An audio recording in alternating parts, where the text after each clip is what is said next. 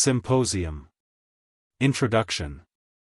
Of all the works of Plato, the Symposium is the most perfect in form, and may be truly thought to contain more than any commentator has ever dreamed of. Or, as Goethe said of one of his own writings, more than the author himself knew. For in philosophy as in prophecy, glimpses of the future may often be conveyed in words which could hardly have been understood or interpreted at the time when they were uttered. Compare Symposium 210 following. 223d, which were wiser than the writer of them meant, and could not have been expressed by him if he had been interrogated about them. Yet Plato was not a mystic, nor in any degree affected by the Eastern influences which afterwards overspread the Alexandrian world. He was not an enthusiast or a sentimentalist, but one who aspired only to see reasoned truth, and whose thoughts are clearly explained in his language. There is no foreign element either of Egypt or of Asia to be found in his writings. And more than any other Platonic work, the Symposium is Greek both in style and subject, having a beauty as of a statue. While the companion dialogue of the Phaedrus is marked by a sort of Gothic irregularity. More too than in any other of his dialogues, Plato is emancipated from former philosophies. The genius of Greek art seems to triumph over the traditions of Pythagorean, Eleatic, or Megarian systems, and the old quarrel of poetry and philosophy has at least a superficial reconcilement. Republic X 607b. An unknown person who had heard of the discourses in praise of love spoken by Socrates and others at the banquet of Agathon is desirous of having an authentic account of them, which he thinks that he can obtain from Apollodorus, the same excitable, or rather mad, friend of Socrates, who is afterwards introduced in the Phaedo. He had imagined that the discourses were recent. There he is mistaken, but they are still fresh in the memory of his informant, who had just been repeating them to Glaucon, and is quite prepared to have another rehearsal of them in a walk from the Piraeus to Athens. Although he had not been present himself, he had heard them from the best authority. Aristodemus, who is described as having been in past times a humble but inseparable attendant of Socrates, had reported them to him. Compare Xenophon Memorabilia I-4. The narrative which he had heard was as follows. Aristodemus, meeting Socrates in holiday attire, is invited by him to a banquet at the house of Agathon, who had been sacrificing in thanksgiving for his tragic victory on the day previous. But no sooner has he entered the house than he finds that he is alone. Socrates has stayed behind in a fit of abstraction, and does not appear until the banquet is half over. On his appearing, he and the host jest a little. The question is then asked by Pausanias, one of the guests, what shall they do about drinking? As they had been all well drunk on the day before, and drinking on 2 successive days is such a bad thing. This is confirmed by the authority of Eryximachus the physician, who further proposes that instead of listening to the flute girl and her noise, they shall make speeches in honor of love. One after another, going from left to right in the order in which they are reclining at the table. All of them agree to this proposal, and Phaedrus, who is the father of the idea, which he has previously communicated to Eryximachus, begins as follows.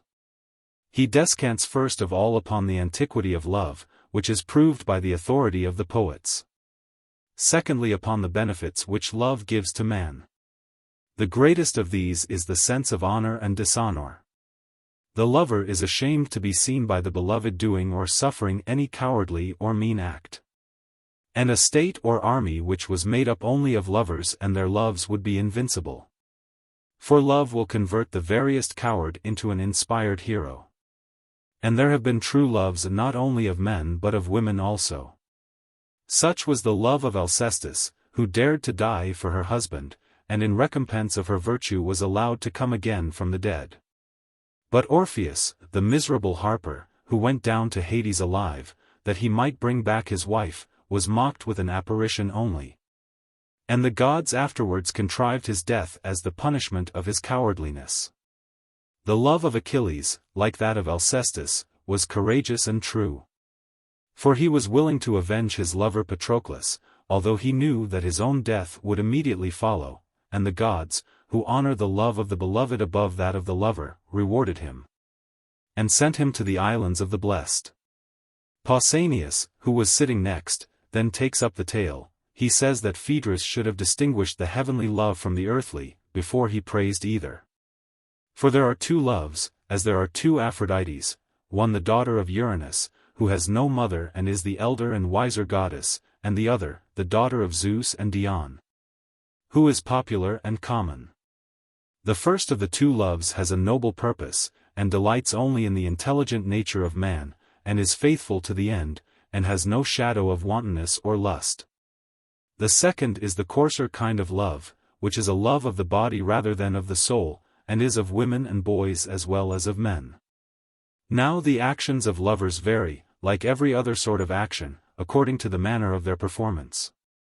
And in different countries there is a difference of opinion about male loves. Some, like the Boeotians, approve of them, others, like the Ionians, and most of the barbarians, disapprove of them. Partly because they are aware of the political dangers which ensue from them, as may be seen in the instance of Harmodius and Aristogiton. At Athens and Sparta there is an apparent contradiction about them. For at times they are encouraged, and then the lover is allowed to play all sorts of fantastic tricks. He may swear and forswear himself, and, at lovers' perjuries they say Jove laughs. He may be a servant, and lie on a mat at the door of his love, without any loss of character. But there are also times when elders look grave and guard their young relations, and personal remarks are made. The truth is that some of these loves are disgraceful and others honorable. The vulgar love of the body which takes wing and flies away when the bloom of youth is over, is disgraceful, and so is the interested love of power or wealth. But the love of the noble mind is lasting. The lover should be tested, and the beloved should not be too ready to yield. The rule in our country is that the beloved may do the same service to the lover in the way of virtue which the lover may do to him. A voluntary service to be rendered for the sake of virtue and wisdom is permitted among us. And when these two customs, one the love of youth, the other the practice of virtue and philosophy, meet in one, then the lovers may lawfully unite. Nor is there any disgrace to a disinterested lover in being deceived, but the interested lover is doubly disgraced, for if he loses his love he loses his character. Whereas the noble love of the other remains the same, although the object of his love is unworthy, for nothing can be nobler than love for the sake of virtue. This is that love of the heavenly goddess which is of great price to individuals and cities, making them work together for their improvement. The turn of Aristophanes comes next. But he has the hiccup, and therefore proposes that Eryximachus the physician shall cure him or speak in his turn. Eryximachus is ready to do both, and after prescribing for the hiccup, speaks as follows. He agrees with Pausanias in maintaining that there are two kinds of love. But his art has led him to the further conclusion that the empire of this double love extends over all things, and is to be found in animals and plants as well as in man. In the human body also there are two loves. And the art of medicine shows which is the good and which is the bad love, and persuades the body to accept the good and reject the bad, and reconciles conflicting elements and makes them friends. Every art, gymnastic and husbandry as well as medicine, is the reconciliation of opposites. And this is what Heraclitus meant, when he spoke of a harmony of opposites, but in strictness he should rather have spoken of a harmony which succeeds opposites. For an agreement of disagreements there cannot be. Music too is concerned with the principles of love in their application to harmony and rhythm. In the abstract, all is simple, and we are not troubled with the twofold love. But when they are applied in education with their accompaniments of song and meter, then the discord begins. Then the old tale has to be repeated of fair Urania and the coarse Polyhymnia, who must be indulged sparingly. Just as in my own art of medicine care must be taken that the taste of the epicure be gratified without inflicting upon him the attendant penalty of disease. There is a similar harmony or disagreement in the course of the seasons and in the relations of moist and dry, hot and cold, hoarfrost and blight. And diseases of all sorts spring from the excesses or disorders of the element of love. The knowledge of these elements of love and discord in the heavenly bodies is termed astronomy, in the relations of men towards gods and parents is called divination. For divination is the peacemaker of gods and men, and works by a knowledge of the tendencies of merely human loves to piety and impiety. Such is the power of love. And that love which is just and temperate has the greatest power, and is the source of all our happiness and friendship with the gods and with one another. I dare say that I have omitted to mention many things which you, Aristophanes, may supply, as I perceive that you are cured of the hiccup. Aristophanes is the next speaker. He professes to open a new vein of discourse, in which he begins by treating of the origin of human nature. The sexes were originally three, men, women, and the union of the two, and they were made round, having 4 hands, 4 feet, 2 faces on a round neck, and the rest to correspond. Terrible was their strength and swiftness, and they were essaying to scale heaven and attack the gods. Doubt reigned in the celestial councils. The gods were divided between the desire of quelling the pride of man and the fear of losing the sacrifices. At last Zeus hit upon an expedient. "Let us cut them in 2, he said. Then they will only have half their strength, and we shall have twice as many sacrifices. He spake, and split them as you might split an egg with an hair. And when this was done, he told Apollo to give their faces a twist and rearrange their persons, taking out the wrinkles and tying the skin in a knot about the navel. The 2 halves went about looking for one another, and were ready to die of hunger in one another's arms. Then Zeus invented an adjustment of the sexes, which enabled them to marry and go their way to the business of life. Now the characters of men differ accordingly as they are derived from the original man or the original woman, or the original man-woman. Those who come from the man-woman are lascivious and adulterous, those who come from the woman form female attachments.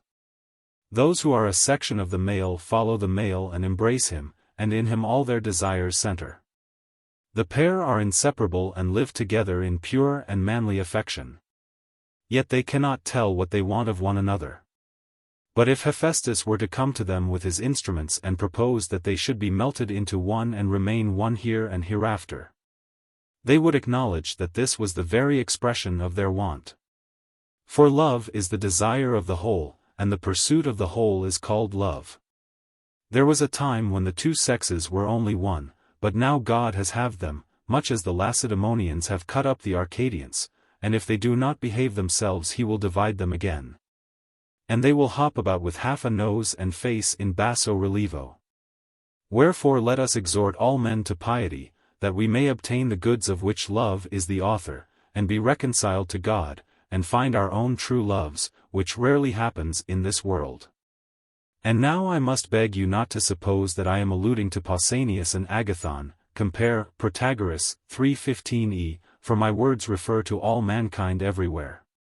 Some raillery ensues first between Aristophanes and Eryximachus, and then between Agathon, who fears a few select friends more than any number of spectators at the theatre, and Socrates, who is disposed to begin an argument.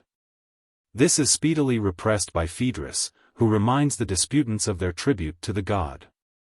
Agathon's speech follows. He will speak of the god first and then of his gifts. He is the fairest and blessedest and best of the gods, and also the youngest. Having had no existence in the old days of Iapetus and Cronos when the gods were at war. The things that were done then were done of necessity and not of love. For love is young and dwells in soft places, not like Ate in Homer, walking on the skulls of men, but in their hearts and souls, which are soft enough.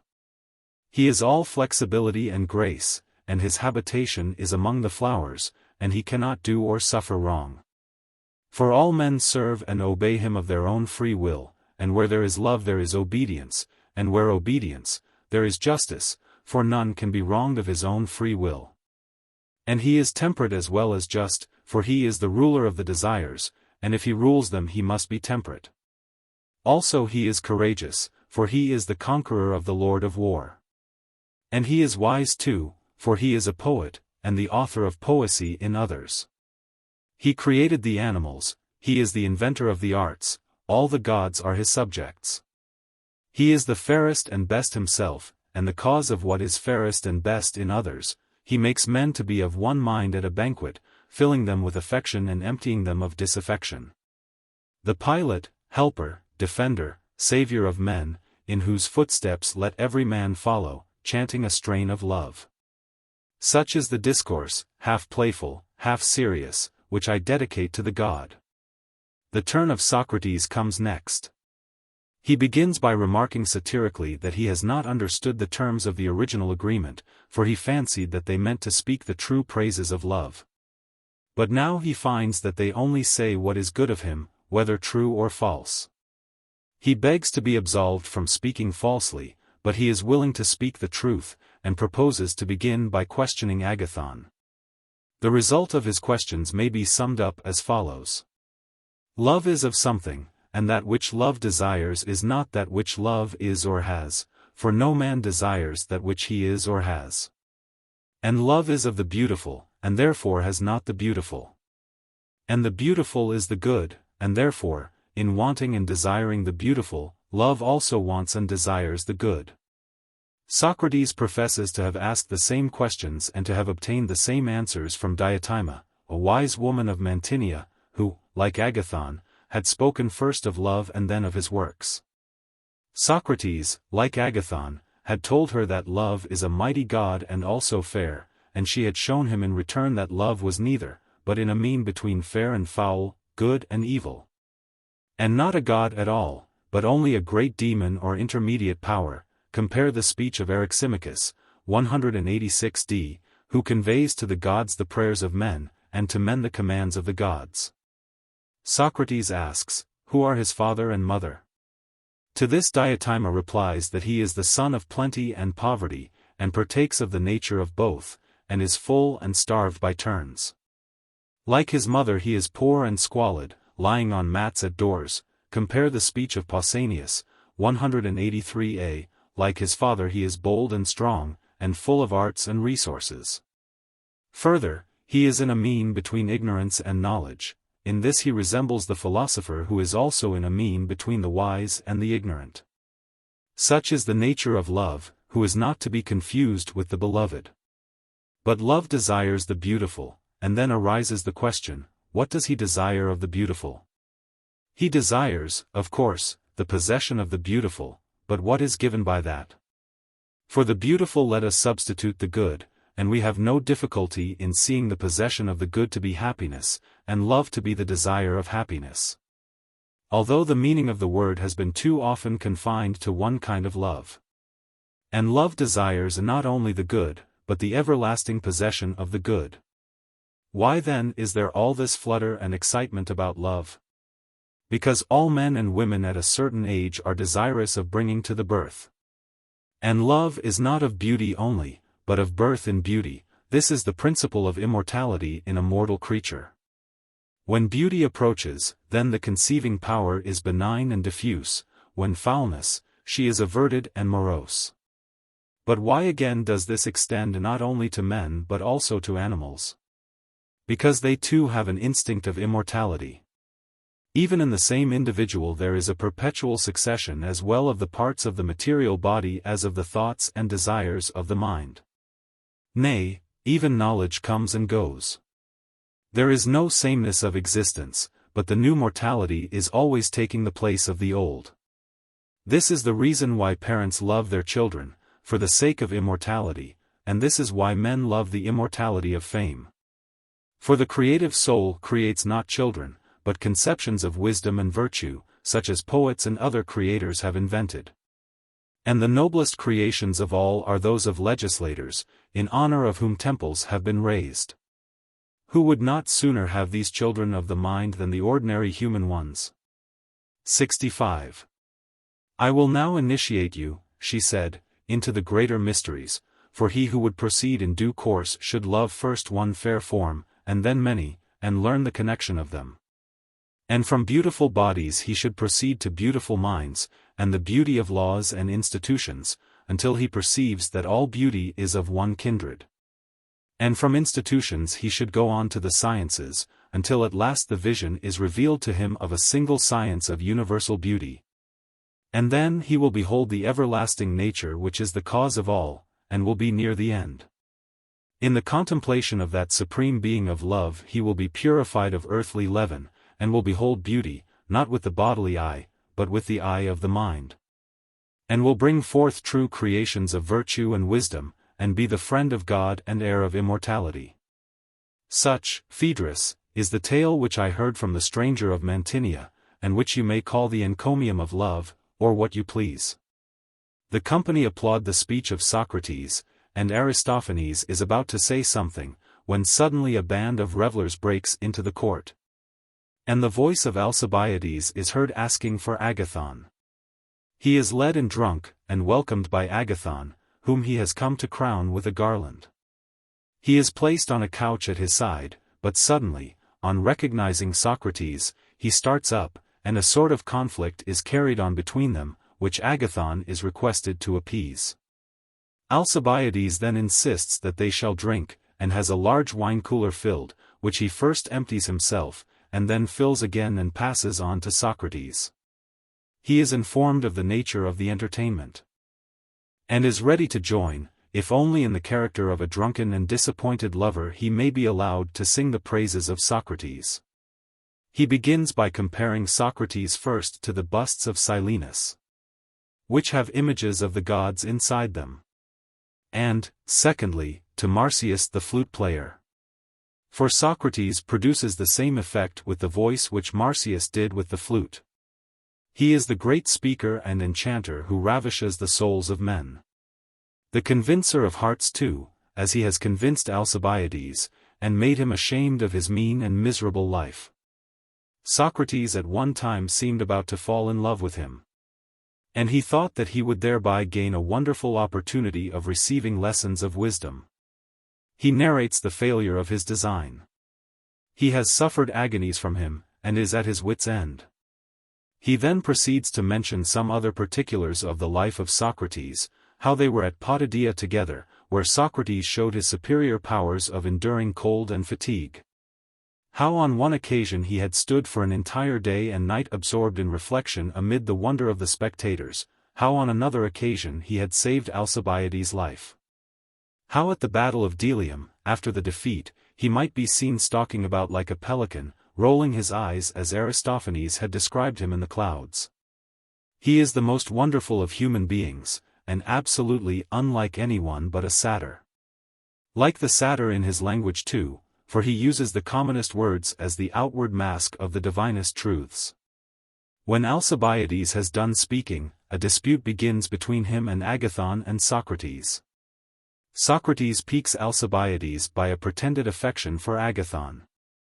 Presently a band of revellers appears, who introduce disorder into the feast. The sober part of the company, Eryximachus, Phaedrus, and others, withdraw. And Aristodemus, the follower of Socrates, sleeps during the whole of a long winter's night. When he wakes at cockcrow the revellers are nearly all asleep. Only Socrates, Aristophanes, and Agathon hold out.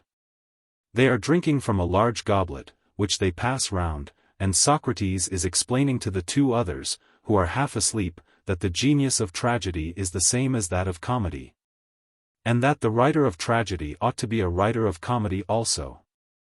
And first Aristophanes drops, and then, as the day is dawning, Agathon.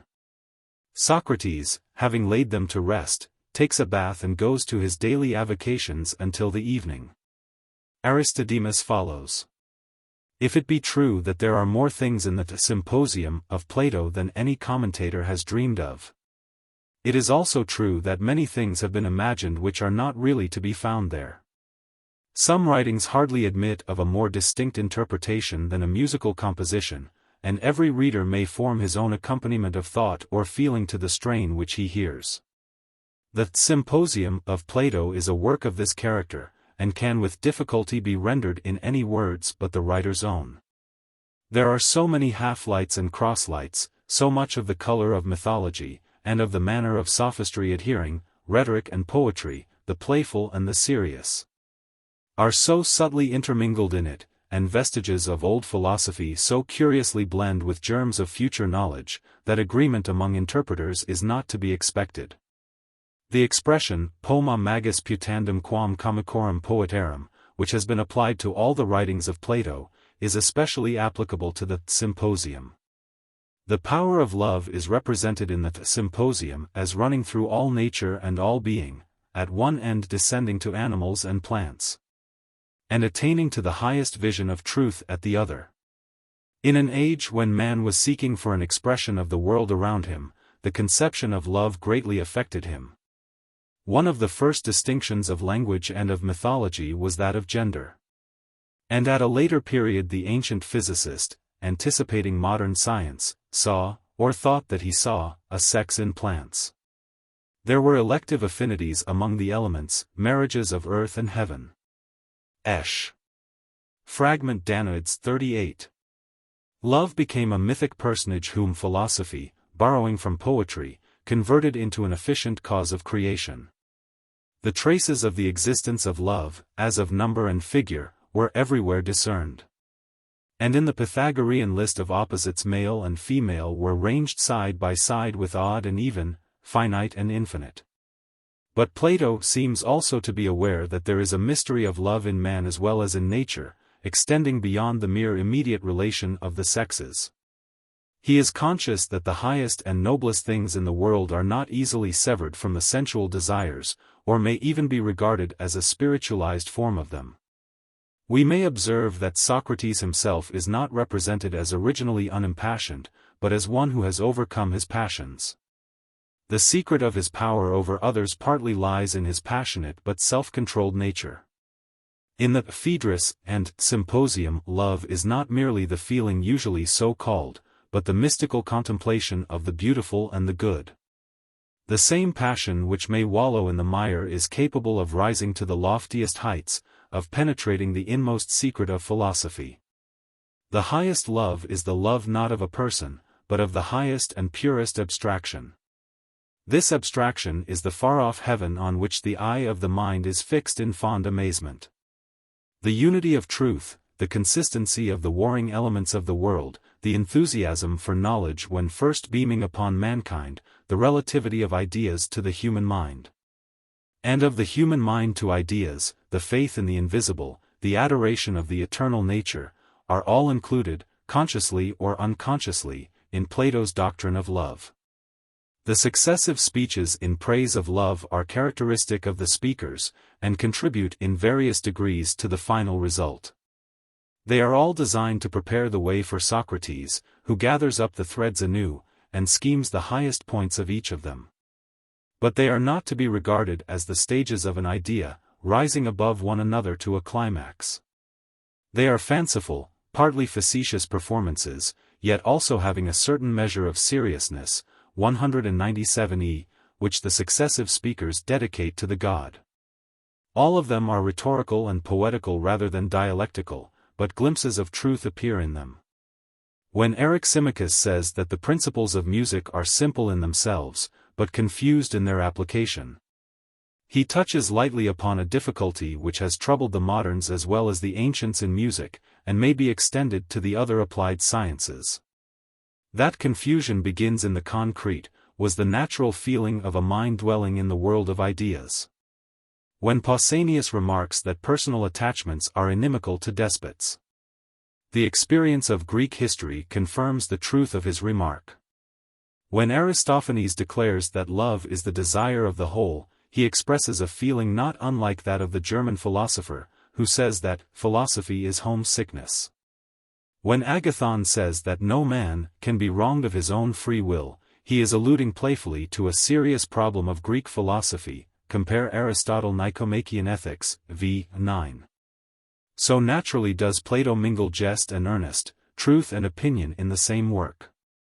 The characters of Phaedrus, who has been the cause of more philosophical discussions than any other man, with the exception of Simmias the Theban, Phaedrus, 242b. Of Aristophanes, who disguises under comic imagery a serious purpose. Of Agathon, who in later life is satirized by Aristophanes in the Thesmophoria Zussi, for his effeminate manners and the feeble rhythms of his verse. Of Alcibiades, who is the same strange contrast of great powers and great vices, which meets us in history, are drawn to the life. And we may suppose the less-known characters of Pausanias and Eryximachus to be also true to the traditional recollection of them. Compare Phaedrus 268a, Protagoras 315c, d. And compare Symposium 214b with Phaedrus 227a. We may also remark that Aristodemus is called the Little in Xenophon's Memorabilia, I4, compare Symposium 173b. The speeches have been said to follow each other in pairs, Phaedrus and Pausanias being the ethical, Eryximachus and Aristophanes the physical speakers. While in Agathon and Socrates poetry and philosophy blend together. The speech of Phaedrus is also described as the mythological, that of Pausanias as the political, that of Eryximachus as the scientific, that of Aristophanes as the artistic, that of Socrates as the philosophical. But these and similar distinctions are not found in Plato. They are the points of view of his critics, and seem to impede rather than to assist us in understanding him. When the turn of Socrates comes round, he cannot be allowed to disturb the arrangement made at first. With the leave of Phaedrus he asks a few questions, and then he throws his argument into the form of a speech, compare Gorgias 505e, Protagoras 353b. But his speech is really the narrative of a dialogue between himself and Diotima. And as at a banquet, good manners would not allow him to win a victory either over his host or any of the guests. The superiority which he gains over Agathon is ingeniously represented as having been already gained over himself by her. The artifice has the further advantage of maintaining his accustomed profession of ignorance, compare Menexenus 236 following. Even his knowledge of the mysteries of love, to which he lays claim here and elsewhere, Lysis 204c, is given by Diotima. The speeches are attested to us by the very best authority.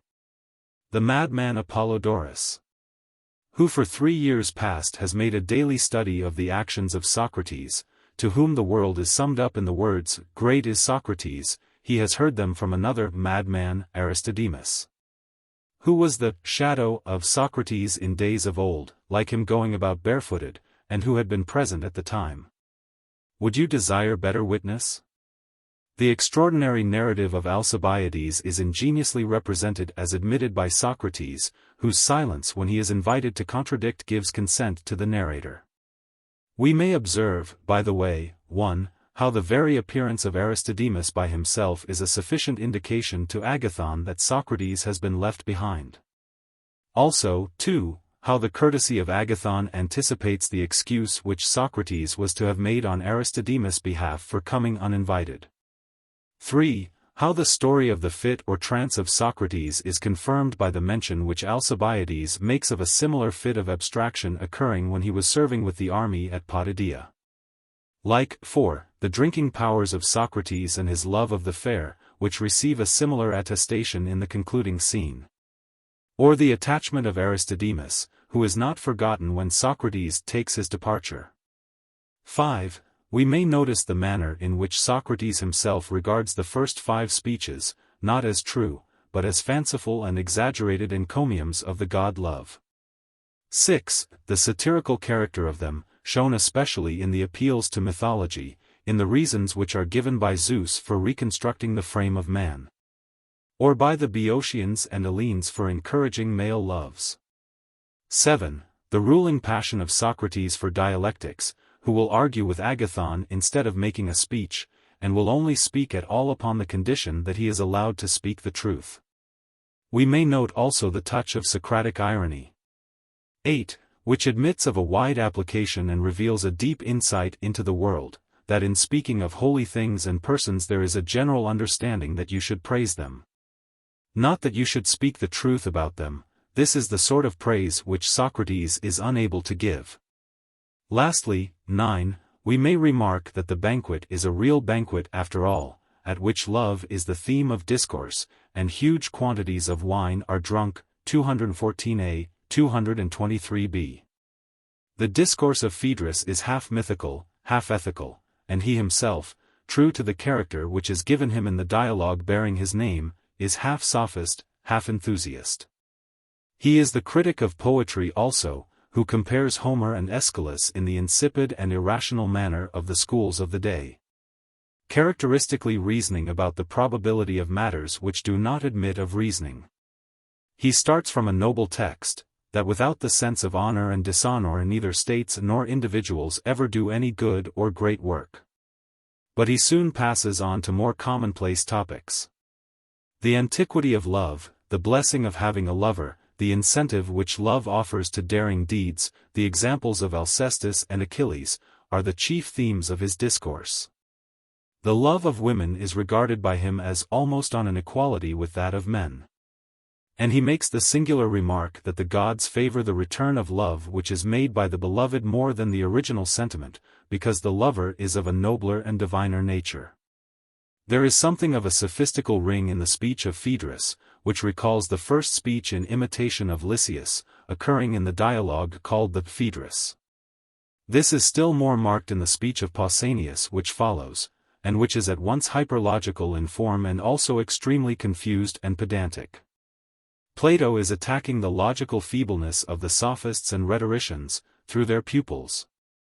Not forgetting by the way to satirize the monotonous and unmeaning rhythms which Prodicus and others were introducing into Attic prose, 185d, compare Protagoras, 337. Of course, he is playing both sides of the game, as in the Gorgias and Phaedrus. But it is not necessary in order to understand him that we should discuss the fairness of his mode of proceeding. The love of Pausanias for Agathon has already been touched upon in the Protagoras, 315d, and is alluded to by Aristophanes, 193b.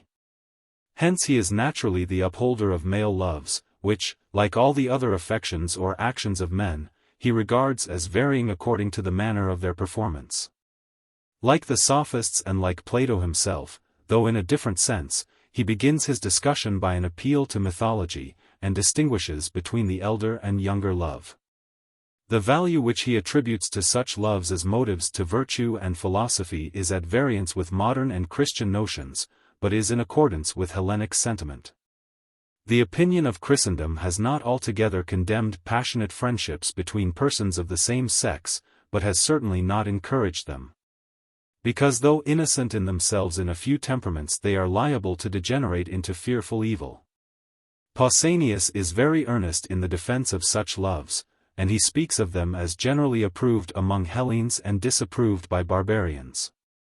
His speech is more words than matter, and might have been composed by a pupil of Lysias or of Prodicus, although there is no hint given that Plato is specially referring to them. As Eryximachus says, he makes a fair beginning, but a lame ending. Plato transposes the two next speeches, as in the Republic he would transpose the virtues, 430d, and the mathematical sciences, 7528a. This is done partly to avoid monotony, partly for the sake of making Aristophanes the cause of wit in others, and also in order to bring the comic and tragic poet into juxtaposition. As if by accident. A suitable expectation of Aristophanes is raised by the ludicrous circumstance of his having the hiccup, which is appropriately cured by his substitute, the physician Eryximachus. To Eryximachus love is the good physician, he sees everything as an intelligent physicist, and, like many professors of his art in modern times, attempts to reduce the moral to the physical. Or recognizes one law of love which pervades them both. There are loves and strifes of the body as well as of the mind. Like Hippocrates the Asclepiad, he is a disciple of Heraclitus, whose conception of the harmony of opposites he explains in a new way as the harmony after discord. To his common sense, as to that of many moderns as well as ancients, the identity of contradictories is an absurdity. His notion of love may be summed up as the harmony of man with himself in soul as well as body, and of all things in heaven and earth with one another. Aristophanes is ready to laugh and make laugh before he opens his mouth, just as Socrates, true to his character, is ready to argue before he begins to speak. He expresses the very genius of the old comedy, its coarse and forcible imagery, and the license of its language in speaking about the gods. He has no sophistical notions about love, which is brought back by him to its common-sense meaning of love between intelligent beings. His account of the origin of the sexes has the greatest, comic, probability and verisimilitude.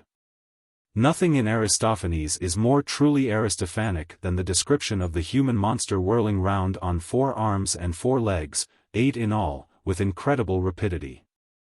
Yet there is a mixture of earnestness in this jest. 3 serious principles seem to be insinuated. First, that man cannot exist in isolation. He must be reunited if he is to be perfected. Secondly, that love is the mediator and reconciler of poor, divided human nature. Thirdly, that the loves of this world are an indistinct anticipation of an ideal union which is not yet realized.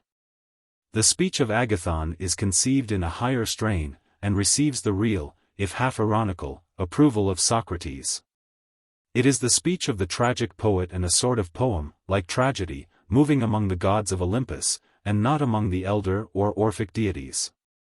In the idea of the antiquity of love he cannot agree. Love is not of the olden time, but present and youthful ever. The speech may be compared with that speech of Socrates in the Phaedrus, 239a, b, in which he describes himself as talking dithyrambs. It is at once a preparation for Socrates and a foil to him. The rhetoric of Agathon elevates the soul to sunlit heights, but at the same time contrasts with the natural and necessary eloquence of Socrates.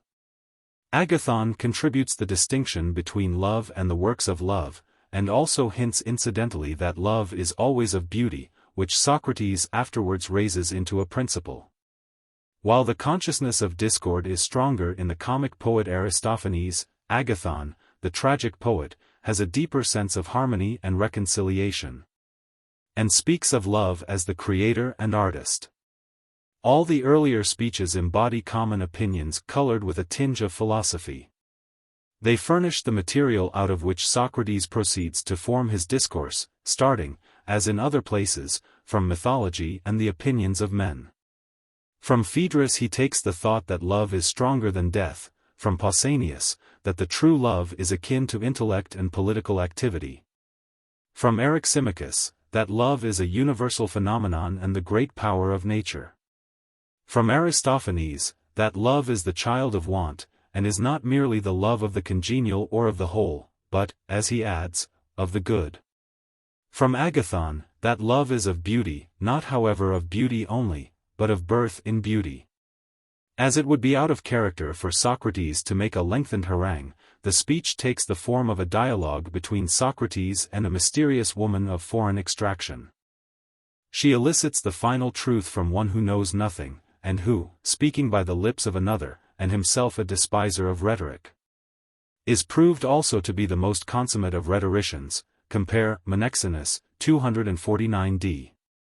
The last of the 6 discourses begins with a short argument which overthrows not only Agathon but all the preceding speakers by the help of a distinction which has escaped them. Extravagant praises have been ascribed to love as the author of every good. No sort of encomium was too high for him, whether deserved and true or not.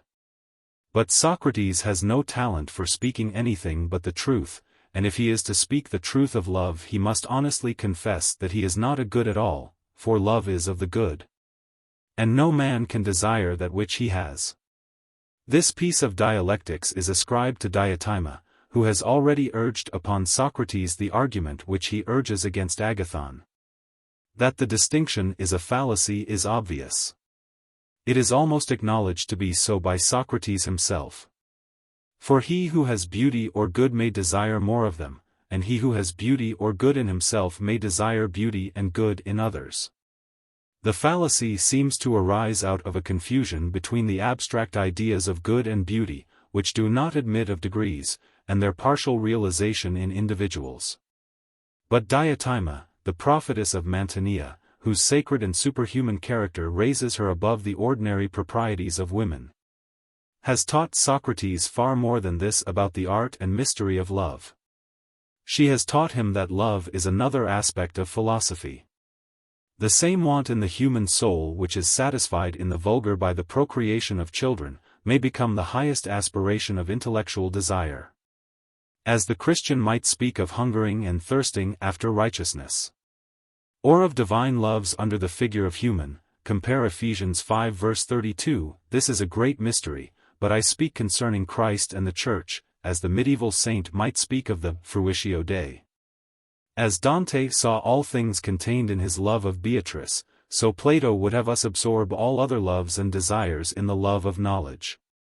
Here is the beginning of Neoplatonism, or rather, perhaps, a proof, of which there are many, that the so-called mysticism of the East was not strange to the Greek of the 5th century before Christ. The first tumult of the affections was not wholly subdued, there were longings of a creature moving about in worlds not realized, which no art could satisfy. To most men reason and passion appear to be antagonistic both in idea and fact. The union of the greatest comprehension of knowledge and the burning intensity of love is a contradiction in nature, which may have existed in a far-off primeval age in the mind of some Hebrew prophet or other Eastern sage, but has now become an imagination only. Yet this passion of the reason is the theme of the Symposium of Plato. And as there is no impossibility in supposing that one king, or son of a king, may be a philosopher, so also there is a probability that there may be some few, perhaps one or two in a whole generation, in whom the light of truth may not lack the warmth of desire. And if there be such natures, no one will be disposed to deny that from them flow most of the benefits of individuals and states. And even from imperfect combinations of the two elements in teachers or statesmen great good may often arise. Yet there is a higher region in which love is not only felt, but satisfied, in the perfect beauty of eternal knowledge, beginning with the beauty of earthly things, and at last reaching a beauty in which all existence is seen to be harmonious and one. The limited affection is enlarged, and enabled to behold the ideal of all things. And here the highest summit which is reached in the Symposium is seen also to be the highest summit which is attained in the Republic, but approached from another side. And there is a way upwards and downwards, which is the same and not the same in both. The ideal beauty of the one is the ideal good of the other, regarded not with the eye of knowledge, but of faith and desire, and they are respectively the source of beauty and the source of good in all other things. And by the steps of a ladder reaching to heaven, we pass from images of visible beauty, epsilon kappa nu epsilon, and from the hypotheses of the mathematical sciences, which are not yet based upon the idea of good, through the concrete to the abstract, and, by different paths arriving, behold the vision of the eternal. Compare Symposium 211 sigma pi epsilon rho pi alpha nu alpha beta alpha theta mu omicron tau iota sigma iota nu Republic 6511a, b omicron nu pi iota beta sigma epsilon iota tau epsilon kappa alpha rho mu. Also Phaedrus 247 and following. Under one aspect the idea is love, under another, truth. In both the lover of wisdom is the spectator of all time and of all existence. This is a mystery, in which Plato also obscurely intimates the union of the spiritual and fleshly, the interpenetration of the moral and intellectual faculties. The divine image of beauty which resides within Socrates has been revealed, the Silenus, or outward man, has now to be exhibited. The description of Socrates follows immediately after the speech of Socrates, one is the complement of the other. At the height of divine inspiration, when the force of nature can no further go, by way of contrast to this extreme idealism, Alcibiades, accompanied by a troop of revellers and a flute girl, staggers in, and being drunk is able to tell of things which he would have been ashamed to make known if he had been sober.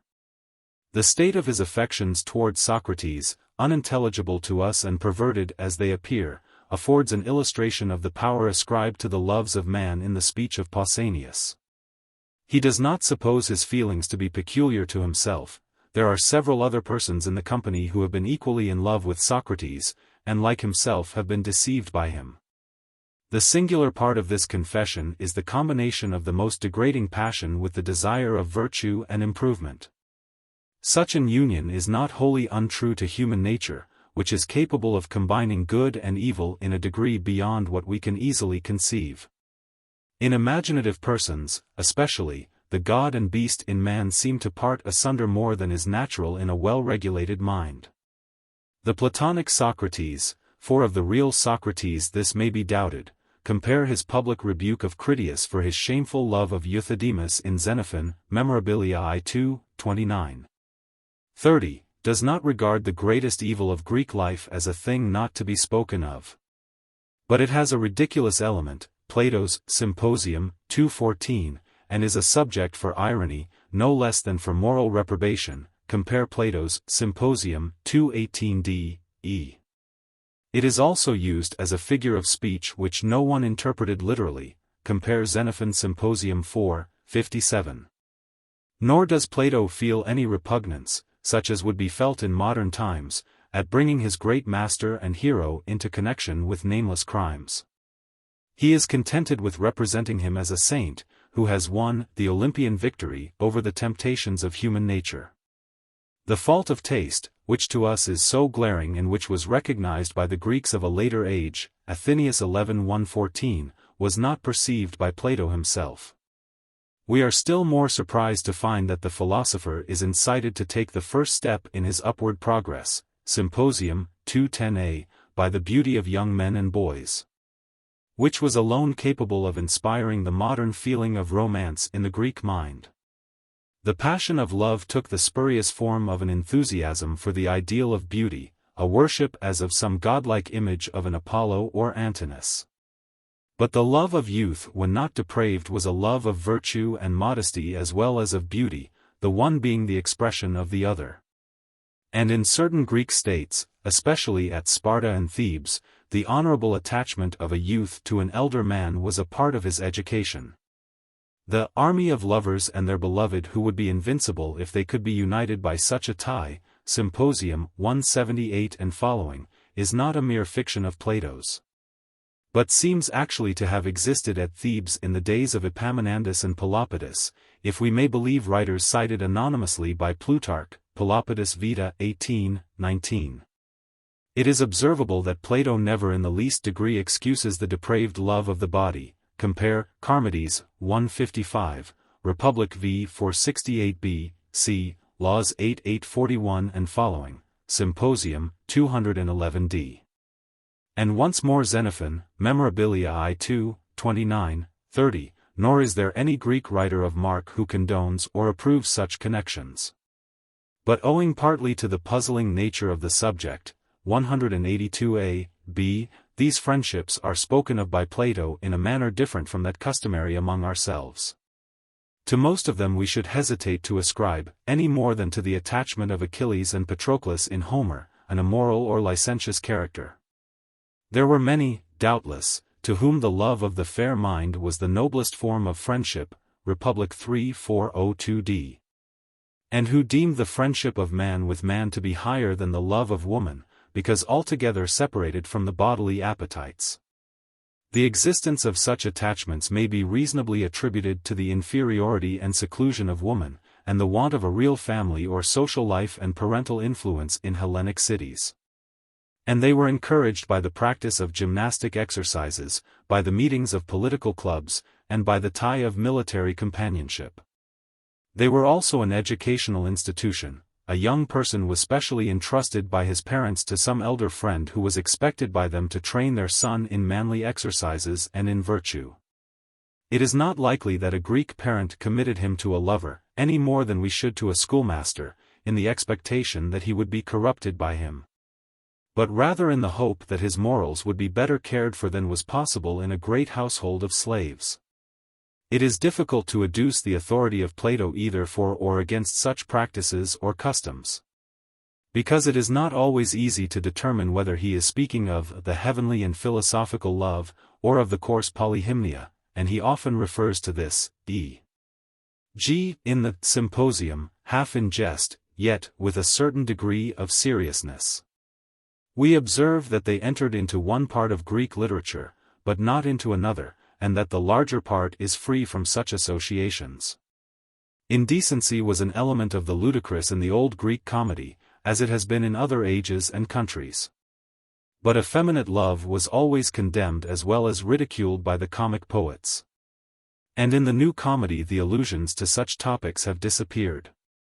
They seem to have been no longer tolerated by the greater refinement of the age. False sentiment is found in the lyric and elegiac poets, and in mythology, the greatest of the gods, Republic 3388b, is not exempt from evil imputations. But the morals of a nation are not to be judged of wholly by its literature. Hellas was not necessarily more corrupted in the days of the Persian and Peloponnesian Wars, or of Plato and the orators, than England in the time of Fielding and Smollett, or France in the 19th century. No one supposes certain French novels to be a representation of ordinary French life. And the greater part of Greek literature, beginning with Homer and including the tragedians, philosophers, and, with the exception of the comic poets, whose business was to raise a laugh by whatever means, all the greater writers of Hellas who have been preserved to us, are free from the taint of indecency. Some general considerations occur to our mind when we begin to reflect on this subject. 1. That good and evil are linked together in human nature, and have often existed side by side in the world and in man to an extent hardly credible. We cannot distinguish them, and are therefore unable to part them, as in the parable, they grow together unto the harvest. It is only a rule of external decency by which society can divide them. Nor should we be right in inferring from the prevalence of any one vice or corruption that a state or individual was demoralized in their whole character. Not only has the corruption of the best been sometimes thought to be the worst, but it may be remarked that this very excess of evil has been the stimulus to good. Compare Plato, Laws 12:951b. Where he says that in the most corrupt cities individuals are to be found beyond all praise. 2. It may be observed that evils which admit of degrees can seldom be rightly estimated, because under the same name actions of the most different degrees of culpability may be included. No charge is more easily set going than the imputation of secret wickedness, which cannot be either proved or disproved and often cannot be defined, when directed against a person of whom the world, or a section of it, is predisposed to think evil. And it is quite possible that the malignity of Greek scandal, aroused by some personal jealousy or party enmity, may have converted the innocent friendship of a great man for a noble youth into a connection of another kind. Such accusations were brought against several of the leading men of Hellas, e.g. Cimon, Alcibiades, Critias, Demosthenes, Epaminondas. Several of the Roman emperors were assailed by similar weapons which have been used even in our own day against statesmen of the highest character. 3. While we know that in this matter there is a great gulf fixed between Greek and Christian ethics, yet, if we would do justice to the Greeks, we must also acknowledge that there was a greater outspokenness among them than among ourselves about the things which nature hides. And that the more frequent mention of such topics is not to be taken as the measure of the prevalence of offenses, or as a proof of the general corruption of society. It is likely that every religion in the world has used words or practiced rites in one age, which have become distasteful or repugnant to another. We cannot, though for different reasons, trust the representations either of comedy or satire, and still less of Christian apologists. 4. We observe that at Thebes and Lacedaemon the attachment of an elder friend to a beloved youth was often deemed to be a part of his education, and was encouraged by his parents. It was only shameful if it degenerated into licentiousness. Such we may believe to have been the tie which united Aesophagus and Cephisidorus with the great Epaminondas in whose companionship they fell. Plutarch, Amatorius, 117. Athenaeus on the authority of Theopompus, L. 13 page 605. 5. A small matter, there appears to be a difference of custom among the Greeks and among ourselves, as between ourselves and continental nations at the present time, in modes of salutation. We must not suspect evil in the hearty kiss or embrace of a male friend returning from the army at Potidaea, any more than in a similar salutation when practiced by members of the same family. But those who make these admissions, and who regard, not without pity, the victims of such illusions in our own day, whose life has been blasted by them, may be none the less resolved that the natural and healthy instincts of mankind shall alone be tolerated nu tau mu epsilon tau rho pi lambda epsilon iota, and that the lesson of manliness which we have inherited from our fathers shall not degenerate into sentimentalism or effeminacy. The possibility of an honorable connection of this kind seems to have died out with Greek civilization. Among the Romans, and also among barbarians, such as the Celts and Persians, there is no trace of such attachments existing in any noble or virtuous form.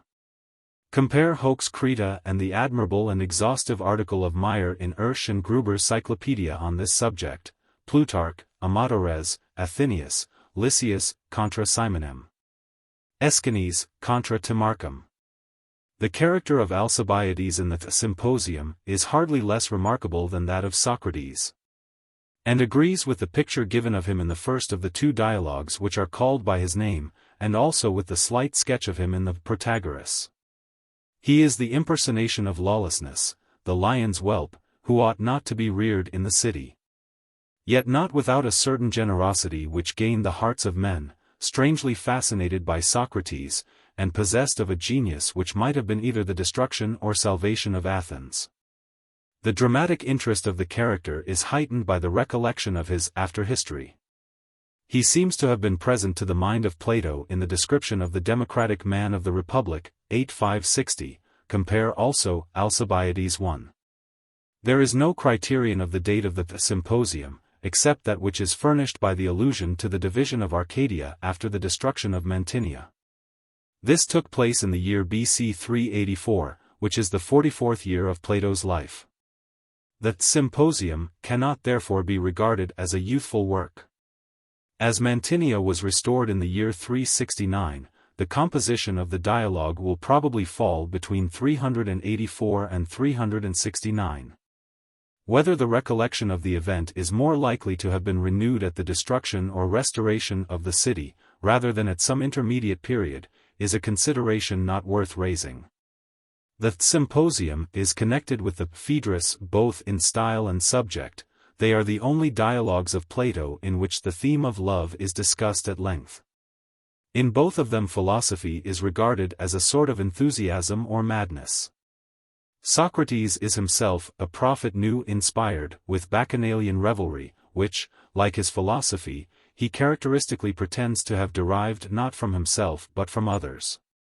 The Phaedo also presents some points of comparison with the Symposium. For there, too, philosophy might be described as dying for love. And there are not wanting many touches of humor and fancy, which remind us of the Symposium, 64b, 85b, 99a. But while the Phaedo and Phaedrus look backwards and forwards to past and future states of existence, in the Symposium there is no break between this world and another.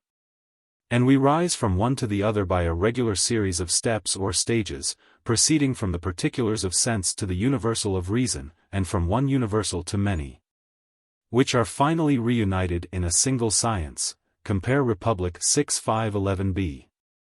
At first immortality means only the succession of existences, even knowledge comes and goes. Then follows, in the language of the mysteries, a higher and a higher degree of initiation. At last we arrive at the perfect vision of beauty, not relative or changing, but eternal and absolute. Not bounded by this world, or in or out of this world, but an aspect of the divine, extending over all things. And having no limit of space or time, this is the highest knowledge of which the human mind is capable. Plato does not go on to ask whether the individual is absorbed in the sea of light and beauty or retains his personality. Enough for him to have attained the true beauty or good, without inquiring precisely into the relation in which human beings stood to it.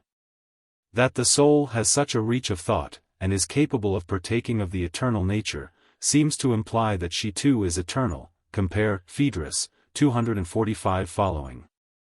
But Plato does not distinguish the eternal in man from the eternal in the world or in God.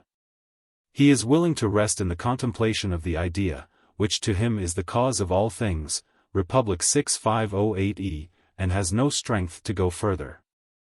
The Symposium of Xenophon, in which Socrates describes himself as a pander, and also discourses of the difference between sensual and sentimental love, likewise offers several interesting points of comparison.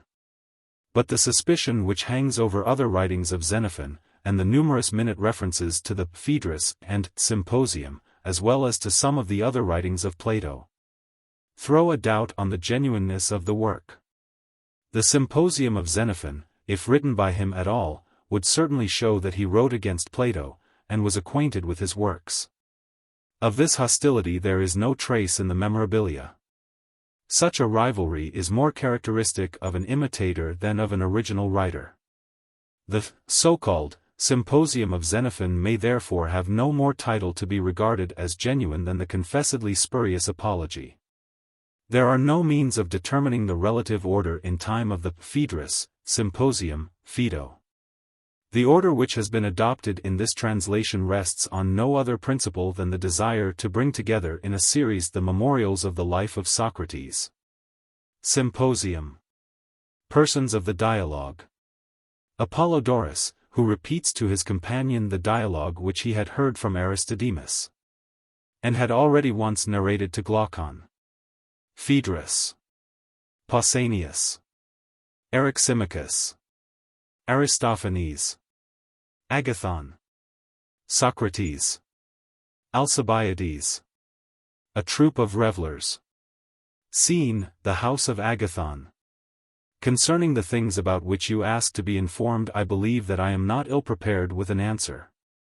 For the day before yesterday I was coming from my own home at Phalerum to the city, and one of my acquaintance, who had caught a sight of me from behind, calling out playfully in the distance, said, Apollodorus, O thou Phalerean 66 man, halt. So I did as I was bid.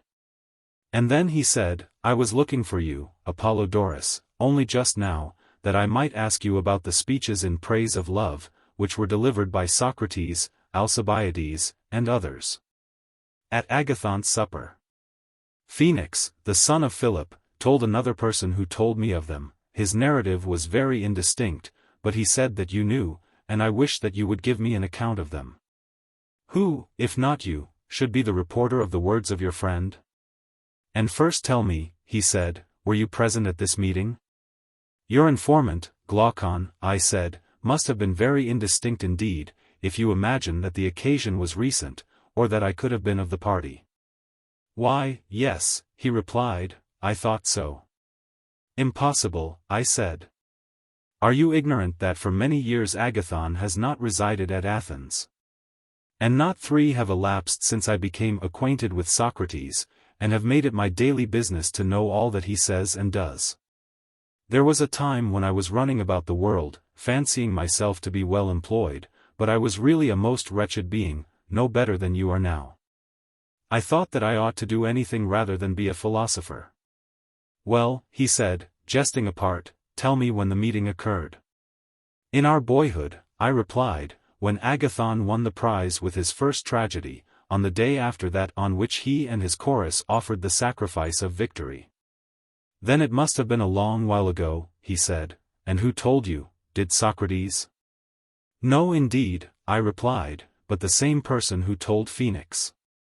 He was a little fellow, who never wore any shoes, Aristodemus, of the demi of Cydathenium. He had been at Agathon's feast. And I think that in those days there was no one who was a more devoted admirer of Socrates. Moreover, I have asked Socrates about the truth of some parts of his narrative, and he confirmed them. Then, said Glaucon, let us have the tale over again. Is not the road to Athens just made for conversation? And so we walked, and talked of the discourses on love. And therefore, as I said at first, I am not ill-prepared to comply with your request, and will have another rehearsal of them if you like. For to speak or to hear others speak of philosophy always gives me the greatest pleasure, to say nothing of the profit. But when I hear another strain, especially that of you rich men and traders, such conversation displeases me. And I pity you who are my companions, because you think that you are doing something when in reality you are doing nothing. And I dare say that you pity me in return, whom you regard as an unhappy creature, and very probably you are right. But I certainly know of you what you only think of me, there is the difference. Companion, I see, Apollodorus, that you are just the same, always speaking evil of yourself and of others. And I do believe that you pity all mankind, with the exception of Socrates, yourself first of all, true in this to your old name, which, however deserved, I know not how you acquired. Of Apollodorus the madman. For you are always raging against yourself and everybody but Socrates. Apollodorus, yes, friend, and the reason why I am said to be mad, and out of my wits, is just because I have these notions of myself and you, no other evidence is required. Companion, no more of that, Apollodorus, but let me renew my request that you would repeat the conversation. Apollodorus, well, the tale of love was on this wise, but perhaps I had better begin at the beginning, and endeavor to give you the exact words of Aristodemus. He said that he met Socrates fresh from the bath and sandaled. And as the sight of the sandals was unusual, he asked him whither he was going that he had been converted into such a beau. To a banquet at Athens, he replied. Whose invitation to his sacrifice of victory I refused yesterday, fearing a crowd, but promising that I would come today instead. And so I have put on my finery, because he is such a fine man. What say you to going with me unasked? I will do as you bid me, I replied. Follow then, he said, and let us demolish the proverb. To the feasts of inferior men the good unbidden go. Instead of which our proverb will run. To the feasts of the good unbidden go. And this alteration may be supported by the authority of Homer himself, who not only demolishes but literally outrages the proverb.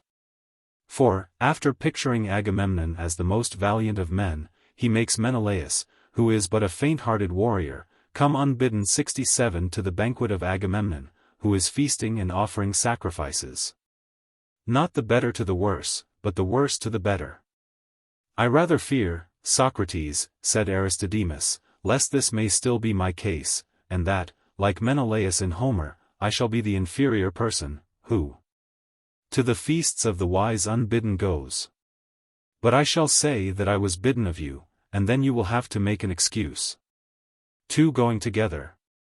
He replied, in Homeric fashion, one or other of them may invent an excuse by the way. 68.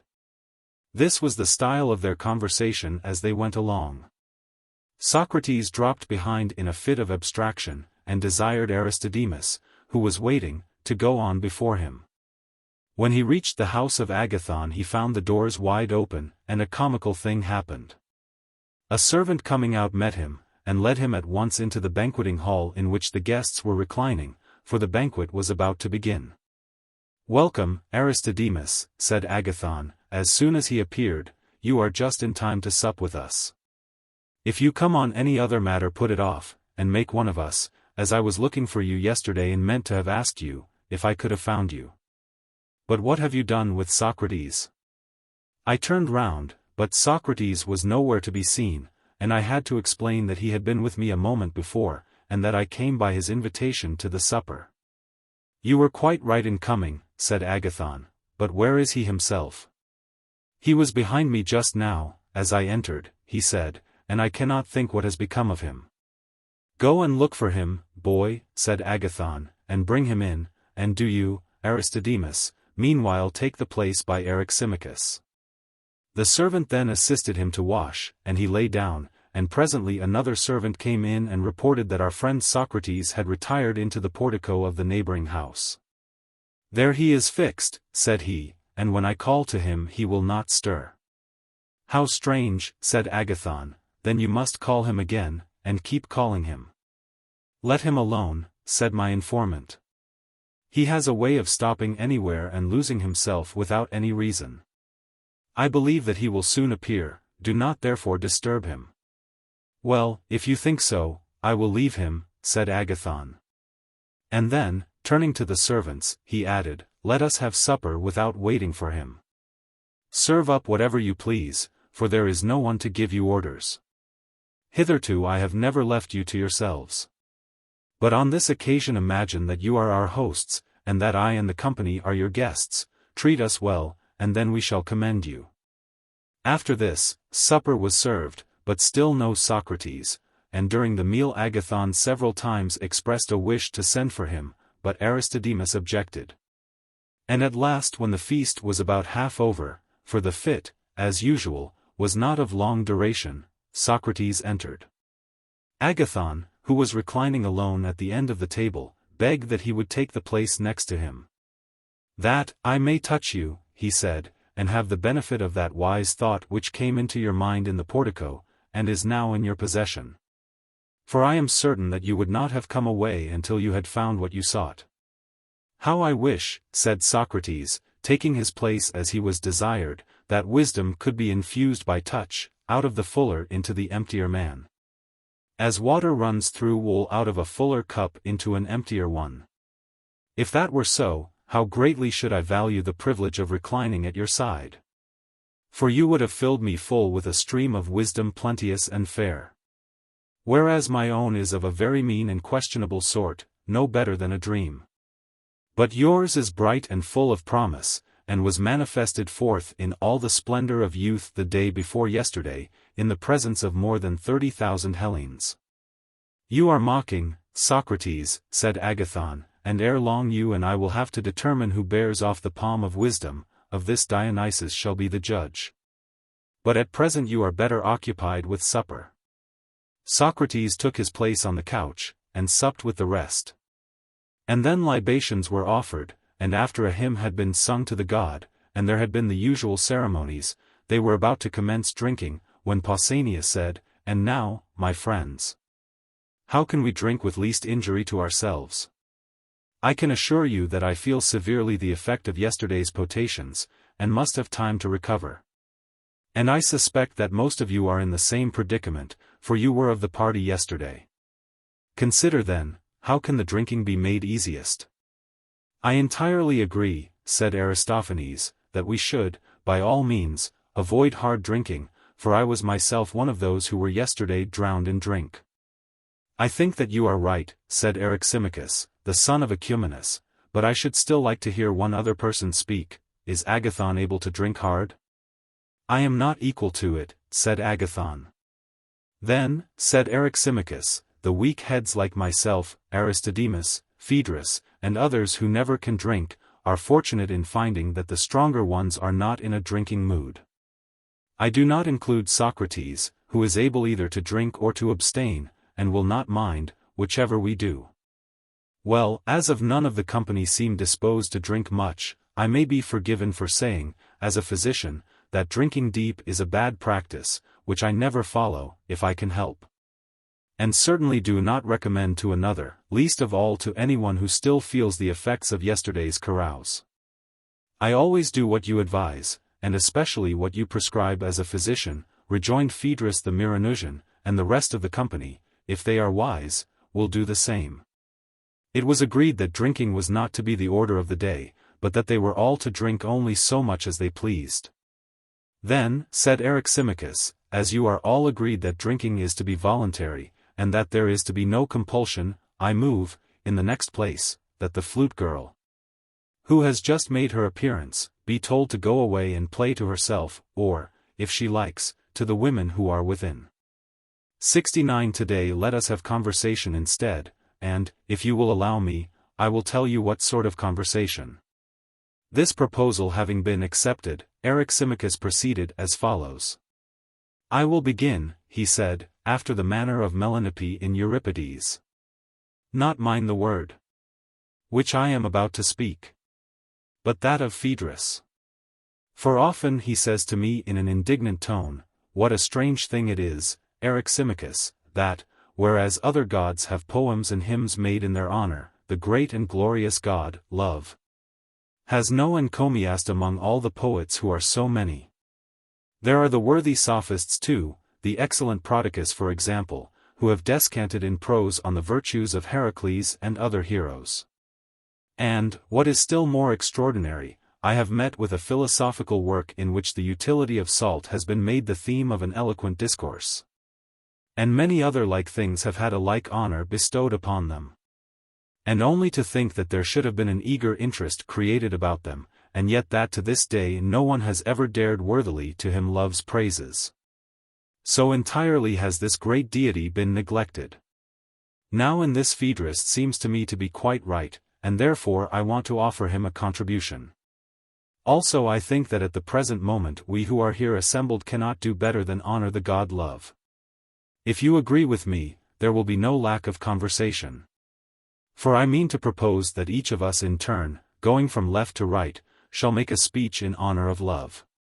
Let him give us the best which he can. And Phaedrus, because he is sitting first on the left hand, and because he is the father of the thought, shall begin. No one will vote against you, Eryximachus, said Socrates. How can I oppose your motion, who profess to understand nothing but matters of love, nor, I presume, will Agathon and Pausanias. And there can be no doubt of Aristophanes, whose whole concern is with Dionysus and Aphrodite, nor will anyone disagree of those whom I see around me. The proposal, as I am aware, may seem rather hard upon us whose place is last, but we shall be contented if we hear some good speeches first. Let Phaedrus begin the praise of love, and good luck to him. All the company expressed their assent, and desired him to do as Socrates bade him. Aristodemus did not recollect all that was said, nor do I recollect all that he related to me, but I will tell you what I thought most worthy of remembrance, and what the chief speakers said. Phaedrus began by affirming that love is a mighty god, and wonderful among gods and men, but especially wonderful in his birth. For he is the eldest of the gods, which is an honor to him. And a proof of his claim to this honor is, that of his parents there is no memorial, neither poet nor prose writer has ever affirmed that he had any. As Hesiod says, first chaos came, and then broad-bosomed earth. The everlasting seed of all that is. And love. In other words, after chaos, the earth and love, these two, came into being. Also Parmenides sings of generation. First in the train of gods, he fashioned love. And Acusilus agrees with Hesiod. Thus numerous are the witnesses who acknowledge love to be the eldest of the gods. And not only is he the eldest, he is also the source of the greatest benefits to us. For I know not any greater blessing to a young man who is beginning life than a virtuous lover, or to the lover than a beloved youth.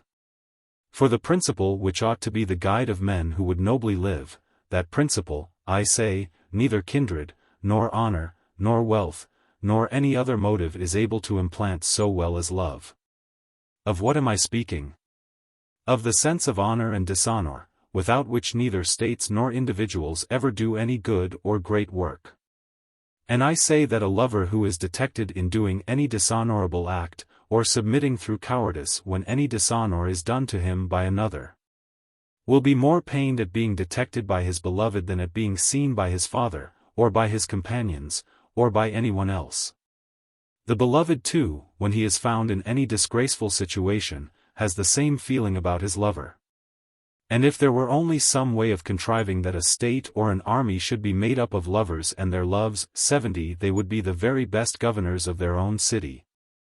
Abstaining from all dishonor, and emulating one another in honor. And when fighting at each other's side, although a mere handful, they would overcome the world. For what lover would not choose rather to be seen by all mankind than by his beloved, either when abandoning his post or throwing away his arms? He would be ready to die 1,000 deaths rather than endure this. Or who would desert his beloved or fail him in the hour of danger? The veriest coward would become an inspired hero, equal to the bravest. At such a time, love would inspire him. That courage which, as Homer says, the god breathes into the souls of some heroes, love of his own nature infuses into the lover. Love will make men dare to die for their beloved, love alone. And women as well as men. Of this, Alcestis, the daughter of Peleus, is a monument to all Hellas. For she was willing to lay down her life on behalf of her husband, when no one else would, although he had a father and mother.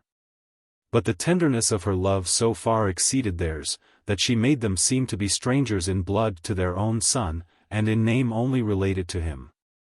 And so noble did this action of hers appear to the gods, as well as to men, that among the many who have done virtuously she is one of the very few to whom, in admiration of her noble action, they have granted the privilege of returning alive to earth. Such exceeding honor is paid by the gods to the devotion and virtue of love. But Orpheus, the son of Oeagrus, the harper, they sent empty away, and presented to him an apparition only of her whom he sought, but herself they would not give up, because he showed no spirit. He was only a harp player, and did not dare like Alcestis to die for love, but was contriving how he might enter Hades alive. Moreover, they afterwards caused him to suffer death at the hands of women, as the punishment of his cowardliness. Very different was the reward of the true love of Achilles towards his lover Patroclus, his lover and not his love. The notion that Patroclus was the beloved one is a foolish error into which Aeschylus has fallen. For Achilles was surely the fairer of the two, fairer also than all the other heroes. And, as Homer informs us, he was still beardless, and younger far. And greatly as the gods honor the virtue of love, still the return of love on the part of the beloved to the lover is more admired and valued and rewarded by them, for the lover is more divine. Because he is inspired by God. Now Achilles was quite aware, for he had been told by his mother, that he might avoid death and return home, and live to a good old age, if he abstained from slaying Hector. Nevertheless he gave his life to revenge his friend, and dared to die, not only in his defense, but after he was dead. Wherefore the gods honored him even above Alcestis, and sent him to the islands of the blessed. These are my reasons for affirming that love is the eldest and noblest and mightiest of the gods, and the chiefest author and giver of virtue in life, and of happiness after death. This, or something like this, was the speech of Phaedrus. And some other speeches followed which Aristodemus did not remember. The next which he repeated was that of Pausanias. Phaedrus, he said, the argument has not been set before us, I think, quite in the right form. We should not be called upon to praise love in such an indiscriminate manner. If there were only one love, then what you said would be well enough, but since there are more loves than one, should have begun by determining which of them was to be the theme of our praises. I will amend this defect, and first of all I will tell you which love is deserving of praise, and then try to hymn the praiseworthy one in a manner worthy of him. For we all know that love is inseparable from Aphrodite, and if there were only one Aphrodite there would be only one love, but as there are two goddesses there must be two loves. And am I not right in asserting that there are two goddesses? The elder one, having no mother, who is called the heavenly Aphrodite, she is the daughter of Uranus. The younger, who is the daughter of Zeus and Dione, her we call common, and the love who is her fellow worker is rightly named common, as the other love is called heavenly. All the gods ought to have praise given to them, but not without distinction of their natures, and therefore I must try to distinguish the characters of the two loves. Now actions vary according to the manner of their performance. Take, for example, that which we are now doing, drinking, singing and talking. These actions are not in themselves either good or evil. But they turn out in this or that way according to the mode of performing them. And when well done they are good, and when wrongly done they are evil, and in like manner not every love, but only that which has a noble purpose, is noble and worthy of praise. The love who is the offspring of the common Aphrodite is essentially common, and has no discrimination, being such as the meaner sort of men feel, and is apt to be of women as well as of youths. And is of the body rather than of the soul. The most foolish beings are the objects of this love which desires only to gain an end, but never thinks of accomplishing the end nobly. And therefore does good and evil quite indiscriminately. The goddess who is his mother is far younger than the other, and she was born of the union of the male and female, and partakes of both. But the offspring of the heavenly Aphrodite is derived from a mother in whose birth the female has no part, she is from the male only. This is that love which is of youths, and the goddess being older, there is nothing of wantonness in her. Those who are inspired by this love turn to the male, and delight in him who is the more valiant and intelligent nature. Anyone may recognize the pure enthusiasts in the very character of their attachments. For they love not boys, but intelligent beings whose reason is beginning to be developed, much about the time at which their beards begin to grow. And in choosing young men to be their companions, they mean to be faithful to them, and pass their whole life in company with them, not to take them in their inexperience, and deceive them, and play the fool with them, or run away from one to another of them. But the love of young boys should be forbidden by law, because their future is uncertain. They may turn out good or bad, either in body or soul, and much noble enthusiasm may be thrown away upon them. In this matter the good are a law to themselves, and the coarser sort of lovers ought to be restrained by force. As we restrain or attempt to restrain them from fixing their affections on women of free birth. These are the persons who bring a reproach on love. And some have been led to deny the lawfulness of such attachments because they see the impropriety and evil of them, for surely nothing that is decorously and lawfully done can justly be censured. Now here and in Lacedaemon the rules about love are perplexing, but in most cities they are simple and easily intelligible. In Elis and Boeotia, and in countries having no gifts of eloquence, they are very straightforward. The law is simply in favor of these connections, and no one, whether young or old, has anything to say to their discredit. The reason being, as I suppose, that they are men of few words in those parts, and therefore the lovers do not like the trouble of pleading their suit. In Ionia and other places, and generally in countries which are subject to the barbarians, the custom is held to be dishonorable.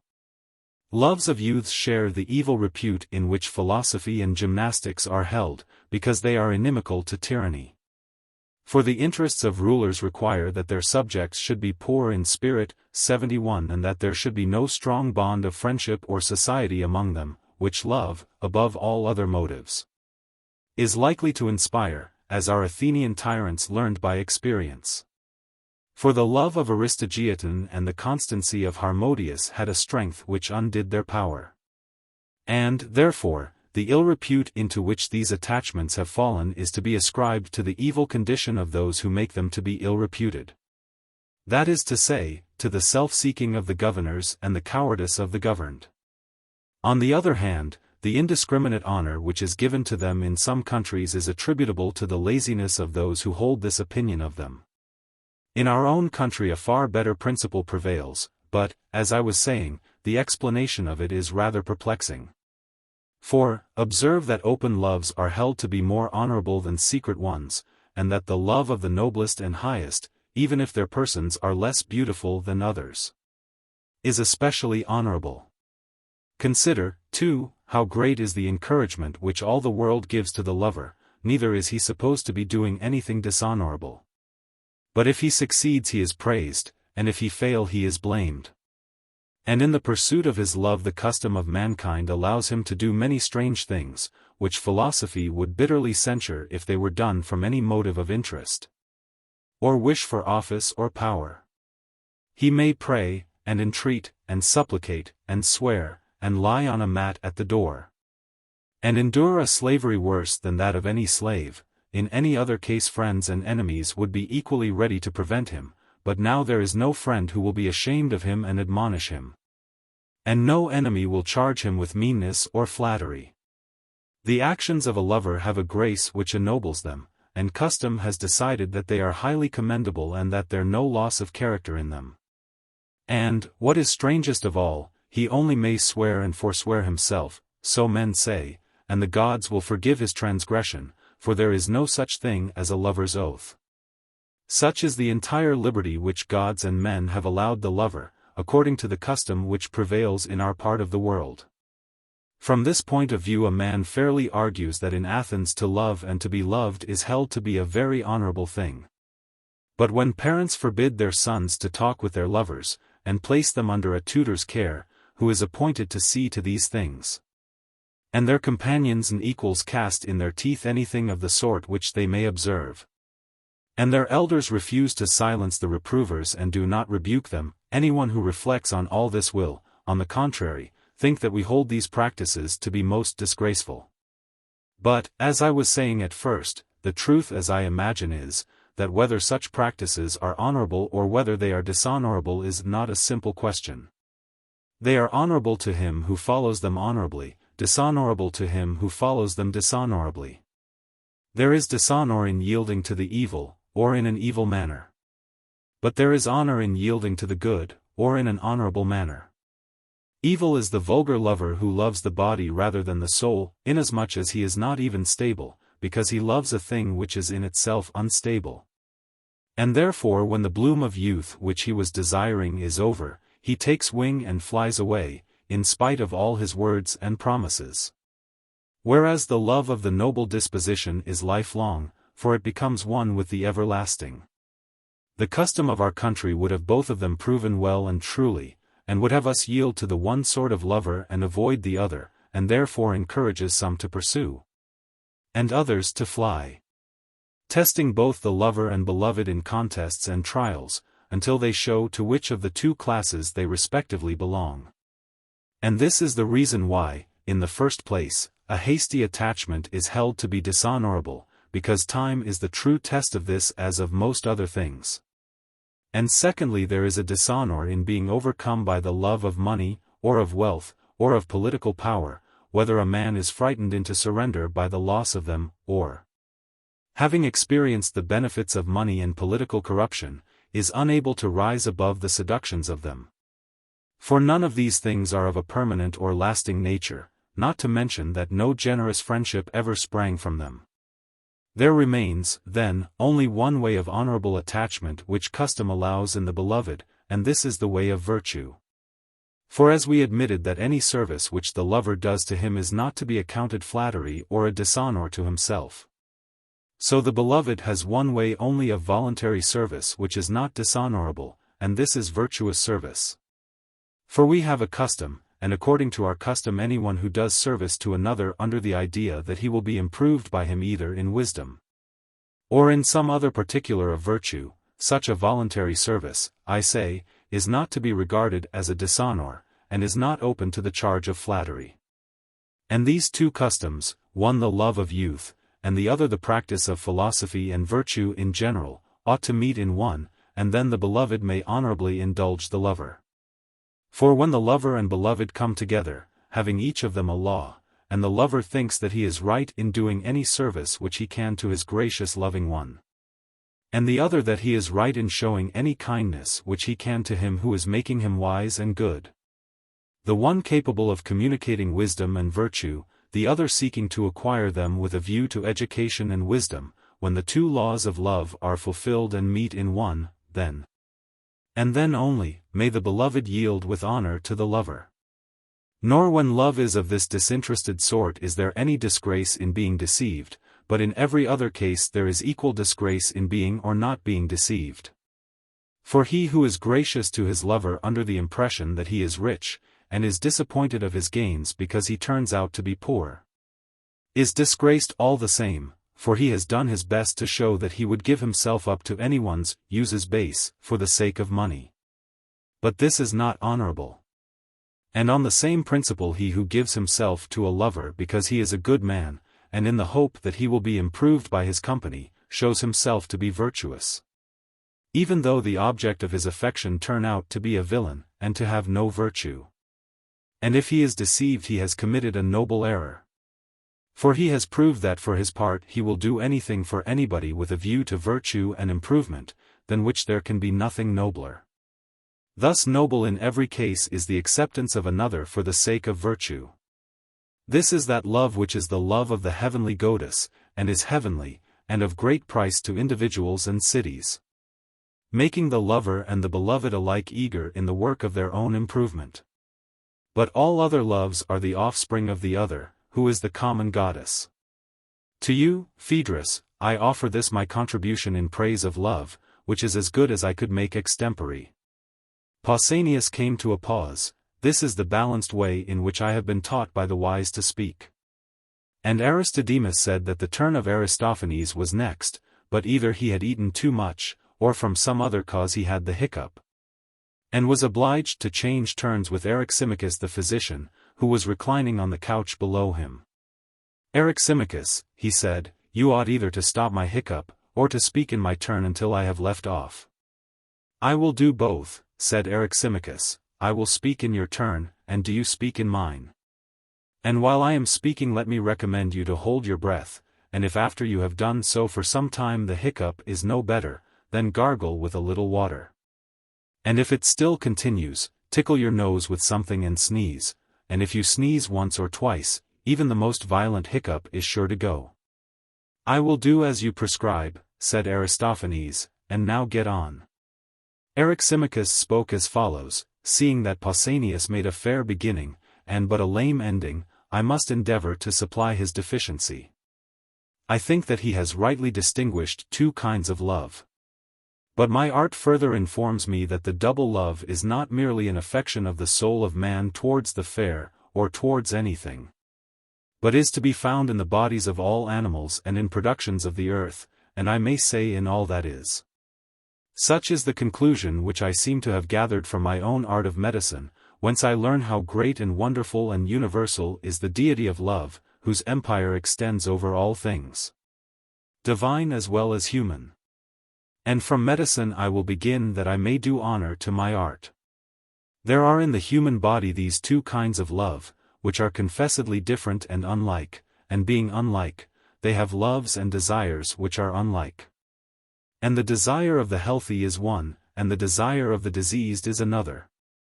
And as Pausanias was just now saying that to indulge good men is honorable, and bad men dishonorable, so too in the body the good and healthy elements are to be indulged. And the bad elements and the elements of disease are not to be indulged, but discouraged.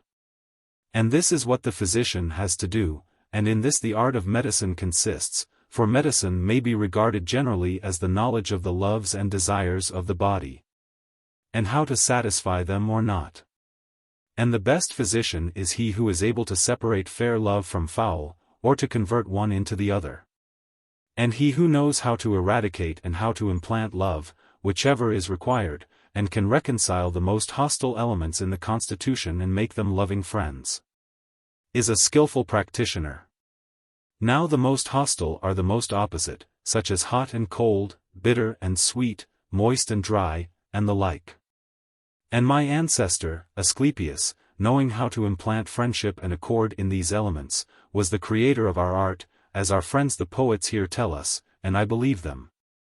And not only medicine in every branch but the arts of gymnastic and husbandry are under his dominion. Anyone who pays the least attention to the subject will also perceive that in music there is the same reconciliation of opposites. And I suppose that this must have been the meaning of Heraclitus, although his words are not accurate, for he says that the one is united by disunion, like the harmony of the bow and the lyre. Now there is an absurdity saying that harmony is discord or is composed of elements which are still in a state of discord. But what he probably meant was, that harmony is composed of differing notes of higher or lower pitch which disagreed once, but are now reconciled by the art of music. For if the higher and lower notes still disagreed, there could be no harmony, clearly not.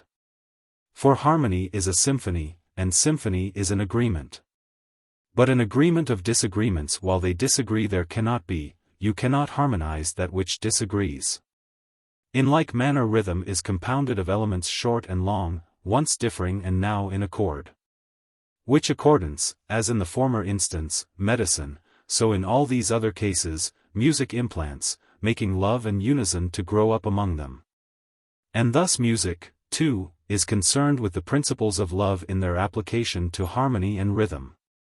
Again, in the essential nature of harmony and rhythm there is no difficulty in discerning love which has not yet become double.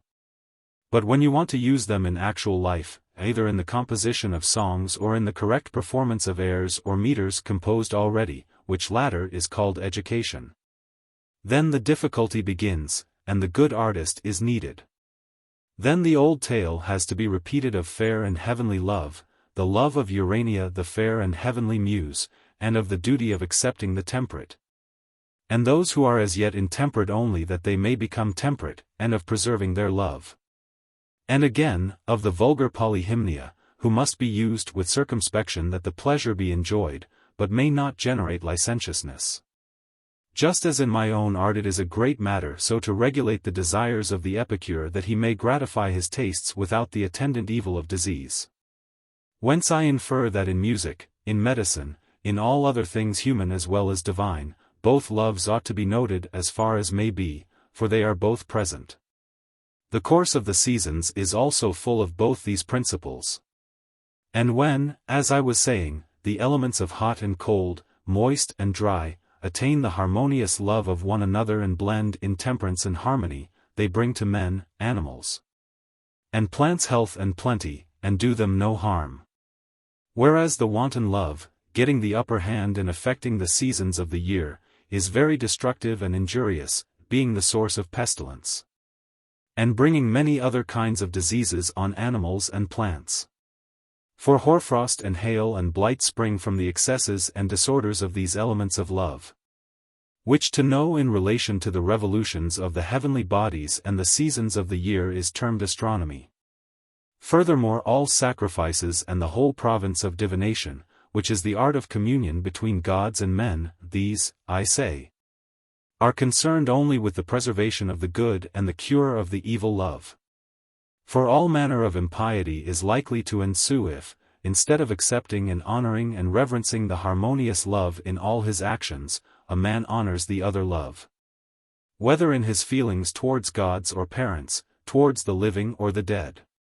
Wherefore the business of divination is to see to these loves and to heal them, and divination is the peacemaker of gods and men, working by a knowledge of the religious or irreligious tendencies which exist in human loves. Such is the great and mighty, or rather omnipotent force of love in general.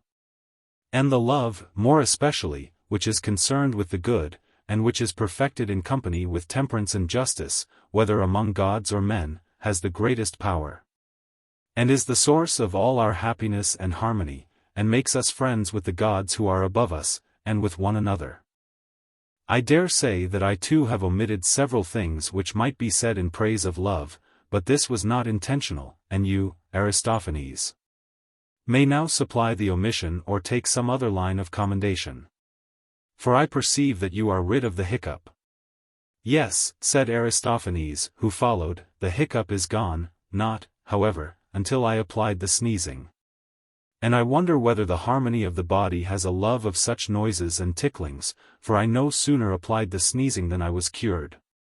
Eryximachus said, Beware, friend Aristophanes, although you are going to speak, you are making fun of me.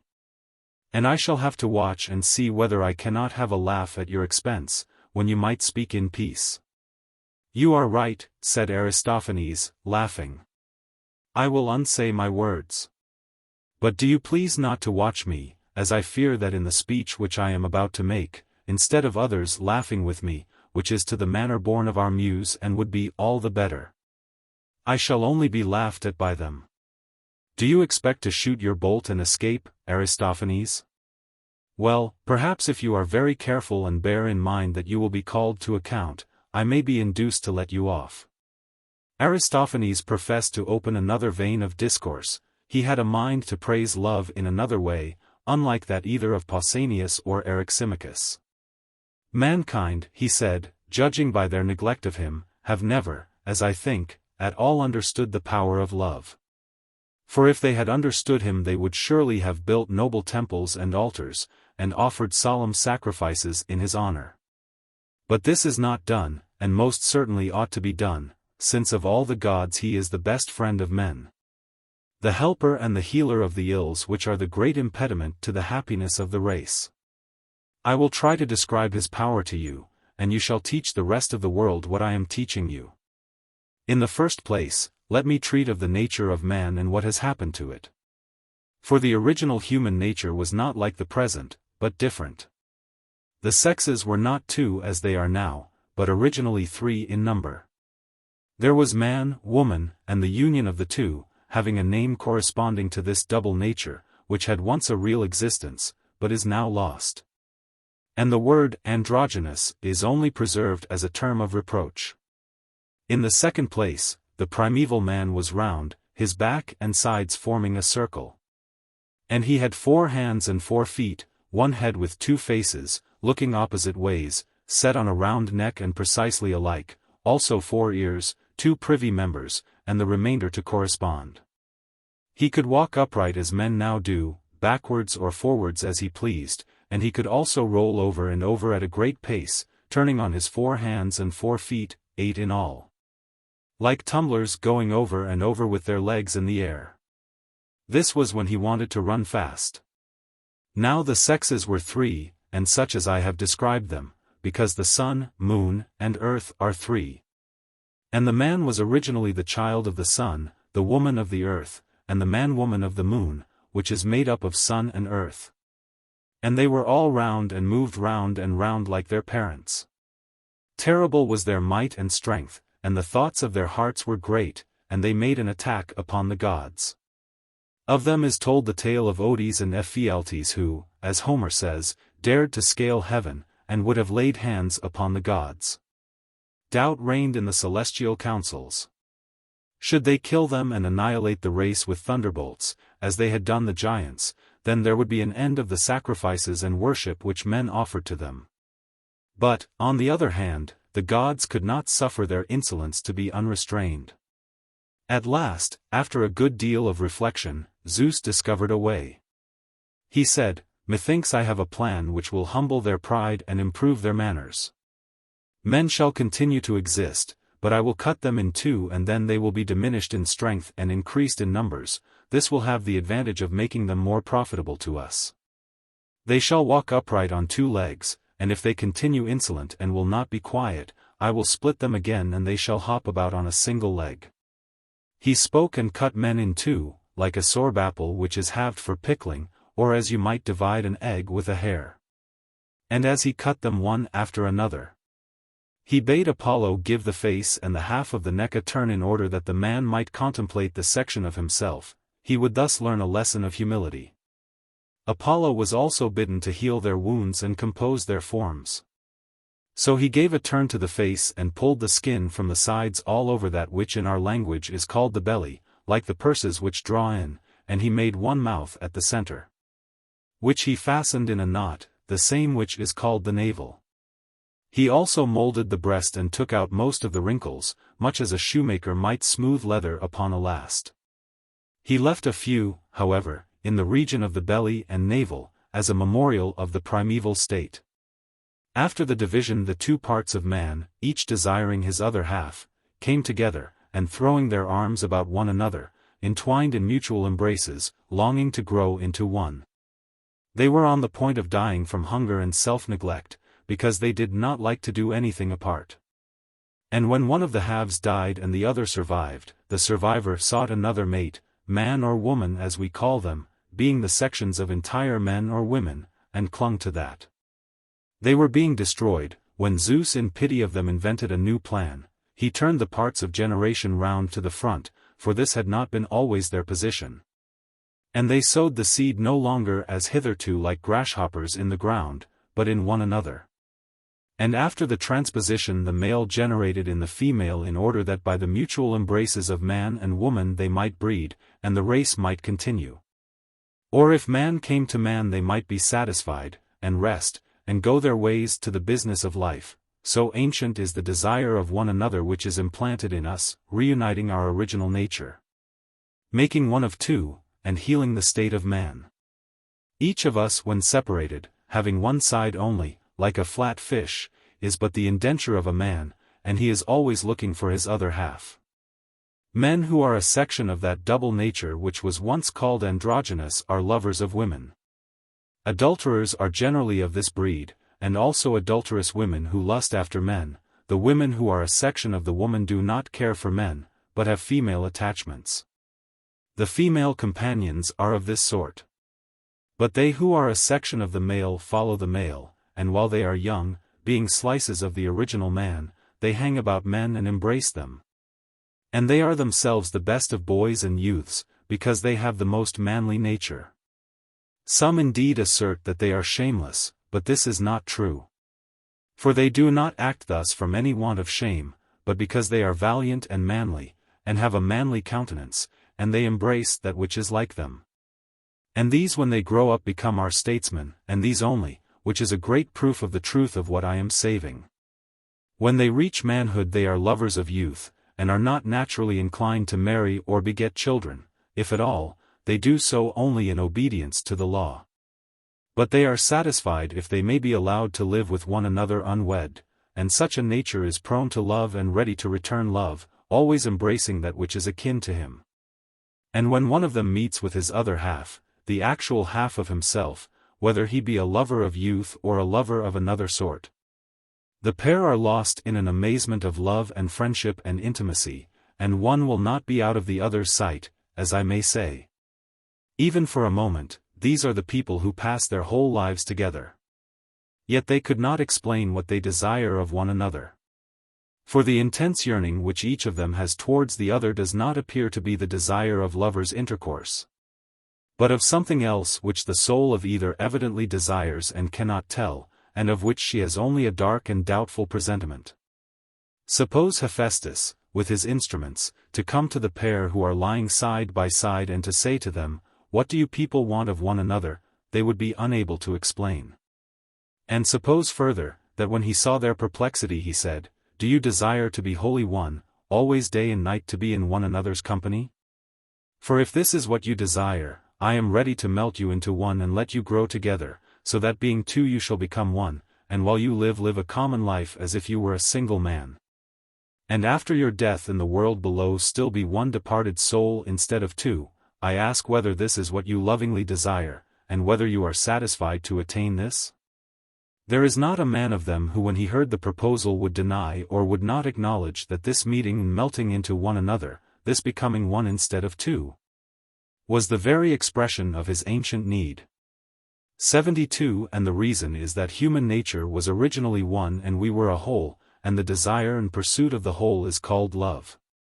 There was a time, I say, when we were one, but now because of the wickedness of mankind God has dispersed us, as the Arcadians were dispersed into villages by the Lacedaemonians.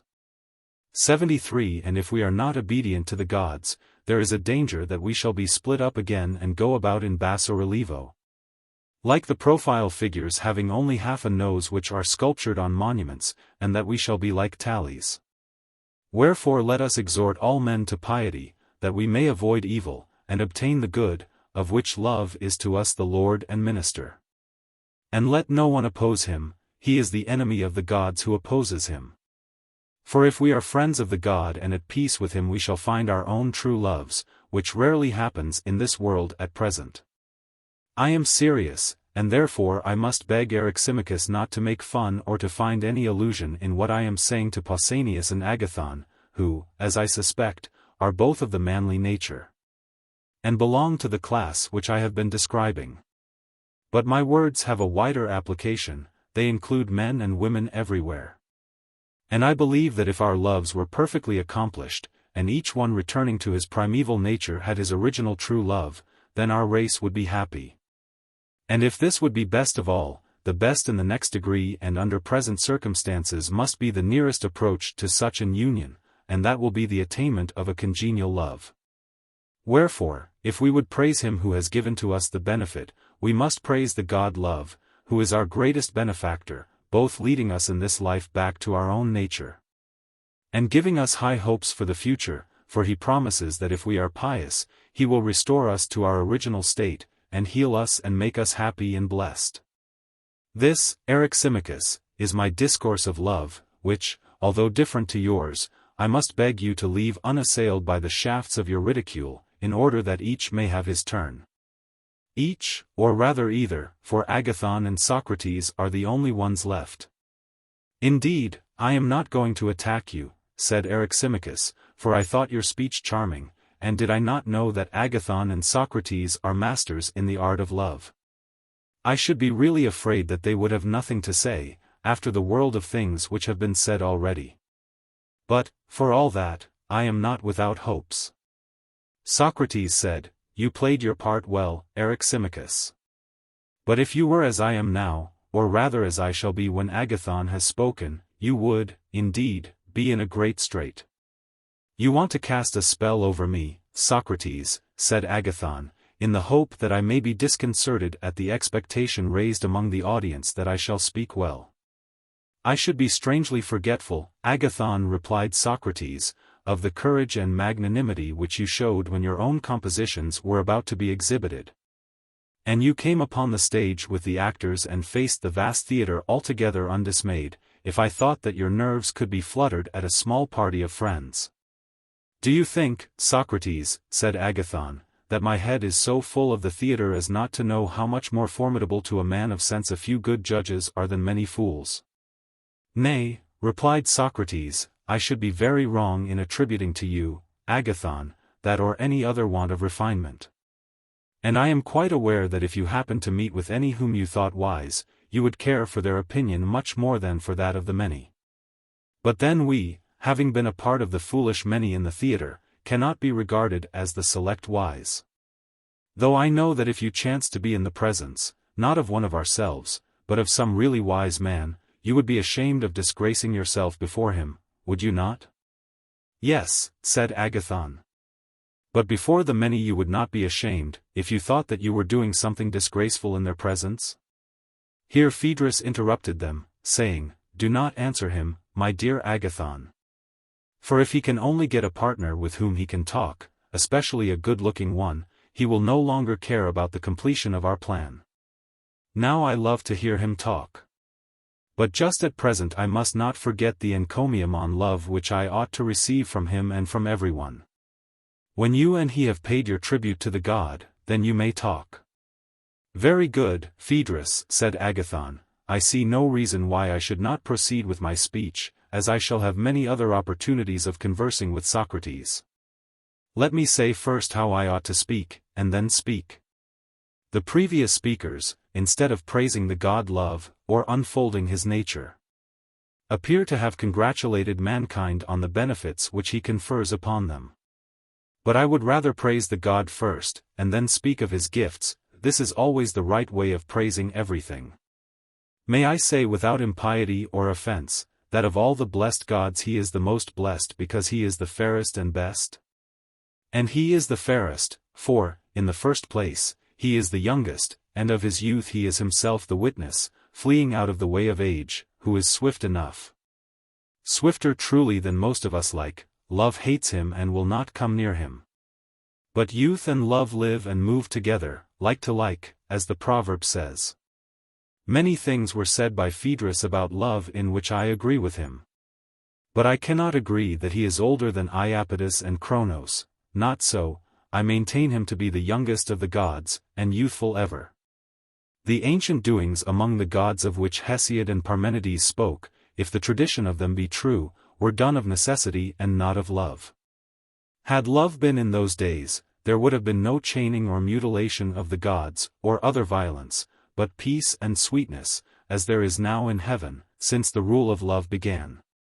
Love is young and also tender.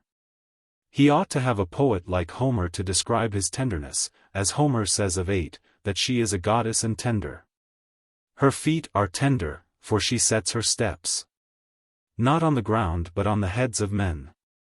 Herein is an excellent proof of her tenderness, that she walks not upon the hard but upon the soft. Let us adduce a similar proof of the tenderness of love. For he walks not upon the earth, nor yet upon the skulls of men, which are not so very soft, but in the hearts and souls of both gods and men, which are of all things the softest, in them he walks and dwells and makes his home. Not in every soul without exception, for where there is hardness he departs, where there is softness there he dwells. And nestling always with his feet and in all manner of ways in the softest of soft places, how can he be other than the softest of all things? Of a truth he is the tenderest as well as the youngest, and also he is of flexile form. For if he were hard and without flexure he could not enfold all things, or wind his way into and out of every soul of man undiscovered. And a proof of his flexibility and symmetry of form is his grace, which is universally admitted to be in an especial manner the attribute of love. Race and love are always at war with one another. The fairness of his complexion is revealed by his habitation among the flowers. For he dwells not amid bloomless or fading beauties, whether of body or soul or aught else, but in the place of flowers and scents, there he sits and abides. Concerning the beauty of the god I have said enough, and yet there remains much more which I might say. Of his virtue I have now to speak. His greatest glory is that he can neither do nor suffer wrong to or from any god or any man, for he suffers not by force if he suffers. Force comes not near him, neither when he acts does he act by force. For all men in all things serve him of their own free will, and where there is voluntary agreement, there, as the laws which are the lords of the city say, is justice. And not only is he just but exceedingly temperate, for temperance is the acknowledged ruler of the pleasures and desires, and no pleasure ever masters love. He is their master and they are his servants, and if he conquers them he must be temperate indeed. As to courage, even the god of war is no match for him. He is the captive and love is the lord, for love, the love of Aphrodite, masters him, as the tale runs, and the master is stronger than the servant. And if he conquers the bravest of all others, he must be himself the bravest. Of his courage and justice and temperance I have spoken, but I have yet to speak of his wisdom. And according to the measure of my ability I must try to do my best. In the first place he is a poet, and here, like Eryximachus, I magnify my art, and he is also the source of poesy in others, which he could not be if he were not himself a poet. And at the touch of him everyone becomes a poet, even though he had no music in him before. 74 This also is a proof that love is a good poet and accomplished in all the fine arts. For no one can give to another that which he has not himself, or teach that of which he has no knowledge. Who will deny that the creation of the animals is his doing? Are they not all the works of his wisdom, born and begotten of him? And as to the artists, do we not know that he only of them whom love inspires has the light of fame? He whom love touches not walks in darkness.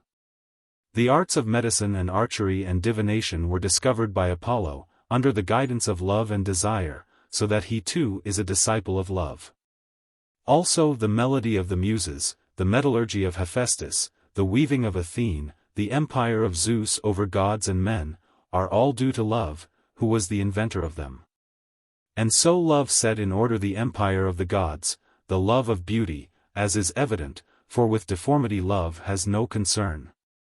In the days of old, as I began by saying, dreadful deeds were done among the gods, for they were ruled by necessity. But now since the birth of love, and from the love of the beautiful, has sprung every good in heaven and earth. Therefore, Phaedrus, I say of love that he is the fairest and best in himself, and the cause of what is fairest and best in all other things. And there comes into my mind a line of poetry in which he is said to be the god who gives peace on earth and calms the stormy deep, who stills the winds and bids the sufferer sleep. This is he who empties men of disaffection and fills them with affection, who makes them to meet together at banquets such as these, in sacrifices, feasts, dances. He is our Lord, who sends courtesy and sends away discourtesy, who gives kindness ever and never gives unkindness. The friend of the good, the wonder of the wise, the amazement of the gods, desired by those who have no part in him, and precious to those who have the better part in him. Parent of delicacy, luxury, desire, fondness, softness, grace, regardful of the good, regardless of the evil, in every word, work, wish, fear, savior, pilot, comrade, helper. Glory of gods and men, leader best and brightest, in whose footsteps let every man follow. Sweetly singing in his honor and joining in that sweet strain with which love charms the souls of gods and men.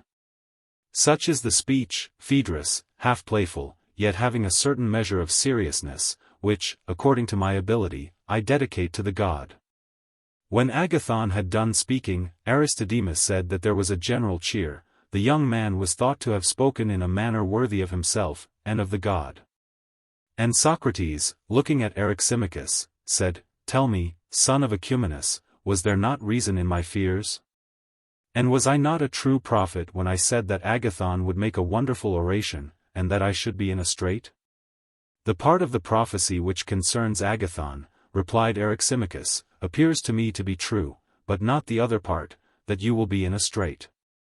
Why, my dear friend, said Socrates, must not I or anyone be in a strait who has to speak after he has heard such a rich and varied discourse? I am especially struck with the beauty of the concluding words. Who could listen to them without amazement? When I reflected on the immeasurable inferiority of my own powers, I was ready to run away for shame, if there had been a possibility of escape. For I was reminded of Gorgias, and at the end of his speech I fancied that Agathon was shaking at me the Gorginian or Gorgonian head of the great master of rhetoric. Which was simply to turn me in my speech into stone, as Homer says, 75 and strike me dumb. And then I perceived how foolish I had been in consenting to take my turn with you in praising love, and saying that I too was a master of the art, when I really had no conception how anything ought to be praised. For in my simplicity I imagined that the topics of praise should be true, and that this being presupposed, out of the true the speaker was to choose the best and set them forth in the best manner. And I felt quite proud, thinking that I knew the nature of true praise, and should speak well. Whereas I now see that the intention was to attribute to love every species of greatness and glory, whether really belonging to him or not, without regard to truth or falsehood, that was no matter. For the original proposal seems to have been not that each of you should really praise love, but only that you should appear to praise him. And so you attribute to love every imaginable form of praise which can be gathered anywhere. And you say that he is all this, and the cause of all that, making him appear the fairest and best of all to those who know him not, for you cannot impose upon those who know him. And a noble and solemn hymn of praise have you rehearsed. But as I misunderstood the nature of the praise when I said that I would take my turn, I must beg to be absolved from the promise which I made in ignorance. And which, as Euripides would say, 76 was a promise of the lips and not of the mind. Farewell then to such a strain, for I do not praise in that way, no, indeed, I cannot. But if you like to hear the truth about love, I am ready to speak in my own manner, though I will not make myself ridiculous by entering into any rivalry with you. Say then, Phaedrus, whether you would like to have the truth about love, spoken in any words and in any order which may happen to come into my mind at the time. Will that be agreeable to you? Aristodemus said that Phaedrus and the company bid him speak in any manner which he thought best. Then, he added, let me have your permission first to ask Agathon a few more questions, in order that I may take his admissions as the premises of my discourse. I grant the permission, said Phaedrus, put your questions. Socrates then proceeded as follows. In the magnificent oration which you have just uttered, I think that you were right, my dear Agathon.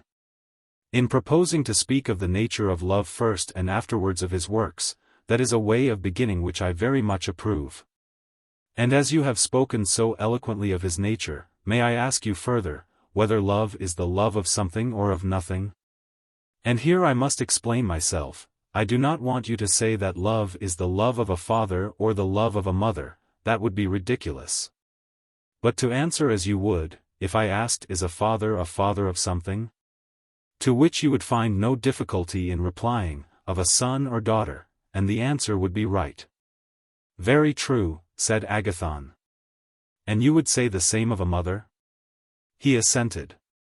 Yet let me ask you one more question in order to illustrate my meaning. Is not a brother to be regarded essentially as a brother of something? Certainly, he replied.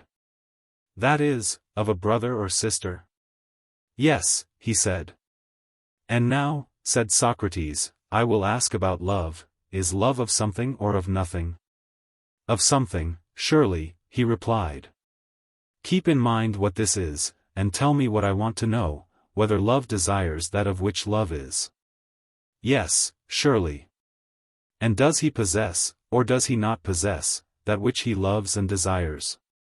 Probably not, I should say. Nay, replied Socrates, would have you consider whether necessarily is not rather the word. The inference that he who desires something is in want of something, and that he who desires nothing is in want of nothing, is in my judgment, Agathon, absolutely and necessarily true. What do you think? I agree with you, said Agathon. Very good.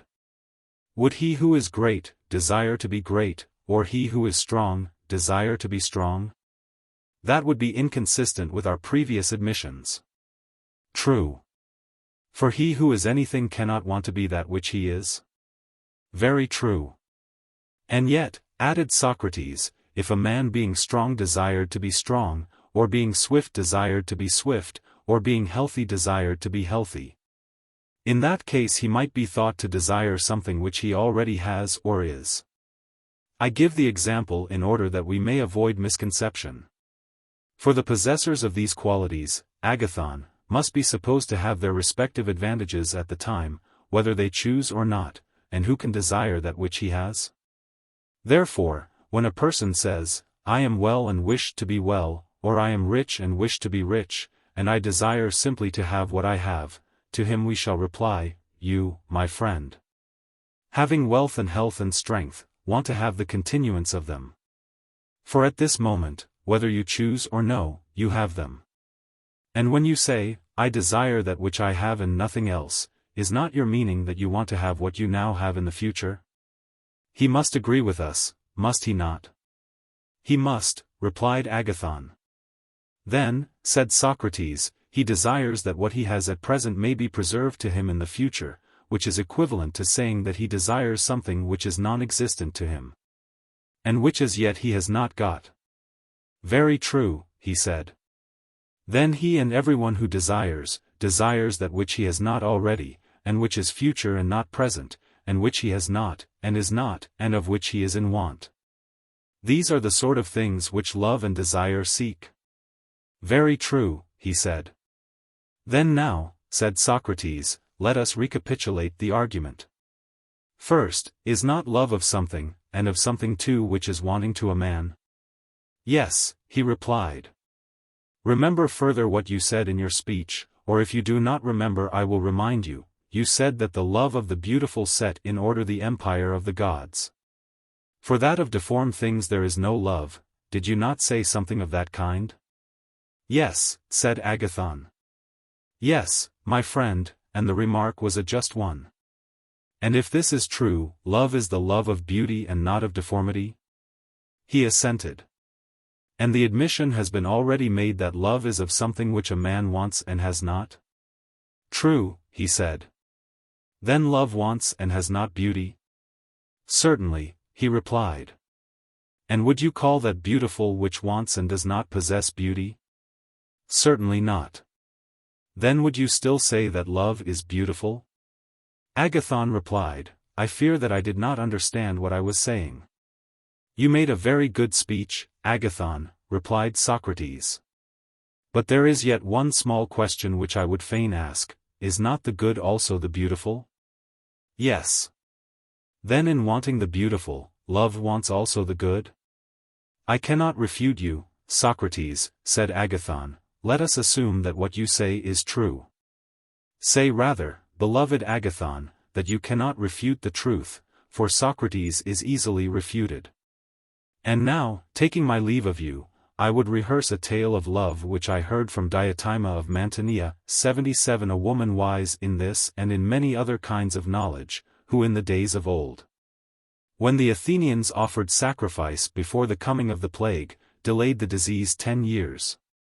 She was my instructress in the art of love, and I shall repeat to you what she said to me, beginning with the admissions made by Agathon, which are nearly if not quite the same which I made to the wise woman when she questioned me.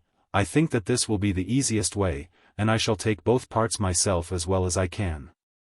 78 As you, Agathon, suggested, 79 I must speak first of the being and nature of love, and then of his works.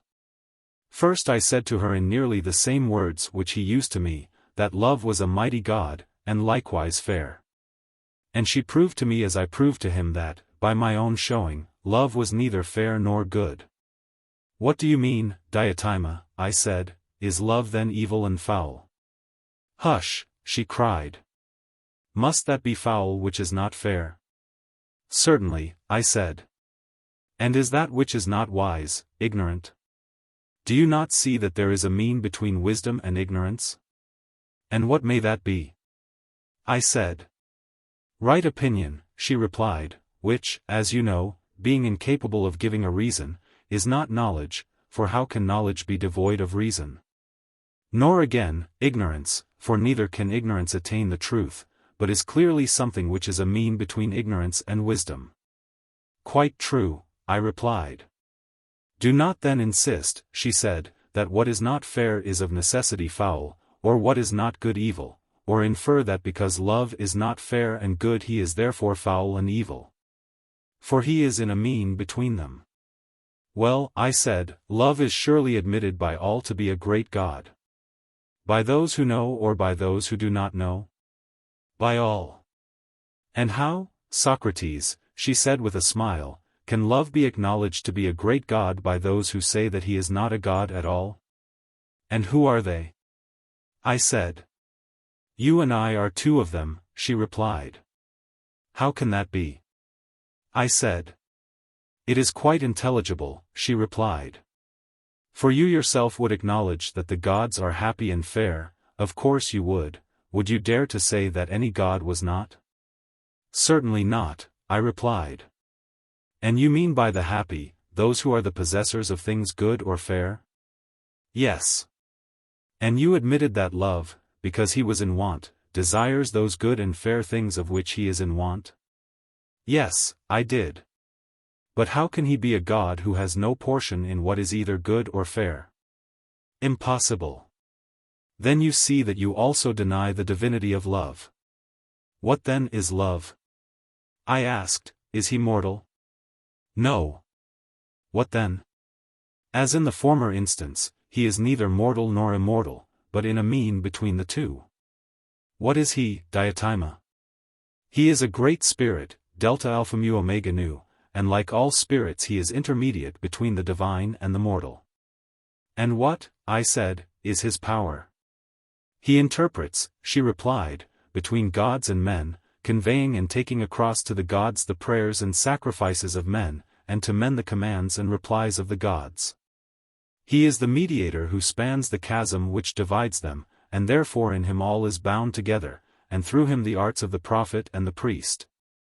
Their sacrifices and mysteries and charms, and all prophecy and incantation, find their way. For God mingles not with man, but through love all the intercourse and converse of God with man, whether awake or asleep, is carried on. The wisdom which understands this is spiritual. All other wisdom, such as that of arts and handicrafts, is mean and vulgar. Now these spirits or intermediate powers are many and diverse, and one of them is love. And who, I said, was his father, and who his mother? The tale, she said, will take time, nevertheless I will tell you. On the birthday of Aphrodite there was a feast of the gods, at which the god Poros or Plenty, who is the son of Metis or Discretion, was one of the guests.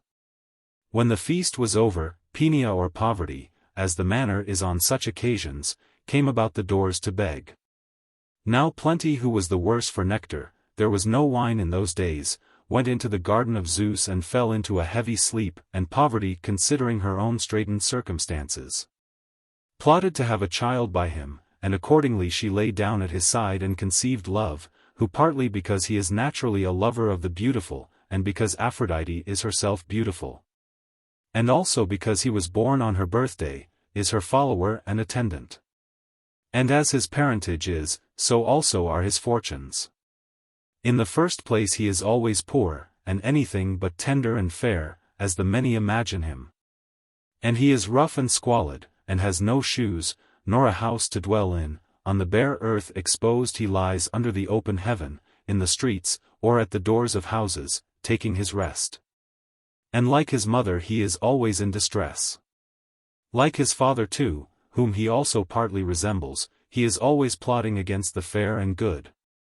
He is bold, enterprising, strong, a mighty hunter, always weaving some intrigue or other, keen in the pursuit of wisdom, fertile in resources. A philosopher at all times, terrible as an enchanter, sorcerer, sophist. He is by nature neither mortal nor immortal, but alive and flourishing at one moment when he is in plenty, and dead at another moment, and again alive by reason of his father's nature. But that which is always flowing in is always flowing out, and so he is never in want and never in wealth, and, further, he is in a mean between ignorance and knowledge. The truth of the matter is this: no god is a philosopher or seeker after wisdom, for he is wise already, nor does any man who is wise seek after wisdom. Neither do the ignorant seek after wisdom. For herein is the evil of ignorance, that he who is neither good nor wise is nevertheless satisfied with himself, he has no desire for that of which he feels no want. But who then, Diotima, I said, are the lovers of wisdom, if they are neither the wise nor the foolish? A child may answer that question, she replied. They are those who are in a mean between the two, love is one of them. For wisdom is a most beautiful thing, and love is of the beautiful. And therefore love is also a philosopher or lover of wisdom, and being a lover of wisdom is in a mean between the wise and the ignorant. And of this too his birth is the cause. For his father is wealthy and wise, and his mother poor and foolish. Such, my dear Socrates, is the nature of the spirit love. The error in your conception of him was very natural, and as I imagine from what you say, has arisen out of a confusion of love and the beloved, which made you think that love was all beautiful. For the beloved is the truly beautiful, and delicate, and perfect, and blessed, but the principle of love is of another nature, and is such as I have described. I said, O thou stranger woman, thou sayest well, but, assuming love to be such as you say, what is the use of him to men? That, Socrates, she replied, I will attempt to unfold. Of his nature and birth I have already spoken, and you acknowledge that love is of the beautiful. But someone will say, of the beautiful in what, Socrates and Diotima? Or rather let me put the question more clearly, and ask, when a man loves the beautiful, what does he desire? I answered her, that the beautiful may be his. Still, she said, the answer suggests a further question, what is given by the possession of beauty?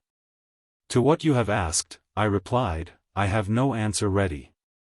Then, she said, let me put the word good in the place of the beautiful, and repeat the question once more, if he who loves loves the good, what is it then that he loves? The possession of the good, I said. And what does he gain who possesses the good? Happiness, I replied, there is less difficulty in answering that question. Yes, she said, the happy are made happy by the acquisition of good things. Nor is there any need to ask why a man desires happiness, the answer is already final. You are right. I said. And is this wish and this desire common to all? And do all men always desire their own good, or only some men, what say you? All men, I replied, the desire is common to all. Why, then, she rejoined, are not all men, Socrates, said to love, but only some of them? Whereas you say that all men are always loving the same things. I myself wonder, I said, why this is. There is nothing to wonder at, she replied, the reason is that one part of love is separated off and receives the name of the whole, but the other parts have other names. Give an illustration, I said. She answered me as follows, there is poetry, which, as you know, is complex and manifold. All creation or passage of non-being into being is poetry or making, and the processes of all art are creative, and the masters of arts are all poets or makers. Very true. Still, she said, you know that they are not called poets, but have other names. Only that portion of the art which is separated off from the rest, and is concerned with music and meter, is termed poetry, and they who possess poetry in this sense of the word are called poets. Very true, I said. And the same holds of love. For you may say generally that all desire of good and happiness is only the great and subtle power of love. But they who are drawn towards him by any other path, whether the path of money-making or gymnastics or philosophy, are not called lovers. The name of the whole is appropriated to those whose affection takes one form only, they alone are said to love, or to be lovers. I dare say, I replied, that you are right. Yes, she added, and you hear people say that lovers are seeking for their other half. But I say that they are seeking neither for the half of themselves, nor for the whole, unless the half or the whole be also a good. And they will cut off their own hands and feet and cast them away, if they are evil. For they love not what is their own, unless perchance there be someone who calls what belongs to him the good, and what belongs to another the evil. For there is nothing which men love but the good. Is there anything? Certainly, I should say, that there is nothing.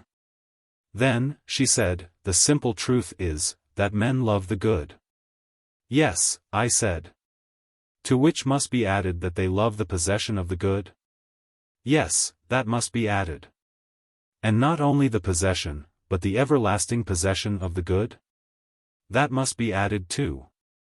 Then love, she said, may be described generally as the love of the everlasting possession of the good? That is most true. Then if this be the nature of love, can you tell me further, she said, what is the manner of the pursuit? What are they doing who show all this eagerness and heat which is called love? And what is the object which they have in view? Answer me. Nay, Diotima, I replied, if I had known, should not have wondered at your wisdom, neither should I have come to learn from you about this very matter. Well, she said, I will teach you, the object which they have in view is birth in beauty, whether of body or soul. I do not understand you, I said, the oracle requires an explanation. I will make my meaning clearer, she replied. I mean to say, that all men are bringing to the birth in their bodies and in their souls. There is a certain age at which human nature is desirous of procreation which must be in beauty and not in deformity.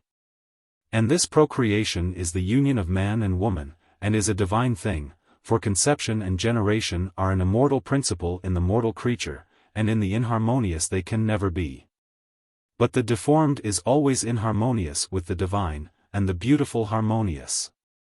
Beauty, then, is the destiny or goddess of parturition who presides at birth, and therefore, when approaching beauty, the conceiving power is propitious, and diffusive, and benign. And begets and bears fruit. At the sight of ugliness she frowns and contracts and has a sense of pain, and turns away, and shrivels up, and not without a pang refrains from conception. And this is the reason why, when the hour of conception arrives, and the teeming nature is full, there is such a flutter and ecstasy about beauty whose approach is the alleviation of the pain of travail. For love, Socrates, is not, as you imagine, the love of the beautiful only. What then? The love of generation and of birth in beauty. Yes, I said. Yes, indeed, she replied. But why of generation? Because to the mortal creature, generation is a sort of eternity and immortality, she replied. And if, as has been already admitted, love is of the everlasting possession of the good, all men will necessarily desire immortality together with good, wherefore love is of immortality. All this she taught me at various times when she spoke of love. And I remember her once saying to me, what is the cause, Socrates, of love, and the attendant desire? See you not how all animals, birds, as well as beasts, in their desire of procreation, are in agony when they take the infection of love, which begins with the desire of union. Whereto is added the care of offspring, on whose behalf the weakest are ready to battle against the strongest even to the uttermost, and to die for them. And will let themselves be tormented with hunger or suffer anything in order to maintain their young. Man may be supposed to act thus from reason, but why should animals have these passionate feelings? Can you tell me why? Again I replied that I did not know. She said to me, and do you expect ever to become a master in the art of love, if you do not know this? But I have told you already, Diotima, that my ignorance is the reason why I come to you. For I am conscious that I want a teacher. Tell me then the cause of this and of the other mysteries of love. Marvel not, she said, if you believe that love is of the immortal, as we have several times acknowledged. For here again, and on the same principle too, the mortal nature is seeking as far as is possible to be everlasting and immortal, and this is only to be attained by generation. Because generation always leaves behind a new existence in the place of the old. Nay, even in the life of the same individual there is succession and not absolute unity. A man is called the same, and yet in the short interval which elapses between youth and age, and in which every animal is said to have life and identity, he is undergoing a perpetual process of loss and reparation. Hair, flesh, bones, blood, and the whole body are always changing. Which is true not only of the body, but also of the soul, whose habits, tempers, opinions, desires, pleasures, pains, fears, never remain the same in any one of us, but are always coming and going. And equally true of knowledge, and what is still more surprising to us mortals, not only do the sciences in general spring up and decay, so that in respect of them we are never the same. But each of them individually experiences a like change. For what is implied in the word recollection, but the departure of knowledge, which is ever being forgotten, and is renewed and preserved by recollection? And appears to be the same although in reality new, according to that law of succession by which all mortal things are preserved, not absolutely the same, but by substitution. The old worn-out mortality leaving another new and similar existence behind, unlike the divine, which is always the same and not another. And in this way, Socrates, the mortal body, or mortal anything, partakes of immortality, but the immortal in another way. Marvel not then at the love which all men have of their offspring. For that universal love and interest is for the sake of immortality. I was astonished at her words, and said, Is this really true, O thou wise Diotima? And she answered with all the authority of an accomplished sophist, Of that, Socrates, you may be assured. Think only of the ambition of men, and you will wonder at the senselessness of their ways, unless you consider how they are stirred by the love of an immortality of fame. They are ready to run all risks greater far than they would have run for their children, and to spend money and undergo any sort of toil, and even to die, for the sake of leaving behind them a name which shall be eternal. Do you imagine that Alcestis would have died to save Admetus, or Achilles to avenge Patroclus, or your own Codrus in order to preserve the kingdom for his sons? If they had not imagined that the memory of their virtues, which still survives among us, would be immortal? Nay, she said, I am persuaded that all men do all things, and the better they are the more they do them, in hope of the glorious fame of immortal virtue, for they desire the immortal. Those who are pregnant in the body only, betake themselves to women and beget children, this is the character of their love. Their offspring, as they hope, will preserve their memory and giving them the blessedness and immortality which they desire in the future. But souls which are pregnant, for there certainly are men who are more creative in their souls than in their bodies, conceive that which is proper for the soul to conceive or contain. And what are these conceptions? Wisdom and virtue in general. And such creators are poets and all artists who are deserving of the name inventor. But the greatest and fairest sort of wisdom by far is that which is concerned with the ordering of states and families, and which is called temperance and justice. And he who in youth has the seed of these implanted in him and is himself inspired, when he comes to maturity desires to beget and generate. He wanders about seeking beauty that he may beget offspring, for in deformity he will beget nothing, and naturally embraces the beautiful rather than the deformed body. Above all, when he finds a fair and noble and well-nurtured soul, he embraces the two in one person, and to such an one he is full of speech about virtue and the nature and pursuits of a good man. And he tries to educate him. And at the touch of the beautiful which is ever present to his memory, even when absent, he brings forth that which he had conceived long before. And in company with him tends that which he brings forth.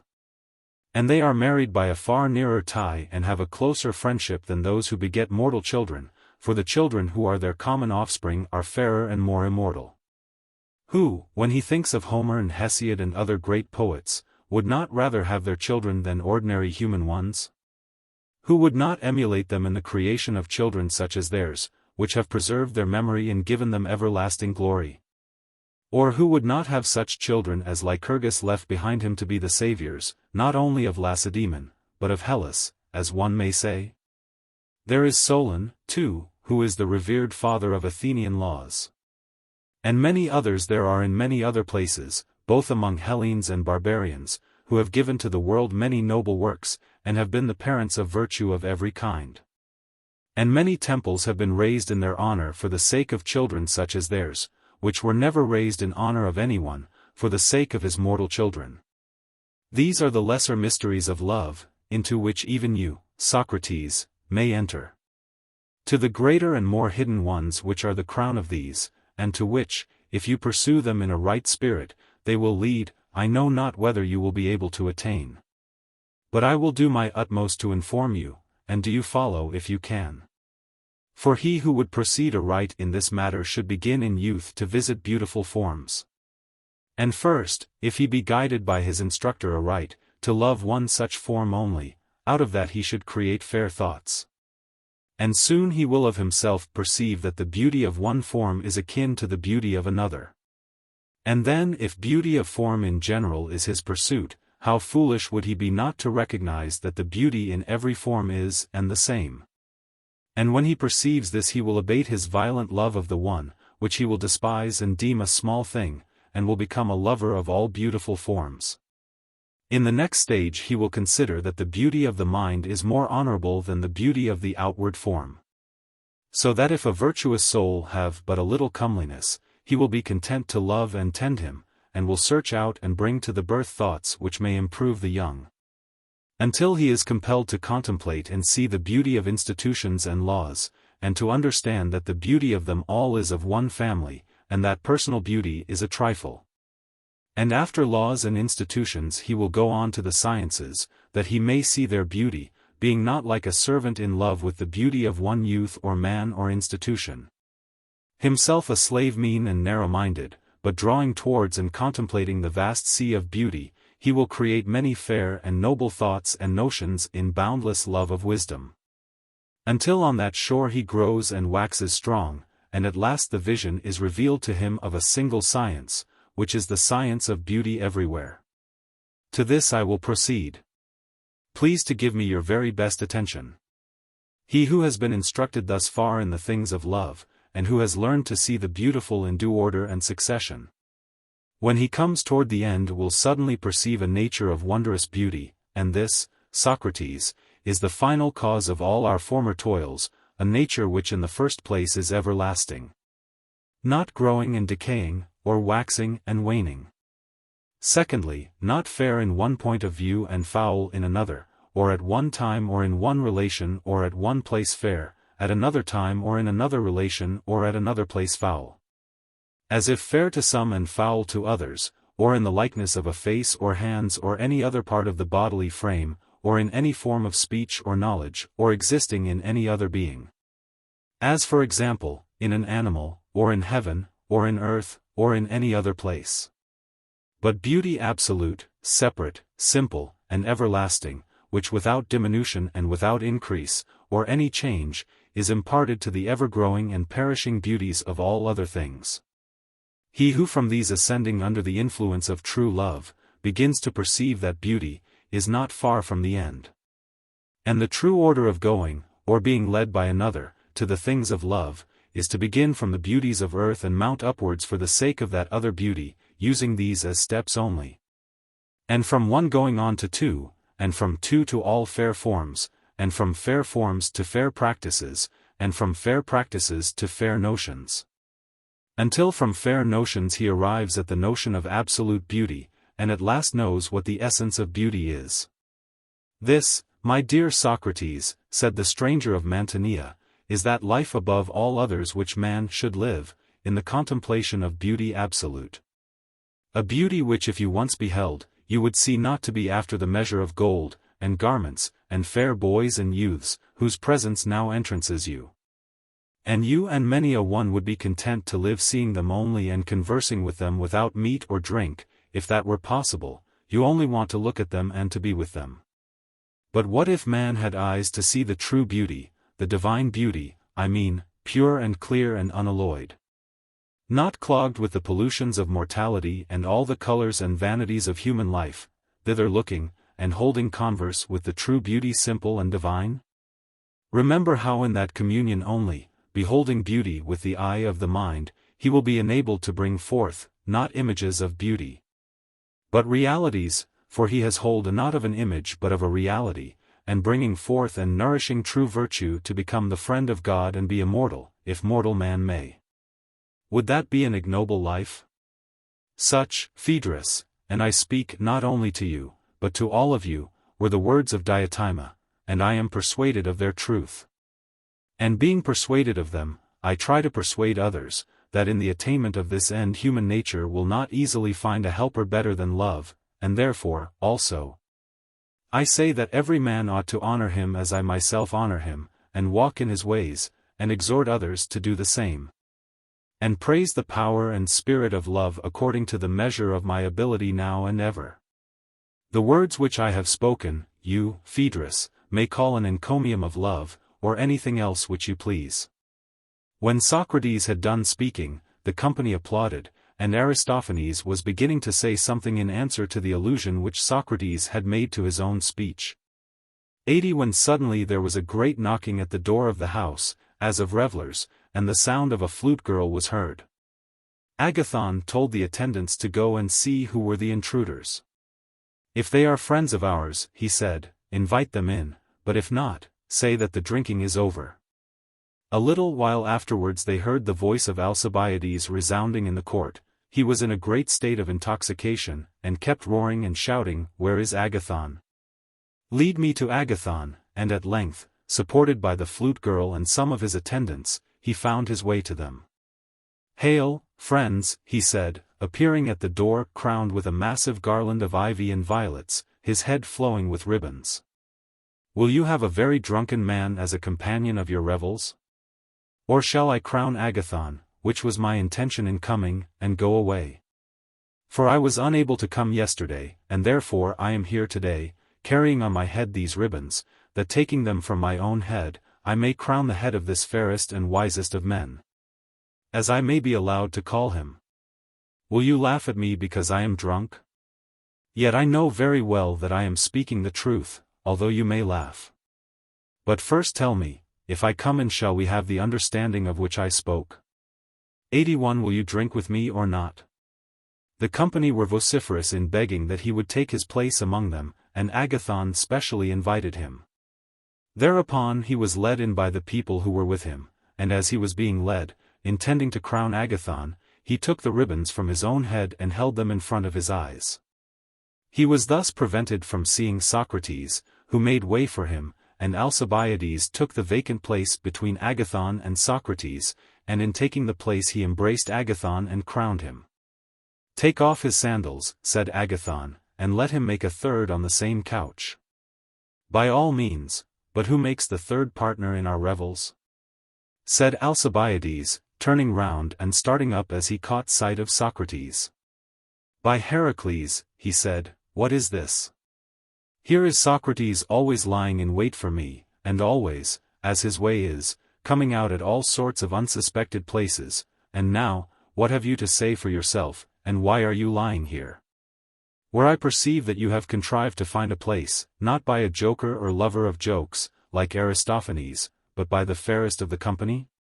Socrates turned to Agathon and said, "I must ask you to protect me, Agathon, for the passion of this man has grown quite a serious matter to me.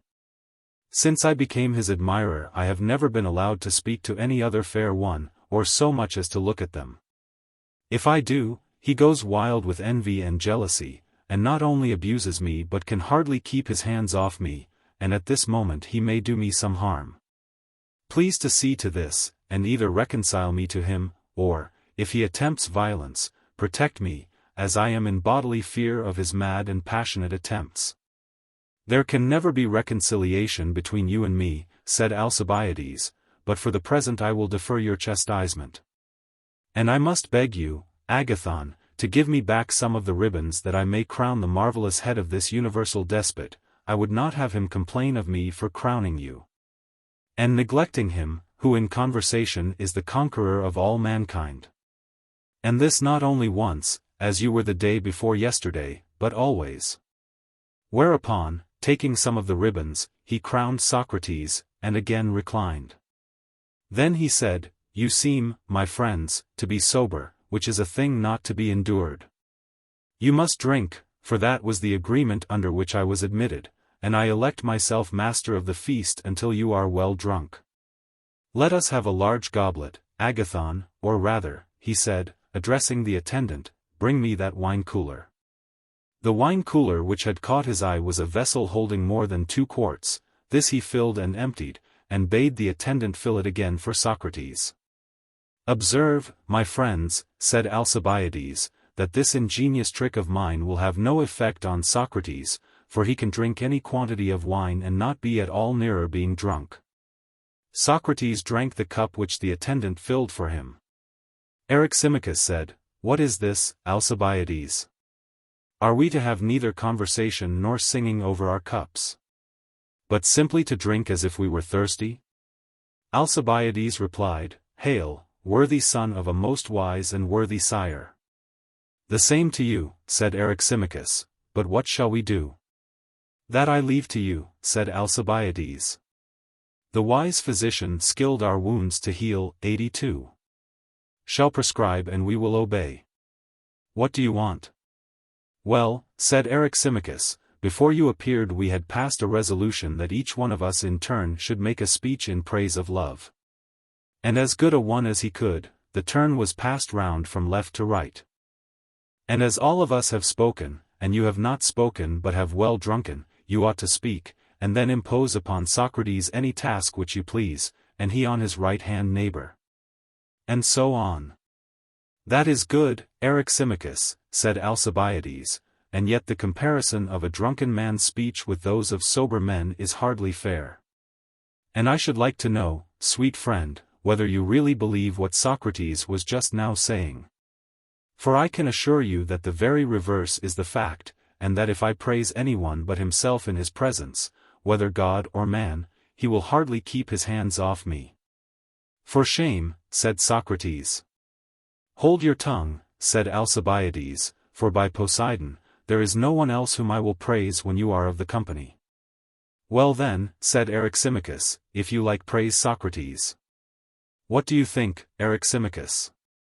said Alcibiades, "shall I attack him and inflict the punishment before you all?" "What are you about?"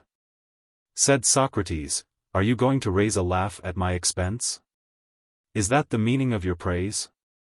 "I am going to speak the truth, if you will permit me." "I not only permit, but exhort you to speak the truth." "Then I will begin at once," said Alcibiades, "and if I say anything which is not true, you may interrupt me if you will, and say, that is a lie, though my intention is to speak the truth. But you must not wonder if I speak anyhow as things come into my mind, for the fluent and orderly enumeration of all your singularities is not a task which is easy to a man in my condition. And now, my boys, I shall praise Socrates in a figure which will appear to him to be a caricature, and yet I speak, not to make fun of him, but only for the truth's sake. I say, that he is exactly like the busts of Silenus, which are set up in the statuary shops, holding pipes and flutes in their mouths. And they are made to open in the middle, and have images of gods inside them. I say also that he is like Marsyas the satyr. You yourself will not deny, Socrates, that your face is like that of a satyr. Aye, and there is a resemblance in other points too. For example, you are a bully, as I can prove by witnesses, if you will not confess. And are you not a flute player? That you are, and a performer far more wonderful than Marsyas. He indeed with instruments used to charm the souls of men by the power of his breath, and the players of his music do so still, for the melodies of Olympus 83 are derived from Marsyas who taught them. And these, whether they are played by a great master or by a miserable flute girl, have a power which no others have. They alone possess the soul and reveal the wants of those who have need of gods and mysteries, because they are divine. But you produce the same effect with your words only, and do not require the flute. That is the difference between you and him. When we hear any other speaker, even a very good one, he produces absolutely no effect upon us, or not much, whereas the mere fragments of you and your words, even at second hand, and however imperfectly repeated, amaze and possess the souls of every man, woman, and child who comes within hearing of them. And if I were not afraid that you would think me hopelessly drunk, I would have sworn as well as spoken to the influence which they have always had and still have over me. For my heart leaps within me more than that of any Carabantian reveller, and my eyes rain tears when I hear them. And I observe that many others are affected in the same manner. I have heard Pericles and other great orators, and I thought that they spoke well, but I never had any similar feeling. My soul was not stirred by them, nor was I angry at the thought of my own slavish state. But this Marsyas has often brought me to such a pass, that I have felt as if I could hardly endure the life which I am leading. This, Socrates, you will admit. And I am conscious that if I did not shut my ears against him, and fly as from the voice of the siren, my fate would be like that of others, he would transfix me. And I should grow old sitting at his feet. For he makes me confess that I ought not to live as I do, neglecting the wants of my own soul, and busying myself with the concerns of the Athenians. Therefore I hold my ears and tear myself away from him. And he is the only person who ever made me ashamed, which you might think not to be in my nature, and there is no one else who does the same. For I know that I cannot answer him or say that I ought not to do as he bids, but when I leave his presence the love of popularity gets the better of me. And therefore I run away and fly from him, and when I see him I am ashamed of what I have confessed to him. Many a time have I wished that he were dead, and yet I know that I should be much more sorry than glad, if he were to die, so that I am at my wit's end. And this is what I and many others have suffered from the flute playing of this satyr. Yet hear me once more while I show you how exact the image is, and how marvelous his power. For let me tell you, none of you know him, but I will reveal him to you. Having begun, I must go on. See you how fond he is of the fair? He is always with them and is always being smitten by them, and then again he knows nothing and is ignorant of all things, such is the appearance which he puts on. Is he not like a Silenus in this? To be sure he is. His outer mask is the carved head of the Silenus, but, O my companions in drink, when he is opened, what temperance there is residing within. Know you that beauty and wealth and honor, at which the many wonder, are of no account with him, and are utterly despised by him. He regards not at all the persons who are gifted with them. Mankind are nothing to him, all his life is spent in mocking and flouting at them. But when I opened him, and looked within at his serious purpose, I saw in him divine and golden images of such fascinating beauty that I was ready to do in a moment whatever Socrates commanded. They may have escaped the observation of others, but I saw them. Now I fancied that he was seriously enamored of my beauty, and I thought that I should therefore have a grand opportunity of hearing him tell what he knew. For I had a wonderful opinion of the attractions of my youth. In the prosecution of this design, when I next went to him, I sent away the attendant who usually accompanied me. I will confess the whole truth, and beg you to listen. And if I speak falsely, do you, Socrates, expose the falsehood. Well, he and I were alone together, and I thought that when there was nobody with us, I should hear him speak the language which lovers use to their loves when they are by themselves. And I was delighted. Nothing of the sort, he conversed as usual, and spent the day with me and then went away. Afterwards I challenged him to the palestra. And he wrestled and closed with me several times when there was no one present. I fancied that I might succeed in this manner. Not a bit, I made no way with him. Lastly, as I had failed hitherto, I thought that I must take stronger measures and attack him boldly, and, as I had begun, not give him up, but see how matters stood between him and me. So I invited him to sup with me, just as if he were a fair youth, and I a designing lover. He was not easily persuaded to come. He did, however, after a while accept the invitation, and when he came the first time, he wanted to go away at once as soon as supper was over, and I had not the face to detain him. The second time, still in pursuance of my design, after we had supped, I went on conversing far into the night, and when he wanted to go away, I pretended that the hour was late and that he had much better remain. So he lay down on the couch next to me, the same on which he had supped, and there was no one but ourselves sleeping in the apartment. All this may be told without shame to anyone. But what follows I could hardly tell you if I were sober. Yet as the proverb says, in vino veritas, whether with boys, or without them, 84, and therefore I must speak. Nor, again, should I be justified in concealing the lofty actions of Socrates when I come to praise him. Moreover, I have felt the serpent's sting. And he who has suffered, as they say, is willing to tell his fellow sufferers only, as they alone will be likely to understand him, and will not be extreme in judging of the sayings or doings which have been wrung from his agony. For I have been bitten by a more than viper's tooth. I have known in my soul, or in my heart, or in some other part, that worst of pangs, more violent in ingenuous youth than any serpent's tooth, the pang of philosophy, which will make a man say or do anything. And you whom I see around me, Phaedrus and Agathon and Eryximachus and Pausanias and Aristodemus and Aristophanes, all of you, and I need not say Socrates himself, have had experience of the same madness and passion in your longing after wisdom. Therefore listen and excuse my doings then and my sayings now. But let the attendants and other profane and unmannered persons close up the doors of their ears. When the lamp was put out and the servants had gone away, I thought that I must be plain with him and have no more ambiguity. So I gave him a shake, and I said, Socrates, are you asleep? No, he said. Do you know what I am meditating? What are you meditating? He said. I think, I replied, that of all the lovers whom I have ever had you are the only one who is worthy of me, and you appear to be too modest to speak.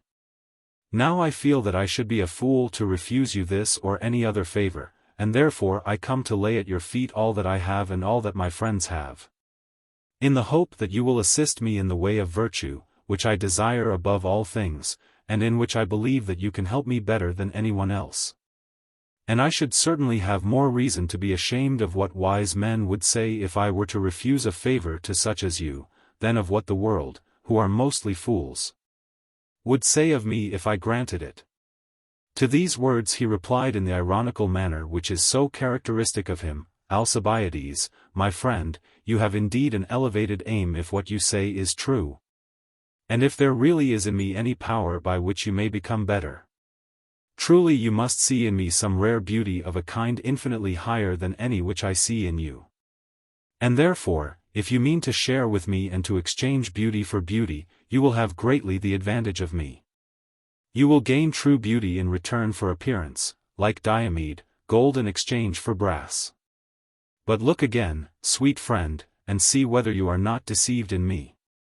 The mind begins to grow critical when the bodily eye fails, and it will be a long time before you get old.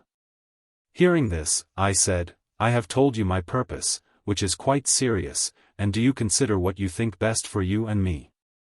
That is good, he said. At some other time then we will consider and act as seems best about this and about other matters. Whereupon, I fancied that he was smitten, and that the words which I had uttered like arrows had wounded him, and so without waiting to hear more I got up, and throwing my coat about him crept under his threadbare cloak, as the time of year was winter, and there I lay during the whole night having this wonderful monster in my arms. This again, Socrates, will not be denied by you. And yet, notwithstanding all, he was so superior to my solicitations, so contemptuous and derisive and disdainful of my beauty, which really, as I fancied, had some attractions. Hear, O judges. For judges you shall be of the haughty virtue of Socrates. Nothing more happened. But in the morning when I awoke, let all the gods and goddesses be my witnesses, I arose as from the couch of a father or an elder brother. What do you suppose must have been my feelings, after this rejection, at the thought of my own dishonor? And yet I could not help wondering at his natural temperance and self-restraint and manliness. I never imagined that I could have met with a man such as he is in wisdom and endurance. And therefore I could not be angry with him or renounce his company, any more than I could hope to win him. For I well knew that if Ajax could not be wounded by steel, much less he by money. And my only chance of captivating him by my personal attractions had failed. So I was at my wit's end. No one was ever more hopelessly enslaved by another. All this happened before he and I went on the expedition to Potidaea. There we messed together, and I had the opportunity of observing his extraordinary power of sustaining fatigue. His endurance was simply marvelous when, being cut off from our supplies, we were compelled to go without food, on such occasions, which often happen in time of war. He was superior not only to me but to everybody. There was no one to be compared to him. Yet at a festival he was the only person who had any real powers of enjoyment. Though not willing to drink, he could have compelled beat us all at that, wonderful to relate. No human being had ever seen Socrates drunk. And his powers, if I am not mistaken, will be tested before long. His fortitude in enduring cold was also surprising. There was a severe frost, for the winter in that region is really tremendous, and everybody else either remained indoors, or if they went out had on an amazing quantity of clothes, and were well shod, and had their feet swathed in felt and fleeces. In the midst of this, Socrates with his bare feet on the ice and in his ordinary dress marched better than the other soldiers who had shoes, and they looked daggers at him because he seemed to despise them. I have told you one tale, and now I must tell you another, which is worth hearing. Of the doings and sufferings of the enduring man, while he was on the expedition. One morning he was thinking about something which he could not resolve. He would not give it up, but continued thinking from early dawn until noon.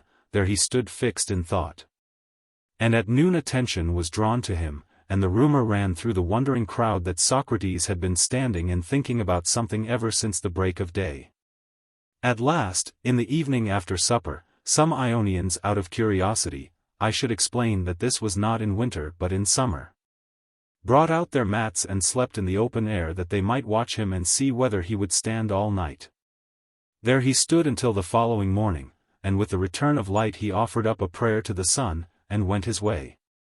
85 I will also tell, if you please, and indeed I am bound to tell, of his courage in battle, for who but he saved my life? Now this was the engagement in which I received the prize of valor, for I was wounded and he would not leave me, but he rescued me and my arms. And he ought to have received the prize of valor which the generals wanted to confer on me partly on account of my rank, and I told them so. This, again, Socrates will not impeach or deny. But he was more eager than the generals that I and not he should have the prize. There was another occasion on which his behavior was very remarkable, in the flight of the army after the battle of Delium, where he served among the heavy-armed. I had a better opportunity of seeing him than at Potidaea, for I was myself on horseback, and therefore comparatively out of danger. He and Laches were retreating, for the troops were in flight, and I met them and told them not to be discouraged, and promised to remain with them. And there you might see him, Aristophanes, as you describe, 86, just as he is in the streets of Athens, stalking like a pelican, and rolling his eyes, calmly contemplating enemies as well as friends, and making very intelligible to anybody, even from a distance, that whoever attacked him would be likely to meet with a stout resistance. And in this way he and his companion escaped, for this is the sort of man who is never touched in war, those only are pursued who are running away headlong. I particularly observed how superior he was to Laches in presence of mind. Many are the marvels which I might narrate in praise of Socrates. Most of his ways might perhaps be paralleled in another man, but his absolute unlikeness to any human being that is or ever has been is perfectly astonishing. You may imagine Brasidas and others to have been like Achilles, or you may imagine Nestor and Antenor to have been like Pericles. And the same may be said of other famous men, but of this strange being you will never be able to find any likeness, however remote, either among men who now are or who ever have been, other than that which I have already suggested of Silenus and the satyrs. And they represent in a figure not only himself, but his words. For, although I forgot to mention this to you before, his words are like the images of Silenus which open. They are ridiculous when you first hear them. He clothes himself in language that is like the skin of the wanton satyr, for his talk is of pack-asses and smiths and cobblers and kayas. And he is always repeating the same things in the same words, 87, so that any ignorant or inexperienced person might feel disposed to laugh at him. But he who opens the bust and sees what is within will find that they are the only words which have a meaning in them, and also the most divine, abounding in fair images of virtue, and of the widest comprehension, or rather extending to the whole duty of a good and honorable man. This, friends, is my praise of Socrates. I have added my blame of him for his ill treatment of me. And he has ill-treated not only me, but Charmides the son of Glaucon, and Euthydemus the son of Diocles, and many others in the same way. Beginning as their lover he has ended by making them pay their addresses to him. Wherefore I say to you, Agathon, be not deceived by him, learn from me and take warning, and do not be a fool and learn by experience, as the proverb says. When Alcibiades had finished, there was a laugh at his outspokenness, for he seemed to be still in love with Socrates. You are sober, Alcibiades, said Socrates, or you would never have gone so far about to hide the purpose of your satyr's praises, for all this long story is only an ingenious circumlocution, of which the point comes in by the way at the end. You want to get up a quarrel between me and Agathon, and your notion is that I ought to love you and nobody else, and that you and you only ought to love Agathon. But the plot of this satiric or Silenic drama has been detected, and you must not allow him, Agathon, to set us at variance. I believe you are right, said Agathon, and I am disposed to think that his intention in placing himself between you and me was only to divide us, but he shall gain nothing by that move. For I will go and lie on the couch next to you. Yes, yes, replied Socrates, by all means come here and lie on the couch below me. Alas, said Alcibiades, how I am fooled by this man. He is determined to get the better of me at every turn. I do beseech you, allow Agathon to lie between us. Certainly not, said Socrates, as you praised me, and I in turn ought to praise my neighbor on the right, he will be out of order in praising me again when he ought rather to be praised by me. And I must entreat you to consent to this, and not be jealous, for I have a great desire to praise the youth. Hurrah! Cried Agathon, I will rise instantly, that I may be praised by Socrates. The usual way, said Alcibiades, where Socrates is, no one else has any chance with the fair. And now how readily has he invented a specious reason for attracting Agathon to himself. Agathon arose in order that he might take his place on the couch by Socrates, when suddenly a band of revelers entered, and spoiled the order of the banquet. Someone who was going out having left the door open, they had found their way in, and made themselves at home, great confusion ensued, and everyone was compelled to drink large quantities of wine. Aristodemus said that Eryximachus, Phaedrus, and others went away, he himself fell asleep, and as the nights were long took a good rest, he was awakened towards daybreak by a crowing of cocks.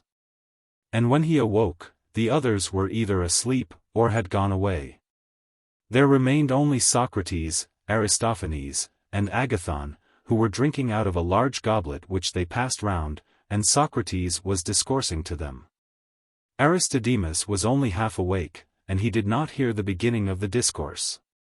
The chief thing which he remembered was Socrates compelling the other two to acknowledge that the genius of comedy was the same with that of tragedy, and that the true artist in tragedy was an artist in comedy also. To this they were constrained to assent, being drowsy, and not quite following the argument. And first of all Aristophanes dropped off, then, when the day was already dawning, Agathon. Socrates, having laid them to sleep, rose to depart, Aristodemus, as his manner was, following him. At the Lyceum he took a bath, and passed the day as usual. In the evening he retired to rest at his own home. Meno. Introduction. This dialogue begins abruptly with a question of Meno, who asks, whether virtue can be taught. Socrates replies that he does not as yet know what virtue is, and has never known anyone who did. Then he cannot have met Gorgias when he was at Athens. Yes, Socrates had met him, but he has a bad memory, and has forgotten what Gorgias said. Will Meno tell him his own notion, which is probably not very different from that of Gorgias? Oh yes, nothing easier. There is the virtue of a man, of a woman, of an old man, and of a child. There is a virtue of every age and state of life, all of which may be easily described. Socrates reminds Meno that this is only an enumeration of the virtues and not a definition of the notion which is common to them all. In a second attempt Meno defines virtue to be the power of command. But to this, again, exceptions are taken. For there must be a virtue of those who obey, as well as of those who command. And the power of command must be justly or not unjustly exercised. Meno is very ready to admit that justice is virtue. Would you say virtue or a virtue, for there are other virtues, such as courage, temperance, and the like. Just as round is a figure, and black and white are colors, and yet there are other figures and other colors. Let Meno take the examples of figure and color, and try to define them. Meno confesses his inability, and after a process of interrogation, in which Socrates explains to him the nature of a simile in multis. Socrates himself defines figure as the accompaniment of color. But someone may object that he does not know the meaning of the word color. And if he is a candid friend, and not a mere disputant, Socrates is willing to furnish him with a simpler and more philosophical definition, into which no disputed word is allowed to intrude. Figure is the limit of form. Meno imperiously insists that he must still have a definition of color. Some raillery follows. And at length Socrates is induced to reply, that color is the effluence of form, sensible, and in due proportion to the sight. This definition is exactly suited to the taste of Meno, who welcomes the familiar language of Gorgias and Empedocles. Socrates is of opinion that the more abstract or dialectical definition of figure is far better. Now that Meno has been made to understand the nature of a general definition, he answers in the spirit of a Greek gentleman, and in the words of a poet. That virtue is to delight in things honorable, and to have the power of getting them.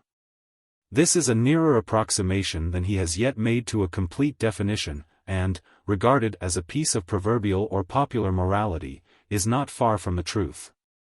But the objection is urged, that the honorable is the good, and as everyone equally desires the good, the point of the definition is contained in the words, the power of getting them. And they must be got justly or with justice. The definition will then stand thus: virtue is the power of getting good with justice.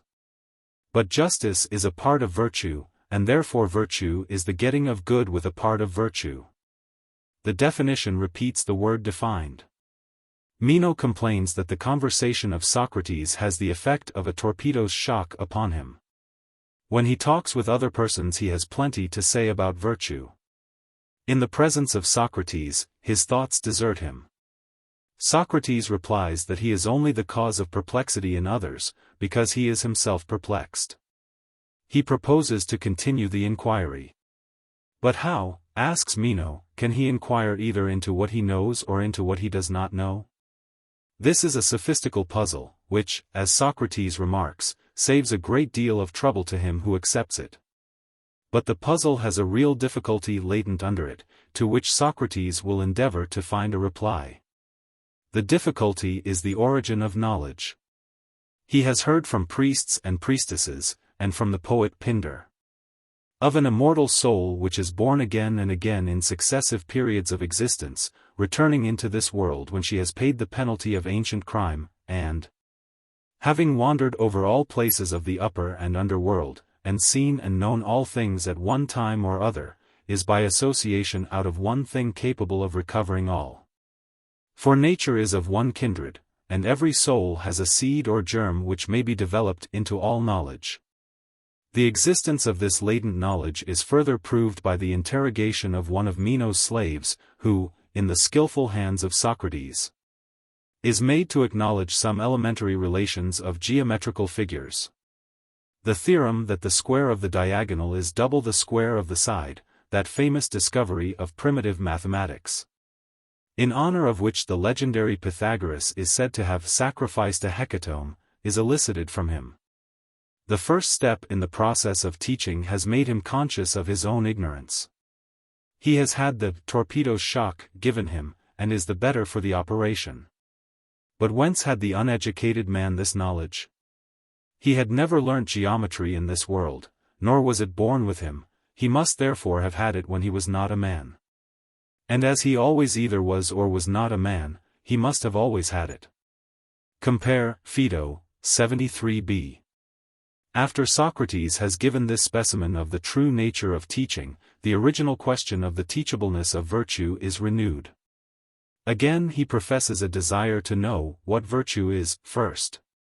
But he is willing to argue the question, as mathematicians say, under an hypothesis. He will assume that if virtue is knowledge, then virtue can be taught. This was the stage of the argument at which the Protagoras concluded. Socrates has no difficulty in showing that virtue is a good, and that goods, whether of body or mind, must be under the direction of knowledge. Upon the assumption just made, then, virtue is teachable. But where are the teachers? There are none to be found. This is extremely discouraging. Virtue is no sooner discovered to be teachable, than the discovery follows that it is not taught. Virtue, therefore, is and is not teachable. In this dilemma an appeal is made to Anytus, a respectable and well-to-do citizen of the old school, and a family friend of Meno, who happens to be present. He is asked whether Meno shall go to the sophists and be taught. The suggestion throws him into a rage. To whom, then, shall Meno go? Asks Socrates. To any Athenian gentleman, to the great Athenian statesman of past times. Socrates replies here, as elsewhere, laches, 179 c following. Protagoras 319 following, that Themistocles, Pericles, and other great men, had sons to whom they would surely, if they could have done so, have imparted their own political wisdom. But no one ever heard that these sons of theirs were remarkable for anything except riding and wrestling and similar accomplishments. Anytus is angry at the imputation which is cast on his favorite statesman, and on a class to which he supposes himself to belong, compare 95a, he breaks off with a significant hint. The mention of another opportunity of talking with him, 99e, and the suggestion that Meno may do the Athenian people a service by pacifying him, 100. Are evident allusions to the trial of Socrates. Socrates returns to the consideration of the question whether virtue is teachable, which was denied on the ground that there are no teachers of it, for the sophists are bad teachers. And the rest of the world do not profess to teach. But there is another point which we fail to observe, and in which Gorgias has never instructed Meno, nor Prodicus Socrates. This is the nature of right opinion. For virtue may be under the guidance of right opinion as well as of knowledge. And right opinion is for practical purposes as good as knowledge, but is incapable of being taught, and is also liable, like the images of Daedalus, to walk off. Because not bound by the tie of the cause. This is the sort of instinct which is possessed by statesmen, who are not wise or knowing persons, but only inspired or divine. The higher virtue, which is identical with knowledge, is an ideal only. If the statesman had this knowledge, and could teach what he knew, he would be like Tiresias in the world below, he alone has wisdom, but the rest flit like shadows. This dialogue is an attempt to answer the question, can virtue be taught? No one would either ask or answer such a question in modern times. But in the age of Socrates it was only by an effort that the mind could rise to a general notion of virtue as distinct from the particular virtues of courage, liberality, and the like. And when a hazy conception of this ideal was attained, it was only by a further effort that the question of the teachableness of virtue could be resolved. The answer which is given by Plato is paradoxical enough, and seems rather intended to stimulate than to satisfy inquiry. Virtue is knowledge, and therefore virtue can be taught. But virtue is not taught, and therefore in this higher and ideal sense there is no virtue and no knowledge. The teaching of the sophists is confessedly inadequate, and Meno, who is their pupil, is ignorant of the very nature of general terms. He can only produce out of their armory the sophism, that you can neither inquire into what you know nor into what you do not know, to which Socrates replies by his theory of reminiscence. To the doctrine that virtue is knowledge, Plato has been constantly tending in the previous dialogues. But the new truth is no sooner found than it vanishes away. If there is knowledge, there must be teachers, and where are the teachers? There is no knowledge in the higher sense of systematic, connected, reasoned knowledge, such as may one day be attained. And such as Plato himself seems to see in some far-off vision of a single science. And there are no teachers in the higher sense of the word. That is to say, no real teachers who will arouse the spirit of inquiry in their pupils. And not merely instruct them in rhetoric or impart to them ready-made information for a fee of 1 or of 50 drams. Plato is desirous of deepening the notion of education, and therefore he asserts the paradox that there are no educators. This paradox, though different in form, is not really different from the remark which is often made in modern times by those who would depreciate either the methods of education commonly employed or the standard attained, that there is no true education among us. There remains still a possibility which must not be overlooked. Even if there be no true knowledge, as is proved by the wretched state of education, there may be right opinion, which is a sort of guessing or divination resting on no knowledge of causes, and incommunicable to others. This is the gift which our statesmen have, as is proved by the circumstance that they are unable to impart their knowledge to their sons. Those who are possessed of it cannot be said to be men of science or philosophers, but they are inspired and divine. There may be some trace of irony in this curious passage, which forms the concluding portion of the dialogue. But Plato certainly does not mean to intimate that the supernatural or divine is the true basis of human life. To him knowledge, if only attainable in this world, is of all things the most divine. Yet, like other philosophers, he is willing to admit that probability is the guide of life. 88 And he is at the same time desirous of contrasting the wisdom which governs the world with a higher wisdom. There are many instincts, judgments, and anticipations of the human mind which cannot be reduced to rule, and of which the grounds cannot always be given in words. A person may have some skill or latent experience which he is able to use himself and is yet unable to teach others, because he has no principles, and is incapable of collecting or arranging his ideas. He has practice, but not theory, art, but not science. This is a true fact of psychology, which is recognized by Plato in this passage.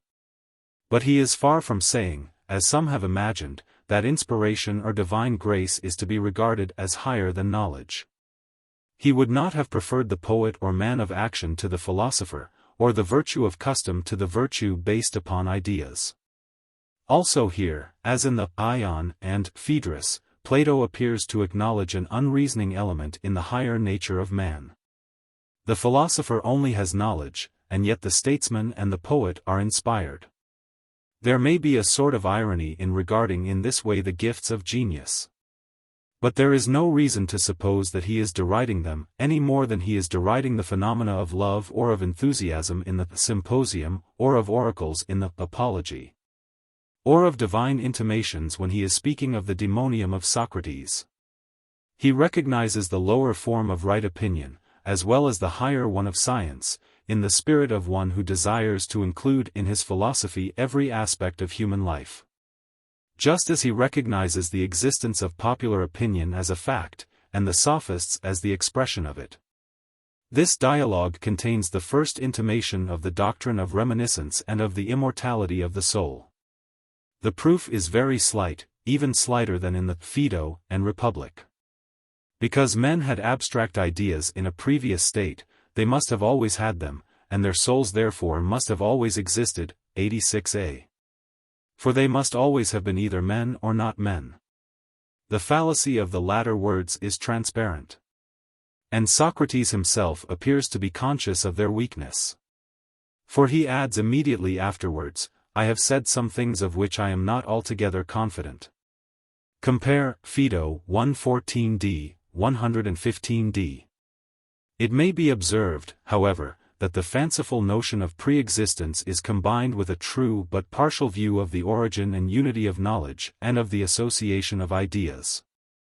Knowledge is prior to any particular knowledge, and exists not in the previous state of the individual, but of the race. It is potential, not actual, and can only be appropriated by strenuous exertion. The idealism of Plato is here presented in a less developed form than in the Phaedo and Phaedrus. Nothing is said of the pre-existence of ideas of justice, temperance, and the like. Nor is Socrates positive of anything but the duty of inquiry. 86b. The doctrine of reminiscence too is explained more in accordance with fact and experience as arising out of the affinities of nature, tau epsilon tau phi sigma epsilon omega lambda eta sigma upsilon gamma gamma epsilon nu omicron sigma eta. Modern philosophy says that all things in nature are dependent on one another. The ancient philosopher had the same truth latent in his mind when he affirmed that out of one thing all the rest may be recovered. The subjective was converted by him into an objective. The mental phenomenon of the association of ideas, compare Phaedo 73 following, became a real chain of existences. The germs of two valuable principles of education may also be gathered from the words of priests and priestesses. 1. That true knowledge is a knowledge of causes, compare Aristotle's theory of pi iota sigma tau mu eta. And, 2. That the process of learning consists not in what is brought to the learner, but in what is drawn out of him. Some lesser points of the dialogue may be noted, such as 1. The acute observation that Meno prefers the familiar definition, which is embellished with poetical language, to the better and truer one, 76d. Or, 2. The shrewd reflection, which may admit of an application to modern as well as to ancient teachers, that the sophists having made large fortunes. This must surely be a criterion of their powers of teaching, for that no man could get a living by shoemaking who was not a good shoemaker, 91c. Or, 3. The remark conveyed, almost in a word, that the verbal skeptic is saved the labor of thought and inquiry, omicron delta nu delta epsilon tau tau omicron iota omicron tau zeta eta tau sigma epsilon omega, ade. Characteristic also of the temper of the Socratic inquiry is, 4. The proposal to discuss the teachableness of virtue under an hypothesis, after the manner of the mathematicians. And, 5. The repetition of the favorite doctrine which occurs so frequently in the earlier and more Socratic dialogues, and gives a color to all of them, that mankind only desire evil through ignorance, 77, 78 following. 6. The experiment of eliciting from the slave boy the mathematical truth which is latent in him, and 7. The remark, 84b, that he is all the better for knowing his ignorance.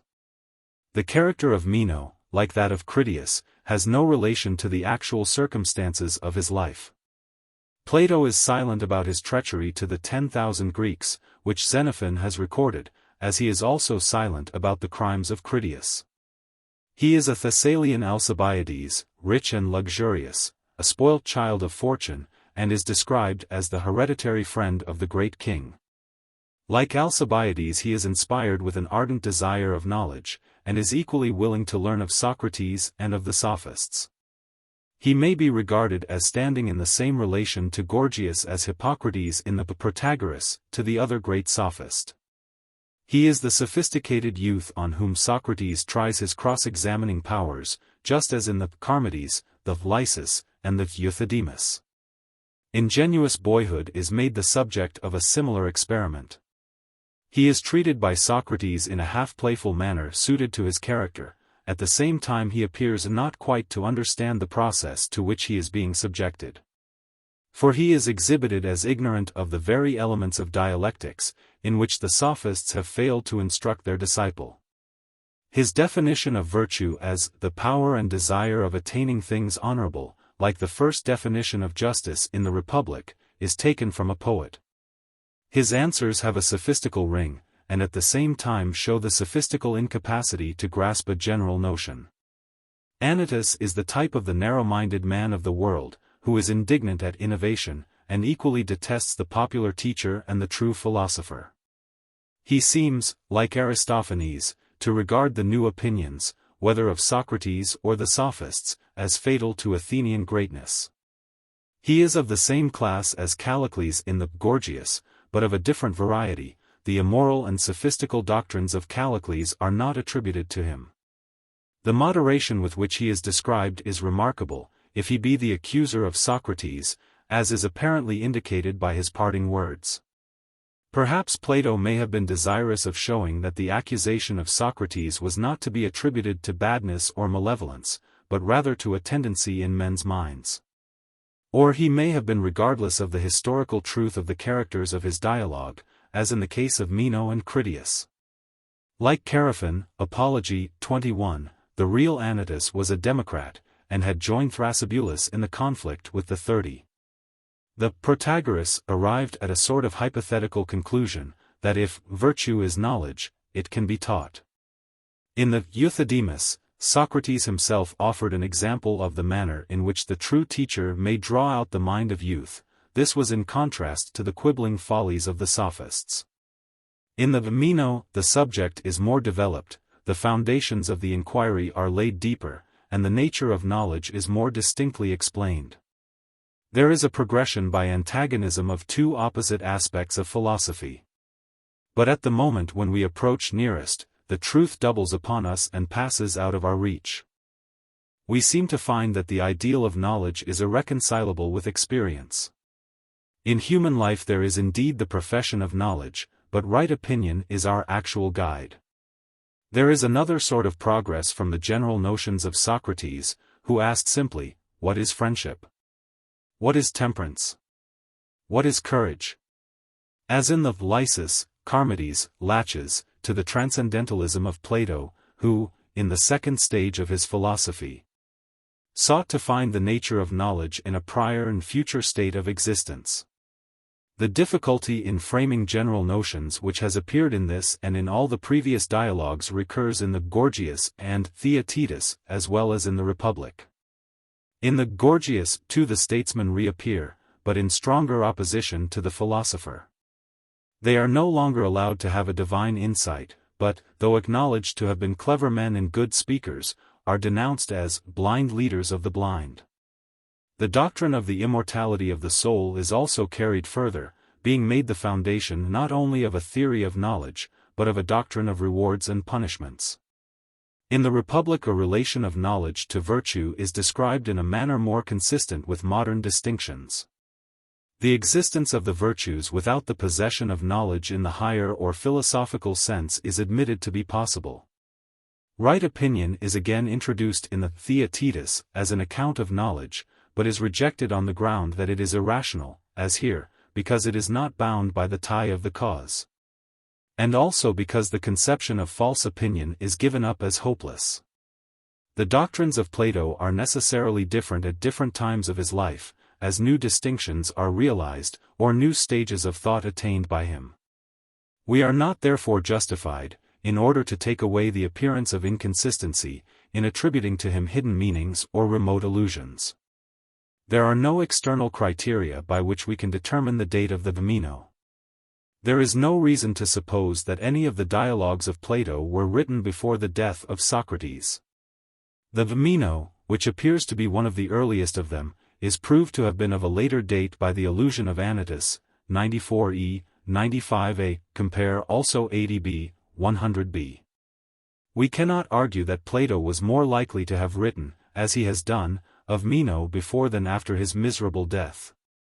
For we have already seen, in the examples of Charmides and Critias, that the characters in Plato are very far from resembling the same characters in history. The repulsive picture which is given of him in the Anabasis of Xenophon, 2:6, where he also appears as the friend of Aristippus and a fair youth having lovers, has no other trait of likeness to the Meno of Plato. The place of the Meno in the series is doubtfully indicated by internal evidence.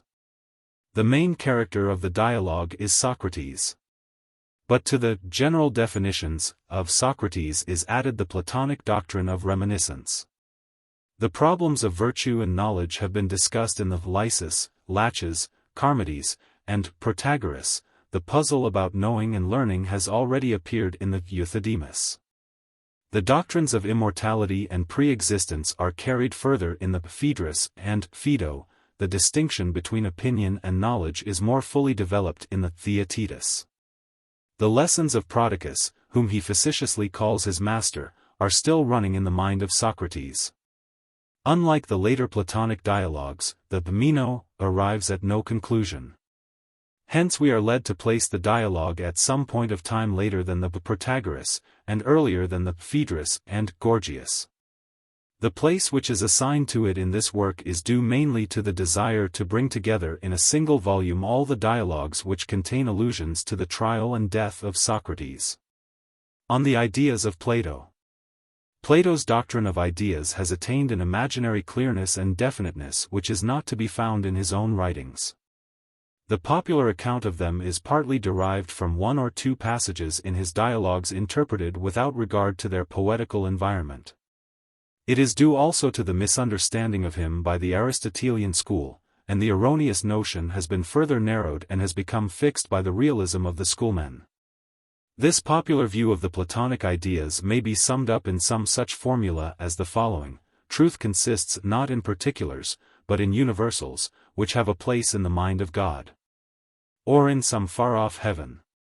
These were revealed to men in a former state of existence, and are recovered by reminiscence, numunueta sigma iota, or association from sensible things. The sensible things are not realities, but shadows only, in relation to the truth. These unmeaning propositions are hardly suspected to be a caricature of a great theory of knowledge, which Plato in various ways and under many figures of speech is seeking to unfold. Poetry has been converted into dogma, and it is not remarked that the Platonic ideas are to be found only in about a third of Plato's writings and are not confined to him. The forms which they assume are numerous, and if taken literally, inconsistent with one another. At one time we are in the clouds of mythology, at another among the abstractions of mathematics or metaphysics, we pass imperceptibly from one to the other. Reason and fancy are mingled in the same passage. The ideas are sometimes described as many, coextensive with the universals of sense and also with the first principles of ethics. Or again they are absorbed into the single idea of good, and subordinated to it. They are not more certain than facts, but they are equally certain, Phaedo 100a. They are both personal and impersonal. They are abstract terms, they are also the causes of things, and they are even transformed into the demons or spirits by whose help God made the world. And the idea of good, Republic 6505 and following, may without violence be converted into the Supreme Being, who, because he was good, created all things, Timaeus 29e. It would be a mistake to try and reconcile these differing modes of thought. They are not to be regarded seriously as having a distinct meaning. They are parables, prophecies, myths, symbols, revelations, aspirations after an unknown world. They derive their origin from a deep religious and contemplative feeling, and also from an observation of curious mental phenomena. They gather up the elements of the previous philosophies, which they put together in a new form. Their great diversity shows the tentative character of early endeavors to think. They have not yet settled down into a single system. Plato uses them, though he also criticizes them. He acknowledges that both he and others are always talking about them, especially about the idea of good, and that they are not peculiar to himself. Phaedo 100b, Republic 6505. Sophist 248 and following. But in his later writings he seems to have laid aside the old forms of them. As he proceeds he makes for himself new modes of expression more akin to the Aristotelian logic. Yet amid all these varieties and incongruities, there is a common meaning or spirit which pervades his writings. Both those in which he treats of the ideas and those in which he is silent about them.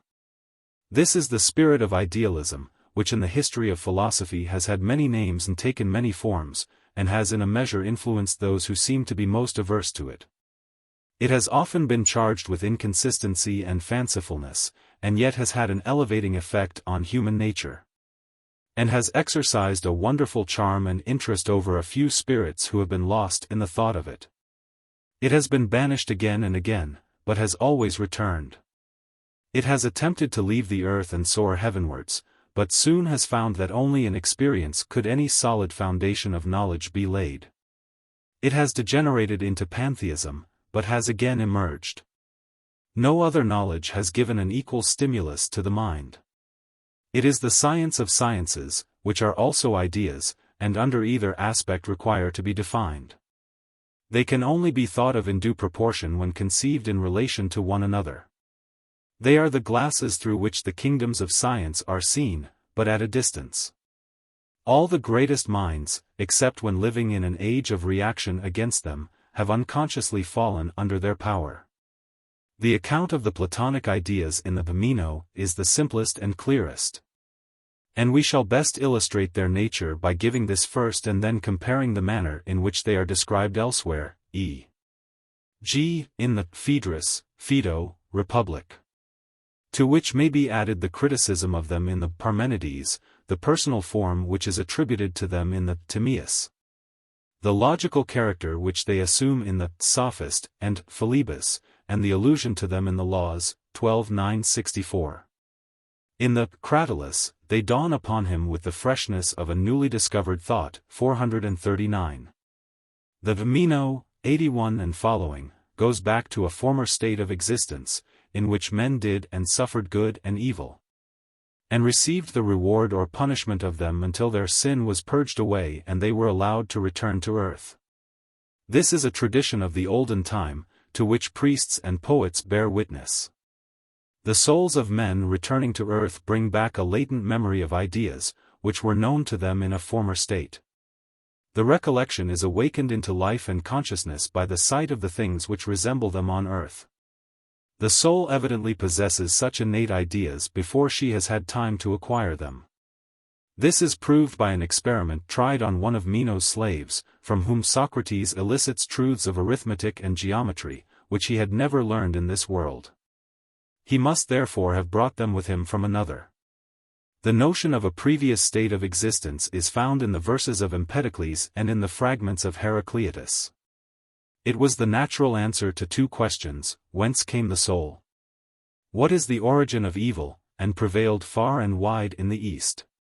It found its way into Hellas probably through the medium of Orphic and Pythagorean rites and mysteries.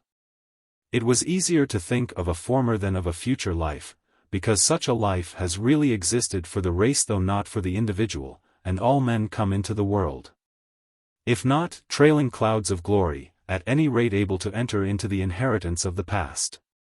In the Phaedrus, as well as in the Meno, it is this former rather than a future life on which Plato is disposed to dwell. There the gods, and men following in their train, go forth to contemplate the heavens, and are borne round in the revolutions of them. There they see the divine forms of justice, temperance, and the like, in their unchangeable beauty, but not without an effort more than human. The soul of man is likened to a charioteer and two steeds, one mortal, the other immortal. The charioteer and the mortal steed are in fierce conflict. At length the animal principle is finally overpowered, though not extinguished, by the combined energies of the passionate and rational elements. This is one of those passages in Plato which, partaking both of a philosophical and poetical character, is necessarily indistinct and inconsistent. The magnificent figure under which the nature of the soul is described has not much to do with the popular doctrine of the ideas. Yet there is one little trait in the description which shows that they are present to Plato's mind, namely, the remark that the soul, which had seen truths in the form of the universal, 248 c. 249 c., cannot again return to the nature of an animal. In the Phaedo, as in the Meno, the origin of ideas is sought for in a previous state of existence. There was no time when they could have been acquired in this life, and therefore they must have been recovered from another. The process of recovery is no other than the ordinary law of association, by which in daily life the sight of one thing or person recalls another to our minds, and by which in scientific inquiry from any part of knowledge we may be led on to infer the whole. It is also argued that ideas, or rather ideals, must be derived from a previous state of existence because they are more perfect than the sensible forms of them which are given by experience, 74 and following. But in the Phaedo, the doctrine of ideas is subordinate to the proof of the immortality of the soul. If the soul existed in a previous state, then it will exist in a future state, for a law of alternation pervades all things. And, if the ideas exist, then the soul exists, if not, not. It is to be observed, both in the Meno and the Phaedo, that Socrates expresses himself with diffidence. He speaks in the Phaedo, 114d, 115d, of the words with which he has comforted himself and his friends, and will not be too confident that the description which he has given of the soul and her mansions is exactly true, but he ventures to think that something of the kind is true. And in the Meno, after dwelling upon the immortality of the soul, he adds, of some things which I have said I am not altogether confident, compare 86c, and Apology, 40 and following. Gorgias, 527b. From this class of uncertainties he exempts the difference between truth and appearance, of which he is absolutely convinced, 98b. In the Republic the ideas are spoken of in two ways, which though not contradictory are different. In the 10th book, 596 and following, they are represented as the genera or general ideas under which individuals having a common name are contained. For example, there is the bed which the carpenter makes, the picture of the bed which is drawn by the painter, the bed existing in nature of which God is the author. Of the latter all visible beds are only the shadows or reflections. This and similar illustrations or explanations are put forth, not for their own sake, or as an exposition of Plato's theory of ideas, but with a view of showing that poetry and the mimetic arts are concerned with an inferior part of the soul and a lower kind of knowledge.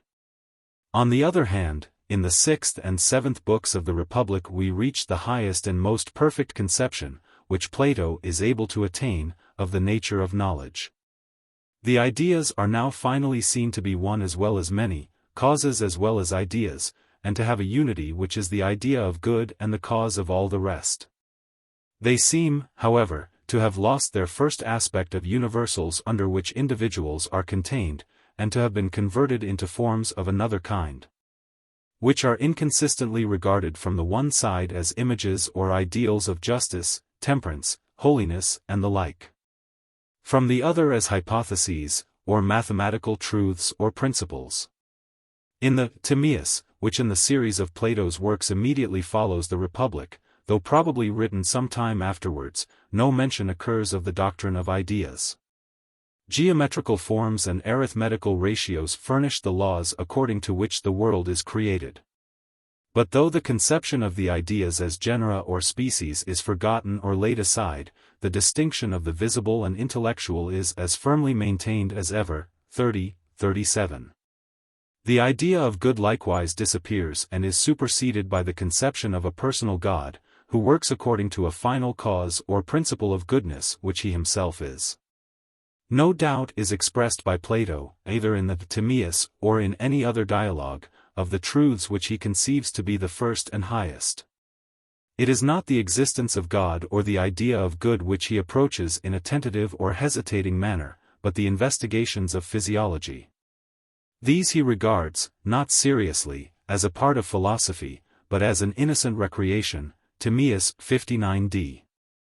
Passing on to the Parmenides, 128, 136, we find in that dialogue not an exposition or defense of the doctrine of ideas, but an assault upon them, which is put into the mouth of the veteran Parmenides, and might be ascribed to Aristotle himself, or to one of his disciples.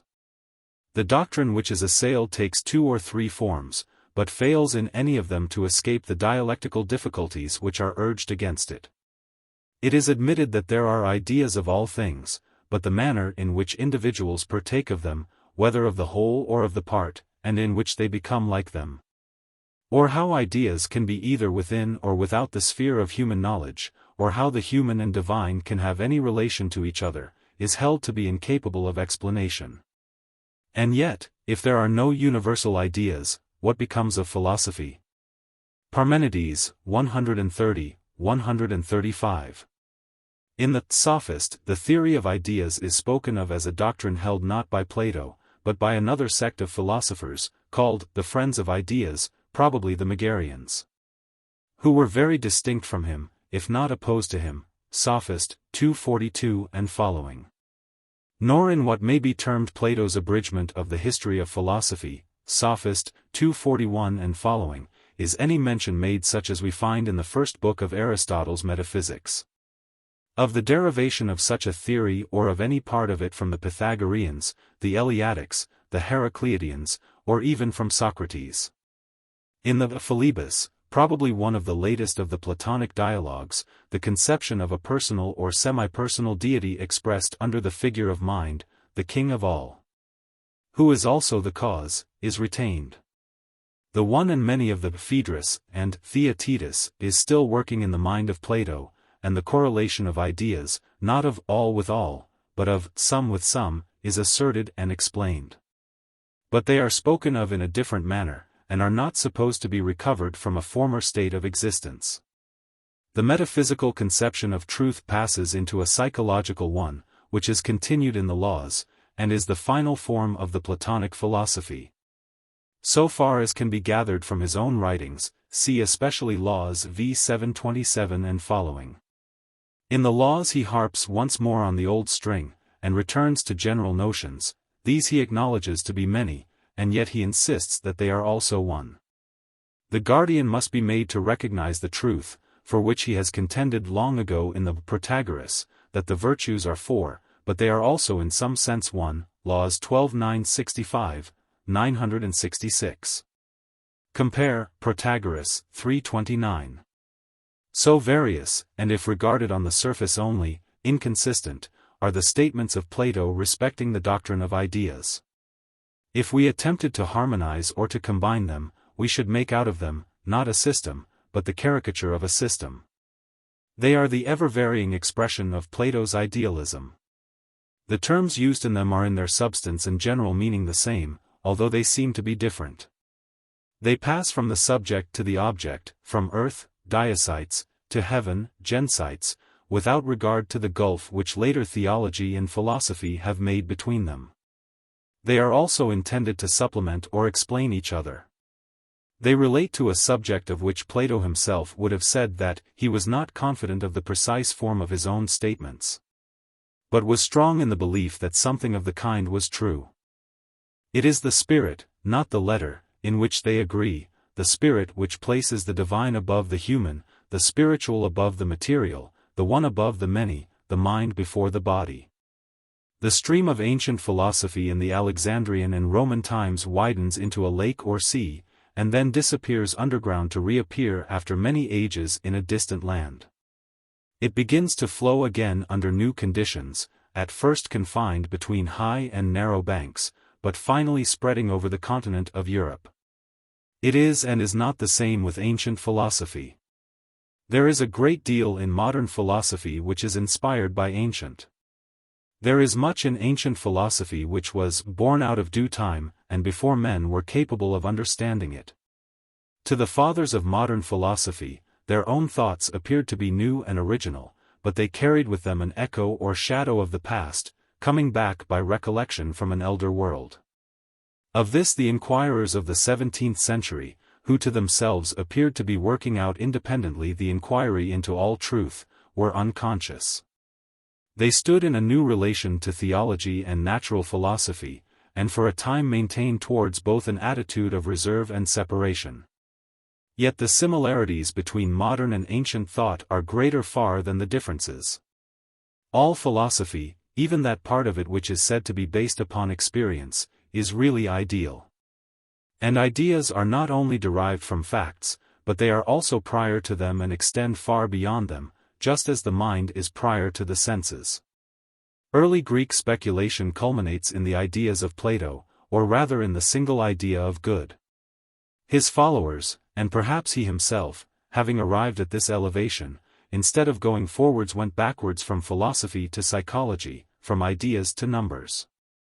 But what we perceive to be the real meaning of them, an explanation of the nature and origin of knowledge, will always continue to be one of the first problems of philosophy.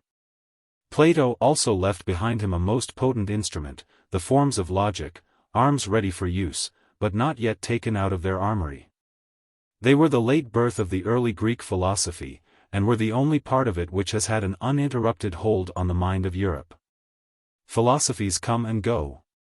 But the detection of fallacies, the framing of definitions, the invention of methods still continue to be the main elements of the reasoning process. Modern philosophy, like ancient, begins with very simple conceptions. It is almost wholly a reflection on self.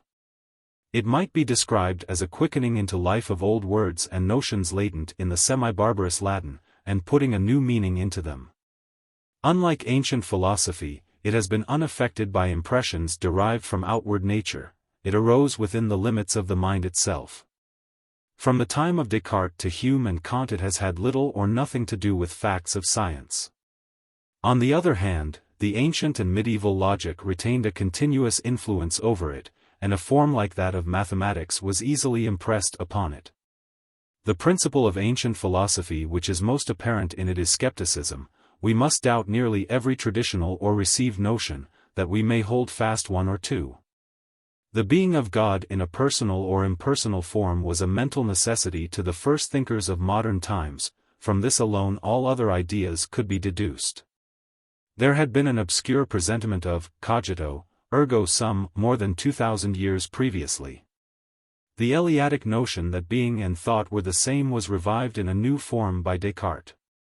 But now it gave birth to consciousness and self-reflection, it awakened the ego in human nature. The mind naked and abstract has no other certainty but the conviction of its own existence. I think, therefore I am. And this thought is God thinking in me.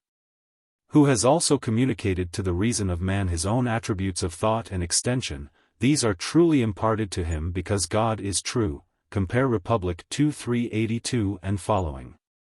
It has been often remarked that Descartes, having begun by dismissing all presuppositions, introduces several. He passes almost at once from skepticism to dogmatism. It is more important for the illustration of Plato to observe that he, like Plato, insists that God is true and incapable of deception, Republic 2:382, that he proceeds from general ideas. That many elements of mathematics may be found in him. A certain influence of mathematics both on the form and substance of their philosophy is discernible in both of them. After making the greatest opposition between thought and extension, Descartes, like Plato, supposes them to be reunited for a time. Not in their own nature but by a special divine act, compare Phaedrus 246c, and he also supposes all the parts of the human body to meet in the pineal gland. That alone affording a principle of unity in the material frame of man. It is characteristic of the first period of modern philosophy, that having begun, like the pre-Socratics, with a few general notions, Descartes first falls absolutely under their influence. And then quickly discards them. At the same time he is less able to observe facts, because they are too much magnified by the glasses through which they are seen. The common logic says, the greater the extension, the less the comprehension, and we may put the same thought in another way and say of abstract or general ideas. That the greater the abstraction of them, the less are they capable of being applied to particular and concrete natures. Not very different from Descartes in his relation to ancient philosophy is his successor Spinoza, who lived in the following generation. The system of Spinoza is less personal and also less dualistic than that of Descartes. In this respect the difference between them is like that between Xenophanes and Parmenides. The teaching of Spinoza might be described generally as the Jewish religion reduced to an abstraction and taking the form of the Eleatic philosophy. Like Parmenides, he is overpowered and intoxicated with the idea of being or God. The greatness of both philosophies consists in the immensity of a thought which excludes all other thoughts. Their weakness is the necessary separation of this thought from actual existence and from practical life. In neither of them is there any clear opposition between the inward and outward world. The substance of Spinoza has two attributes, which alone are cognizable by man, thought and extension. These are in extreme opposition to one another, and also in inseparable identity. They may be regarded as the two aspects or expressions under which God or substance is unfolded to man. Here a step is made beyond the limits of the Eleatic philosophy. The famous theorem of Spinoza, omnis determinatio est negatio, is already contained in the negation is relation of Plato's Sophist. The grand description of the philosopher in Republic 6, as the spectator of all time and all existence, may be paralleled with another famous expression of Spinoza. Contemplatio rerum sub specie eternitatis. According to Spinoza, finite objects are unreal, for they are conditioned by what is alien to them, and by one another. Human beings are included in the number of them. Hence there is no reality in human action and no place for right and wrong. Individuality is accident. The boasted freedom of the will is only a consciousness of necessity. Truth, he says, is the direction of the reason towards the infinite, in which all things repose, and herein lies the secret of man's well-being. In the exaltation of the reason or intellect, in the denial of the voluntariness of evil, Timaeus 86 c. d. Laws, 9-860, Spinoza approaches nearer to Plato than in his conception of an infinite substance. As Socrates said that virtue is knowledge, so Spinoza would have maintained that knowledge alone is good, and what contributes to knowledge useful. Both are equally far from any real experience or observation of nature. And the same difficulty is found in both when we seek to apply their ideas to life and practice. There is a gulf fixed between the infinite substance and finite objects or individuals of Spinoza, just as there is between the ideas of Plato and the world of sense. Removed from Spinoza by less than a generation is the philosopher Leibniz, who after deepening and intensifying the opposition between mind and matter, reunites them by his preconcerted harmony. Compare again, Phaedrus, 246 c. To him all the particles of matter are living beings which reflect on one another, and in the least of them the whole is contained. Here we catch a reminiscence both of the mu omicron iota omicron mu epsilon rho, or similar particles of Anaxagoras, and of the world animal of the Timaeus. In Bacon and Locke we have another development in which the mind of man is supposed to receive knowledge by a new method and to work by observation and experience. But we may remark that it is the idea of experience, rather than experience itself, with which the mind is filled. It is a symbol of knowledge rather than the reality which is vouchsafed to us. The organon of Bacon is not much nearer to actual facts than the organon of Aristotle or the Platonic idea of good. Many of the old rags and ribbons which defaced the garment of philosophy have been stripped off, but some of them still adhere. A crude conception of the ideas of Plato survives in the forms of Bacon. And on the other hand, there are many passages of Plato in which the importance of the investigation of facts is as much insisted upon as by Bacon. Both are almost equally superior to the illusions of language, and are constantly crying out against them, as against other idols. Locke cannot be truly regarded as the author of sensationalism any more than of idealism. His system is based upon experience, but with him experience includes reflection as well as sense. His analysis and construction of ideas has no foundation in fact, it is only the dialectic of the mind, talking to herself. The philosophy of Berkeley is but the transposition of two words. For objects of sense he would substitute sensations. He imagines himself to have changed the relation of the human mind towards God and nature. They remain the same as before, though he has drawn the imaginary line by which they are divided at a different point. He has annihilated the outward world, but it instantly reappears governed by the same laws and described under the same names. A like remark applies to David Hume, of whose philosophy the central principle is the denial of the relation of cause and effect. He would deprive men of a familiar term which they can ill afford to lose. But he seems not to have observed that this alteration is merely verbal and does not in any degree affect the nature of things. Still less did he remark that he was arguing from the necessary imperfection of language against the most certain facts. And here, again, we may find a parallel with the ancients. He goes beyond facts in his skepticism, as they did in their idealism. Like the ancient sophists, he relegates the more important principles of ethics to custom and probability. But crude and unmeaning as this philosophy is, it exercised a great influence on his successors, not unlike that which Locke exercised upon Berkeley and Berkeley upon Hume himself. All three were both skeptical and ideal in almost equal degrees. Neither they nor their predecessors had any true conception of language or of the history of philosophy. Hume's paradox has been forgotten by the world, and did not any more than the skepticism of the ancients require to be seriously refuted. Like some other philosophical paradoxes, it would have been better left to die out. It certainly could not be refuted by a philosophy such as Kant's, in which, no less than in the previously mentioned systems, the history of the human mind and the nature of language are almost wholly ignored, and the certainty of objective knowledge is transferred to the subject. While absolute truth is reduced to a figment, more abstract and narrow than Plato's ideas, of thing in itself, to which, if we reason strictly, no predicate can be applied. The question which Plato has raised respecting the origin and nature of ideas belongs to the infancy of philosophy. In modern times it would no longer be asked. Their origin is only their history, so far as we know it, there can be no other. We may trace them in language, in philosophy, in mythology, in poetry, but we cannot argue a priori about them. We may attempt to shake them off, but they are always returning, and in every sphere of science and human action are tending to go beyond facts. They are thought to be innate, because they have been familiar to us all our lives, and we can no longer dismiss them from our mind. Many of them express relations of terms to which nothing exactly or nothing at all in rerum natura corresponds. We are not such free agents in the use of them as we sometimes imagine.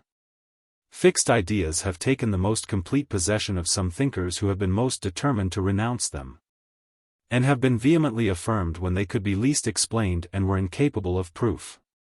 The world has often been led away by a word to which no distinct meaning could be attached.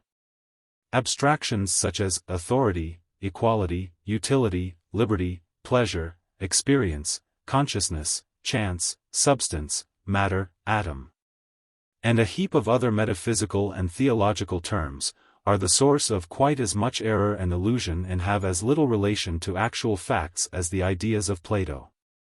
Few students of theology or philosophy have sufficiently reflected how quickly the bloom of a philosophy passes away, or how hard it is for one age to understand the writings of another, or how nice a judgment is required of those who are seeking to express the philosophy of one age in the terms of another.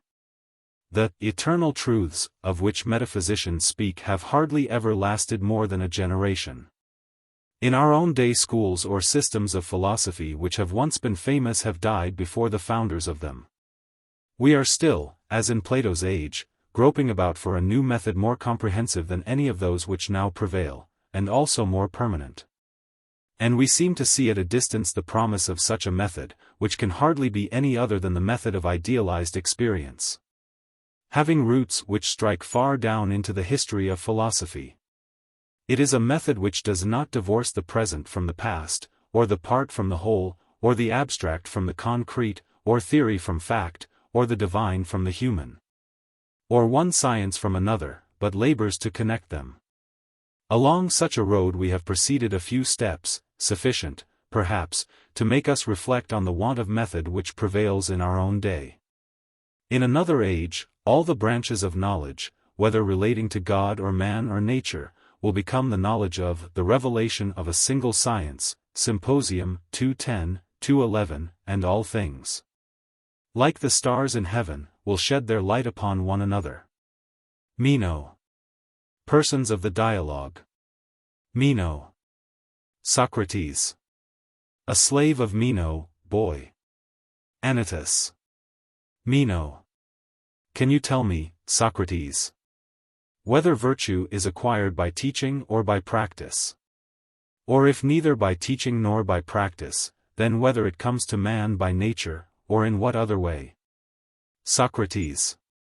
O Meno, there was a time when the Thessalians were famous among the other Hellenes only for their riches and their riding. But now, if I am not mistaken, they are equally famous for their wisdom, especially at Larissa, which is the native city of your friend Aristippus. And this is Gorgias' doing. For when he came there, the flower of the Aeluati, among them your admirer Aristippus, and the other chiefs of the Thessalians, fell in love with his wisdom. And he has taught you the habit of answering questions in a grand and bold style, which becomes those who know, and is the style in which he himself answers all comers. And any Hellene who likes may ask him anything. How different is our lot! My dear Meno, here at Athens there is a dearth of the commodity, and all wisdom seems to have emigrated from us to you. I am certain that if you were to ask any Athenian whether virtue was natural or acquired, he would laugh in your face, and say, "Stranger, you have far too good an opinion of me, if you think that I can answer your question. For I literally do not know what virtue is, and much less whether it is acquired by teaching or not. And I myself, Meno, living as I do in this region of poverty, am as poor as the rest of the world, and I confess with shame that I know literally nothing about virtue. And when I do not know the quid of anything, how can I know the quale?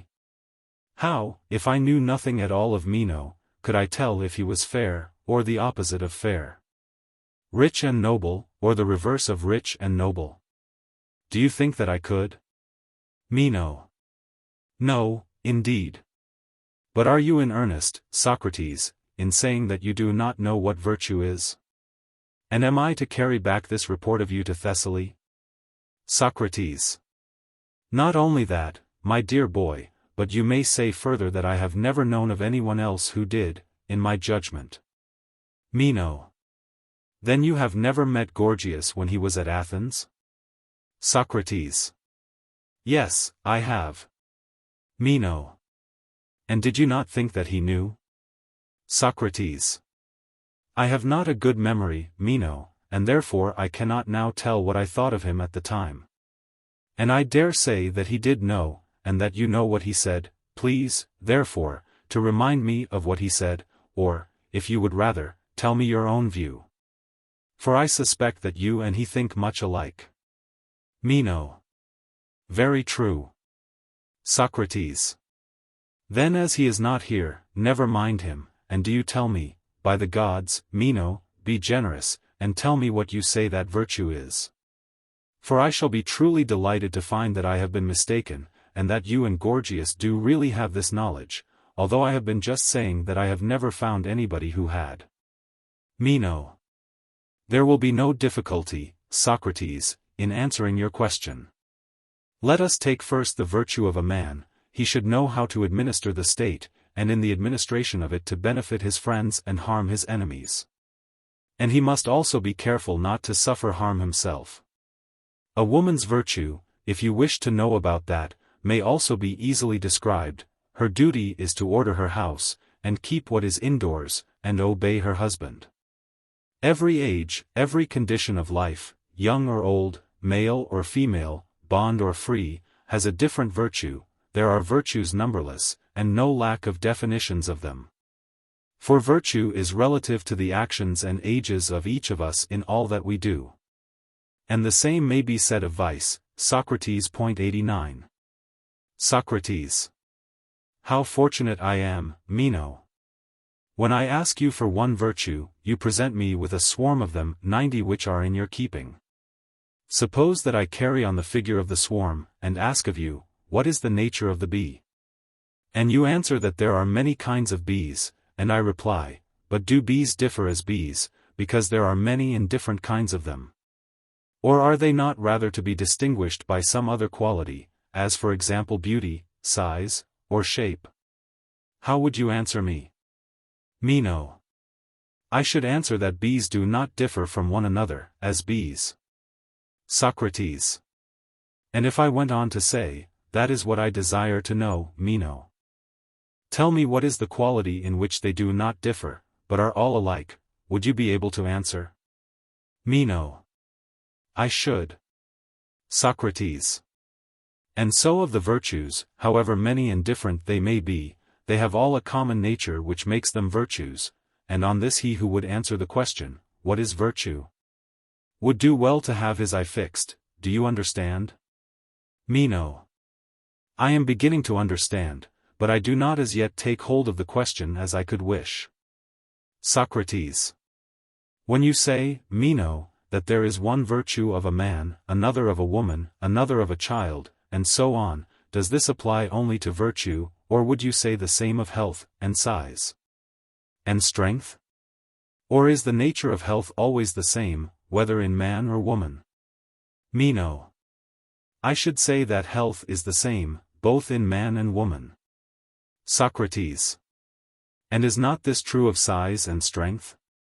If a woman is strong, she will be strong by reason of the same form and of the same strength subsisting in her which there is in the man. I mean to say that strength, as strength, whether of man or woman, is the same. Is there any difference? Meno. I think not. Socrates. And will not virtue, as virtue, be the same, whether in a child or in a grown-up person, in a woman or in a man? Meno. I cannot help feeling, Socrates, that this case is different from the others. Socrates. But why? Were you not saying that the virtue of a man was to order a state, and the virtue of a woman was to order a house? Meno. I did say so. Socrates. And can either house or state or anything be well ordered without temperance and without justice? Meno. Certainly not. Socrates. Then they who order a state or a house temperately or justly order them with temperance and justice? Meno. Certainly. Socrates. Then both men and women, if they are to be good men and women, must have the same virtues of temperance and justice? Meno. True. Socrates. And can either a young man or an elder one be good, if they are intemperate and unjust? Meno. They cannot. Socrates. They must be temperate and just? Meno. Yes. Socrates. Then all men are good in the same way, and by participation in the same virtues? Meno. Such is the inference. Socrates. And they surely would not have been good in the same way, unless their virtue had been the same? Meno. They would not. Socrates. Then now that the sameness of all virtue has been proven, try and remember what you and Gorgias say that virtue is. Meno. Will you have one definition of them all? Socrates. That is what I am seeking. Meno. If you want to have one definition of them all, I know not what to say, but that virtue is the power of governing mankind. Socrates. And does this definition of virtue include all virtue? Is virtue the same in a child and in a slave, Meno? Can the child govern his father, or the slave his master? And would he who governed be any longer a slave? Meno. I think not, Socrates. Socrates. No, indeed, there would be small reason in that. Yet once more, fair friend. According to you, virtue is the power of governing, but do you not add, justly and not unjustly? Meno. Yes, Socrates, I agree there, for justice is virtue. Socrates. Would you say, virtue, Meno, or a virtue? Meno. What do you mean? Socrates. I mean as I might say about anything. That a round, for example, is a figure and not simply figure, and I should adopt this mode of speaking, because there are other figures. Meno. Quite right. And that is just what I am saying about virtue, that there are other virtues as well as justice. Socrates. What are they? Tell me the names of them, as I would tell you the names of the other figures if you asked me. Meno. Courage and temperance and wisdom and magnanimity are virtues, and there are many others. Socrates. Yes, Meno, and again we are in the same case. In searching after one virtue we have found many, though not in the same way as before. But we have been unable to find the common virtue which runs through them all. Meno. Why, Socrates, even now I am not able to follow you in the attempt to get at one common notion of virtue as of other things. Socrates. No wonder. But I will try to get nearer if I can, for you know that all things have a common notion. Suppose now that someone asked you the question which I asked before, Meno, he would say, what is figure? And if you answered roundness, he would reply to you, in my way of speaking, by asking whether you would say that roundness is figure or a figure, and you would answer a figure. Meno. Certainly. Socrates. And for this reason, that there are other figures? Meno. Yes. Socrates. And if he proceeded to ask, what other figures are there? You would have told him. Meno. I should. Socrates. And if he similarly asked what color is, and you answered whiteness, and the questioner rejoined, would you say that whiteness is color or a color? You would reply, a color, because there are other colors as well. Meno. I should. Socrates. And if he had said, tell me what they are? You would have told him of other colors which are colors just as much as whiteness. Meno. Yes. Socrates. And suppose that he were to pursue the matter in my way, he would say, ever and anon we are landed in particulars, but this is not what I want. Tell me then, since you call them by a common name, and say that they are all figures, even when opposed to one another. What is that common nature which you designate as figure, which contains straight as well as round, and is no more one than the other? That would be your mode of speaking. Meno. Yes. Socrates. And in speaking thus, you do not mean to say that the round is round any more than straight, or the straight any more straight than round? Meno. Certainly not. Socrates. You only assert that the round figure is not more a figure than the straight, or the straight than the round. Meno. Very true. Socrates. To what then do we give the name of figure? Try and answer. Suppose that when a person asked you this question either about figure or color, you were to reply, man, I do not understand what you want, or know what you are saying. He would look rather astonished and say, do you not understand that I am looking for the simile in multis? And then he might put the question in another form, Meno, he might say, what is that simile in multis, which you call figure, and which includes not only round and straight figures, but all? Could you not answer that question, Meno? I wish that you would try. The attempt will be good practice with a view to the answer about virtue. Meno. I would rather that you should answer, Socrates.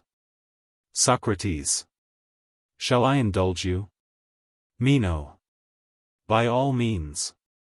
Socrates. And then you will tell me about virtue? Meno. I will. Socrates. Then I must do my best, for there is a prize to be won. Meno. Certainly. Socrates. Well, I will try and explain to you what figure is. What do you say to this answer? Figure is the only thing which always follows color. Will you be satisfied with it, as I am sure that I should be, if you would let me have a similar definition of virtue? Meno. But, Socrates, it is such a simple answer. Socrates. Why simple? Meno. Because, according to you, figure is that which always follows color. Socrates. Granted. Meno. But if a person were to say that he does not know what color is, any more than what figure is, what sort of answer would you have given him? Socrates. I should have told him the truth. And if he were a philosopher of the eristic and antagonistic sort, I should say to him, you have my answer, and if I am wrong, your business is to take up the argument and refute me. But if we were friends, and were talking as you and I are now, I should reply in a milder strain and more in the dialectician's vein. That is to say, I should not only speak the truth, but I should make use of premises which the person interrogated would be willing to admit. And this is the way in which I shall endeavor to approach you. You will acknowledge, will you not, that there is such a thing as an end, or termination, or extremity? All which words I use in the same sense, although I am aware that Prodicus might draw distinctions about them, but still you, I am sure, would speak of a thing as ended or terminated. That is all which I am saying, not anything very difficult. Meno. Yes, I should, and I believe that I understand your meaning. Socrates. And you would speak of a surface and also of a solid, as for example in geometry. Meno. Yes. Socrates. Well then, you are now in a condition to understand my definition of figure. I define figure to be that in which the solid ends, or, more concisely, the limit of solid. Meno. And now, Socrates, what is color? Socrates. You are outrageous, Meno, in thus plaguing a poor old man to give you an answer, when you will not take the trouble of remembering what is Gorgias' definition of virtue. Meno. When you have told me what I ask, I will tell you, Socrates. Socrates. A man who was blindfolded has only to hear you talking, and he would know that you are a fair creature and have still many lovers. Meno. Why do you think so? Socrates. Why, because you always speak in imperatives, like all beauties when they are in their prime, you are tyrannical. And also, as I suspect, you have found out that I have weakness for the fair, and therefore to humor you I must answer. Meno. Please do. Socrates. Would you like me to answer you after the manner of Gorgias, which is familiar to you? Meno. I should like nothing better. Socrates. Do not he and you and Empedocles say that there are certain effluences of existence? Meno. Certainly. Socrates. And passages into which and through which the effluences pass? Meno. Exactly. Socrates. And some of the effluences fit into the passages, and some of them are too small or too large? Meno. True.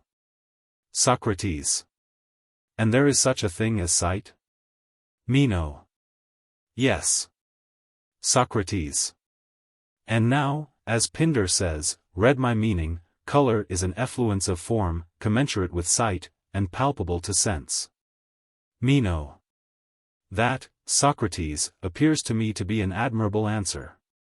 Socrates. Why, yes, because it happens to be one which you have been in the habit of hearing, and your wit will have discovered, I suspect. That you may explain in the same way the nature of sound and smell, and of many other similar phenomena. Meno. Quite true. Socrates. The answer, Meno, was in the orthodox solemn vein, and therefore was more acceptable to you than the other answer about figure. Meno. Yes. Socrates. And yet, O son of Alexidemus, I cannot help thinking that the other was the better. And I am sure that you would be of the same opinion, if you would only stay and be initiated, and were not compelled, as you said yesterday, to go away before the mysteries. Meno. But I will stay, Socrates, if you will give me many such answers. Socrates.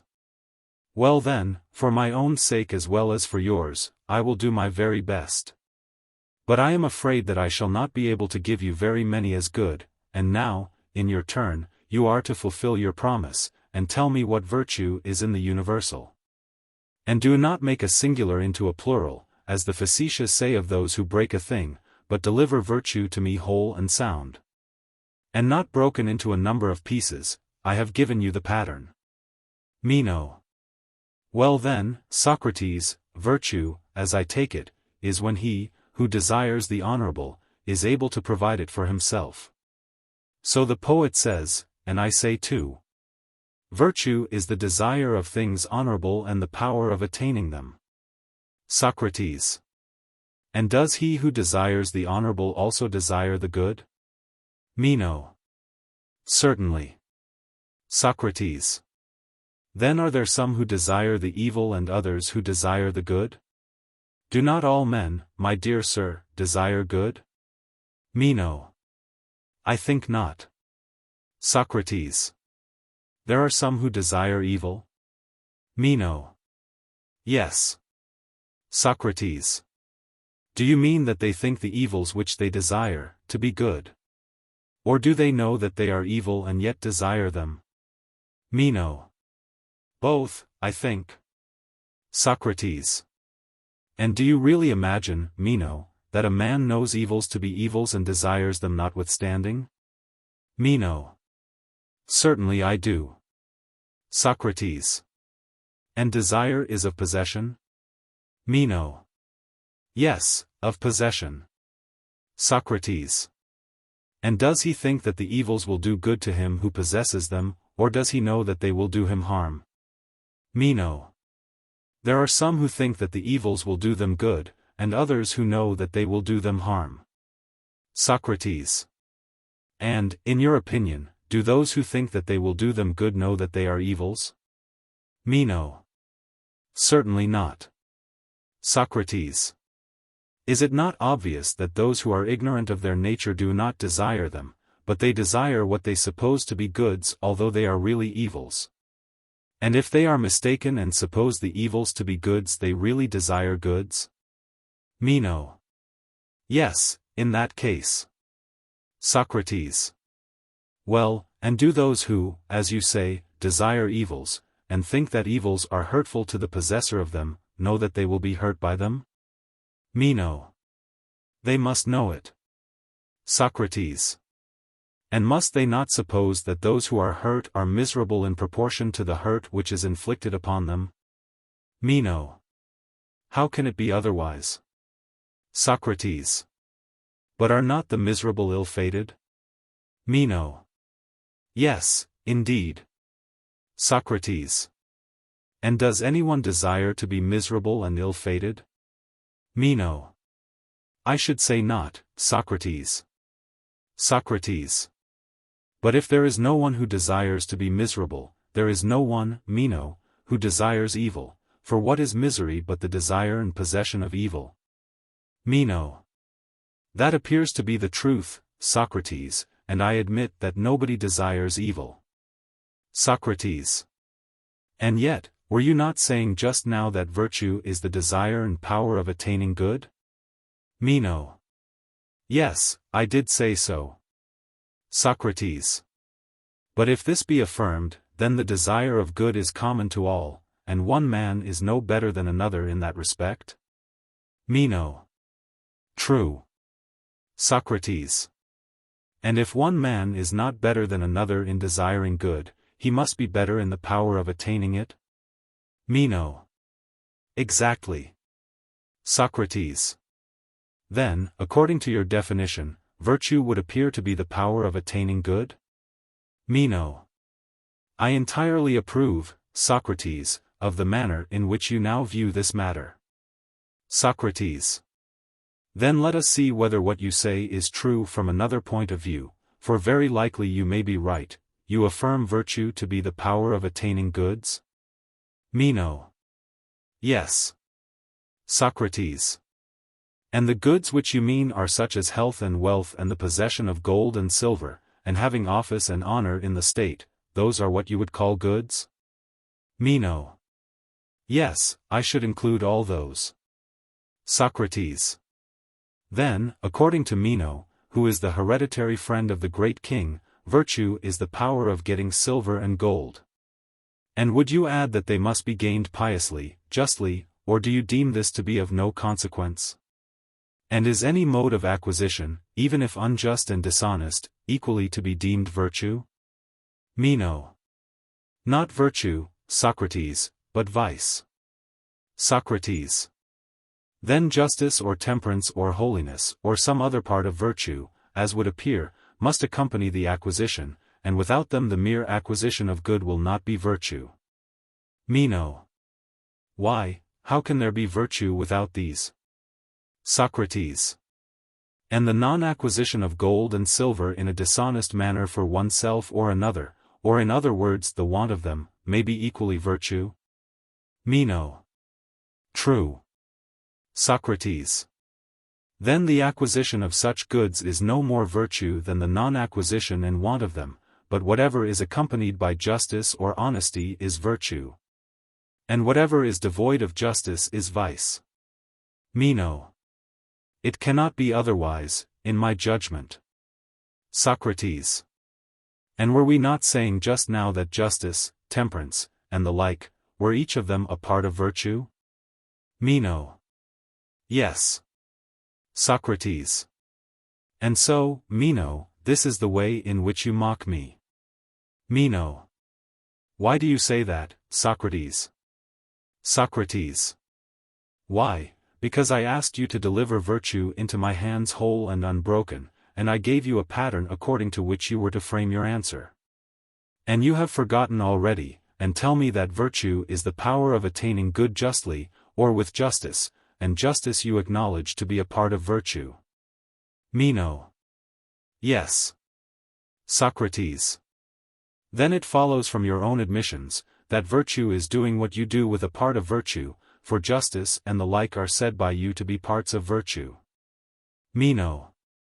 What of that? Socrates. What of that? Why, did not I ask you to tell me the nature of virtue as a whole? And you are very far from telling me this. But declare every action to be virtue which is done with a part of virtue, as though you had told me, and I must already know the whole of virtue, and this too when frittered away into little pieces. And, therefore, my dear Meno, I fear that I must begin again and repeat the same question, what is virtue? For otherwise, I can only say, that every action done with a part of virtue is virtue. What else is the meaning of saying that every action done with justice is virtue? Ought I not to ask the question over again, for can anyone who does not know virtue know a part of virtue? Meno. No, I do not say that he can. Socrates. Do you remember how, in the example of figure, we rejected any answer given in terms which were as yet unexplained or unadmitted? Meno. Yes, Socrates, and we were quite right in doing so. Socrates. But then, my friend, do not suppose that we can explain to anyone the nature of virtue as a whole through some unexplained portion of virtue, or anything at all in that fashion. We should only have to ask over again the old question, what is virtue? Am I not right? Meno. I believe that you are. Socrates. Then begin again, and answer me, what, according to you and your friend Gorgias, is the definition of virtue? Meno. Oh Socrates, I used to be told, before I knew you, that you were always doubting yourself and making others doubt. And now you are casting your spells over me, and I am simply getting bewitched and enchanted, and am at my wit's end. And if I may venture to make a jest upon you, you seem to me both in your appearance and in your power over others to be very like the flat torpedo fish, who torpifies those who come near him and touch him, as you have now torpified me, I think. For my soul and my tongue are really torpid, and I do not know how to answer you. And though I have been delivered of an infinite variety of speeches about virtue before now, and to many persons, and very good ones they were, as I thought, at this moment I cannot even say what virtue is. And I think that you are very wise in not voyaging and going away from home, for if you did in other places as you do in Athens, you would be cast into prison as a magician. Socrates. You are a rogue, Meno, and had all but caught me. Meno. What do you mean, Socrates? Socrates. I can tell why you made a simile about me. Meno. Why? Socrates. In order that I might make another simile about you. For I know that all pretty young gentlemen like to have pretty similes made about them, as well they may, but I shall not return the compliment. As to my being a torpedo, if the torpedo is torpid as well as the cause of torpidity in others, then indeed I am a torpedo, but not otherwise. For I perplex others, not because I am clear, but because I am utterly perplexed myself. And now I know not what virtue is, and you seem to be in the same case, although you did once perhaps know before you touched me. However, I have no objection to join with you in the inquiry. Meno. And how will you inquire, Socrates, into that which you do not know? What will you put forth as the subject of inquiry? And if you find what you want, how will you ever know that this is the thing which you did not know? Socrates. I know, Meno, what you mean. But just see what a tiresome dispute you are introducing. You argue that a man cannot inquire either about that which he knows, or about that which he does not know. For if he knows, he has no need to inquire, and if not, he cannot, for he does not know the very subject about which he is to inquire. Point 91. Meno. Well, Socrates, and is not the argument sound? Socrates. I think not. Meno. Why not? Socrates. I will tell you why. I have heard from certain wise men and women who spoke of things divine that. Meno. What did they say? Socrates. They spoke of a glorious truth, as I conceive. Meno. What was it? And who were they? Socrates. Some of them were priests and priestesses, who had studied how they might be able to give a reason of their profession. There have been poets also, who spoke of these things by inspiration, like Pindar, and many others who were inspired. And they say, mark, now, and see whether their words are true, they say that the soul of man is immortal, and at one time has an end, which is termed dying, and at another time is born again, but is never destroyed. And the moral is, that a man ought to live always in perfect holiness. For in the 9th year Persephone sends the souls of those from whom she has received the penalty of ancient crime back again from beneath into the light of the sun above. And these are they who become noble kings and mighty men and great in wisdom and are called saintly heroes in after ages. The soul, then, as being immortal, and having been born again many times, and having seen all things that exist, whether in this world or in the world below, has knowledge of them all.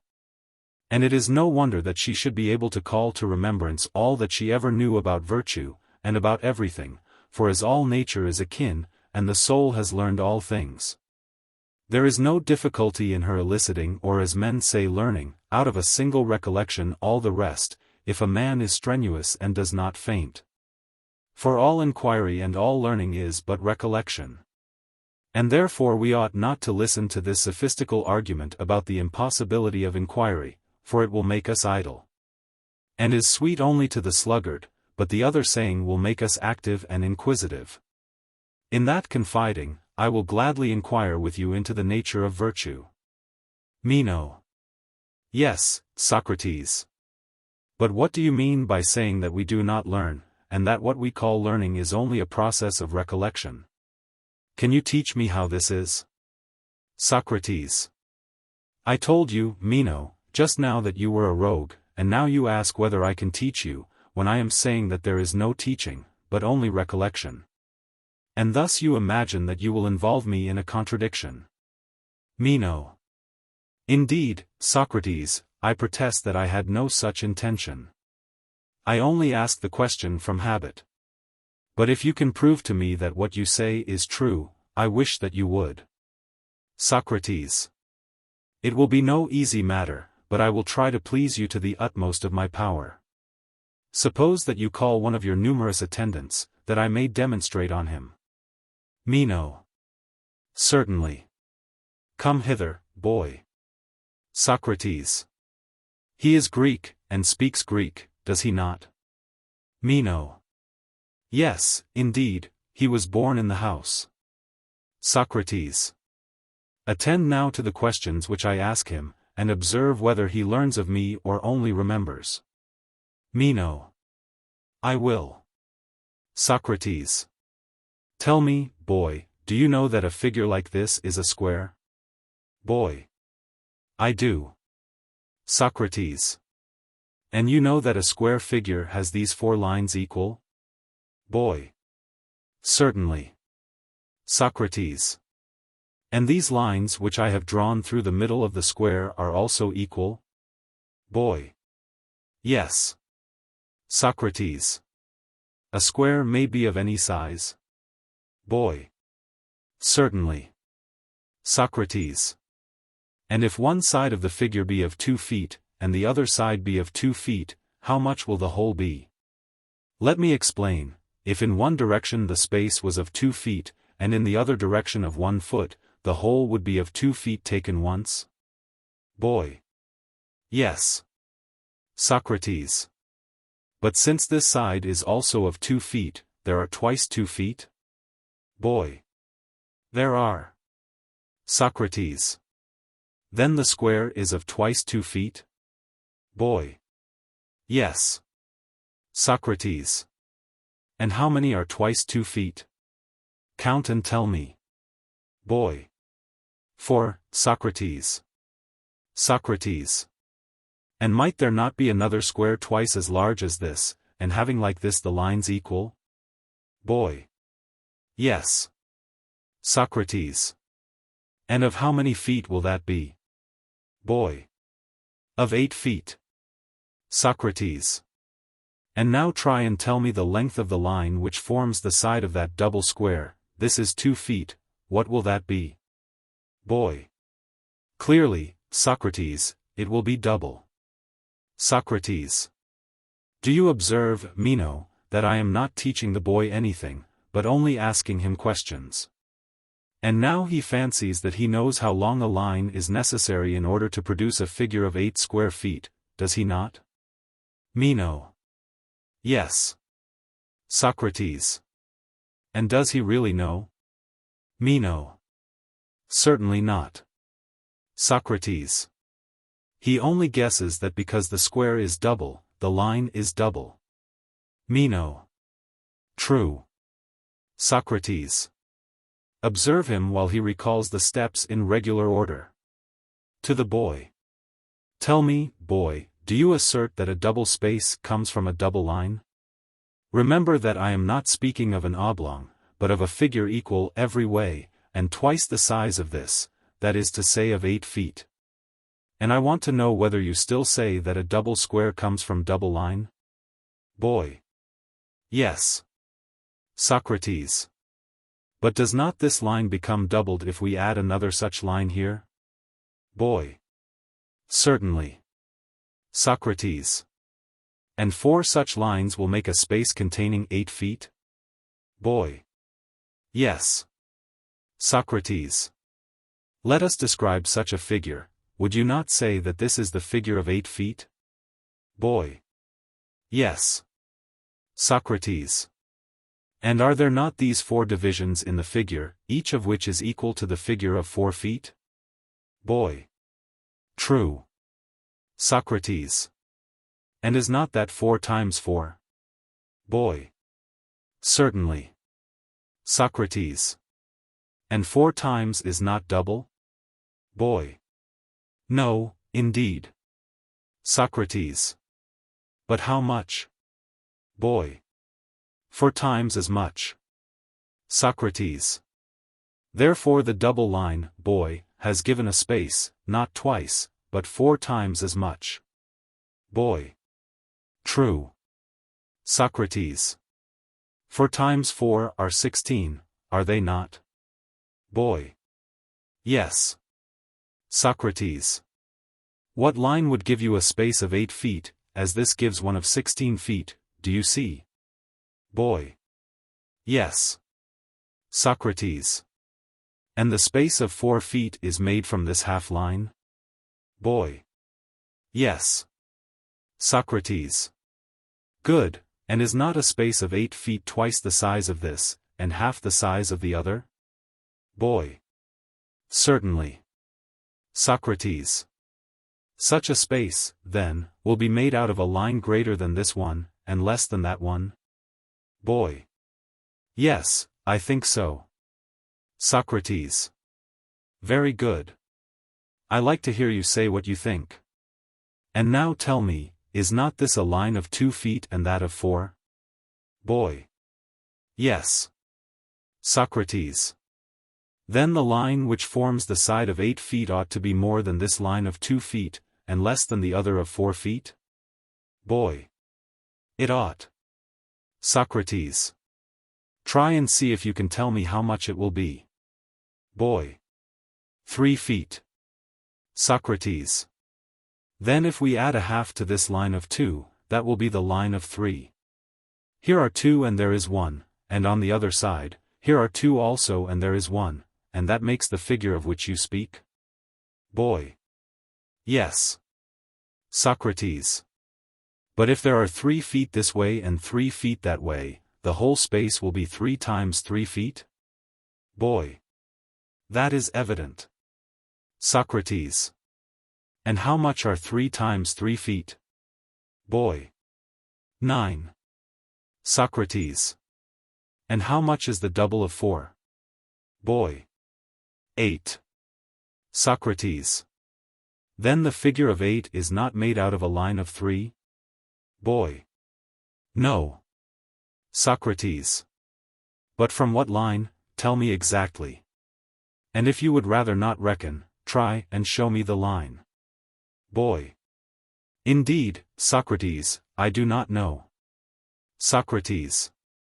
Do you see, Meno, what advances he has made in his power of recollection? He did not know at first, and he does not know now, what is the side of a figure of 8 feet, but then he thought that he knew, and answered confidently as if he knew, and had no difficulty. Now he has a difficulty, and neither knows nor fancies that he knows. Meno. True. Socrates. Is he not better off in knowing his ignorance? Meno. I think that he is. Socrates. If we have made him doubt, and given him the torpedo's shock, have we done him any harm? Meno. I think not. Socrates. We have certainly, as would seem, assisted him in some degree to the discovery of the truth. And now he will wish to remedy his ignorance, but then he would have been ready to tell all the world again and again that the double space should have a double side. Meno. True. Socrates. But do you suppose that he would ever have inquired into or learned what he fancied that he knew, though he was really ignorant of it? Until he had fallen into perplexity under the idea that he did not know, and had desired to know? Meno. I think not, Socrates. Socrates. Then he was the better for the torpedo's touch? Meno. I think so. Socrates. Mark now the farther development. I shall only ask him, and not teach him, and he shall share the inquiry with me, and do you watch and see if you find me telling or explaining anything to him, instead of eliciting his opinion. Tell me, boy, is not this a square of 4 feet which I have drawn? Boy. Yes. Socrates. And now I add another square equal to the former one? Boy. Yes. Socrates. And a third, which is equal to either of them? Boy. Yes. Socrates. Suppose that we fill up the vacant corner? Boy. Very good. Socrates. Here, then, there are 4 equal spaces? Boy. Yes. Socrates. And how many times larger is this space than this other? Boy. 4 times. Socrates. But it ought to have been twice only, as you will remember. Boy. True. Socrates. And does not this line, reaching from corner to corner, bisect each of these spaces? Boy. Yes. Socrates. And are there not here 4 equal lines which contain this space? Boy. There are. Socrates. Look and see how much this space is. Boy. I do not understand. Socrates. Has not each interior line cut off half of the 4 spaces? Boy. Yes. Socrates. And how many spaces are there in this section? Boy. 4. Socrates. And how many in this? Boy. 2. Socrates. And 4 is how many times 2? Boy. Twice. Socrates. And this space is of how many feet? Boy. Of 8 feet. Socrates. And from what line do you get this figure? Boy. From this. Socrates. That is, from the line which extends from corner to corner of the figure of 4 feet? Boy. Yes. Socrates. And that is the line which the learned call the diagonal. And if this is the proper name, then you, Meno's slave, are prepared to affirm that the double space is the square of the diagonal? Boy. Certainly, Socrates. Socrates. What do you say of him, Meno? Were not all these answers given out of his own head? Meno. Yes, they were all his own. Socrates. And yet, as we were just now saying, he did not know? Meno. True. Socrates. But still he had in him those notions of his, had he not? Meno.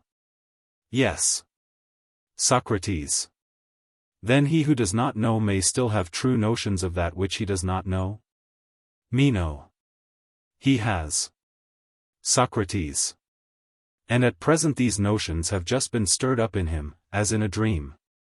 But if he were frequently asked the same questions, in different forms, he would know as well as anyone at last?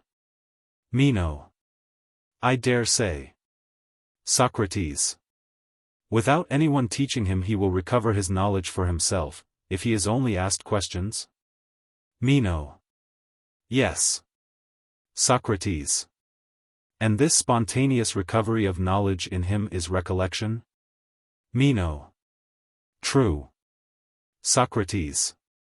And this knowledge which he now has must he not either have acquired or always possessed? Meno. Yes. Socrates. But if he always possessed this knowledge he would always have known. Or if he has acquired the knowledge he could not have acquired it in this life, unless he has been taught geometry. For he may be made to do the same with all geometry and every other branch of knowledge. Now, has anyone ever taught him all this? You must know about him, if, as you say, he was born and bred in your house. Meno. And I am certain that no one ever did teach him. Socrates. And yet he has the knowledge? Meno. The fact, Socrates, is undeniable. Socrates. But if he did not acquire the knowledge in this life, then he must have had and learned it at some other time? Meno. Clearly he must. Socrates. Which must have been the time when he was not a man? Meno. Yes. Socrates. And if there have been always true thoughts in him, both at the time when he was and was not a man, which only need to be awakened into knowledge by putting questions to him. His soul must have always possessed this knowledge, for he always either was or was not a man. Meno. Obviously. Socrates. And if the truth of all things always existed in the soul, then the soul is immortal. Wherefore be of good cheer, and try to recollect what you do not know, or rather what you do not remember. Meno. I feel, somehow, that I like what you are saying. Socrates. And I, Meno, like what I am saying. Some things I have said of which I am not altogether confident. But that we shall be better and braver and less helpless if we think that we ought to inquire. Than we should have been if we indulged in the idle fancy that there was no knowing and no use in seeking to know what we do not know. That is a theme upon which I am ready to fight, in word and deed, to the utmost of my power. Meno. There again, Socrates, your words seem to me excellent. Socrates. Then, as we are agreed that a man should inquire about that which he does not know, shall you and I make an effort to inquire together into the nature of virtue? Meno. By all means, Socrates.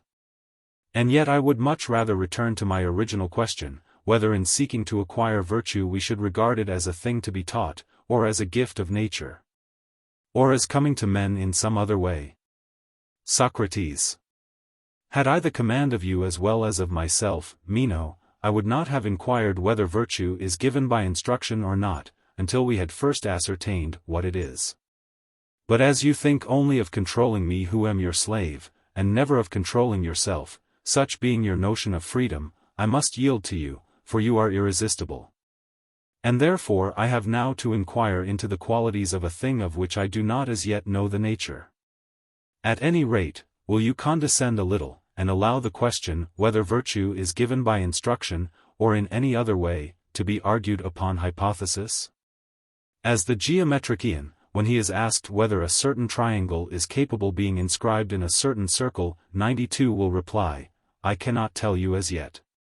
But I will offer a hypothesis which may assist us in forming a conclusion, if the figure be such that when you have produced a given side of it, 9.3 the given area of the triangle falls short by an area corresponding to the part produced, 94 then one consequence follows, and if this is impossible then some other. And therefore I wish to assume a hypothesis before I tell you whether this triangle is capable of being inscribed in the circle, that is a geometrical hypothesis. And we too, as we know not the nature and qualities of virtue, must ask, whether virtue is or is not taught, under a hypothesis, as thus, if virtue is of such a class of mental goods, will it be taught or not? Let the first hypothesis be that virtue is or is not knowledge. In that case will it be taught or not? Or, as we were just now saying, remembered? For there is no use in disputing about the name. But is virtue taught or not? Or rather, does not everyone see that knowledge alone is taught? Meno. I agree. Socrates. Then if virtue is knowledge, virtue will be taught? Meno. Certainly. Socrates. Then now we have made a quick end of this question. If virtue is of such a nature, it will be taught, and if not, not? Meno. Certainly. Socrates. The next question is, whether virtue is knowledge or of another species? Meno. Yes, that appears to be the question which comes next in order. Socrates. Do we not say that virtue is a good? This is a hypothesis which is not set aside. Meno. Certainly. Socrates. Now, if there be any sort of good which is distinct from knowledge, virtue may be that good. But if knowledge embraces all good, then we shall be right in thinking that virtue is knowledge? Meno. True. Socrates. And virtue makes us good? Meno. Yes. Socrates. And if we are good, then we are profitable, for all good things are profitable? Meno. Yes. Socrates. Then virtue is profitable? Meno. That is the only inference. Socrates. Then now let us see what are the things which severally profit us. Health and strength, and beauty and wealth, these, and the like of these, we call profitable? Meno. True. Socrates. And yet these things may also sometimes do us harm, would you not think so? Meno. Yes. Socrates. And what is the guiding principle which makes them profitable or the reverse? Are they not profitable when they are rightly used, and hurtful when they are not rightly used? Meno. Certainly. Socrates. Next, let us consider the goods of the soul. They are temperance, justice, courage, quickness of apprehension, memory, magnanimity, and the like? Meno. Surely. Socrates. And such of these as are not knowledge, but of another sort, are sometimes profitable and sometimes hurtful. As, for example, courage wanting prudence, which is only a sort of confidence. When a man has no sense he is harmed by courage, but when he has sense he is profited? Meno. True. Socrates. And the same may be said of temperance and quickness of apprehension. Whatever things are learned or done with sense are profitable, but when done without sense they are hurtful? Meno. Very true. Socrates. And in general, all that the soul attempts or endures, when under the guidance of wisdom, ends in happiness. But when she is under the guidance of folly, in the opposite? Meno. That appears to be true. Socrates. If then virtue is a quality of the soul, and is admitted to be profitable, it must be wisdom or prudence. Since none of the things of the soul are either profitable or hurtful in themselves, but they are all made profitable or hurtful by the addition of wisdom or of folly. And therefore if virtue is profitable, virtue must be a sort of wisdom or prudence? Meno. I quite agree. Socrates. And the other goods, such as wealth and the like, of which we were just now saying that they are sometimes good and sometimes evil, do not they also become profitable or hurtful? Accordingly as the soul guides and uses them rightly or wrongly. just as the things of the soul herself are benefited when under the guidance of wisdom and harmed by folly? Meno. True. Socrates. And the wise soul guides them rightly, and the foolish soul wrongly. Meno. Yes. Socrates. And is not this universally true of human nature? All other things hang upon the soul, and the things of the soul herself hang upon wisdom, if they are to be good. And so wisdom is inferred to be that which profits, and virtue, as we say, is profitable? Meno. Certainly. Socrates. And thus we arrive at the conclusion that virtue is either wholly or partly wisdom? Meno. I think that what you are saying, Socrates, is very true. Socrates. But if this is true, then the good are not by nature good? Meno. I think not. Socrates. If they had been, there would assuredly have been discerners of characters among us who would have known our future great men. And on their showing we should have adopted them, and when we had got them, we should have kept them in the citadel out of the way of harm. And set a stamp upon them far rather than upon a piece of gold, in order that no one might tamper with them. And when they grew up they would have been useful to the state? Meno. Yes, Socrates, that would have been the right way. Socrates. But if the good are not by nature good, are they made good by instruction? Meno. There appears to be no other alternative, Socrates. On the supposition that virtue is knowledge, there can be no doubt that virtue is taught. Socrates. Yes, indeed, but what if the supposition is erroneous? Meno. I certainly thought just now that we were right. Socrates. Yes, Meno, but a principle which has any soundness should stand firm not only just now, but always. Meno. Well. And why are you so slow of heart to believe that knowledge is virtue? Socrates. I will try and tell you why, Meno. I do not retract the assertion that if virtue is knowledge it may be taught. But I fear that I have some reason in doubting whether virtue is knowledge, for consider now and say whether virtue, and not only virtue but anything that is taught, must not have teachers and disciples? Meno. Surely. Socrates. And conversely, may not the art of which neither teachers nor disciples exist be assumed to be incapable of being taught? Meno. True. But do you think that there are no teachers of virtue? Socrates. I have certainly often inquired whether there were any, and taken great pains to find them, and have never succeeded. And many have assisted me in the search, and they were the persons whom I thought the most likely to know. Here at the moment when he is wanted we fortunately have sitting by us Anytus, the very person of whom we should make inquiry, to him then let us repair. In the first place, he is the son of a wealthy and wise father, Anthemion, who acquired his wealth, not by accident or gift. Like Ismenias the Theban, who has recently made himself as rich as Polycrates, but by his own skill and industry, and who is a well-conditioned, modest man, not insolent, or overbearing, or annoying. Moreover, this son of his has received a good education, as the Athenian people certainly appear to think, for they choose him to fill the highest offices. And these are the sort of men from whom you are likely to learn whether there are any teachers of virtue, and who they are. Please, Anytus, to help me and your friend Meno in answering our question, who are the teachers?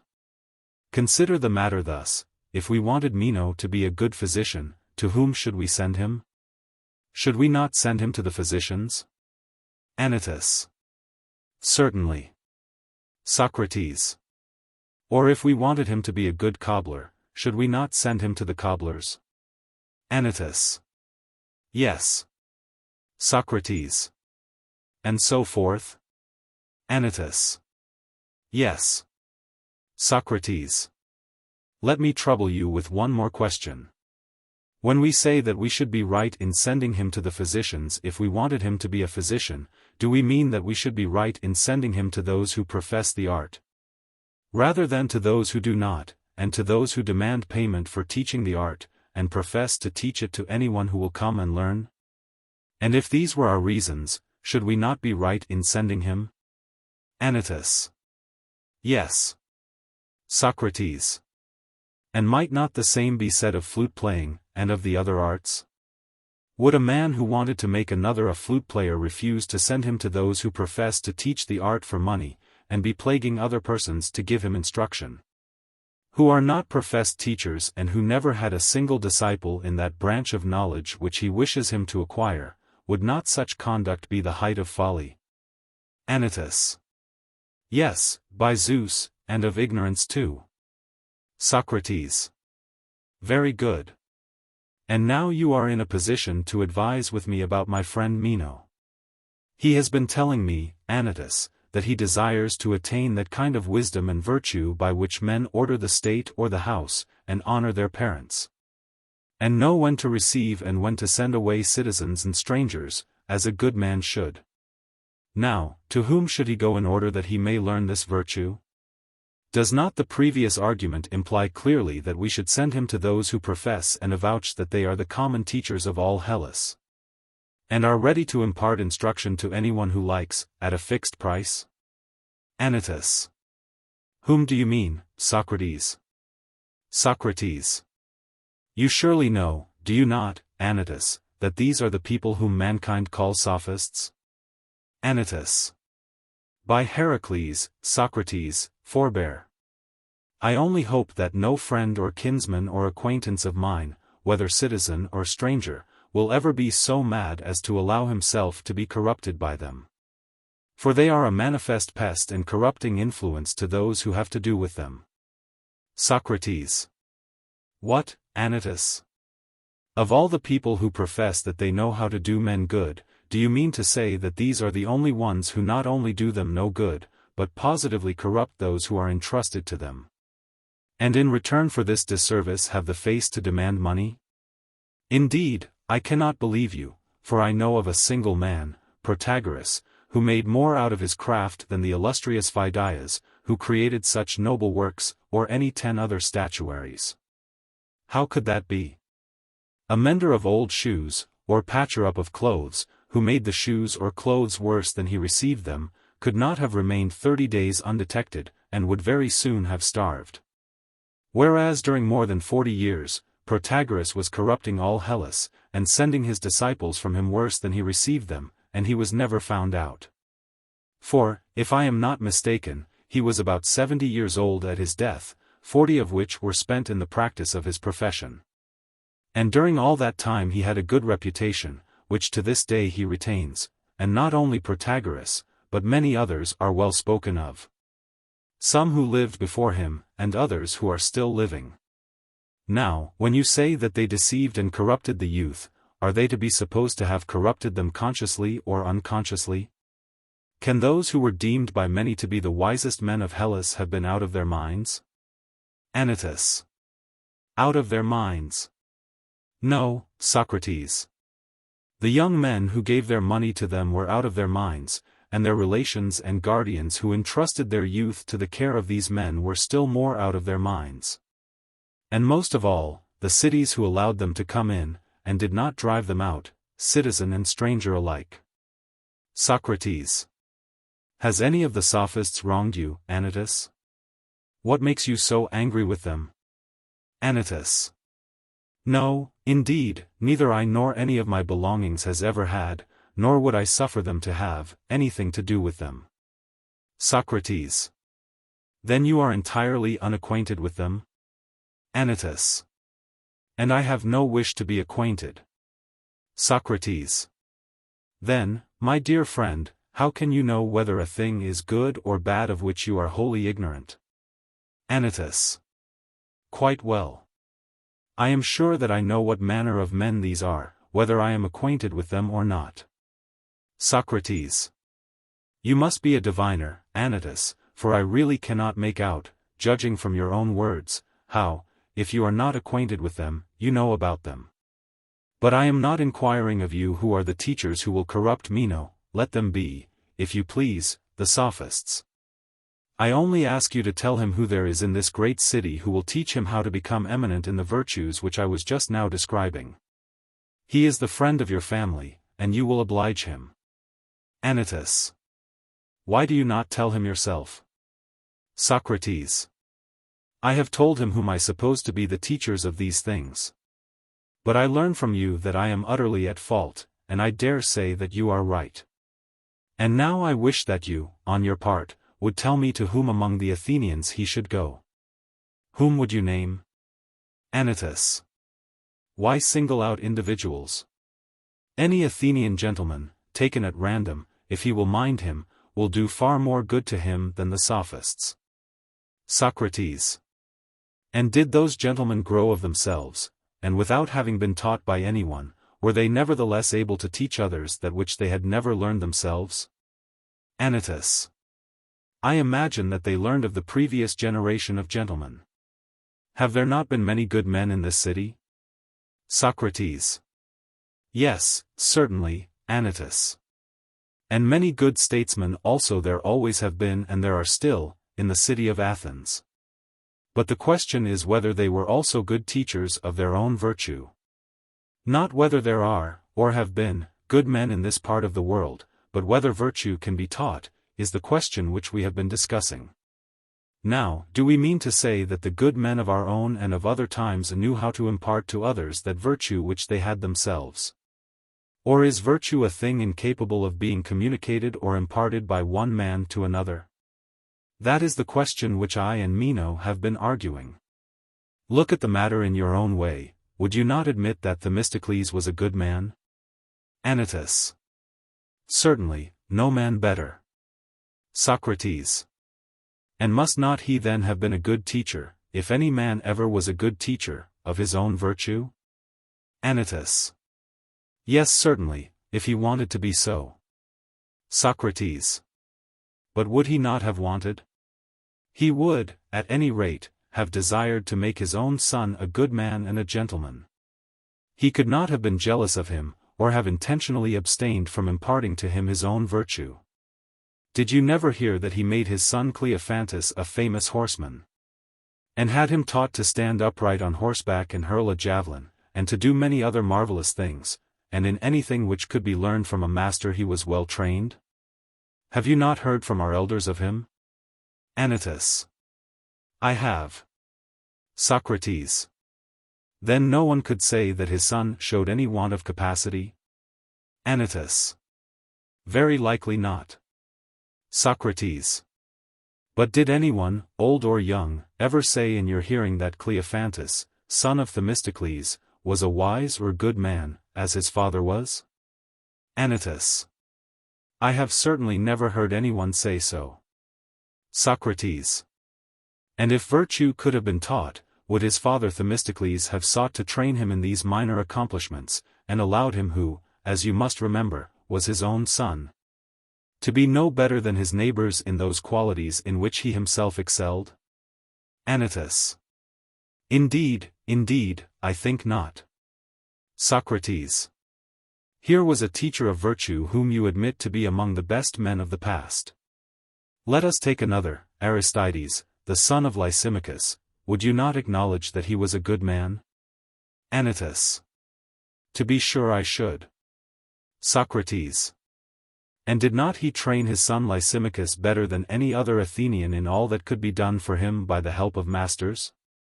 But what has been the result? Is he a bit better than any other mortal? He is an acquaintance of yours, and you see what he is like.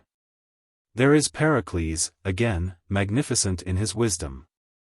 And he, as you are aware, had 2 sons, Perillus and Xanthippus. Anytus. I know. Socrates. And you know, also, that he taught them to be unrivaled horsemen. And had them trained in music and gymnastics and all sorts of arts. In these respects they were on a level with the best, and had he no wish to make good men of them? Nay, he must have wished it. But virtue, as I suspect, could not be taught. And that you may not suppose the incompetent teachers to be only the meaner sort of Athenians and few in number, remember again that Thucydides had 2 sons, Milesius and Stephanus, whom Besides giving them a good education in other things, he trained in wrestling, and they were the best wrestlers in Athens. One of them he committed to the care of Xanthias, and the other of Eutyphro, who had the reputation of being the most celebrated wrestlers of that day. Do you remember them? Anytus. I have heard of them. Socrates. Now, can there be a doubt that Thucydides, whose children were taught things for which he had to spend money, would have taught them to be good men, which would have cost him nothing? If virtue could have been taught? Will you reply that he was a mean man, and had not many friends among the Athenians and allies? Nay, but he was of a great family, and a man of influence at Athens and in all Hellas, and, if virtue could have been taught, he would have found out some Athenian or foreigner who would have made good men of his sons, if he could not himself spare the time from cares of state. Once more, I suspect, friend Anytus, that virtue is not a thing which can be taught. Anytus. Socrates, I think that you are too ready to speak evil of men, and, if you will take my advice, I would recommend you to be careful. Perhaps there is no city in which it is not easier to do men harm than to do them good, and this is certainly the case at Athens, as I believe that you know. Socrates. O Meno, I think that Anytus is in a rage. And he may well be in a rage, for he thinks, in the first place, that I am defaming these gentlemen. And in the second place, he is of opinion that he is one of them himself. But some day he will know what is the meaning of defamation, and if he ever does, he will forgive me. Meanwhile I will return to you, Meno, for I suppose that there are gentlemen in your region too? Meno. Certainly there are. Socrates. And are they willing to teach the young? And do they profess to be teachers? And do they agree that virtue is taught? Meno. No indeed, Socrates, they are anything but agreed. You may hear them saying at one time that virtue can be taught, and then again the reverse. Socrates. Can we call those teachers who do not acknowledge the possibility of their own vocation? Meno. I think not, Socrates. Socrates. And what do you think of these sophists, who are the only professors? Do they seem to you to be teachers of virtue? Meno. I often wonder, Socrates, that Gorgias is never heard promising to teach virtue, and when he hears others promising he only laughs at them. But he thinks that men should be taught to speak. Socrates. Then do you not think that the sophists are teachers? Meno. I cannot tell you, Socrates. Like the rest of the world, I am in doubt, and sometimes I think that they are teachers and sometimes not. Socrates. And are you aware that not you only and other politicians have doubts whether virtue can be taught or not, but that Theognis the poet says the very same thing? Meno. Where does he say so? Socrates. In these elegiac verses, 95. Eat and drink and sit with the mighty, and make yourself agreeable to them. For from the good you will learn what is good, but if you mix with the bad you will lose the intelligence which you already have. Do you observe that here he seems to imply that virtue can be taught? Meno. Clearly. Socrates. But in some other verses he shifts about and says, 96. If understanding could be created and put into a man, then they, who were able to perform this feat, would have obtained great rewards. And again, never would a bad son have sprung from a good sire, for he would have heard the voice of instruction, but not by teaching will you ever make a bad man into a good one. And this, as you may remark, is a contradiction of the other. Meno. Clearly. Socrates. And is there anything else of which the professors are affirmed not only not to be teachers of others, but to be ignorant themselves, and bad at the knowledge of that which they are professing to teach? Or is there anything about which even the acknowledged gentlemen are sometimes saying that this thing can be taught, and sometimes the opposite? Can you say that they are teachers in any true sense whose ideas are in such confusion? Meno. I should say, certainly not. Socrates. But if neither the sophists nor the gentlemen are teachers, clearly there can be no other teachers? Meno. No. Socrates. And if there are no teachers, neither are there disciples? Meno. Agreed. Socrates. And we have admitted that a thing cannot be taught of which there are neither teachers nor disciples? Meno. We have. Socrates. And there are no teachers of virtue to be found anywhere? Meno. There are not. Socrates. And if there are no teachers, neither are there scholars? Meno. That, I think, is true. Socrates. Then virtue cannot be taught? Meno. Not if we are right in our view. But I cannot believe, Socrates, that there are no good men, and if there are, how did they come into existence? Socrates. I am afraid, Meno, that you and I are not good for much, and that Gorgias has been as poor an educator of you as Prodicus has been of me. Certainly we shall have to look to ourselves, and try to find someone who will help in some way or other to improve us. This I say, because I observe that in the previous discussion none of us remarked that right and good action is possible to man under other guidance than that of knowledge, pi iota sigma tau mu eta. And indeed if this be denied, there is no seeing how there can be any good men at all. Meno. How do you mean, Socrates? Socrates. I mean that good men are necessarily useful or profitable. Were we not right in admitting this? It must be so. Meno. Yes. Socrates. And in supposing that they will be useful only if they are true guides to us of action, there we were also right?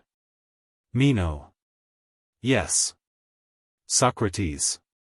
But when we said that a man cannot be a good guide unless he have knowledge, phi nu eta sigma iota, this we were wrong. Meno. What do you mean by the word right? Socrates. I will explain. If a man knew the way to Larissa, or anywhere else, and went to the place and led others thither, would he not be a right and good guide? Meno. Certainly. Socrates. And a person who had a right opinion about the way, but had never been and did not know, might be a good guide also, might he not? Meno. Certainly. Socrates. And while he has true opinion about that which the other knows, he will be just as good a guide if he thinks the truth, as he who knows the truth? Meno. Exactly. Socrates. Then true opinion is as good a guide to correct action as knowledge. And that was the point which we omitted in our speculation about the nature of virtue, when we said that knowledge only is the guide of right action, whereas there is also right opinion. Meno. True. Socrates. Then right opinion is not less useful than knowledge? Meno. The difference, Socrates, is only that he who has knowledge will always be right. But he who has right opinion will sometimes be right, and sometimes not. Socrates. What do you mean? Can he be wrong who has right opinion, so long as he has right opinion? Meno. I admit the cogency of your argument, and therefore, Socrates, I wonder that knowledge should be preferred to right opinion, or why they should ever differ. Socrates. And shall I explain this wonder to you? Meno.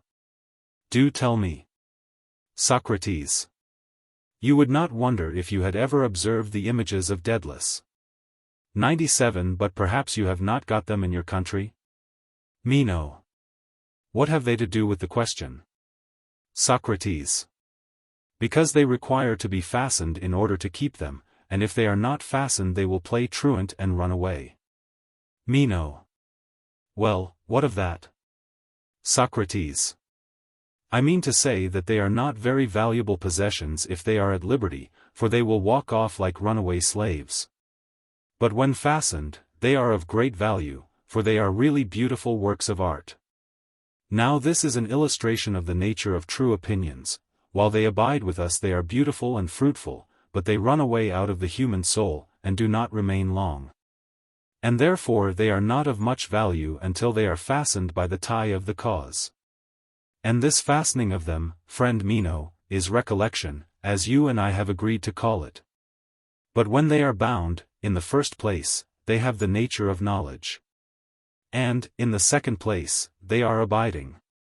And this is why knowledge is more honorable and excellent than true opinion, because fastened by a chain. Meno. What you are saying, Socrates, seems to be very like the truth. Socrates. I too speak rather in ignorance, I only conjecture. And yet that knowledge differs from true opinion is no matter of conjecture with me. There are not many things which I profess to know, but this is most certainly one of them. Meno. Yes, Socrates, and you are quite right in saying so. Socrates. And am I not also right in saying that true opinion leading the way perfects action quite as well as knowledge? Meno. There again, Socrates, I think you are right. Socrates. Then right opinion is not a whit inferior to knowledge or less useful in action. Nor is the man who has right opinion inferior to him who has knowledge. Meno. True. Socrates. And surely the good man has been acknowledged by us to be useful? Meno. Yes. Socrates. Seeing then that men become good and useful to states, not only because they have knowledge, but because they have right opinion. And that neither knowledge nor right opinion is given to man by nature or acquired by him, do you imagine either of them to be given by nature? Meno. Not I. Socrates. Then if they are not given by nature, neither are the good by nature good? Meno. Certainly not. Socrates. And nature being excluded, then came the question whether virtue is acquired by teaching? Meno. Yes. Socrates. If virtue was wisdom, or knowledge, then, as we thought, it was taught. Meno. Yes. Socrates. And if it was taught it was wisdom? Meno. Certainly. Socrates. And if there were teachers, it might be taught, and if there were no teachers, not? Meno. True. Socrates. But surely we acknowledged that there were no teachers of virtue? Meno. Yes. Socrates. Then we acknowledged that it was not taught, and was not wisdom? Meno. Certainly. Socrates. And yet we admitted that it was a good? Meno. Yes. Socrates. And the right guide is useful and good? Meno. Certainly. Socrates. And the only right guides are knowledge and true opinion, these are the guides of man. For things which happen by chance are not under the guidance of man, but the guides of man are true opinion and knowledge. Meno. I think so too. Socrates. But if virtue is not taught, neither is virtue knowledge. Meno. Clearly not. Socrates. Then of two good and useful things, one, which is knowledge, has been set aside, and cannot be supposed to be our guide in political life. Meno. I think not. Socrates. And therefore not by any wisdom, and not because they were wise, did Themistocles and those others of whom Anytus spoke govern states. This was the reason why they were unable to make others like themselves, because their virtue was not grounded on knowledge. Meno. That is probably true, Socrates. Socrates.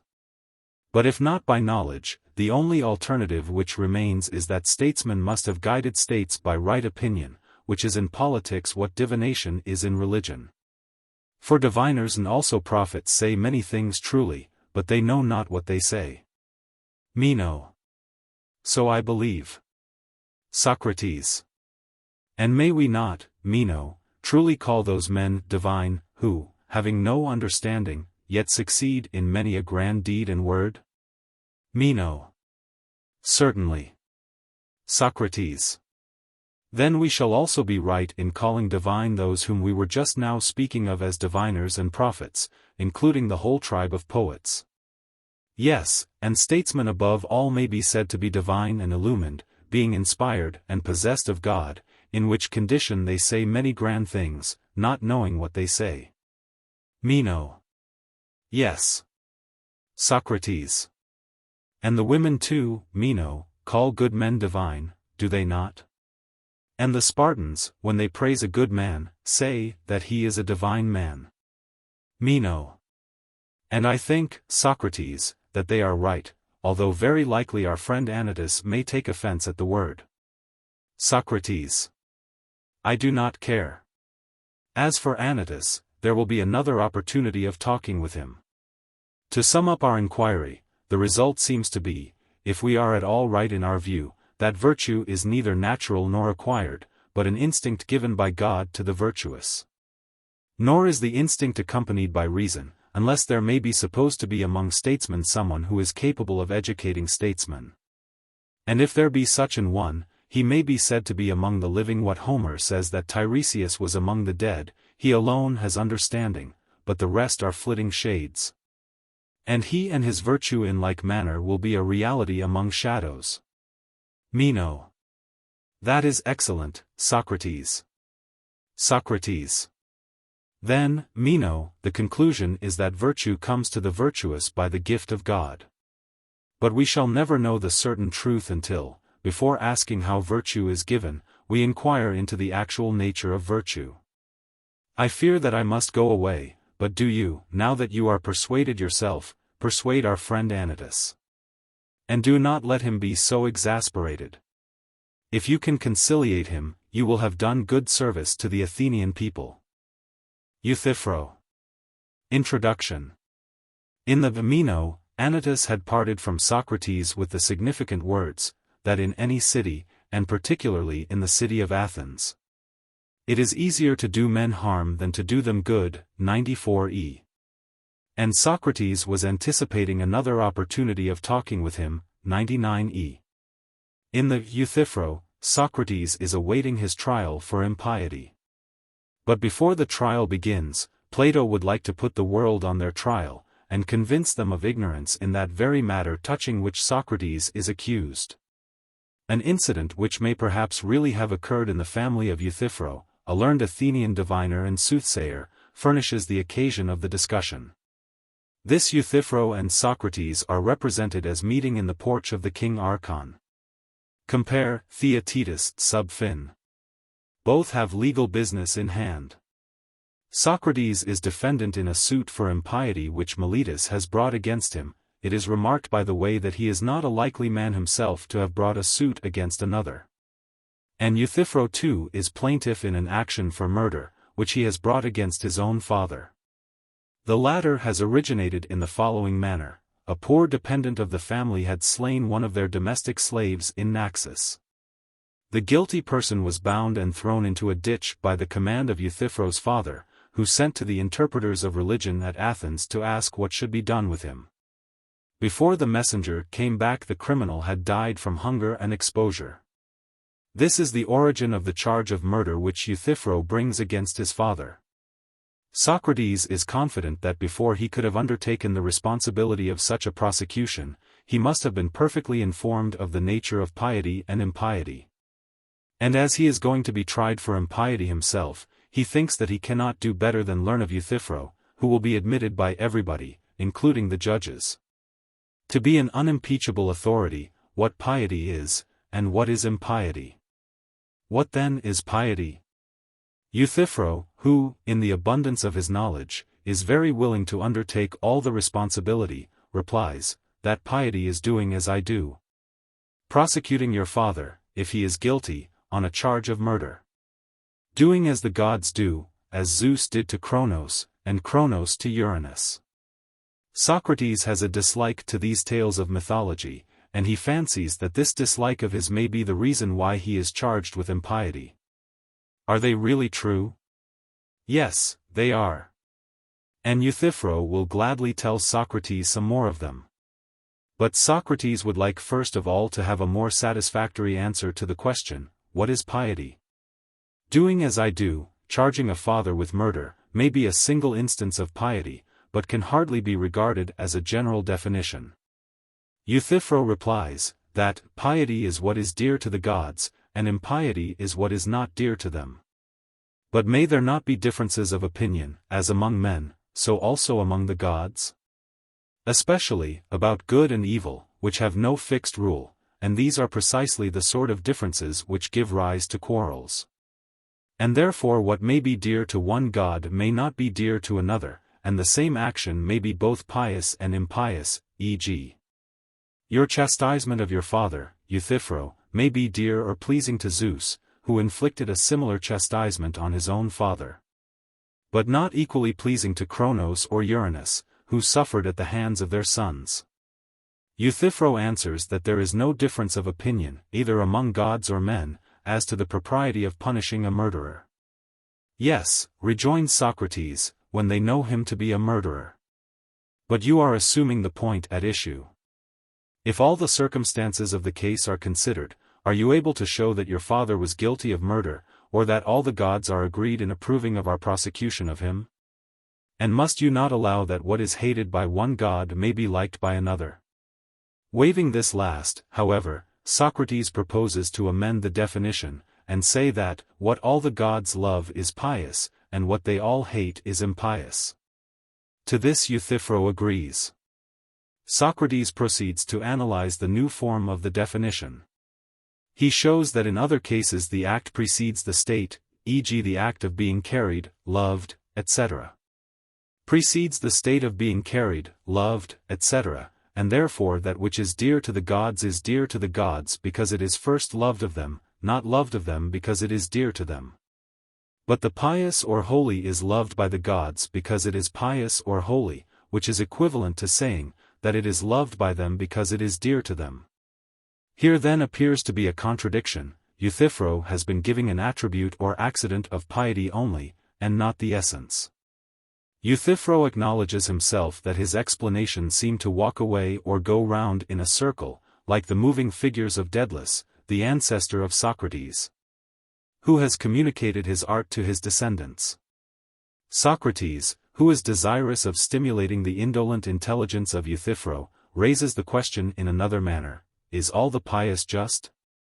Yes. Is all the just pious? No. Then what part of justice is piety? Euthyphro replies that piety is that part of justice which attends to the gods, as there is another part of justice which attends to men. But what is the meaning of attending to the gods? The word attending, when applied to dogs, horses, and men, implies that in some way they are made better. But how do pious or holy acts make the gods any better? Euthyphro explains that he means by pious acts, acts of service or ministration. Yes. But the ministrations of the husbandman, the physician, and the builder have an end. To what end do we serve the gods, and what do we help them to accomplish? Euthyphro replies, that all these difficult questions cannot be resolved in a short time. And he would rather say simply that piety is knowing how to please the gods in word and deed, by prayers and sacrifices. In other words, says Socrates, piety is a science of asking and giving, asking what we want and giving what they want, in short, a mode of doing business between gods and men. But although they are the givers of all good, how can we give them any good in return? Nay, but we give them honor. Then we give them not what is beneficial, but what is pleasing or dear to them. And this is the point which has been already disproved. Socrates, although weary of the subterfuges and evasions of Euthyphro, remains unshaken in his conviction that he must know the nature of piety, or he would never have prosecuted his old father. He is still hoping that he will condescend to instruct him. But Euthyphro is in a hurry and cannot stay. And Socrates' last hope of knowing the nature of piety before he is prosecuted for impiety has disappeared. As in the Euthydemus, the irony is carried on to the end. The Euthyphro is manifestly designed to contrast the real nature of piety and impiety with the popular conceptions of them. But when the popular conceptions of them have been overthrown, Socrates does not offer any definition of his own, as in the Laches and Lysis. He prepares the way for an answer to the question which he has raised. But true to his own character, refuses to answer himself. Euthyphro is a religionist, and is elsewhere spoken of, if he be the same person, as the author of a philosophy of names, by whose prancing steeds Socrates in the Cratylus is carried away, 396. He has the conceit and self-confidence of a sophist. No doubt that he is right in prosecuting his father has ever entered into his mind. Like a sophist too, he is incapable either of framing a general definition or of following the course of an argument. His wrong-headedness, one-sidedness, narrowness, positiveness, are characteristic of his priestly office. His failure to apprehend an argument may be compared to a similar defect which is observable in the rhapsode Ion. But he is not a bad man, and he is friendly to Socrates, whose familiar sign he recognizes with interest. Though unable to follow him, he is very willing to be led by him, and eagerly catches at any suggestion which saves him from the trouble of thinking. Moreover, he is the enemy of Meletus, who, as he says, is availing himself of the popular dislike to innovations in religion in order to injure Socrates. At the same time he is amusingly confident that he has weapons in his own armory which would be more than a match for him. He is quite sincere in his prosecution of his father, who has accidentally been guilty of homicide, and is not wholly free from blame. To purge away the crime appears to him in the light of a duty, whoever may be the criminal. Thus begins the contrast between the religion of the letter, or of the narrow and unenlightened conscience, and the higher notion of religion which Socrates vainly endeavors to elicit from him. Piety is doing as I do, is the idea of religion which first occurs to him, and to many others who do not say what they think with equal frankness. For men are not easily persuaded that any other religion is better than their own, or that other nations, e.g. the Greeks in the time of Socrates, were equally serious in their religious beliefs and difficulties. The chief difference between us and them is, that they were slowly learning what we are in process of forgetting. Greek mythology hardly admitted of the distinction between accidental homicide and murder. That the pollution of blood was the same in both cases is also the feeling of the Athenian diviner. He had not as yet learned the lesson, which philosophy was teaching, that Homer and Hesiod, if not banished from the state, or whipped out of the assembly, as Heraclitus more rudely proposed, at any rate were not to be appealed to as authorities in religion. And he is ready to defend his conduct by the examples of the gods. These are the very tales which Socrates cannot abide. And his dislike of them, as he suspects, has branded him with the reputation of impiety. Here is one answer to the question, why Socrates was put to death, suggested by the way. Another is conveyed in the words, the Athenians do not care about any man being thought wise until he begins to make other men wise. And then for some reason or other they are angry, which may be said to be the rule of popular toleration in most other countries, and not at Athens only. In the course of the argument, 7a, b, Socrates remarks that the controversial nature of morals and religion arises out of the difficulty of verifying them. There is no measure or standard to which they can be referred. The next definition, piety is that which is loved of the gods, is shipwrecked on a refined distinction between the state and the act.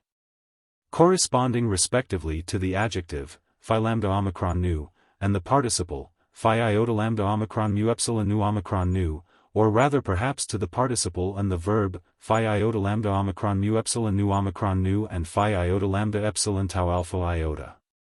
The act is prior to the state, as in Aristotle the nu rho gamma epsilon iota alpha precedes the delta nu alpha mu iota, and the state of being loved is preceded by the act of being loved. But piety or holiness is preceded by the act of being pious, not by the act of being loved, and therefore piety and the state of being loved are different. Through such subtleties of dialectic Socrates is working his way into a deeper region of thought and feeling. He means to say that the words, loved of the gods, express an attribute only, and not the essence of piety. Then follows the third and last definition, piety is a part of justice. Thus far Socrates has proceeded in placing religion on a moral foundation. He is seeking to realize the harmony of religion and morality, which the great poets Aeschylus, Sophocles, and Pindar had unconsciously anticipated, and which is the universal want of all men. To this the soothsayer adds the ceremonial element, attending upon the gods. When further interrogated by Socrates as to the nature of this attention to the gods, he replies, that piety is an affair of business, a science of giving and asking, and the like. Socrates points out the anthropomorphism of these notions, compare Symposium 202e, Republic 2365e, Politicus 290c, d. But when we expect him to go on and show that the true service of the gods is the service of the Spirit and the cooperation with them in all things true and good, he stops short. This was a lesson which the soothsayer could not have been made to understand, and which everyone must learn for himself. There seem to be altogether three aims or interests in this little dialogue: 1. The dialectical development of the idea of piety. 2. The antithesis of true and false religion, which is carried to a certain extent only. 3. The defense of Socrates. The subtle connection with the apology and the Crito. The holding back of the conclusion, as in the Charmides, Lysis, Laches, Protagoras, and other dialogues, the deep insight into the religious world. The dramatic power and play of the two characters, the inimitable irony, are reasons for believing that the Euthyphro is a genuine Platonic writing. The spirit in which the popular representations of mythology are denounced recalls Republic 2, 378 and following. The virtue of piety has been already mentioned as one of 5 in the Protagoras, but is not reckoned among the 4 cardinal virtues of Republic 4, 428 and following. The figure of Daedalus, 15c, has occurred in the Meno, 97d, that of Proteus, 15d, in the Euthydemus, 288b, and Io, 541e. The kingly science has already appeared in the Euthydemus, and will reappear in the Republic and Statesman. But neither from these nor any other indications of similarity or difference. And still less from arguments respecting the suitableness of this little work to aid Socrates at the time of his trial or the reverse, can any evidence of the date be obtained. Euthyphro. Persons of the dialogue. Socrates. Euthyphro. Scene, the porch of the King Archon. Euthyphro. Why have you left the Lyceum, Socrates? And what are you doing in the porch of the King Archon? Surely you cannot be concerned in a suit before the king, like myself? Socrates. Not in a suit, Euthyphro. Impeachment is the word which the Athenians use. Euthyphro. What? I suppose that someone has been prosecuting you, for I cannot believe that you are the prosecutor of another. Socrates. Certainly not. Euthyphro. Then someone else has been prosecuting you? Socrates. Yes. Euthyphro. And who is he? Socrates. A young man who is little known, Euthyphro. And I hardly know him. His name is Miletus, and he is of the demi of Pitys. Perhaps you may remember his appearance. He has a beak, and long straight hair, and a beard which is ill-grown. Euthyphro. No, I do not remember him, Socrates. But what is the charge which he brings against you? Socrates. What is the charge? Well, a very serious charge, which shows a good deal of character in the young man, and for which he is certainly not to be despised. He says he knows how the youth are corrupted and who are their corruptors. I fancy that he must be a wise man, and seeing that I am the reverse of a wise man, he has found me out, and is going to accuse me of corrupting his young friends. And of this our mother the state is to be the judge. Of all our political men he is the only one who seems to me to begin in the right way, with the cultivation of virtue in youth. Like a good husbandman, he makes the young shoots his first care, and clears away us who are the destroyers of them. This is only the first step, he will afterwards attend to the elder branches. And if he goes on as he has begun, he will be a very great public benefactor. Euthyphro. I hope that he may, but I rather fear, Socrates, that the opposite will turn out to be the truth. My opinion is that in attacking you he is simply aiming a blow at the foundation of the state. But in what way does he say that you corrupt the young? Socrates. He brings a wonderful accusation against me, which at first hearing excites surprise. He says that I am a poet or maker of gods, and that I invent new gods and deny the existence of old ones. This is the ground of his indictment. Euthyphro. I understand, Socrates, he means to attack you about the familiar sign which occasionally, as you say, comes to you. He thinks that you are a neologian, and he is going to have you up before the court for this. He knows that such a charge is readily received by the world, as I myself know too well. For when I speak in the assembly about divine things, and foretell the future to them, they laugh at me and think me a madman. Yet every word that I say is true. But they are jealous of us all. And we must be brave and go at them. Socrates. Their laughter, friend Euthyphro, is not a matter of much consequence. For a man may be thought wise. But the Athenians, I suspect, do not much trouble themselves about him until he begins to impart his wisdom to others, and then for some reason or other, perhaps, as you say, from jealousy, they are angry. Euthyphro. I am never likely to try their temper in this way. Socrates. I dare say not, for you are reserved in your behavior, and seldom impart your wisdom. But I have a benevolent habit of pouring out myself to everybody, and would even pay for a listener, and I am afraid that the Athenians may think me too talkative. Now if, as I was saying, they would only laugh at me, as you say that they laugh at you, the time might pass gaily enough in the court. But perhaps they may be in earnest, and then what the end will be you soothsayers only can predict. Euthyphro. I dare say that the affair will end in nothing, Socrates, and that you will win your cause, and I think that I shall win my own. Socrates. And what is your suit, Euthyphro? Are you the pursuer or the defendant? Euthyphro. I am the pursuer. Socrates. Of whom? Euthyphro. You will think me mad when I tell you. Socrates. Why, has the fugitive wings? Euthyphro. Nay, he is not very volatile at his time of life. Socrates. Who is he? Euthyphro. My father. Socrates. Your father. My good man? Euthyphro. Yes. Socrates. And of what is he accused? Euthyphro. Of murder, Socrates. Socrates. By the powers, Euthyphro. How little does the common herd know of the nature of right and truth. A man must be an extraordinary man, and have made great strides in wisdom, before he could have seen his way to bring such an action. Euthyphro. Indeed, Socrates, he must. Socrates. I suppose that the man whom your father murdered was one of your relatives. Clearly he was, for if he had been a stranger you would never have thought of prosecuting him. Euthyphro. I am amused, Socrates, at your making a distinction between one who is a relation and one who is not a relation. For surely the pollution is the same in either case, if you knowingly associate with the murderer when you ought to clear yourself and him by proceeding against him.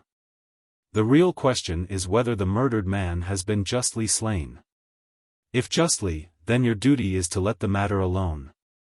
But if unjustly, then even if the murderer lives under the same roof with you and eats at the same table, proceed against him. Now the man who is dead was a poor dependent of mine who worked for us as a field laborer on our farm in Naxos. And one day in a fit of drunken passion he got into a quarrel with one of our domestic servants and slew him. My father bound him hand and foot and threw him into a ditch, and then sent to Athens to ask of a diviner what he should do with him.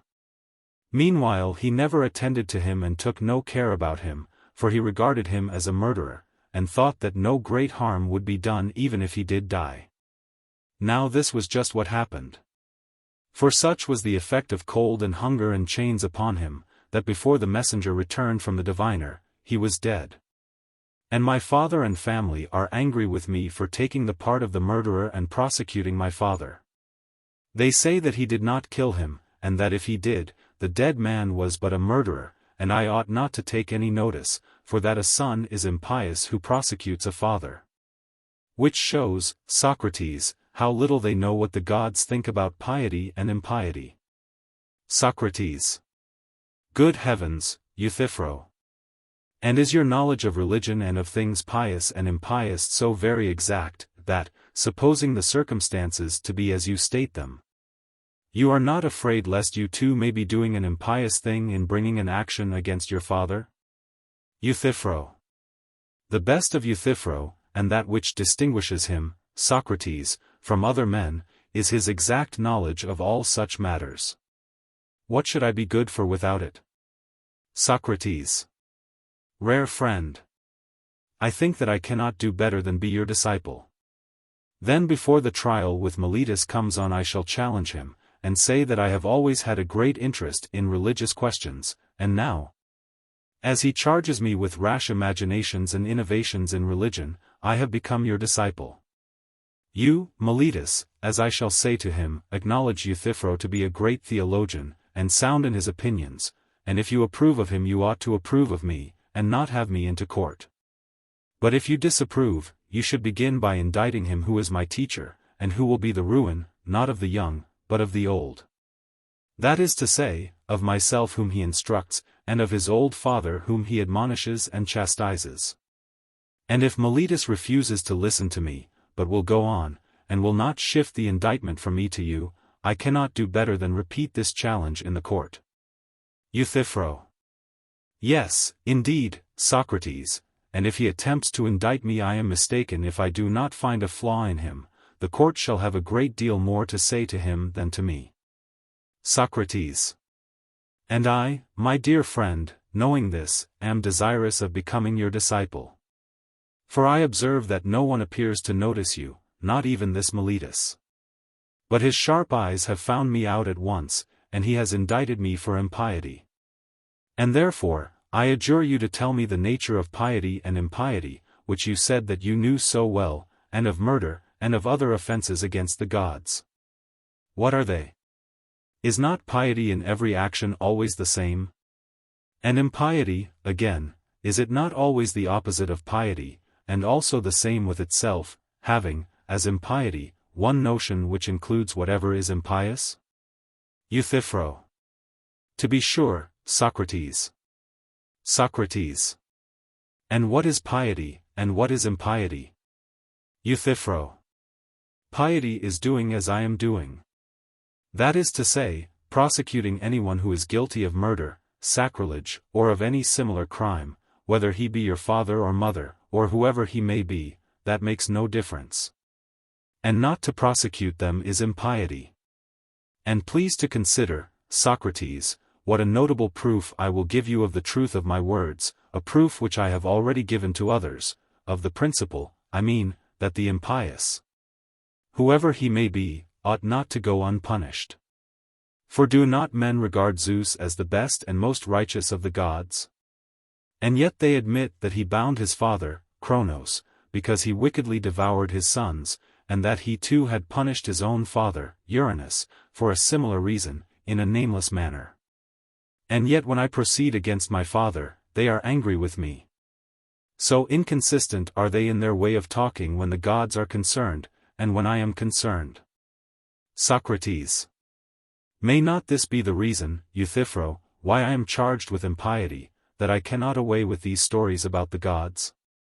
And therefore I suppose that people think me wrong. But, as you who are well informed about them approve of them, I cannot do better than assent to your superior wisdom. What else can I say, confessing as I do, that I know nothing about them? Tell me, for the love of Zeus, whether you really believe that they are true. Euthyphro. Yes, Socrates, and things more wonderful still, of which the world is in ignorance. Socrates. And do you really believe that the gods fought with one another, and had dire quarrels, battles, and the like, as the poets say. And as you may see represented in the works of great artists, the temples are full of them, and notably the robe of Athene, which is carried up to the Acropolis at the great Panathenea, is embroidered with them. Are all these tales of the gods true, Euthyphro? Euthyphro. Yes, Socrates, and, as I was saying, I can tell you, if you would like to hear them, many other things about the gods which would quite amaze you. Socrates. I dare say. And you shall tell me them at some other time when I have leisure. But just at present I would rather hear from you a more precise answer, which you have not as yet given, my friend, to the question, what is piety? When asked, you only replied, doing as you do, charging your father with murder. Euthyphro. And what I said was true, Socrates. Socrates. No doubt, Euthyphro. But you would admit that there are many other pious acts? Euthyphro. There are. Socrates. Remember that I did not ask you to give me 2 or 3 examples of piety, but to explain the general idea which makes all pious things to be pious. Do you not recollect that there was one idea which made the impious impious, and the pious pious? Euthyphro. I remember. Socrates. Tell me what is the nature of this idea, and then I shall have a standard to which I may look, and by which I may measure actions, whether yours or those of anyone else. And then I shall be able to say that such and such an action is pious, such another impious. Euthyphro. I will tell you, if you like. Socrates. I should very much like. Euthyphro. Piety, then, is that which is dear to the gods, and impiety is that which is not dear to them. Socrates. Very good, Euthyphro, you have now given me the sort of answer which I wanted. But whether what you say is true or not I cannot as yet tell, although I make no doubt that you will prove the truth of your words. Euthyphro. Of course. Socrates. Come, then, and let us examine what we are saying. That thing or person which is dear to the gods is pious, and that thing or person which is hateful to the gods is impious, these two being the extreme opposites of one another. Was not that said? Euthyphro. It was. Socrates. And well said?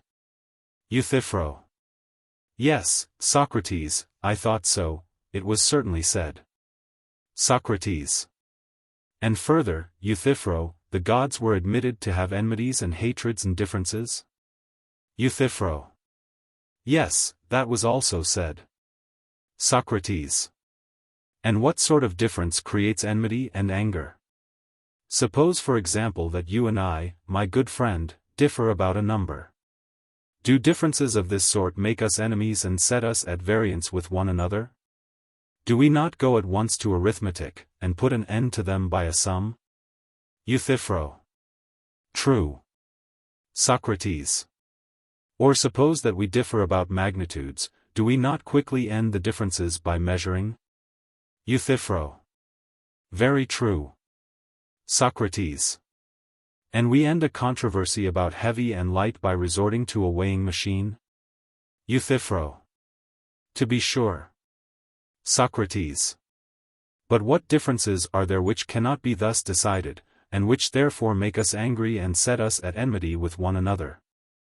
I dare say the answer does not occur to you at the moment, and therefore I will suggest that these enmities arise when the matters of difference are the just and unjust, good and evil, honorable and dishonorable. Are not these the points about which men differ, and about which when we are unable satisfactorily to decide our differences, you and I and all of us quarrel, when we do quarrel? 98. Euthyphro. Yes, Socrates, the nature of the differences about which we quarrel is such as you describe. Socrates. And the quarrels of the gods, noble Euthyphro, when they occur, are of a like nature? Euthyphro. Certainly they are. Socrates. They have differences of opinion, as you say, about good and evil, just and unjust, honorable and dishonorable, there would have been no quarrels among them. If there had been no such differences, would there now? Euthyphro. You are quite right. Socrates. Does not every man love that which he deems noble and just and good, and hate the opposite of them? Euthyphro. Very true. Socrates. But, as you say, people regard the same things, some as just and others as unjust, about these they dispute, and so there arise wars and fightings among them. Euthyphro. Very true. Socrates. Then the same things are hated by the gods and loved by the gods, and are both hateful and dear to them? Euthyphro. True. Socrates. And upon this view the same things, Euthyphro, will be pious and also impious? Euthyphro. So I should suppose. Socrates. Then, my friend, I remark with surprise that you have not answered the question which I asked. For I certainly did not ask you to tell me what action is both pious and impious, but now it would seem that what is loved by the gods is also hated by them. And therefore, Euthyphro, in thus chastising your father you may very likely be doing what is agreeable to Zeus but disagreeable to Cronos or Uranus. And what is acceptable to Hephaestus but unacceptable to Here, and there may be other gods who have similar differences of opinion. Euthyphro. But I believe, Socrates, that all the gods would be agreed as to the propriety of punishing a murderer, there would be no difference of opinion about that. Socrates. Well, but speaking of men, Euthyphro, did you ever hear anyone arguing that a murderer or any sort of evildoer ought to be let off? Euthyphro. I should rather say that these are the questions which they are always arguing, especially in courts of law. They commit all sorts of crimes. And there is nothing which they will not do or say in their own defense. Socrates. But do they admit their guilt, Euthyphro, and yet say that they ought not to be punished? Euthyphro. No, they do not. Socrates. Then there are some things which they do not venture to say and do, for they do not venture to argue that the guilty are to be unpunished, but they deny their guilt, do they not? Euthyphro. Yes. Socrates. Then they do not argue that the evildoer should not be punished, but they argue about the fact of who the evildoer is, and what he did and when? Euthyphro. True. Socrates.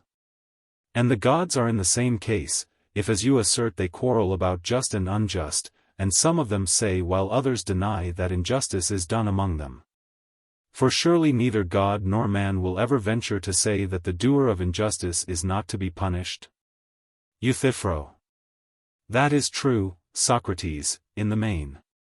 Socrates. But they join issue about the particulars, gods and men alike. And, if they dispute at all, they dispute about some act which is called in question, and which by some is affirmed to be just, by others to be unjust. Is not that true? Euthyphro. Quite true. Socrates. Well then, my dear friend Euthyphro, do tell me, for my better instruction and information, what proof have you that in the opinion of all the gods a servant who is guilty of murder, and is put in chains by the master of the dead man, and dies because he is put in chains before he who bound him can learn from the interpreters of the gods what he ought to do with him, dies unjustly? And that on behalf of such an one a son ought to proceed against his father and accuse him of murder. How would you show that all the gods absolutely agree in approving of his act? Prove to me that they do, and I will applaud your wisdom as long as I live. Euthyphro. It will be a difficult task, but I could make the matter very clear indeed to you. Socrates. I understand, you mean to say that I am not so quick of apprehension as the judges, for to them you will be sure to prove that the act is unjust and hateful to the gods. Euthyphro. Yes indeed, Socrates, at least if they will listen to me. Socrates. But they will be sure to listen if they find that you are a good speaker. There was a notion that came into my mind while you were speaking. I said to myself, well, and what if Euthyphro does prove to me that all the gods regarded the death of the serf as unjust? How do I know anything more of the nature of piety and impiety?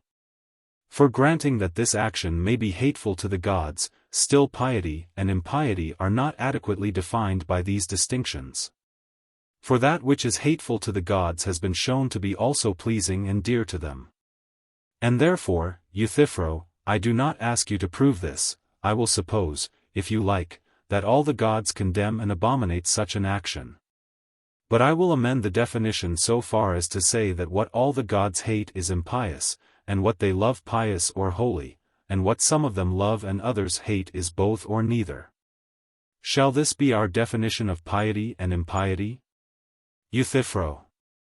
Why not, Socrates? Socrates. Why not?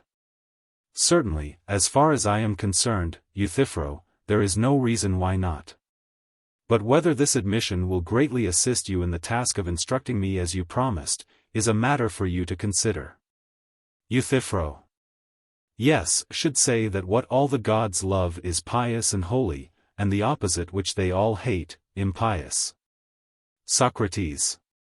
Ought we to inquire into the truth of this, Euthyphro, or simply to accept the mere statement on our own authority and that of others? What do you say? Euthyphro. We should inquire, and I believe that the statement will stand the test of inquiry. Socrates. We shall know better, my good friend, in a little while.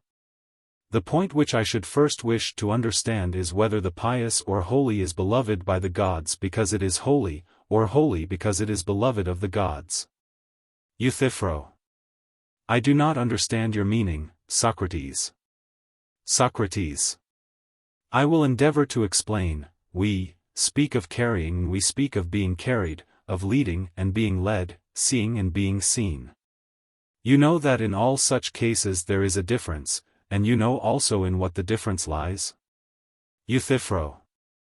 I think that I understand. Socrates. And is not that which is beloved distinct from that which loves? Euthyphro. Certainly. Socrates. Well. And now tell me, is that which is carried in this state of carrying because it is carried, or for some other reason? Euthyphro. No, that is the reason. Socrates. And the same is true of what is led and of what is seen? Euthyphro. True. Socrates. And a thing is not seen because it is visible, but conversely, visible because it is seen. Nor is a thing led because it is in the state of being led, or carried because it is in the state of being carried, but the converse of this. And now I think, Euthyphro, that my meaning will be intelligible, and my meaning is, that any state of action or passion implies previous action or passion. It does not become because it is becoming, but it is in a state of becoming because it becomes. Neither does it suffer because it is in a state of suffering, but it is in a state of suffering because it suffers. Do you not agree? Euthyphro. Yes. Socrates. Is not that which is loved in some state either of becoming or suffering? Euthyphro. Yes. Socrates. And the same holds as in the previous instances. The state of being loved follows the act of being loved, and not the act the state. Euthyphro. Certainly. Socrates. And what do you say of piety, Euthyphro? Is not piety, according to your definition, loved by all the gods? Euthyphro. Yes. Socrates. Because it is pious or holy, or for some other reason? Euthyphro. No, that is the reason. Socrates. It is loved because it is holy, not holy because it is loved? Euthyphro. Yes. Socrates. And that which is dear to the gods is loved by them, and is in a state to be loved of them because it is loved of them? Euthyphro. Certainly. Socrates. Then that which is dear to the gods, Euthyphro, is not holy, nor is that which is holy loved of God, as you affirm, but they are two different things. Euthyphro. How do you mean, Socrates. Socrates. I mean to say that the holy has been acknowledged by us to be loved of God because it is holy, not to be holy because it is loved. Euthyphro. Yes. Socrates. But that which is dear to the gods is dear to them because it is loved by them, not loved by them because it is dear to them. Euthyphro. True. Socrates. But, friend Euthyphro, if that which is holy is the same with that which is dear to God, and is loved because it is holy, then that which is dear to God would have been loved as being dear to God. But if that which is dear to God is dear to him because loved by him, then that which is holy would have been holy because loved by him. But now you see that the reverse is the case, and that they are quite different from one another. For one, theta epsilon omicron phi iota lambda, is of a kind to be loved because it is loved, and the other, sigma iota omicron nu, is loved because it is of a kind to be loved. Thus you appear to me, Euthyphro, when I ask you what is the essence of holiness, to offer an attribute only, and not the essence, the attribute of being loved by all the gods. But you still refuse to explain to me the nature of holiness. And therefore, if you please, I will ask you not to hide your treasure, but to tell me once more what holiness or piety really is. Whether dear to the gods or not, for that is a matter about which we will not quarrel. And what is impiety? Euthyphro. I really do not know, Socrates, how to express what I mean. For somehow or other our arguments, on whatever ground we rest them, seem to turn round and walk away from us. Socrates. Your words, Euthyphro, are like the handiwork of my ancestor Daedalus. And if I were the sayer or propounder of them, you might say that my arguments walk away and will not remain fixed where they are placed because I am a descendant of his. But now, since these notions are your own, you must find some other jibe, for they certainly, as you yourself allow, show an inclination to be on the move. Euthyphro. Nay, Socrates, I shall still say that you are the Daedalus who sets arguments in motion. Not I, certainly, but you make them move or go round, for they would never have stirred, as far as I am concerned. Socrates. Then I must be a greater than Daedalus, for whereas he only made his own inventions to move, I move those of other people as well. And the beauty of it is, that I would rather not. For I would give the wisdom of Daedalus, and the wealth of Tantalus, to be able to detain them and keep them fixed. But enough of this. As I perceive that you are lazy, I will myself endeavor to show you how you might instruct me in the nature of piety, and I hope that you will not grudge your labor. Tell me, then, is not that which is pious necessarily just? Euthyphro. Yes. Socrates. And is, then, all which is just pious? Or, is that which is pious all just, but that which is just, only in part and not all, pious? Euthyphro. I do not understand you, Socrates. Socrates. And yet I know that you are as much wiser than I am, as you are younger. But, as I was saying, revered friend, the abundance of your wisdom makes you lazy. Please to exert yourself, for there is no real difficulty in understanding me. What I mean I may explain by an illustration of what I do not mean. The poet, Stasinus, sings of Zeus, the author and creator of all these things. You will not tell, for where there is fear there is also reverence. Now I disagree with this poet. Shall I tell you in what respect? Euthyphro. By all means. Socrates. I should not say that where there is fear there is also reverence. For I am sure that many persons fear poverty and disease, and the like evils, but I do not perceive that they reverence the objects of their fear. Euthyphro. Very true. Socrates. But where reverence is, there is fear, for he who has a feeling of reverence and shame about the commission of any action, fears and is afraid of an ill reputation. Euthyphro. No doubt. Socrates. Then we are wrong in saying that where there is fear there is also reverence, and we should say, where there is reverence there is also fear. But there is not always reverence where there is fear. For fear is a more extended notion, and reverence is a part of fear, just as the odd is a part of number, and number is a more extended notion than the odd.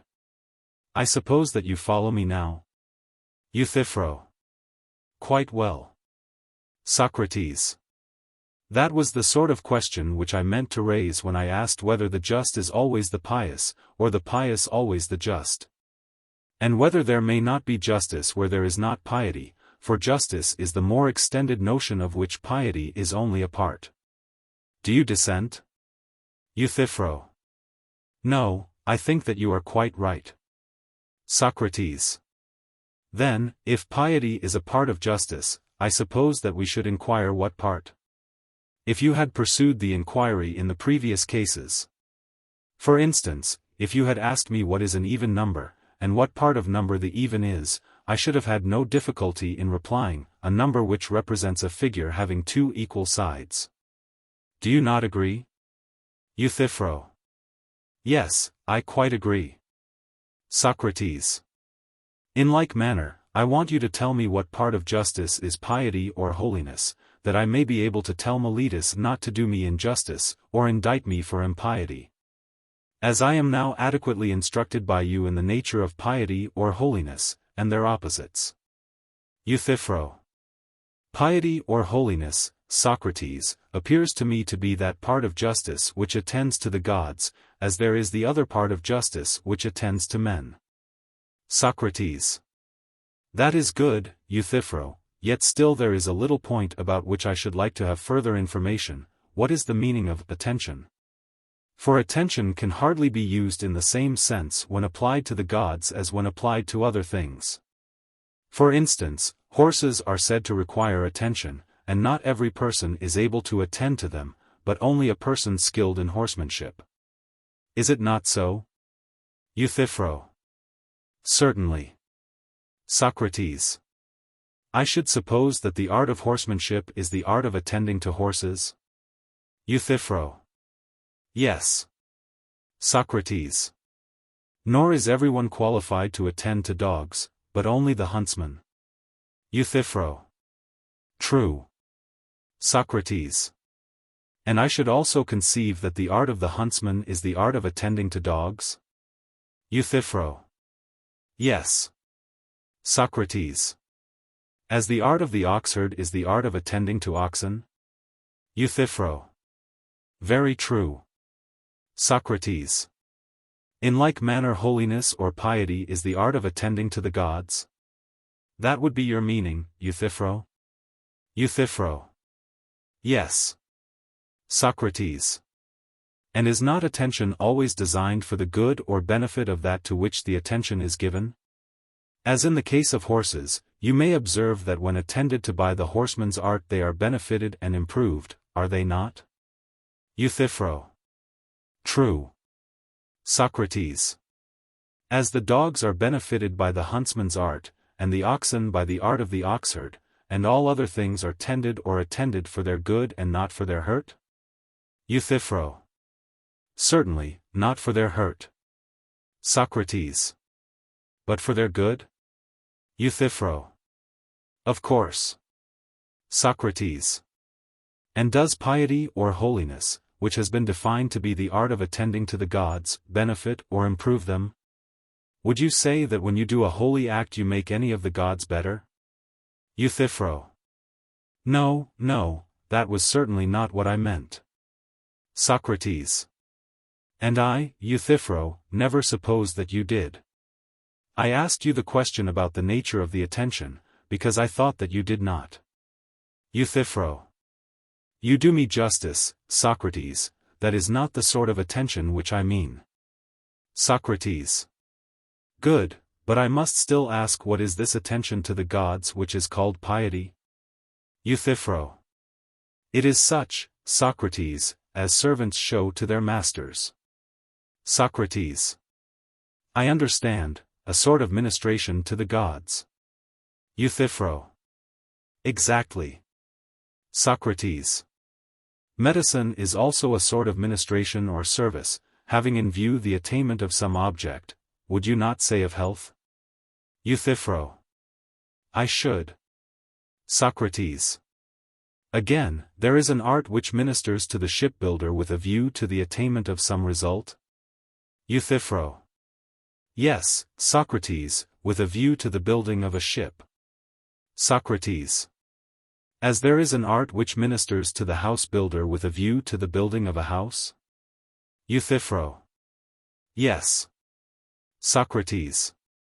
And now tell me, my good friend, about the art which ministers to the gods. What work does that help to accomplish? For you must surely know if, as you say, you are of all men living the one who is best instructed in religion. Euthyphro. And I speak the truth, Socrates. Socrates. Tell me then, oh tell me, what is that fair work which the gods do by the help of our ministrations? Euthyphro. Many and fair, Socrates, are the works which they do. Socrates. Why, my friend, and so are those of a general. But the chief of them is easily told. Would you not say that victory in war is the chief of them? Euthyphro. Certainly. Socrates. Many and fair, too, are the works of the husbandman, if I am not mistaken, but his chief work is the production of food from the earth? Euthyphro. Exactly. Socrates. And of the many and fair things done by the gods, which is the chief or principal one? Euthyphro. I have told you already, Socrates, that to learn all these things accurately will be very tiresome. Let me simply say that piety or holiness is learning how to please the gods in word and deed, by prayers and sacrifices. Such piety is the salvation of families and states, just as the impious, which is unpleasing to the gods, is their ruin and destruction. Socrates. I think that you could have answered in much fewer words the chief question which I asked, Euthyphro, if you had chosen. But I see plainly that you are not disposed to instruct me, clearly not, else why, when we reached the point, did you turn aside? Had you only answered me I should have truly learned of you by this time the nature of piety. Now, as the asker of a question is necessarily dependent on the answerer, whither he leads I must follow. And can only ask again, what is the pious, and what is piety? Do you mean that they are a sort of science of praying and sacrificing? Euthyphro. Yes, I do. Socrates. And sacrificing is giving to the gods, and prayer is asking of the gods? Euthyphro. Yes, Socrates. Socrates. Upon this view, then, piety is a science of asking and giving? Euthyphro. You understand me capitally, Socrates. Socrates. Yes, my friend. The reason is that I am a votary of your science, and give my mind to it, and therefore nothing which you say will be thrown away upon me. Please then to tell me, what is the nature of this service to the gods? Do you mean that we prefer requests and give gifts to them? Euthyphro. Yes, I do. Socrates. Is not the right way of asking to ask of them what we want? Euthyphro. Certainly. Socrates. And the right way of giving is to give to them in return what they want of us. There would be no meaning in an art which gives to anyone that which he does not want. Euthyphro. Very true, Socrates. Socrates. Then piety, Euthyphro, is an art which gods and men have of doing business with one another? Euthyphro. That is an expression which you may use, if you like. Socrates. But I have no particular liking for anything but the truth. I wish, however, that you would tell me what benefit accrues to the gods from our gifts. There is no doubt about what they give to us, for there is no good thing which they do not give, but how we can give any good thing to them in return is far from being equally clear. If they give everything and we give nothing, that must be an affair of business in which we have very greatly the advantage of them. Euthyphro. And do you imagine, Socrates, that any benefit accrues to the gods from our gifts? Socrates. But if not, Euthyphro, what is the meaning of gifts which are conferred by us upon the gods? Euthyphro. What else, but tributes of honor? And, as I was just now saying, what pleases them? Socrates. Piety, then, is pleasing to the gods, but not beneficial or dear to them. Euthyphro. I should say that nothing could be dearer. Socrates. Then once more the assertion is repeated that piety is dear to the gods? Euthyphro. Certainly. Socrates. And when you say this, can you wonder at your words not standing firm, but walking away? Will you accuse me of being the Daedalus who makes them walk away, not perceiving that there is another and far greater artist than Daedalus who makes them go round in a circle, and he is yourself? For the argument, as you will perceive, comes round to the same point. Were we not saying that the holy or pious was not the same with that which is loved of the gods? Have you forgotten? Euthyphro. I quite remember. Socrates.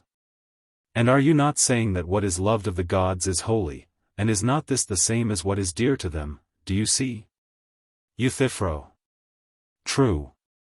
Socrates. Then either we were wrong in our former assertion, or, if we were right then, we are wrong now. Euthyphro. One of the two must be true. Socrates. Then we must begin again and ask, what is piety? That is an inquiry which I shall never be weary of pursuing as far as in me lies. And I entreat you not to scorn me, but to apply your mind to the utmost, and tell me the truth. For, if any man knows, you are he, and therefore I must detain you, like Proteus, until you tell. If you had not certainly known the nature of piety and impiety, I am confident that you would never, on behalf of a serf, have charged your aged father with murder. You would not have run such a risk of doing wrong in the sight of the gods, and you would have had too much respect for the opinions of men. I am sure, therefore, that you know the nature of piety and impiety. Speak out then, my dear Euthyphro, and do not hide your knowledge. Euthyphro. Another time, Socrates. For I am in a hurry, and must go now. Socrates. Alas! My companion, and will you leave me in despair? I was hoping that you would instruct me in the nature of piety and impiety. And then I might have cleared myself of Miletus and his indictment. I would have told him that I had been enlightened by Euthyphro, and had given up rash innovations and speculations, in which I indulged only through ignorance. And that now I am about to lead a better life. Apology. Introduction. In what relation the Apology of Plato stands to the real defense of Socrates, there are no means of determining.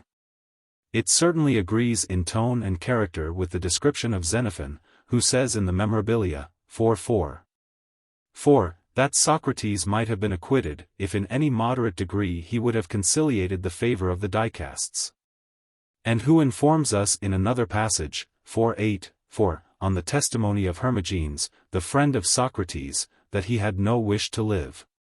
And that the divine sign refused to allow him to prepare a defense, and also that Socrates himself declared this to be unnecessary. On the ground that all his life long he had been preparing against that hour. For the speech breathes throughout a spirit of defiance, ut non supplex aut reis sed magister aut dominus videretur esse judicum, Cicero de Orator I 54. And the loose and desultory style is an imitation of the accustomed manner, in which Socrates spoke in the agora and among the tables of the money changers.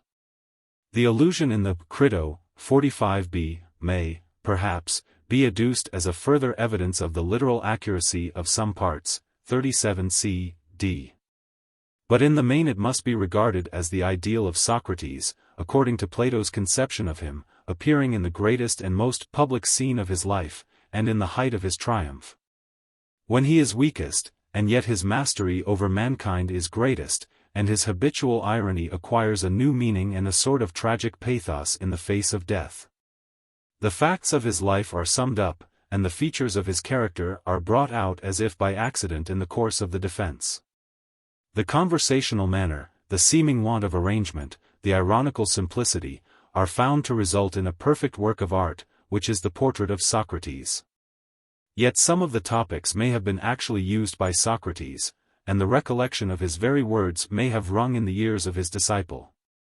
The Apology of Plato may be compared generally with those speeches of Thucydides in which he has embodied his conception of the lofty character and policy of the great Pericles, and which at the same time furnish a commentary on the situation of affairs from the point of view of the historian. So in the Apology there is an ideal rather than a literal truth, much is said which was not said, and is only Plato's view of the situation.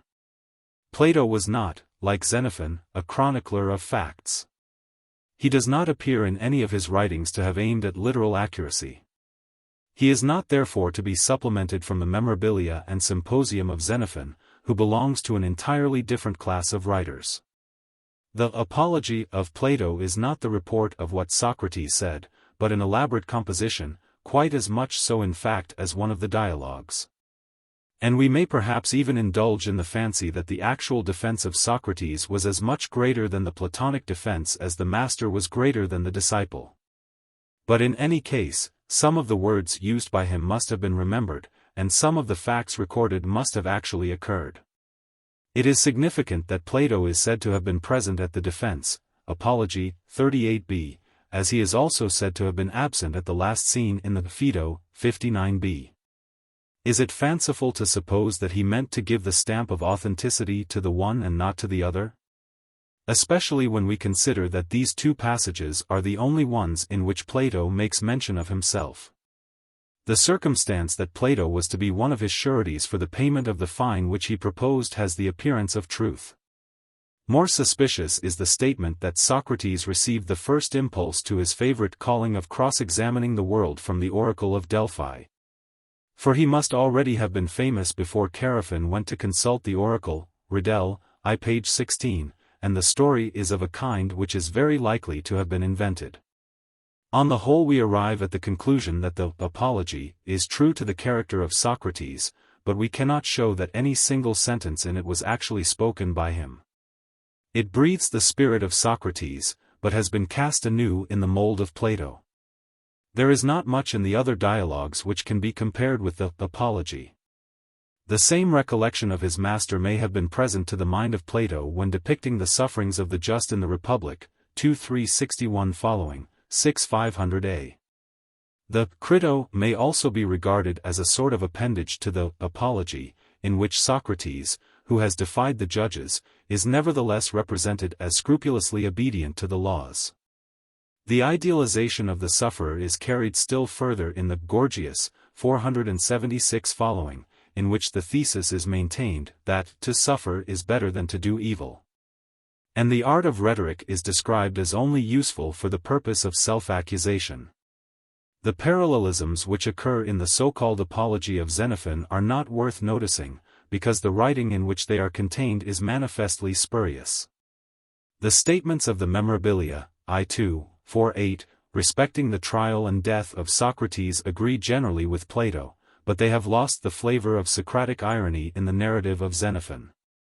The Apology, or Platonic defense of Socrates is divided into three parts: first, the defense properly so called; second, the shorter address in mitigation of the penalty; third, the last words of prophetic rebuke and exhortation.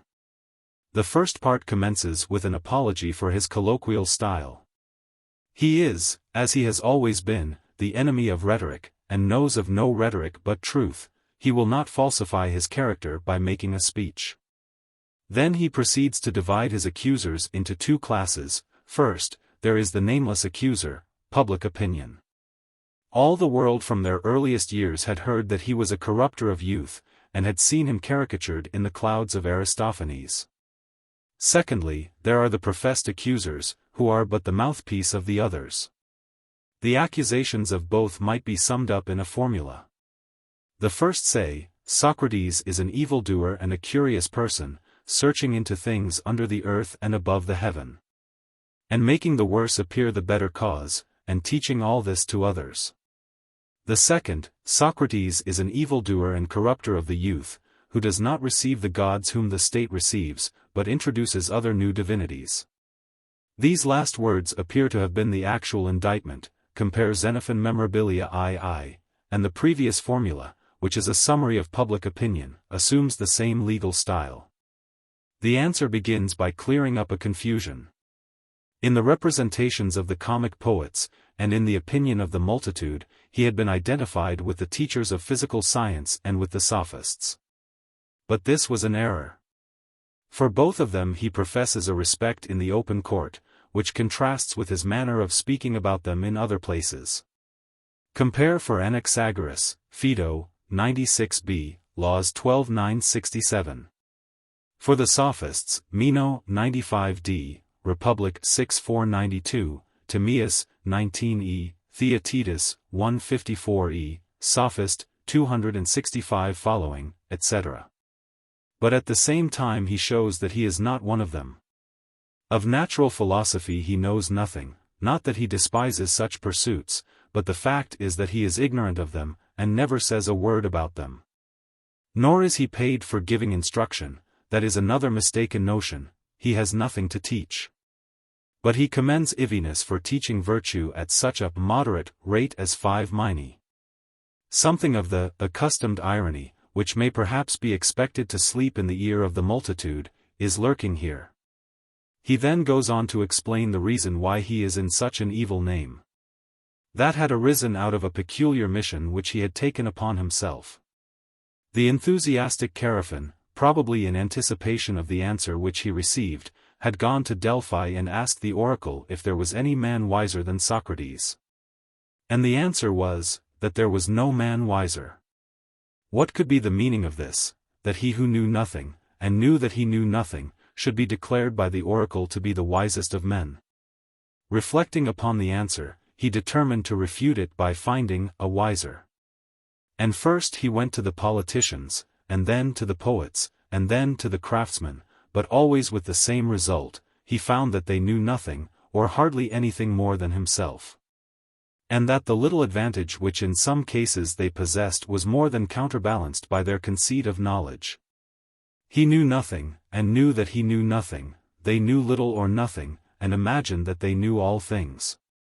Thus he had passed his life as a sort of missionary in detecting the pretended wisdom of mankind, and this occupation had quite absorbed him and taken him away both from public and private affairs. Young men of the richer sort had made a pastime of the same pursuit, which was not unamusing. And hence bitter enmities had arisen. The professors of knowledge had revenged themselves by calling him a villainous corrupter of youth, and by repeating the commonplaces about atheism and materialism and sophistry. Which are the stock accusations against all philosophers when there is nothing else to be said of them. The second accusation he meets by interrogating Meletus, who is present and can be interrogated. If he is the corrupter, who is the improver of the citizens? Compare Meno 91c. All men everywhere. But how absurd, how contrary to analogy is this? How inconceivable too, that he should make the citizens worse when he has to live with them. This surely cannot be intentional. And if unintentional, he ought to have been instructed by Meletus, and not accused in the court. But there is another part of the indictment which says that he teaches men not to receive the gods whom the city receives, and has other new gods. Is that the way in which he is supposed to corrupt the youth? Yes, it is. Has he only new gods, or none at all? None at all. What, not even the sun and moon? No. Why, he says that the sun is a stone, and the moon earth. That, replies Socrates, is the old confusion about Anaxagoras. The Athenian people are not so ignorant as to attribute to the influence of Socrates notions which have found their way into the drama, and may be learned at the theatre. Socrates undertakes to show that Meletus, rather unjustifiably, has been compounding a riddle in this part of the indictment: there are no gods. But Socrates believes in the existence of the sons of gods, which is absurd. Leaving Meletus, who has had enough words spent upon him, he returns to the original accusation. The question may be asked, why will he persist in following a profession which leads him to death? Why? Because he must remain at his post where the god has placed him, as he remained at Potidaea, and Amphipolis, and Delium, where the generals placed him. Besides, he is not so overwise as to imagine that he knows whether death is a good or an evil, and he is certain that desertion of his duty is an evil. Anytus is quite right in saying that they should never have indicted him if they meant to let him go. For he will certainly obey God rather than man. And will continue to preach to all men of all ages the necessity of virtue and improvement, and if they refuse to listen to him he will still persevere and reprove them. This is his way of corrupting the youth, which he will not cease to follow in obedience to the God, even if 1,000 deaths await him. He is desirous that they should let him live, not for his own sake, but for theirs. Because he is their heaven-sent friend, and they will never have such another, or, as he may be ludicrously described, he is the gadfly who stirs the generous steed into motion. Why then has he never taken part in public affairs? Because the familiar divine voice has hindered him. If he had been a public man, and had fought for the right, as he would certainly have fought against the many, he would not have lived, and could therefore have done no good. Twice in public matters he has risked his life for the sake of justice, once at the trial of the generals, and again in resistance to the tyrannical commands of the 30. But, though not a public man, he has passed his days in instructing the citizens without fee or reward. This was his mission.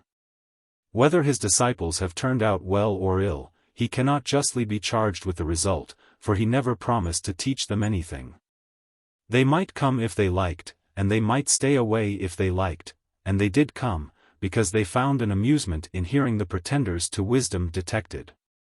If they have been corrupted, their elder relatives, if not themselves, might surely come into court and witness against him, and there is an opportunity still for them to appear.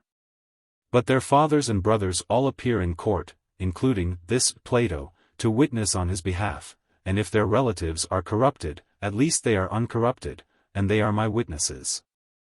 For they know that I am speaking the truth, and that Miletus is lying. This is about all that he has to say. He will not entreat the judges to spare his life. Neither will he present a spectacle of weeping children, although he, too, is not made of rock or oak. Some of the judges themselves may have complied with this practice on similar occasions, and he trusts that they will not be angry with him for not following their example. But he feels that such conduct brings discredit on the name of Athens. He feels too, that the judge has sworn not to give away justice. And he cannot be guilty of the impiety of asking the judge to break his oath, when he is himself being tried for impiety. As he expected, and probably intended, he is convicted. And now the tone of the speech, instead of being more conciliatory, becomes more lofty and commanding. Anytus proposes death as the penalty, and what counterproposition shall he make? He, the benefactor of the Athenian people, whose whole life has been spent in doing them good, should at least have the Olympic victor's reward of maintenance in the Prytaneum. Or why should he propose any counterpenalty when he does not know whether death, which Anytus proposes, is a good or an evil?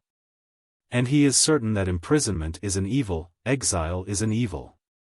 Loss of money might be an evil, but then he has none to give, perhaps he can make up a mina. Let that be the penalty, or, if his friends wish, 30 minae. For which they will be excellent securities. He is condemned to death. He is an old man already, and the Athenians will gain nothing but disgrace by depriving him of a few years of life. Perhaps he could have escaped, if he had chosen to throw down his arms and entreat for his life. But he does not at all repent of the manner of his defense. He would rather die in his own fashion than live in theirs. For the penalty of unrighteousness is swifter than death, that penalty has already overtaken his accusers as death will soon overtake him. And now, as one who is about to die, he will prophesy to them. They have put him to death in order to escape the necessity of giving an account of their lives. But his death will be the seed of many disciples who will convince them of their evil ways, and will come forth to reprove them in harsher terms, because they are younger and more inconsiderate. He would like to say a few words, while there is time, to those who would have acquitted him. He wishes them to know that the divine sign never interrupted him in the course of his defense. The reason of which, as he conjectures, is that the death to which he is going is a good and not an evil.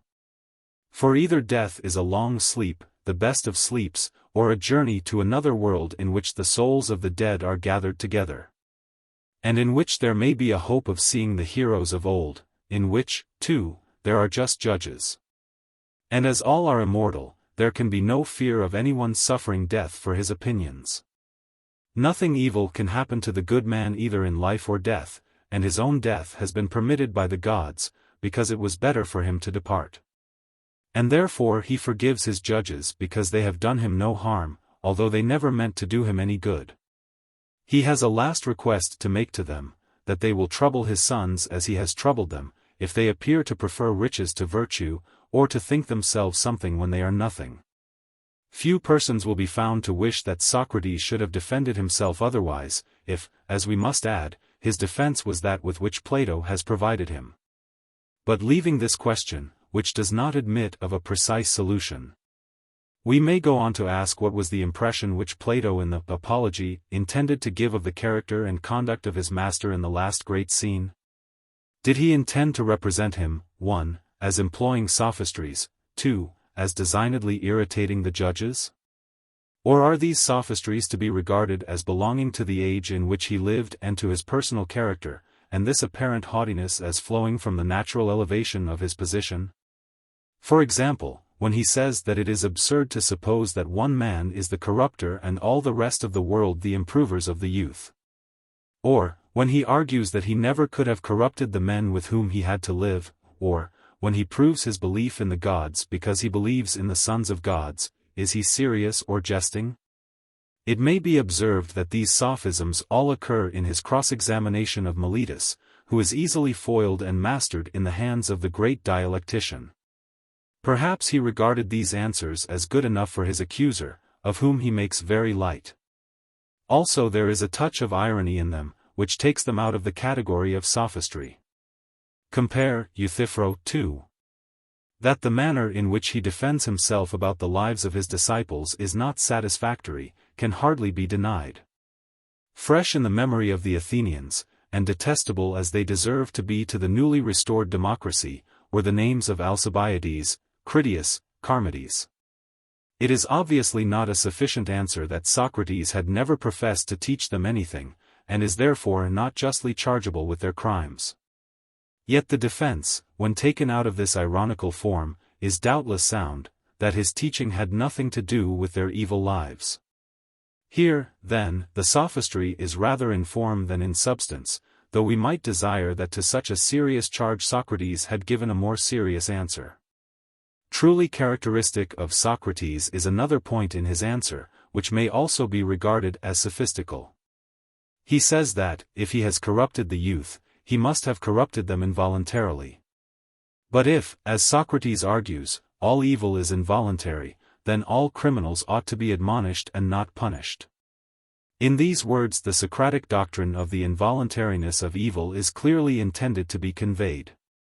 Here again, as in the former instance, the defense of Socrates is untrue practically, but may be true in some ideal or transcendental sense. The commonplace reply, that if he had been guilty of corrupting the youth their relations would surely have witnessed against him, with which he concludes this part of his defense, is more satisfactory. Again, when Socrates argues that he must believe in the gods because he believes in the sons of gods, we must remember that this is a refutation not of the original indictment. Which is consistent enough. Socrates does not receive the gods whom the city receives, and has other new divinities, but of the interpretation put upon the words by Meletus, who has affirmed that he is a downright atheist. To this Socrates fairly answers, in accordance with the ideas of the time, that a downright atheist cannot believe in the sons of gods or in divine things. The notion that demons or lesser divinities are the sons of gods is not to be regarded as ironical or skeptical. He is arguing ad hominem according to the notions of mythology current in his age. Yet he abstains from saying that he believed in the gods whom the state approved. He does not defend himself, as Xenophon has defended him, by appealing to his practice of religion. Probably he neither wholly believed, nor disbelieved, in the existence of the popular gods, he had no means of knowing about them. According to Plato, compare Phaedo 118b. Symposium 220d, as well as Xenophon, Memorabilia I 30, he was punctual in the performance of the least religious duties. And he must have believed in his own oracular sign, of which he seemed to have an internal witness. But the existence of Apollo or Zeus, or the other gods whom the state approves, would have appeared to him both uncertain and unimportant in comparison of the duty of self-examination, and of those principles of truth and right which he deemed to be the foundation of religion. Compare Phaedrus 230, Euthyphro 6, 7, Republic 2 373 ff.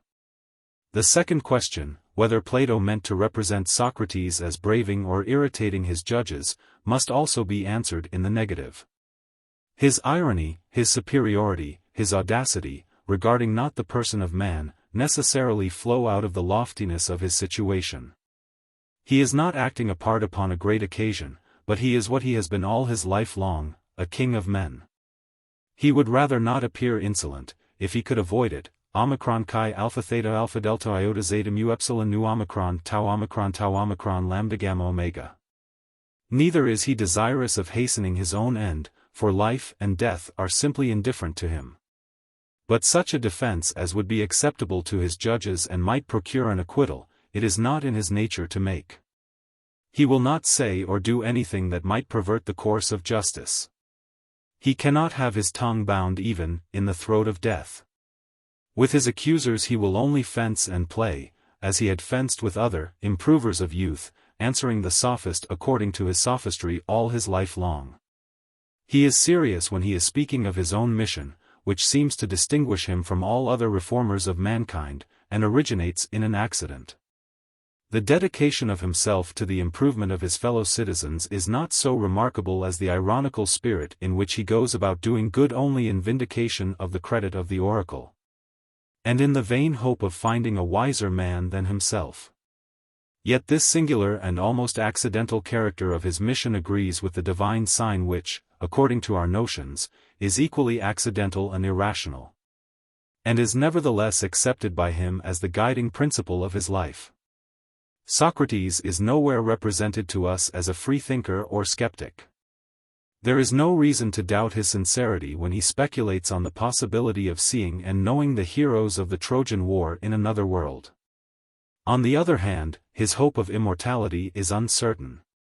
He also conceives of death as a long sleep, in this respect differing from the Phaedo, and at last falls back on resignation to the divine will, and the certainty that no evil can happen to the good man either in life or death.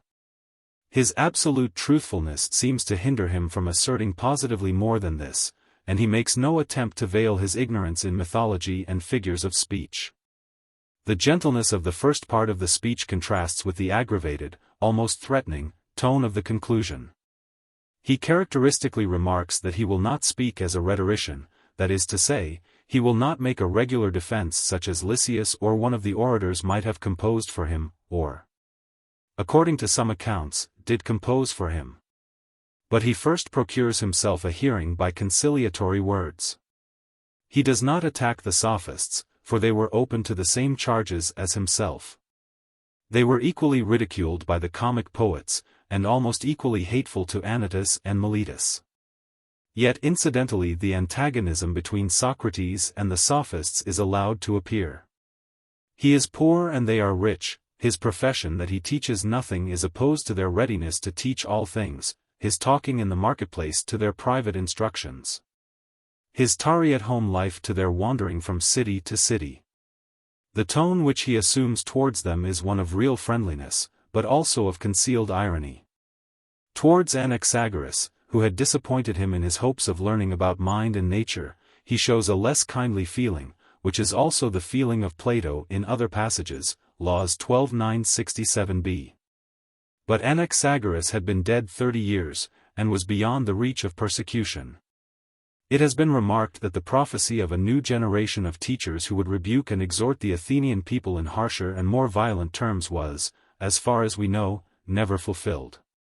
No inference can be drawn from this circumstance as to the probability of the words attributed to him having been actually uttered. They express the aspiration of the first martyr of philosophy, that he would leave behind him many followers, accompanied by the not unnatural feeling that they would be fiercer and more inconsiderate in their words when emancipated from his control. The above remarks must be understood as applying with any degree of certainty to the Platonic Socrates only. For, although these or similar words may have been spoken by Socrates himself, we cannot exclude the possibility, that like so much else, e.g., the wisdom of Critias, the poem of Solon, the virtues of Charmides, they may have been due only to the imagination of Plato. The arguments of those who maintain that the Apology was composed during the process, resting on no evidence, do not require a serious refutation. Nor are the reasonings of Schleiermacher, who argues that the Platonic defense is an exact or nearly exact reproduction of the words of Socrates. Partly because Plato would not have been guilty of the impiety of altering them, and also because many points of the defense might have been improved and strengthened, at all more conclusive. See English translation page 137. What effect the death of Socrates produced on the mind of Plato, we cannot certainly determine. Nor can we say how he would or must have written under the circumstances. We observe that the enmity of Aristophanes to Socrates does not prevent Plato from introducing them together in the Symposium engaged in friendly intercourse. Nor is there any trace in the dialogues of an attempt to make Anytus or Meletus personally odious in the eyes of the Athenian public. Apology. How you, O Athenians, have been affected by my accusers, I cannot tell, but I know that they almost made me forget who I was, so persuasively did they speak. And yet they have hardly uttered a word of truth. But of the many falsehoods told by them, there was one which quite amazed me. I mean when they said that you should be upon your guard and not allow yourselves to be deceived by the force of my eloquence. To say this, when they were certain to be detected as soon as I opened my lips and proved myself to be anything but a great speaker, did indeed appear to me most shameless, unless by the force of eloquence they mean the force of truth. For if such is their meaning, I admit that I am eloquent. But in how different a way from theirs? Well, as I was saying, they have scarcely spoken the truth at all. But from me you shall hear the whole truth, not, however, delivered after their manner in a set oration duly ornamented with words and phrases. No, by heaven! But I shall use the words and arguments which occur to me at the moment. For I am confident in the justice of my cause. 99 At my time of life I ought not to be appearing before you, O men of Athens, in the character of a juvenile orator, let no one expect it of me. And I must beg of you to grant me a favor, if I defend myself in my accustomed manner, and you hear me using the words which I have been in the habit of using in the agora. At the tables of the money changers, or anywhere else, would ask you not to be surprised, and not to interrupt me on this account. For I am more than 70 years of age, and appearing now for the first time in a court of law, I am quite a stranger to the language of the place. And therefore I would have you regard me as if I were really a stranger, whom you would excuse if he spoke in his native tongue. And after the fashion of his country, am I making an unfair request of you? Never mind the manner, which may or may not be good, but think only of the truth of my words, and give heed to that. Let the speaker speak truly and the judge decide justly. And first, I have to reply to the older charges and to my first accusers, and then I will go on to the later ones. For of old I have had many accusers, who have accused me falsely to you during many years, and I am more afraid of them than of Anytus and his associates, who are dangerous, too, in their own way. But far more dangerous are the others, who began when you were children, and took possession of your minds with their falsehoods, telling of one Socrates, a wise man, who speculated about the heaven above, and searched into the earth beneath, and made the worse appear the better cause. The disseminators of this tale are the accusers whom I dread, for their hearers are apt to fancy that such inquirers do not believe in the existence of the gods. And they are many, and their charges against me are of ancient date, and they were made by them in the days when you were more impressible than you are now, in childhood. Or it may have been in youth, and the cause when heard went by default, for there was none to answer. And hardest of all, I do not know and cannot tell the names of my accusers, unless in the chance case of a comic poet. All who from envy and malice have persuaded you, some of them having first convinced themselves, all this class of men are most difficult to deal with. For I cannot have them up here, and cross-examine them, and therefore I must simply fight with shadows in my own defense, and argue when there is no one who answers. I will ask you then to assume with me, as I was saying, that my opponents are of two kinds. One recent, the other ancient, and I hope that you will see the propriety of my answering the latter first, for these accusations you heard long before the others, and much oftener. Well, then, I must make my defense, and endeavor to clear away in a short time, a slander which has lasted a long time.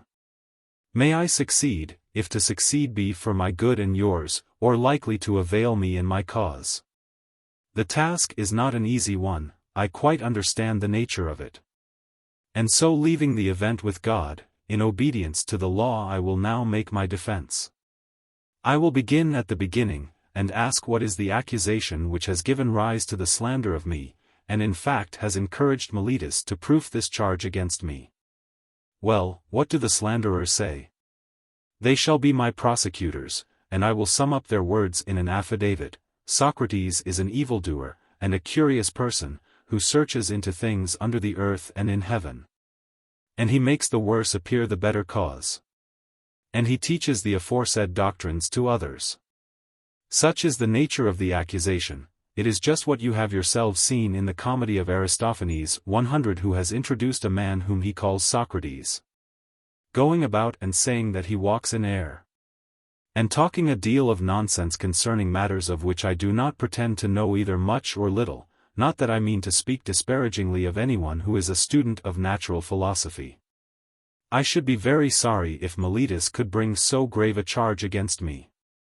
But the simple truth is, O Athenians, that I have nothing to do with physical speculations. Very many of those here present are witnesses to the truth of this, and to them I appeal.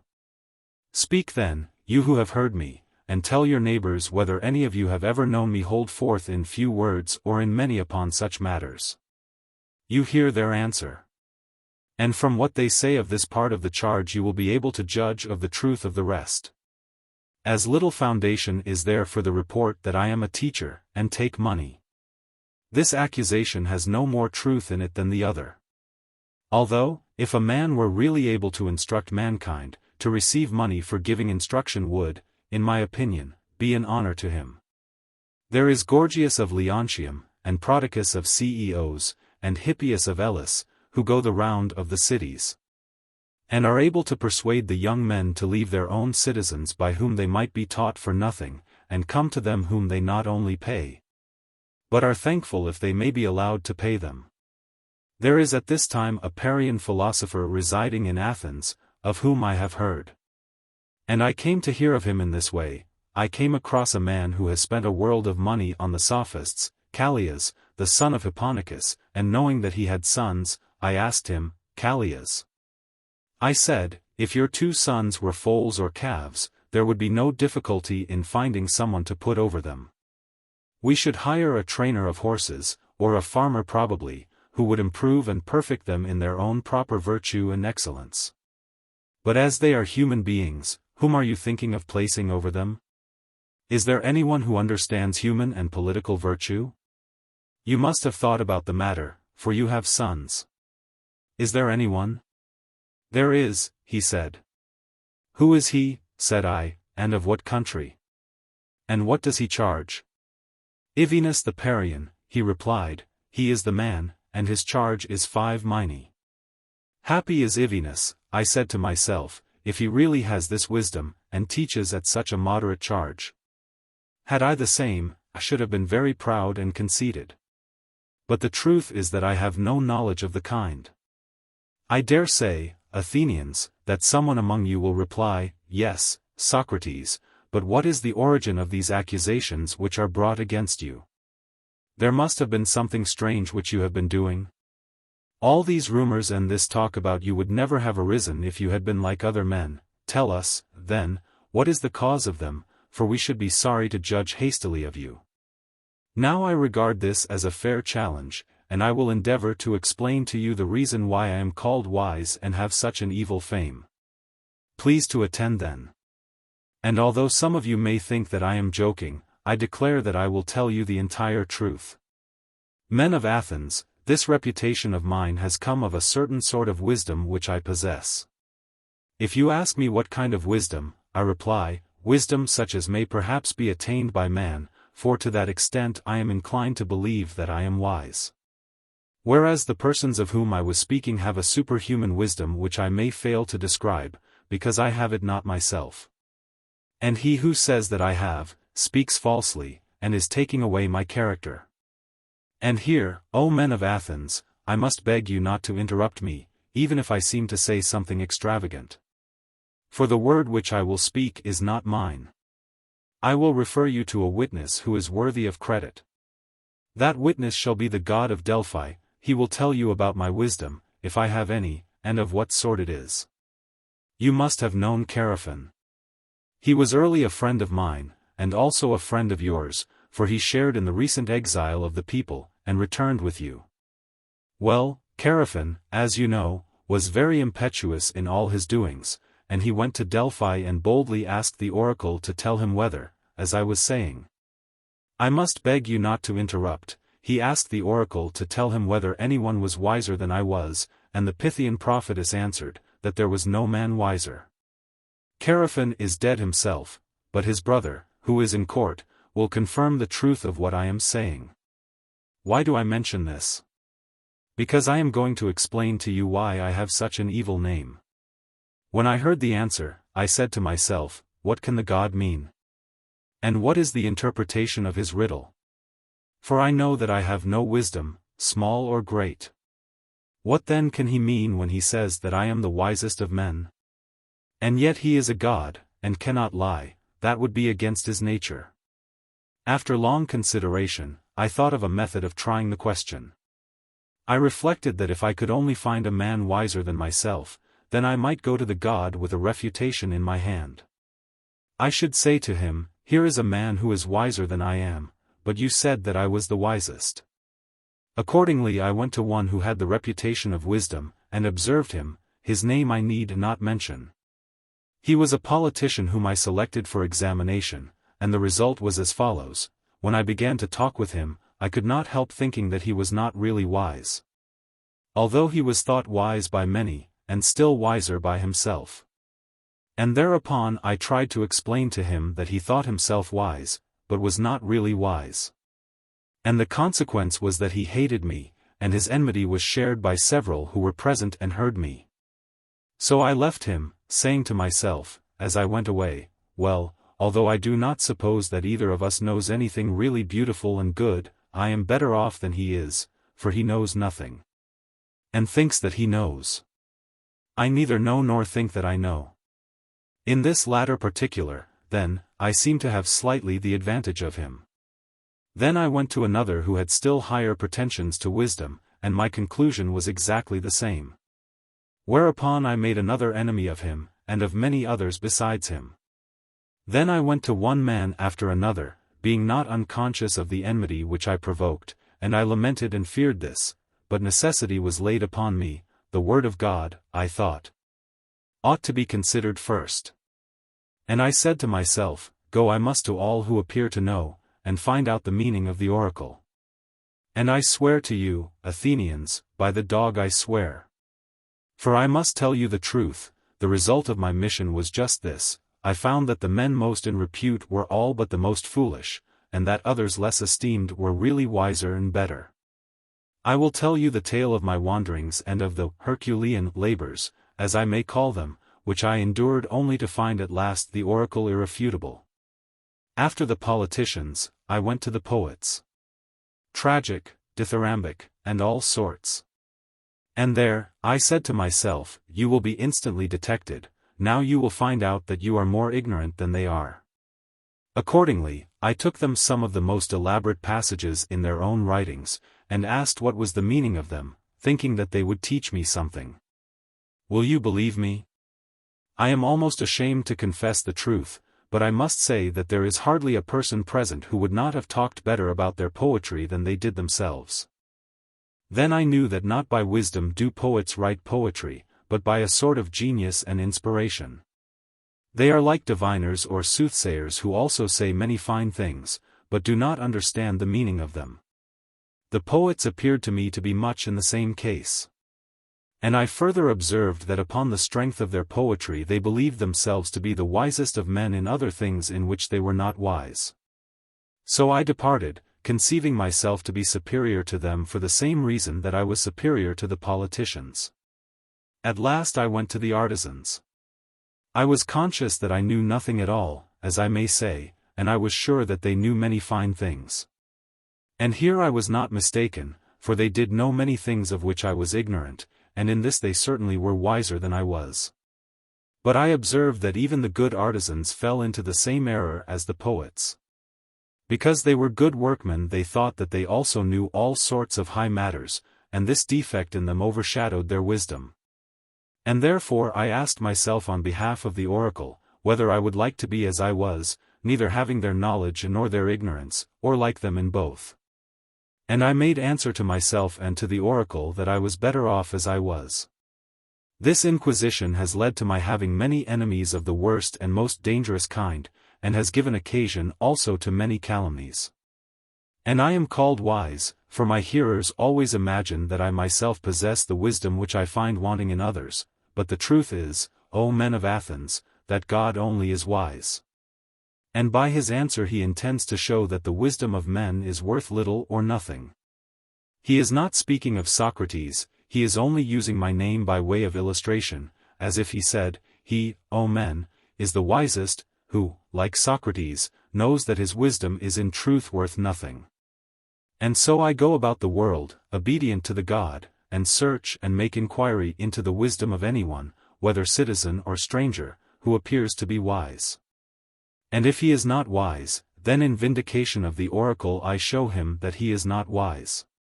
And my occupation quite absorbs me, and I have no time to give either to any public matter of interest or to any concern of my own, but I am in utter poverty by reason of my devotion to the God. There is another thing, young men of the richer classes, who have not much to do, come about me of their own accord. They like to hear the pretenders examined, and they often imitate me, and proceed to examine others. There are plenty of persons, as they quickly discover, who think that they know something, but really know little or nothing. And then those who are examined by them instead of being angry with themselves are angry with me, this confounded Socrates, they say, this villainous misleader of youth. And then if somebody asks them, why, what evil does he practice or teach? They do not know, and cannot tell. But in order that they may not appear to be at a loss, they repeat the ready-made charges which are used against all philosophers about teaching things up in the clouds and under the earth. And having no gods, and making the worse appear the better cause. For they do not like to confess that their pretense of knowledge has been detected, which is the truth. And as they are numerous and ambitious and energetic, and are drawn up in battle array and have persuasive tongues, they have filled your ears with their loud and inveterate calumnies.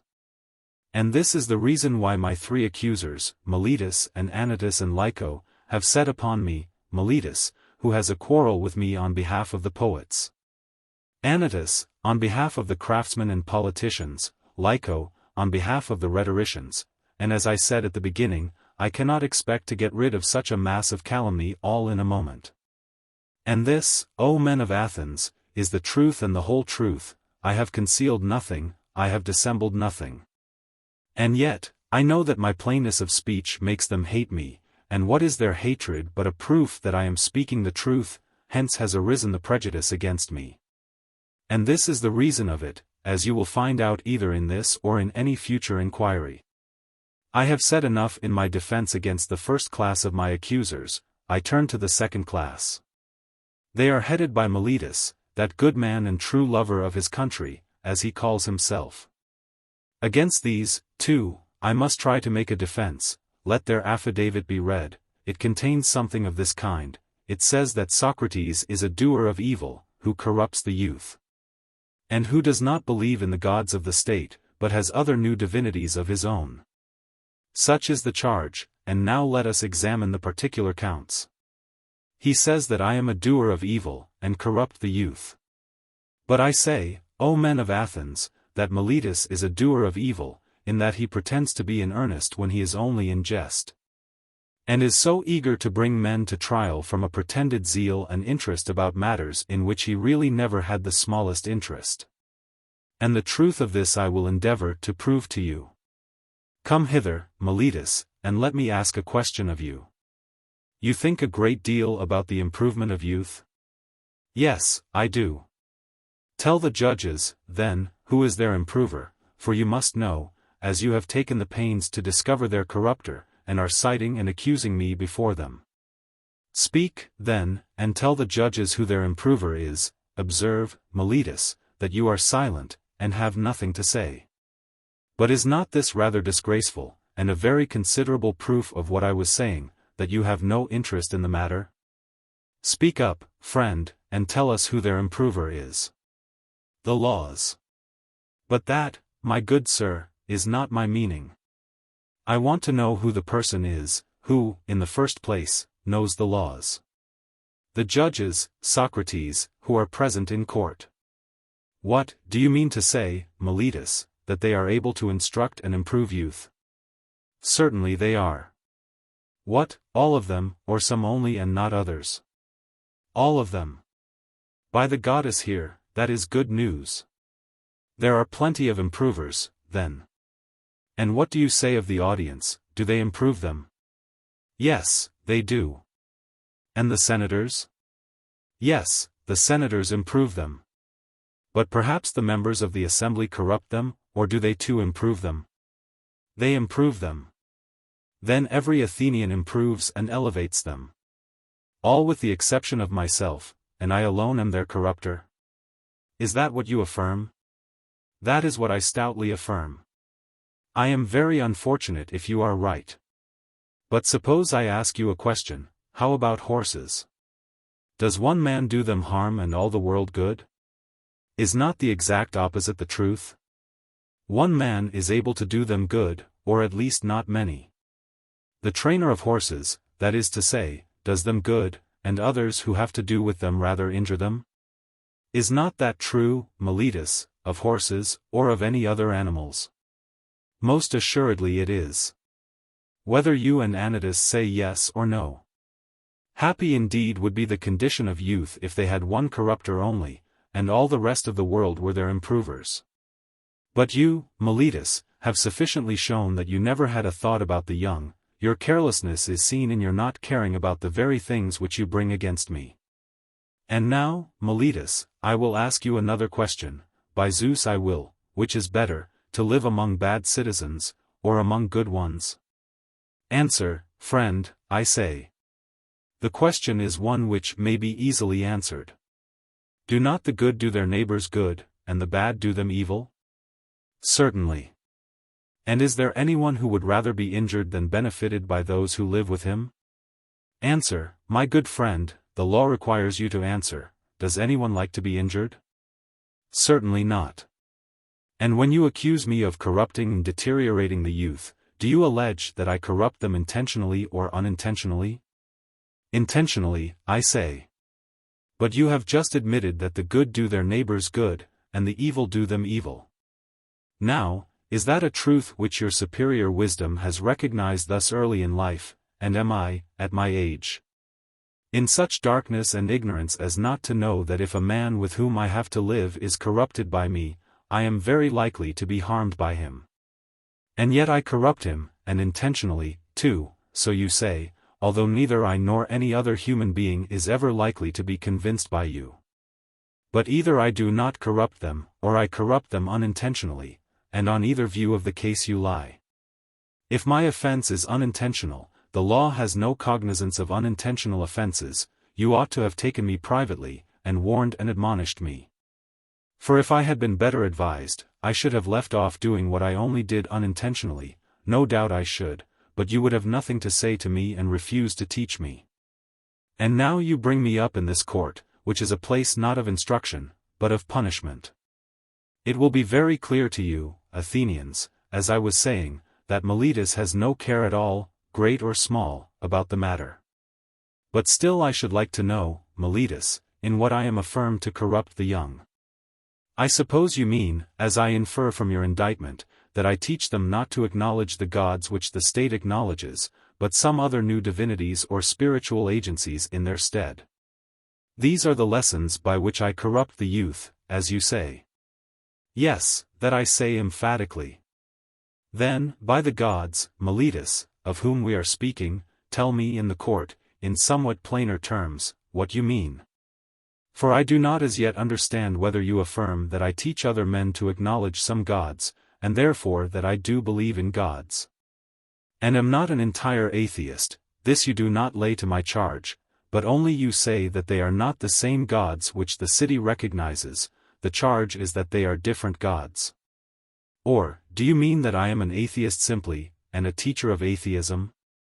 I mean the latter, that you are a complete atheist. What an extraordinary statement. Why do you think so, Meletus? Do you mean that I do not believe in the godhead of the sun or moon, like other men? I assure you, judges, that he does not, for he says that the sun is stone, and the moon earth.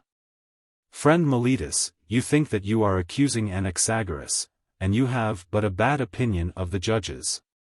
If you fancy them illiterate to such a degree as not to know that these doctrines are found in the books of Anaxagoras the Clazomenian, which are full of them. And so, forsooth, the youth are said to be taught them by Socrates, when there are not unfrequently exhibitions of them at the theatre 101, price of admission 1 drachma at the most.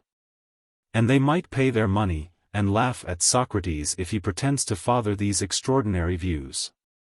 And so, Meletus, you really think that I do not believe in any god? I swear by Zeus that you believe absolutely in none at all. Nobody will believe you, Meletus, and I am pretty sure that you do not believe yourself. I cannot help thinking, men of Athens, that Meletus is reckless and impudent, and that he has written this indictment in a spirit of mere wantonness and youthful bravado. Has he not compounded a riddle, thinking to try me? He said to himself, I shall see whether the wise Socrates will discover my facetious contradiction, or whether I shall be able to deceive him and the rest of them. For he certainly does appear to me to contradict himself in the indictment as much as if he said that Socrates is guilty of not believing in the gods. And yet of believing in them, but this is not like a person who is in earnest. I should like you, O men of Athens, to join me in examining what I conceive to be his inconsistency, and do you, Meletus, answer. And I must remind the audience of my request that they would not make a disturbance if I speak in my accustomed manner. Did ever man, Meletus, believe in the existence of human things? And not of human beings? I wish, men of Athens, that he would answer, and not be always trying to get up an interruption. Did ever any man believe in horsemanship, and not in horses? Or in flute playing, and not in flute players? No, my friend, I will answer to you and to the court, as you refuse to answer for yourself. There is no man who ever did.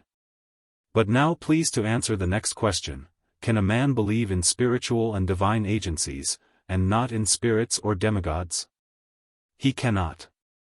How lucky I am to have extracted that answer, by the assistance of the court. But then you swear in the indictment that I teach and believe in divine or spiritual agencies, new or old, no matter for that.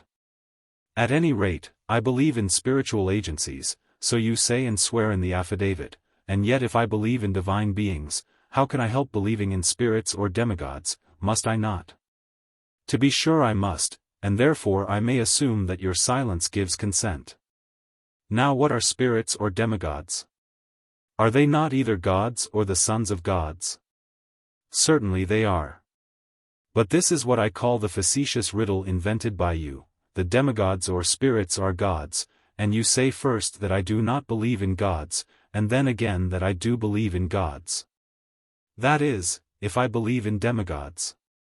For if the demigods are the illegitimate sons of gods, whether by the nymphs or by any other mothers, of whom they are said to be the sons, what human being will ever believe that there are no gods if they are the sons of gods?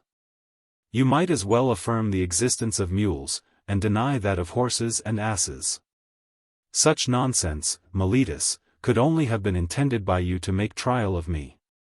You have put this into the indictment because you had nothing real of which to accuse me. But no one who has a particle of understanding will ever be convinced by you that the same men can believe in divine and superhuman things, and yet not believe that there are gods and demigods and heroes. I have said enough in answer to the charge of Meletus. Any elaborate defense is unnecessary, but I know only too well how many are the enmities which I have incurred.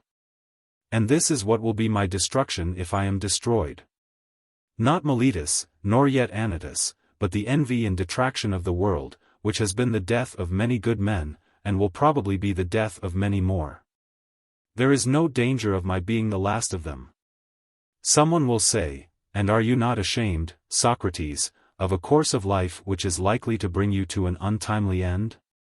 To him I may fairly answer, there you are mistaken. A man who is good for anything ought not to calculate the chance of living or dying. He ought only to consider whether in doing anything he is doing right or wrong, acting the part of a good man or of a bad. Whereas, upon your view, the heroes who fell at Troy were not good for much, and the son of Thetis above all, who altogether despised danger in comparison with disgrace. And when he was so eager to slay Hector, his goddess mother said to him, that if he avenged his companion Patroclus, and slew Hector, he would die himself. Fate, she said, in these or the like words, waits for you next after Hector. He, receiving this warning, utterly despised danger and death, and instead of fearing them, feared rather to live in dishonor, and not to avenge his friend. Let me die forthwith, he replies, and be avenged of my enemy, rather than abide here by the beaked ships, a laughingstock and a burden of the earth. Had Achilles any thought of death and danger? For wherever a man's place is, whether the place which he has chosen or that in which he has been placed by a commander, there he ought to remain in the hour of danger. He should not think of death or of anything but of disgrace. And this, O men of Athens, is a true saying. Strange, indeed, would be my conduct, O men of Athens, if I who, when I was ordered by the generals whom you chose to command me at Potidaea and Amphipolis and Delium, remained where they placed me. Like any other man, facing death, if now, when, as I conceive and imagine, God orders me to fulfill the philosopher's mission of searching into myself and other men, I were to desert my post through fear of death, or any other fear. That would indeed be strange, and I might justly be arraigned in court for denying the existence of the gods, if I disobeyed the oracle because I was afraid of death, fancying that I was wise when I was not wise. For the fear of death is indeed the pretense of wisdom, and not real wisdom, being a pretense of knowing the unknown. And no one knows whether death, which men in their fear apprehend to be the greatest evil, may not be the greatest good. Is not this ignorance of a disgraceful sort, the ignorance which is the conceit that a man knows what he does not know? And in this respect only I believe myself to differ from men in general, and may perhaps claim to be wiser than they are, that whereas I know but little of the world below, I do not suppose that I know, but I do know that injustice and disobedience to a better, whether God or man, is evil and dishonorable. And I will never fear or avoid a possible good rather than a certain evil. And therefore if you let me go now, and are not convinced by Anytus, who said that since I had been prosecuted I must be put to death, or if not that I ought never to have been prosecuted at all, and that if I escape now, your sons will all be utterly ruined by listening to my words, if you say to me, Socrates, this time we will not mind Anytus, and you shall be let off. But upon one condition, that you are not to inquire and speculate in this way any more, and that if you are caught doing so again you shall die. If this was the condition on which you let me go, I should reply, men of Athens, I honor and love you. But I shall obey God rather than you, and while I have life and strength I shall never cease from the practice and teaching of philosophy, exhorting anyone whom I meet and saying to him after my manner, you, my friend, a citizen of the great and mighty and wise city of Athens, are you not ashamed of heaping up the greatest amount of money and honor and reputation, And caring so little about wisdom and truth and the greatest improvement of the soul, which you never regard or heed at all? And if the person with whom I am arguing, says, yes, but I do care, then I do not leave him or let him go at once. But I proceed to interrogate and examine and cross-examine him, and if I think that he has no virtue in him, but only says that he has, I reproach him with undervaluing the greater, and overvaluing the less. And I shall repeat the same words to everyone whom I meet, young and old, citizen and alien, but especially to the citizens, inasmuch as they are my brethren. For know that this is the command of God, and I believe that no greater good has ever happened in the state than my service to the God. For I do nothing but go about persuading you all, old and young alike, not to take thought for your persons or your properties, but first and chiefly to care about the greatest improvement of the soul. I tell you that virtue is not given by money, but that from virtue comes money and every other good of man, public as well as private. This is my teaching, and if this is the doctrine which corrupts the youth, I am a mischievous person. But if anyone says that this is not my teaching, he is speaking an untruth. Wherefore, O men of Athens, I say to you, do as Anytus bids or not as Anytus bids, and either acquit me or not. But whichever you do, understand that I shall never alter my ways, not even if I have to die many times. Men of Athens, do not interrupt, but hear me. There was an understanding between us that you should hear me to the end. I have something more to say, at which you may be inclined to cry out. But I believe that to hear me will be good for you, and therefore I beg that you will not cry out. I would have you know, that if you kill such an one as I am, you will injure yourselves more than you will injure me. Nothing will injure me, not Miletus nor yet Anytus, they cannot, for a bad man is not permitted to injure a better than himself. I do not deny that Anytus may, perhaps, kill him, or drive him into exile, or deprive him of civil rights. And he may imagine, and others may imagine, that he is inflicting a great injury upon him, but there I do not agree. For the evil of doing as he is doing, the evil of unjustly taking away the life of another, is greater far. And now, Athenians, I am not going to argue for my own sake, as you may think, but for yours, that you may not sin against the God by condemning me, who am his gift to you. For if you kill me you will not easily find a successor to me, who, if I may use such a ludicrous figure of speech, am a sort of gadfly, given to the state by God. And the state is a great and noble steed who is tardy in his motions owing to his very size, and requires to be stirred into life. I am that gadfly which God has attached to the state, and all day long and in all places am always fastening upon you, arousing and persuading and reproaching you. You will not easily find another like me, and therefore I would advise you to spare me. I dare say that you may feel out of temper, like a person who is suddenly awakened from sleep, and you think that you might easily strike me dead as Anytus advises. And then you would sleep on for the remainder of your lives, unless God in his care of you sent you another gadfly. When I say that I am given to you by God, the proof of my mission is this: if I had been like other men, I should not have neglected all my own concerns or patiently seen the neglect of them during all these years, and have been doing yours, coming to you individually like a father or elder brother, exhorting you to regard virtue. Such conduct, I say, would be unlike human nature. If I had gained anything, or if my exhortations had been paid, there would have been some sense in my doing so. But now, as you will perceive, not even the impudence of my accusers dares to say that I have ever exacted or sought pay of anyone, of that they have no witness. And I have a sufficient witness to the truth of what I say, my poverty. Someone may wonder why I go about in private giving advice and busying myself with the concerns of others, but do not venture to come forward in public and advise the state. I will tell you why. You have heard me speak at sundry times and in divers places of an oracle or sign which comes to me, and is the divinity which Miletus ridicules in the indictment. This sign, which is a kind of voice, first began to come to me when I was a child. It always forbids but never commands me to do anything which I am going to do. This is what deters me from being a politician. And rightly, as I think. For I am certain, O men of Athens, that if I had engaged in politics, should have perished long ago, and done no good either to you or to myself. And do not be offended at my telling you the truth, for the truth is, that no man who goes to war with you or any other multitude, honestly striving against the many lawless and unrighteous deeds which are done in a state, will save his life. He who will fight for the right, if he would live even for a brief space, must have a private station and not a public one. I can give you convincing evidence of what I say, not words only, but what you value far more, actions. Let me relate to you a passage of my own life which will prove to you that I should never have yielded to injustice from any fear of death.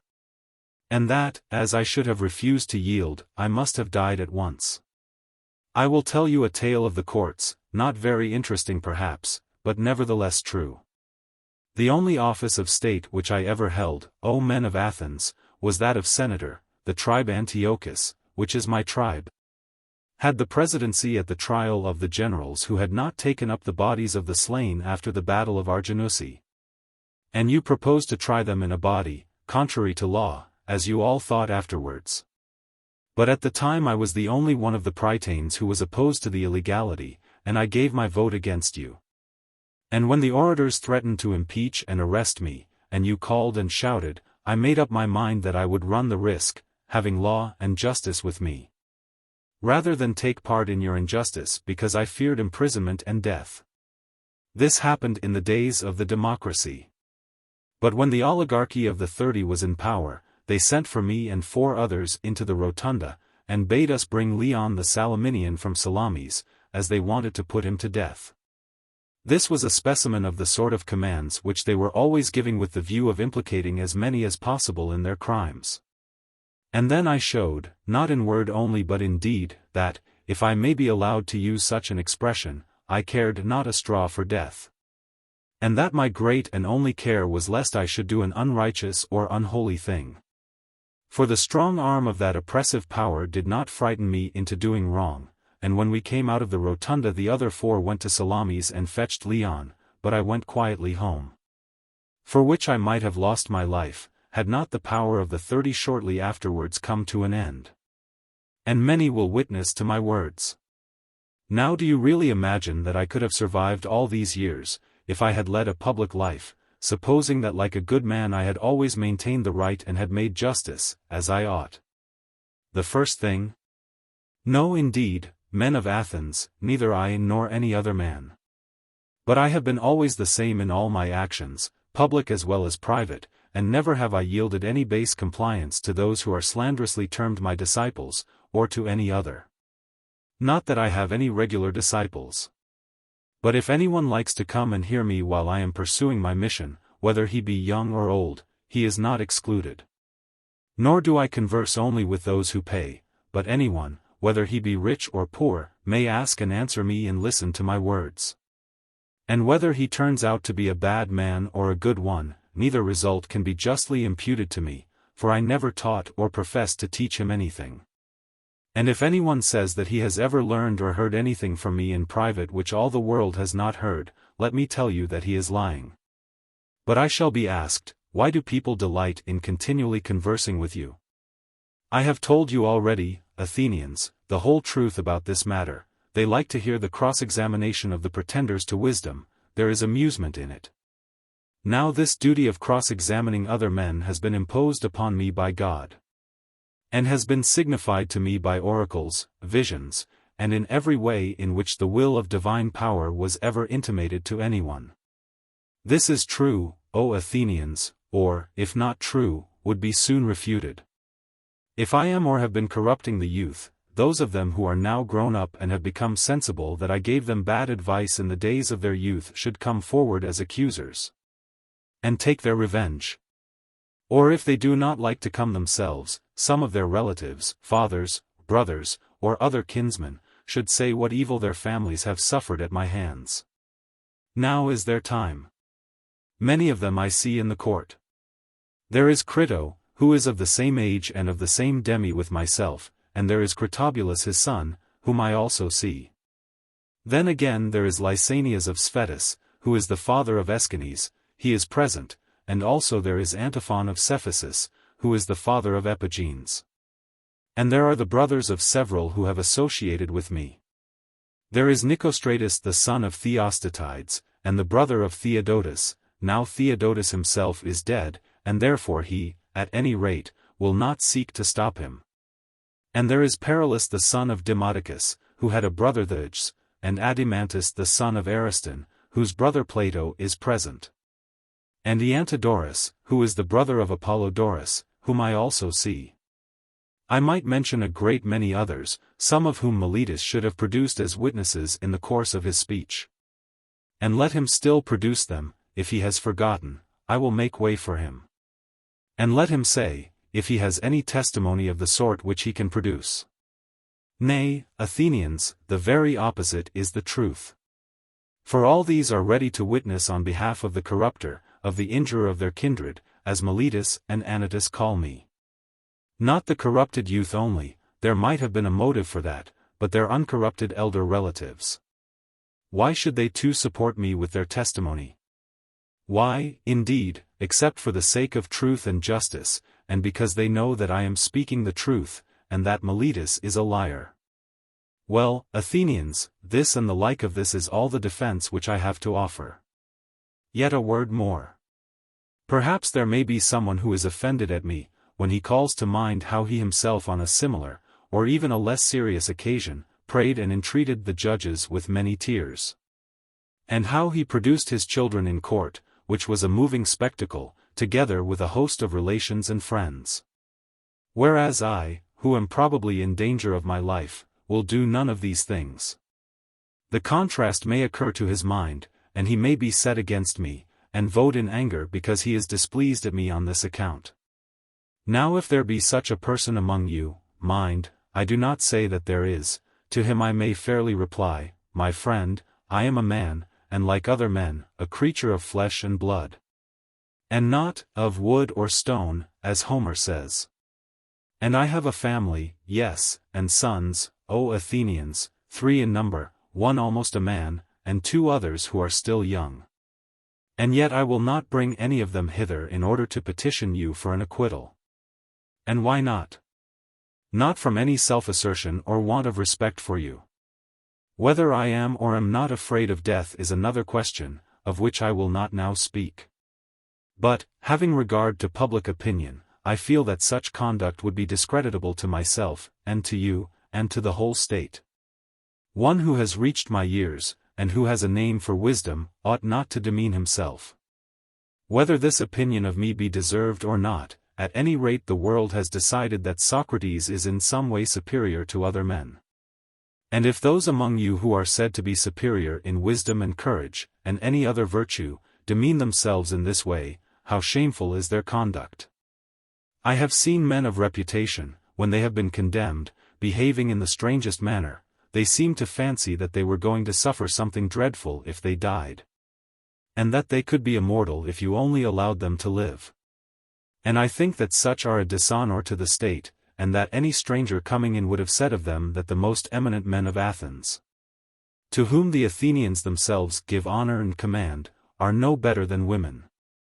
And I say that these things ought not to be done by those of us who have a reputation, and if they are done, you ought not to permit them.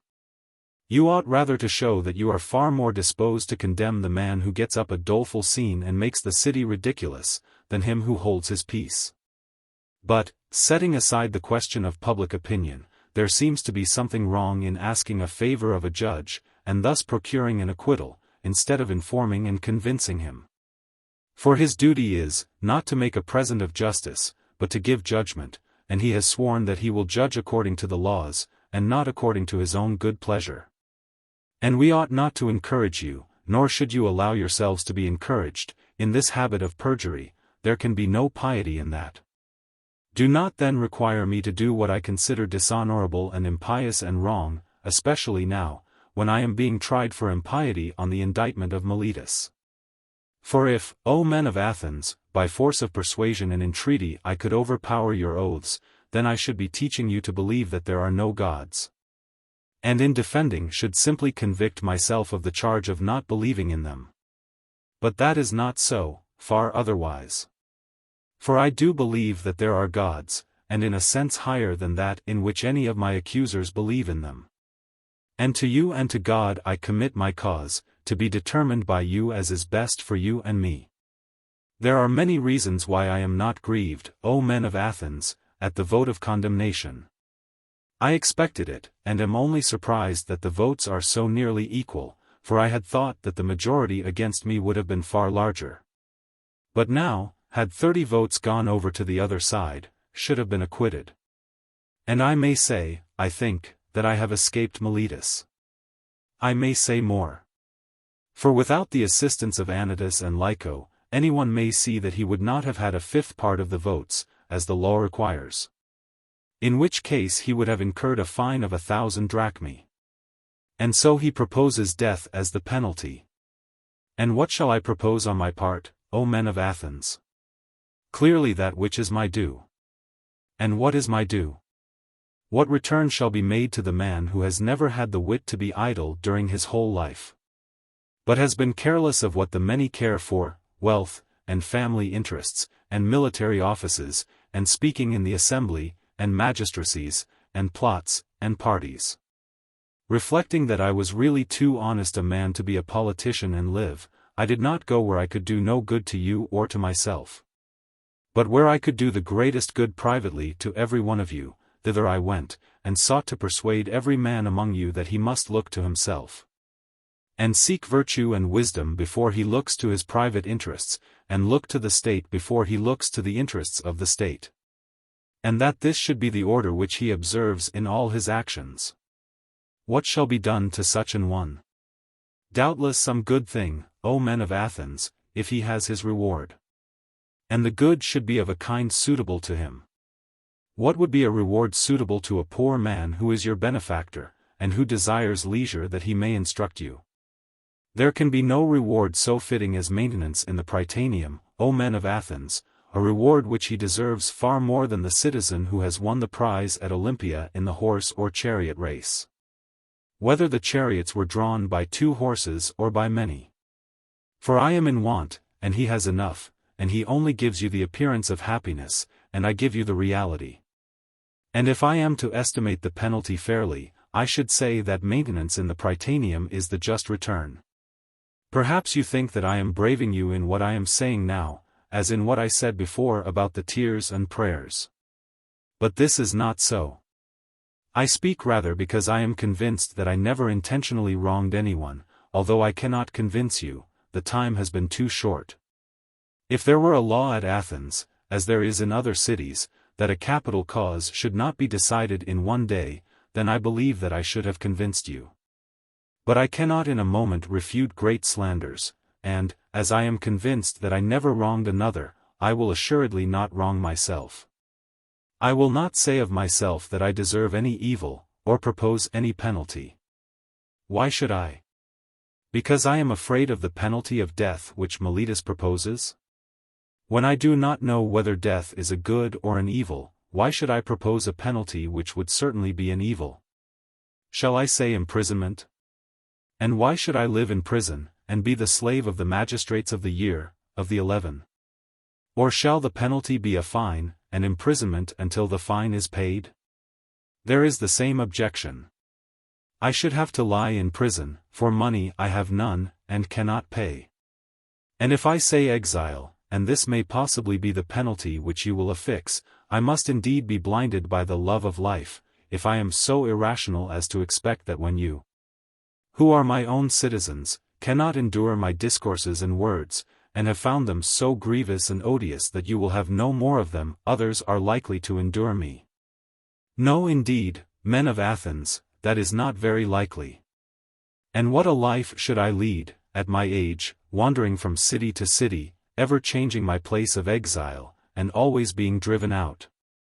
For I am quite sure that wherever I go, there, as here, the young men will flock to me, and if I drive them away, their elders will drive me out at their request.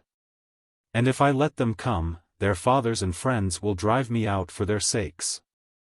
Someone will say, "Yes, Socrates, but cannot you hold your tongue, and then you may go into a foreign city, and no one will interfere with you?" Now I have great difficulty in making you understand my answer to this.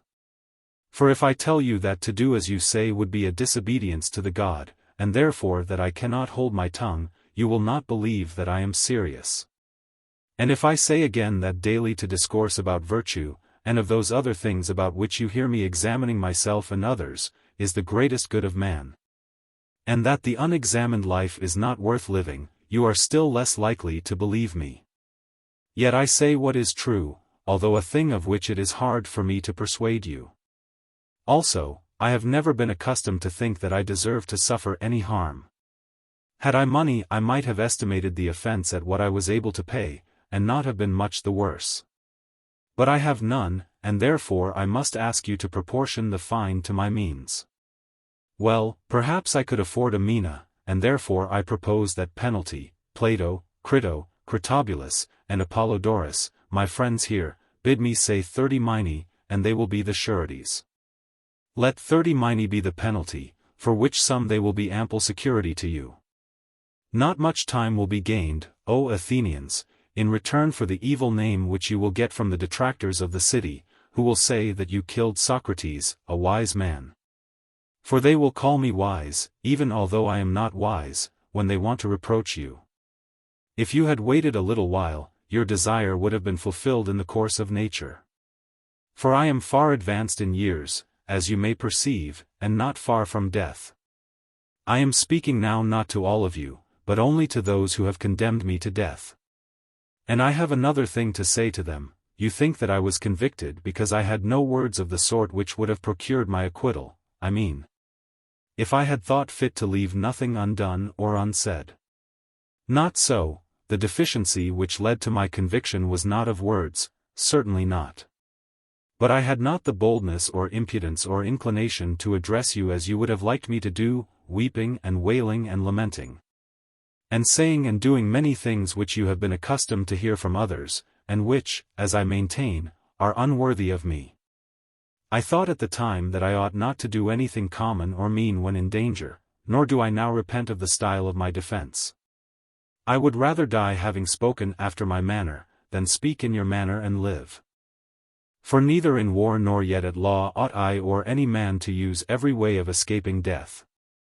Often in battle there can be no doubt that if a man will throw away his arms, and fall on his knees before his pursuers, he may escape death. And in other dangers there are other ways of escaping death, if a man is willing to say and do anything. The difficulty, my friends, is not to avoid death, but to avoid unrighteousness. For that runs faster than death. I am old and move slowly, and the slower runner has overtaken me, and my accusers are keen and quick, and the faster runner, who is unrighteousness, has overtaken them. And now I depart hence condemned by you to suffer the penalty of death, they too go their ways condemned by the truth to suffer the penalty of villainy and wrong. And I must abide by my award, let them abide by theirs. I suppose that these things may be regarded as fated, and I think that they are well. And now, O men who have condemned me, I would fain prophesy to you, for I am about to die, and in the hour of death men are gifted with prophetic power. And I prophesy to you who are my murderers, that immediately after my departure punishment far heavier than you have inflicted on me will surely await you. Me you have killed because you wanted to escape the accuser, and not to give an account of your lives. But that will not be as you suppose, far otherwise. For I say that there will be more accusers of you than there are now. Accusers whom hitherto I have restrained, and as they are younger they will be more inconsiderate with you, and you will be more offended at them. If you think that by killing men you can prevent someone from censuring your evil lives, you are mistaken. That is not a way of escape which is either possible or honorable. The easiest and the noblest way is not to be disabling others, but to be improving yourselves. This is the prophecy which I utter before my departure to the judges who have condemned me. Friends, who would have acquitted me, I would like also to talk with you about the thing which has come to pass, while the magistrates are busy, and before I go to the place at which I must die. Stay then a little, for we may as well talk with one another while there is time. You are my friends, and I should like to show you the meaning of this event which has happened to me. O my judges, for you I may truly call judges, I should like to tell you of a wonderful circumstance. Hitherto the divine faculty of which the internal oracle is the source has constantly been in the habit of opposing me even about trifles, if I was going to make a slip or error in any matter. And now as you see there has come upon me that which may be thought, and is generally believed to be, the last and worst evil. But the oracle made no sign of opposition, either when I was leaving my house in the morning, or when I was on my way to the court, or while I was speaking, at anything which I was going to say. And yet I have often been stopped in the middle of a speech, but now in nothing I either said or did touching the matter in hand has the oracle opposed me. What do I take to be the explanation of this silence? I will tell you. It is an intimation that what has happened to me is a good, and that those of us who think that death is an evil are in error. For the customary sign would surely have opposed me had I been going to evil and not to good. Let us reflect in another way, and we shall see that there is great reason to hope that death is a good. For one of two things, either death is a state of nothingness and utter unconsciousness, or, as men say, there is a change and migration of the soul from this world to another. Now if you suppose that there is no consciousness, but a sleep like the sleep of him who is undisturbed even by dreams, death will be an unspeakable gain. For if a person were to select the night in which his sleep was undisturbed even by dreams, and were to compare with this the other days and nights of his life, and then were to tell us how many days and nights he had passed in the course of his life better and more pleasantly than this one, I think that any man, I will not say a private man, but even the great king will not find many such days or nights, when compared with the others. Now if death be of such a nature, I say that to die is gain, for eternity is then only a single night. But if death is the journey to another place, and there, as men say, all the dead abide, what good, O my friends and judges, can be greater than this? If indeed when the pilgrim arrives in the world below, he is delivered from the professors of justice in this world, and finds the true judges who are said to give judgment there, Minos and Rhadamanthus and Aeacus and Triptolemus, and other sons of God who were righteous in their own life, that pilgrimage will be worth making. What would not a man give if he might converse with Orpheus and Musaeus and Hesiod and Homer? Nay, if this be true, let me die again and again. I myself, too, shall have a wonderful interest in their meeting and conversing with Polymedes, and Ajax the son of Telamon, and any other ancient hero who has suffered death through an unjust judgment. And there will be no small pleasure, as I think, in comparing my own sufferings with theirs. Above all, I shall then be able to continue my search into true and false knowledge. As in this world, so also in the next, and I shall find out who is wise, and who pretends to be wise, and is not. What would not a man give, O judges, to be able to examine the leader of the great Trojan expedition, or Odysseus or Sisyphus, or numberless others, men and women too? What infinite delight would there be in conversing with them and asking them questions? In another world they do not put a man to death for asking questions, assuredly not. For besides being happier than we are, they will be immortal, if what is said is true. Wherefore, O judges, be of good cheer about death, and know of a certainty, that no evil can happen to a good man either in life or after death. He and his are not neglected by the gods. Nor has my own approaching end happened by mere chance. But I see clearly that the time had arrived when it was better for me to die and be released from trouble, wherefore the oracle gave no sign. For which reason, also, I am not angry with my condemners, or with my accusers. They have done me no harm, although they did not mean to do me any good, and for this I may gently blame them. Still I have a favor to ask of them.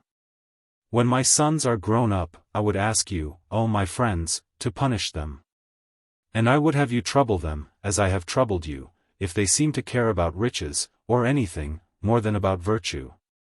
Or if they pretend to be something when they are really nothing, then reprove them, as I have reproved you, for not caring about that for which they ought to care, and thinking that they are something when they are really nothing. And if you do this, both I and my sons will have received justice at your hands. The hour of departure has arrived, and we go our ways, I to die, and you to live. Which is better God only knows. Crito. Introduction. The Crito seems intended to exhibit the character of Socrates in one light only, not as the philosopher, fulfilling a divine mission and trusting in the will of heaven, but simply as the good citizen, who having been unjustly condemned is willing to give up his life in obedience to the laws of the state. The days of Socrates are drawing to a close. The fatal ship has been seen off Sunium, as he is informed by his aged friend and contemporary Crito, who visits him before the dawn has broken. He himself has been warned in a dream that on the third day he must depart. Time is precious, and Crito has come early in order to gain his consent to a plan of escape. This can be easily accomplished by his friends, who will incur no danger in making the attempt to save him, but will be disgraced forever if they allow him to perish. He should think of his duty to his children, and not play into the hands of his enemies. Money is already provided by Crito as well as by Simmias and others, and he will have no difficulty in finding friends in Thessaly and other places. Socrates is afraid that Crito is but pressing upon him the opinions of the many.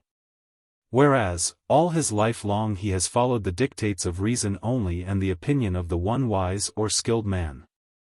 There was a time when Crito himself had allowed the propriety of this. And although someone will say, the many can kill us, that makes no difference, but a good life, in other words, a just and honorable life, is alone to be valued. All considerations of loss of reputation or injury to his children should be dismissed. The only question is whether he would be right in attempting to escape. Crito, who is a disinterested person and not having the fear of death before his eyes, shall answer this for him. Before he was condemned they had often held discussions, in which they agreed that no man should either do evil, or return evil for evil, or betray the right.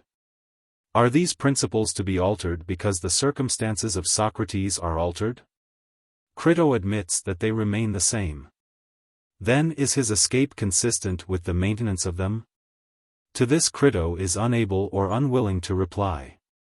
Socrates proceeds, suppose the laws of Athens to come and remonstrate with him, they will ask, why does he seek to overturn them? And if he replies, they have injured him, will not the laws answer, yes, but was that the agreement? Has he any objection to make to them which would justify him in overturning them? Was he not brought into the world and educated by their help, and are they not his parents?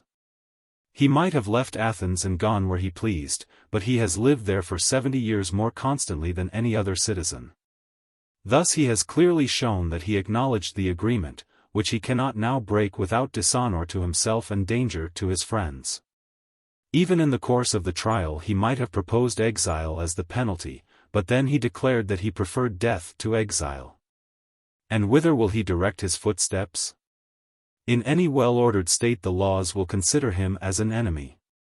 Possibly in a land of misrule like Thessaly he may be welcomed at first, and the unseemly narrative of his escape will be regarded by the inhabitants as an amusing tale. But if he offends them he will have to learn another sort of lesson. Will he continue to give lectures in virtue? That would hardly be decent. And how will his children be the gainers if he takes them into Thessaly, and deprives them of Athenian citizenship? Or if he leaves them behind, does he expect that they will be better taken care of by his friends because he is in Thessaly? Will not true friends care for them equally whether he is alive or dead? Finally, they exhort him to think of justice first, and of life and children afterwards. He may now depart in peace and innocence, a sufferer and not a doer of evil. But if he breaks agreements, and returns evil for evil, they will be angry with him while he lives, and their brethren the laws of the world below will receive him as an enemy. Such is the mystic voice which is always murmuring in his ears. That Socrates was not a good citizen was a charge made against him during his lifetime, which has been often repeated in later ages. The crimes of Alcibiades, Critias, and Charmides, who had been his pupils, were still recent in the memory of the now restored democracy. The fact that he had been neutral in the death struggle of Athens was not likely to conciliate popular goodwill. Plato, writing probably in the next generation, undertakes the defense of his friend and master in this particular, not to the Athenians of his day, but to posterity and the world at large. Whether such an incident ever really occurred as the visit of Crito and the proposal of escape is uncertain. Plato could easily have invented far more than that. Phaedrus, 275b. And in the selection of Crito, the aged friend, as the fittest person to make the proposal to Socrates, we seem to recognize the hand of the artist. Whether anyone who has been subjected by the laws of his country to an unjust judgment is right in attempting to escape, is a thesis about which casuists might disagree. Shelley, Prose Works, p. 78, is of opinion that Socrates did well to die, but not for the sophistical reasons which Plato has put into his mouth. And there would be no difficulty in arguing that Socrates should have lived and preferred to a glorious death the good which he might still be able to perform. A rhetorician would have had much to say upon that point. 50b. It may be observed, however, that Plato never intended to answer the question of casuistry, but only to exhibit the ideal of patient virtue which refuses to do the least evil in order to avoid the greatest, and to show his master maintaining in death the opinions which he had professed in his life. Not the world, but the one wise man, is still the paradox of Socrates in his last hours. He must be guided by reason, although her conclusions may be fatal to him. The remarkable sentiment that the wicked can do neither good nor evil is true, if taken in the sense, which he means, of moral evil. In his own words, they cannot make a man wise or foolish. This little dialogue is a perfect piece of dialectic, in which, granting the common principle, 49d, there is no escaping from the conclusion. It is anticipated at the beginning by the dream of Socrates and the parody of Homer. The personification of the laws, and of their brethren the laws in the world below, is one of the noblest and boldest figures of speech which occur in Plato. Crito. Persons of the dialogue. Socrates. Crito. Scene, the prison of Socrates. Socrates. Why have you come at this hour, Crito? It must be quite early. Crito. Yes, certainly. Socrates. What is the exact time? Crito. The dawn is breaking. Socrates. I wonder that the keeper of the prison would let you in. Crito. He knows me, because I often come. Socrates. Moreover, I have done him a kindness. Socrates. And are you only just arrived? Crito. No, I came some time ago. Socrates. Then why did you sit and say nothing, instead of at once awakening me? Crito. I should not have liked myself, Socrates, to be in such great trouble and unrest as you are. Indeed I should not. I have been watching with amazement your peaceful slumbers. And for that reason I did not awake you, because I wished to minimize the pain. I have always thought you to be of a happy disposition. But never did I see anything like the easy, tranquil manner in which you bear this calamity. Socrates. Why, Crito, when a man has reached my age he ought not to be repining at the approach of death. Crito. And yet other old men find themselves in similar misfortunes, and age does not prevent them from repining. Socrates. That is true. But you have not told me why you come at this early hour. Crito. I come to bring you a message which is sad and painful. Not, as I believe, to yourself, but to all of us who are your friends, and saddest of all to me. Socrates. What? Has the ship come from Delos, on the arrival of which I am to die? Crito. No, the ship has not actually arrived, but she will probably be here today, as persons who have come from Sunium tell me that they have left her there. And therefore tomorrow, Socrates, will be the last day of your life. Socrates. Very well, Crito, if such is the will of God, I am willing, but my belief is that there will be a delay of a day. Crito. Why do you think so? Socrates. I will tell you. I am to die on the day after the arrival of the ship? Crito. Yes, that is what the authorities say. Socrates. But I do not think that the ship will be here until tomorrow. This I infer from a vision which I had last night, or rather only just now, when you fortunately allowed me to sleep. Crito. And what was the nature of the vision? Socrates. There appeared to me the likeness of a woman, fair and comely, clothed in bright raiment, who called to me and said, O Socrates! The third day hence to fertile Phthia shalt thou go. 102. Crito. What a singular dream, Socrates! Socrates. There can be no doubt about the meaning, Crito, I think. Crito. Yes, the meaning is only too clear. But, oh! My beloved Socrates, let me entreat you once more to take my advice and escape. For if you die I shall not only lose a friend who can never be replaced. But there is another evil, people who do not know you and me will believe that I might have saved you if I had been willing to give money, but that I did not care. Now, can there be a worse disgrace than this, that I should be thought to value money more than the life of a friend? For the many will not be persuaded that I wanted you to escape, and that you refused. Socrates. But why, my dear Crito, should we care about the opinion of the many? Good men, and they are the only persons who are worth considering, will think of these things truly as they occurred. Crito. But you see, Socrates, that the opinion of the many must be regarded, for what is now happening shows that they can do the greatest evil to anyone who has lost their good opinion. Socrates. I only wish it were so, Crito, and that the many could do the greatest evil, for then they would also be able to do the greatest good, and what a fine thing this would be. But in reality they can do neither, for they cannot make a man either wise or foolish, and whatever they do is the result of chance. Crito. Well, I will not dispute with you. But please to tell me, Socrates, whether you are not acting out of regard to me and your other friends. Are you not afraid that if you escape from prison we may get into trouble with the informers for having stolen you away? And lose either the whole or a great part of our property? Or that even a worse evil may happen to us? Now, if you fear on our account, be at ease, for in order to save you, we ought surely to run this, or even a greater risk.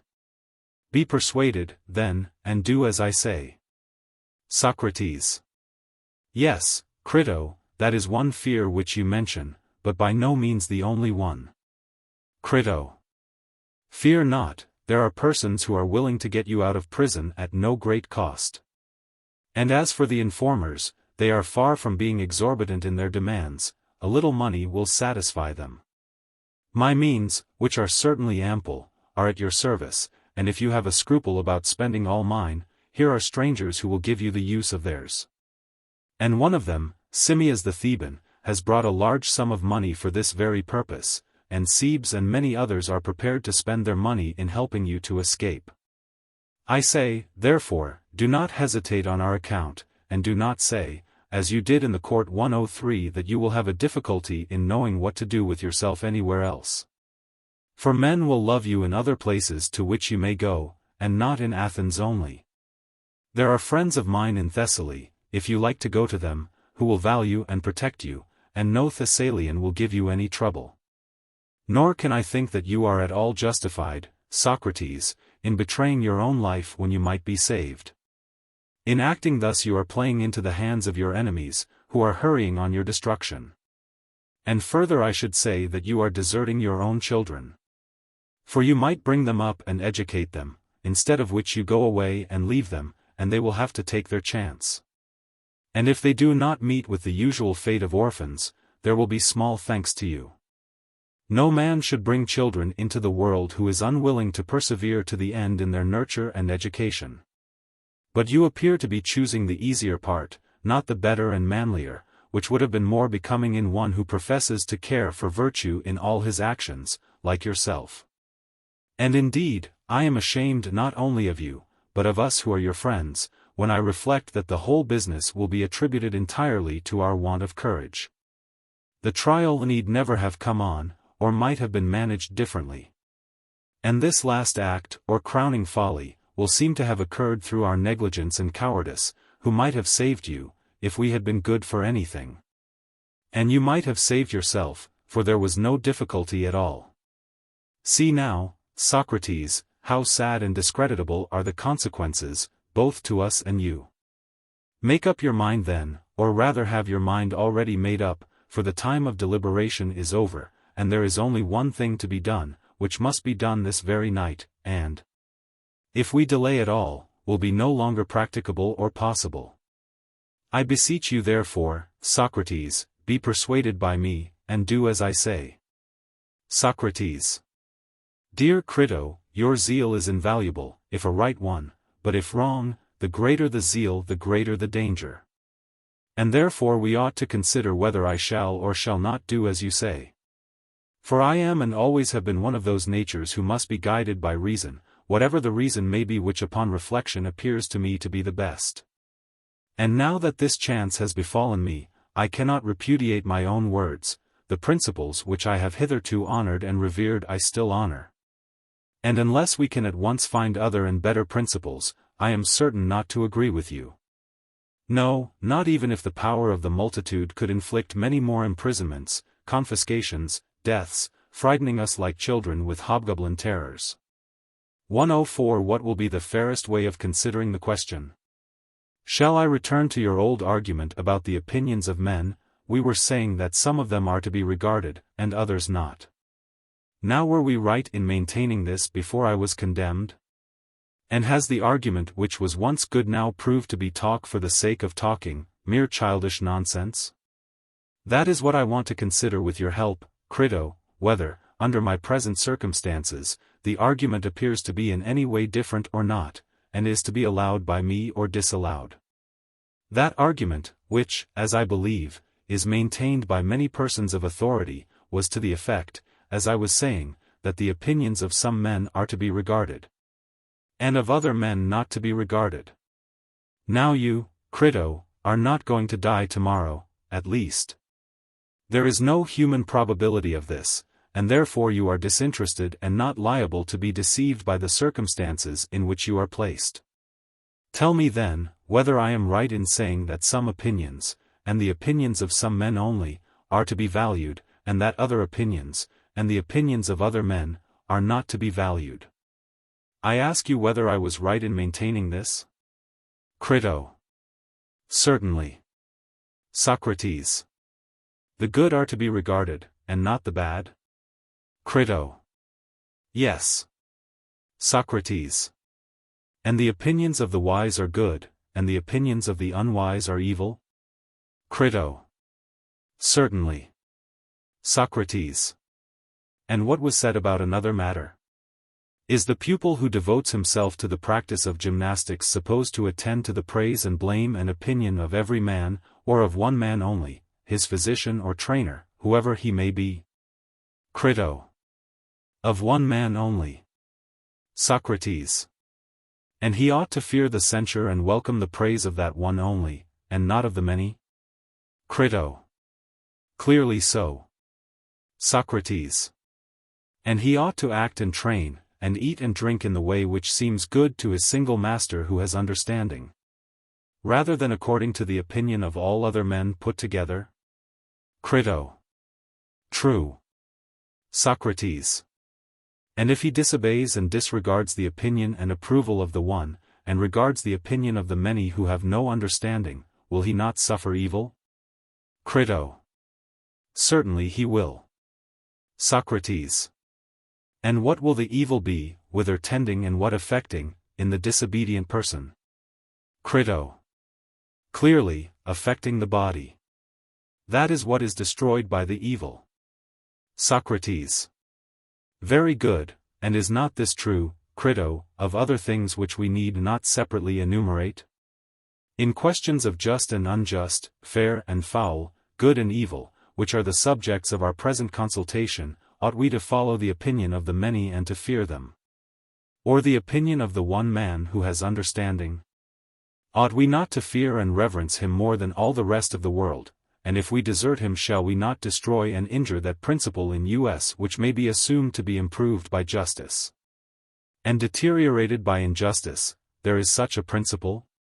Crito. Certainly there is, Socrates. Socrates. Take a parallel instance. If, acting under the advice of those who have no understanding, we destroy that which is improved by health and is deteriorated by disease, would life be worth having? And that which has been destroyed is the body. Crito. Yes.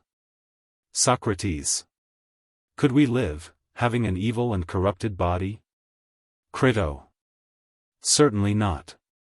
Socrates. And will life be worth having, if that higher part of man be destroyed, which is improved by justice and depraved by injustice?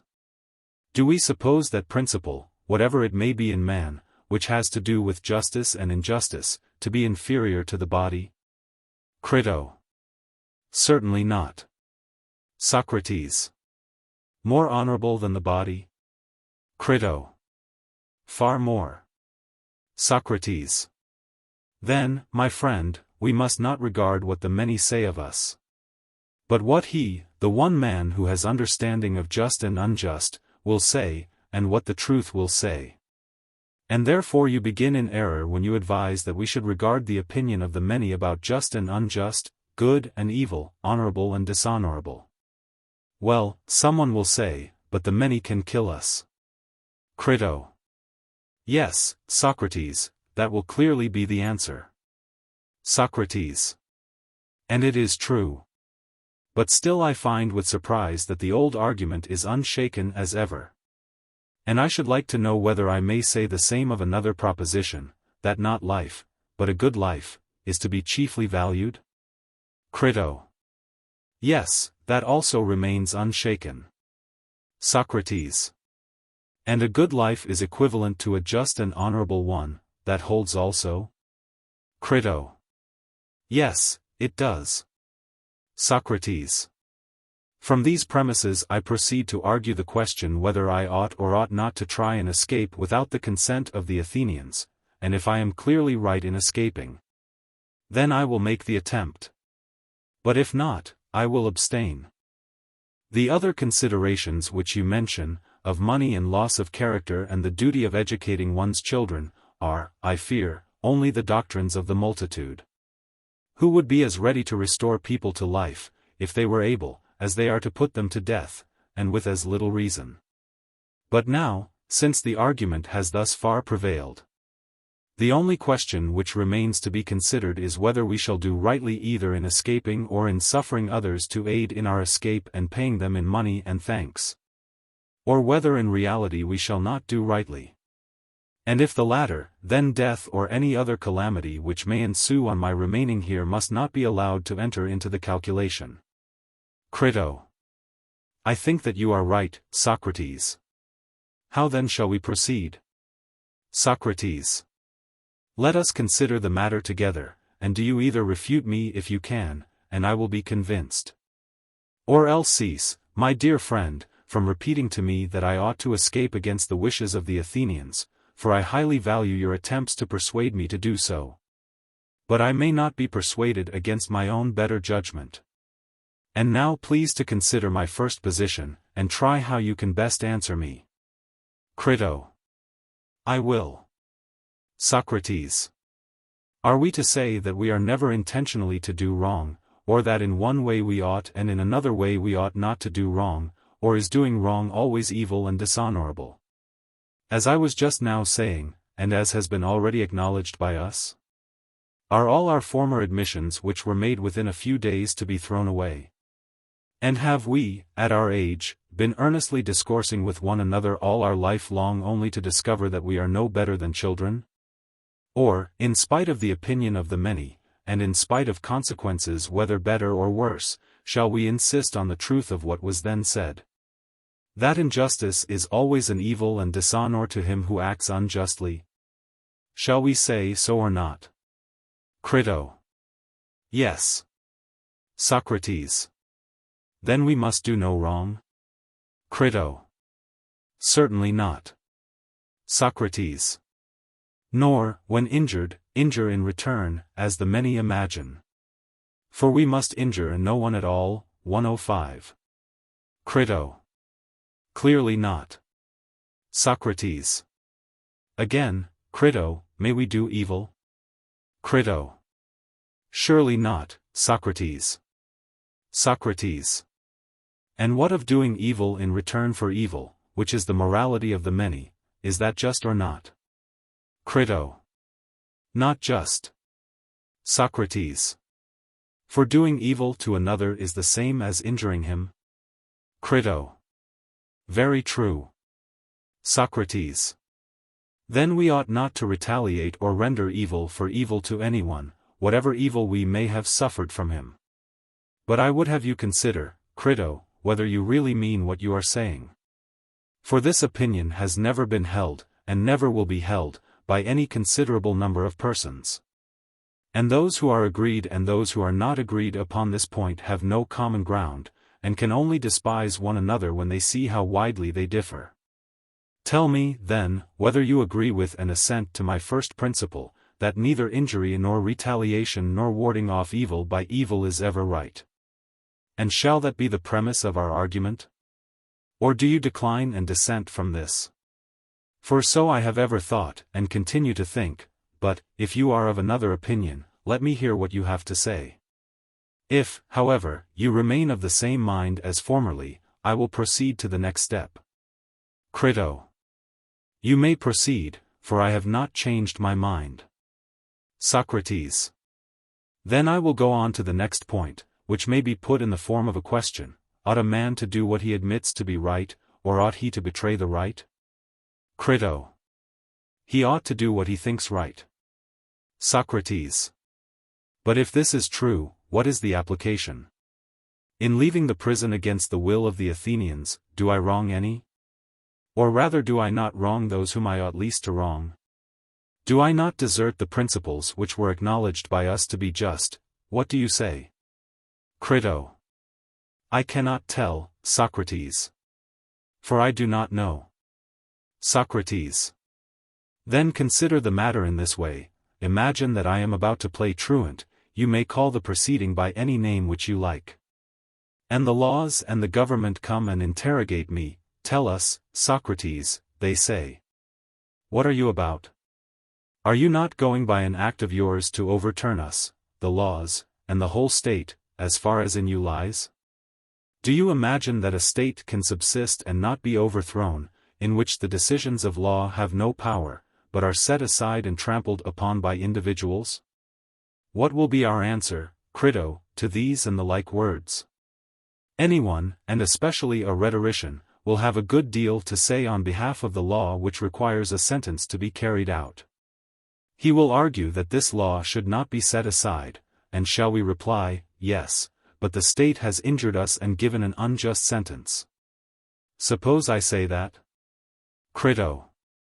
Very good, Socrates. Socrates.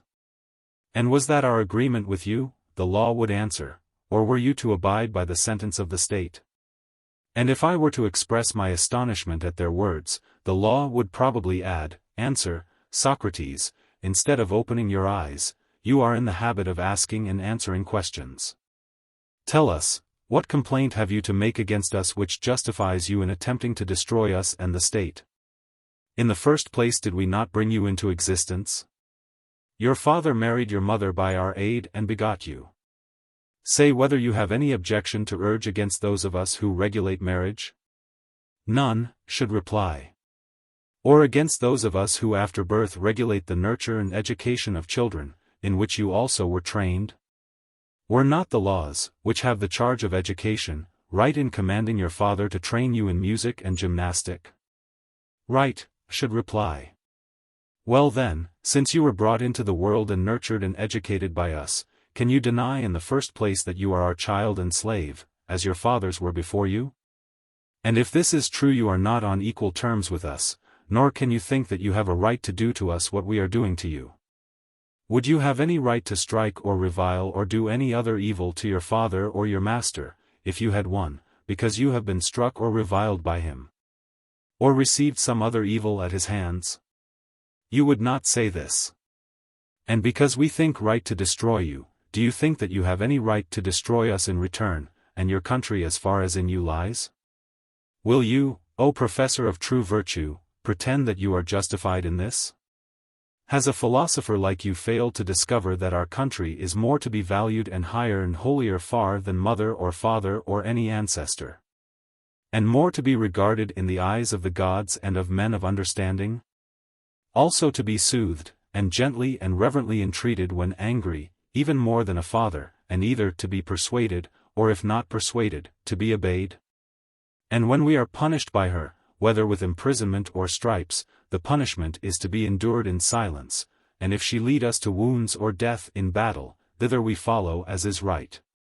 Neither may anyone yield or retreat or leave his rank, but whether in battle or in a court of law, or in any other place, he must do what his city and his country order him. Or he must change their view of what is just, and if he may do no violence to his father or mother, much less may he do violence to his country. What answer shall we make to this, Crito? Do the laws speak truly, or do they not? Crito. I think that they do. Socrates. Then the laws will say, consider, Socrates, if we are speaking truly that in your present attempt you are going to do us an injury. For, having brought you into the world, and nurtured and educated you, and given you and every other citizen a share in every good which we had to give, we further proclaim to any Athenian by the liberty which we allow him, that if he does not like us when he has become of age and has seen the ways of the city, and made our acquaintance, he may go where he pleases and take his goods with him. None of us laws will forbid him or interfere with him.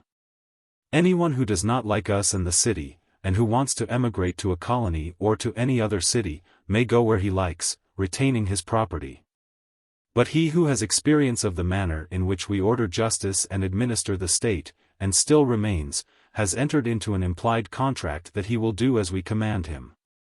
And he who disobeys us is, as we maintain, thrice wrong, first, because in disobeying us he is disobeying his parents, secondly, because we are the authors of his education. Thirdly, because he has made an agreement with us that he will duly obey our commands, and he neither obeys them nor convinces us that our commands are unjust. And we do not rudely impose them, but give him the alternative of obeying or convincing us, that is what we offer, and he does neither. These are the sort of accusations to which, as we were saying, you, Socrates, will be exposed if you accomplish your intentions, you, above all other Athenians. Suppose now I ask, why I rather than anybody else? They will justly retort upon me that I above all other men have acknowledged the agreement. There is clear proof, they will say, Socrates, that we and the city were not displeasing to you. Of all Athenians you have been the most constant resident in the city, which, as you never leave, you may be supposed to love. 106 For you never went out of the city either to see the games, except once when you went to the isthmus, or to any other place unless when you were on military service. Nor did you travel as other men do. Nor had you any curiosity to know other states or their laws, your affections did not go beyond us and our state. We were your especial favorites, and you acquiesced in our government of you, and here in this city you begot your children, which is a proof of your satisfaction. Moreover, you might in the course of the trial, if you had liked, have fixed the penalty at banishment. The state which refuses to let you go now would have let you go then. But you pretended that you preferred death to exile 107 and that you were not unwilling to die. And now you have forgotten these fine sentiments, and pay no respect to us the laws, of whom you are the destroyer. And are doing what only a miserable slave would do, running away and turning your back upon the compacts and agreements which you made as a citizen. And first of all answer this very question, are we right in saying that you agreed to be governed according to us in deed, and not in word only? Is that true or not? How shall we answer, Crito? Must we not assent? Crito. We cannot help it, Socrates. Socrates. Then will they not say, you, Socrates, are breaking the covenants and agreements which you made with us at your leisure, not in any haste or under any compulsion or deception. But after you have had 70 years to think of them, during which time you were at liberty to leave the city, if we were not to your mind, or if our covenants appeared to you to be unfair. You had your choice, and might have gone either to Lacedaemon or Crete, both which states are often praised by you for their good government, or to some other Hellenic or foreign state. Whereas you, above all other Athenians, seem to be so fond of the state, or, in other words, of us, her laws, and who would care about a state which has no laws? That you never stirred out of her, the halt, the blind, the maimed were not more stationary in her than you were. And now you run away and forsake your agreements. Not so, Socrates, if you will take our advice, do not make yourself ridiculous by escaping out of the city.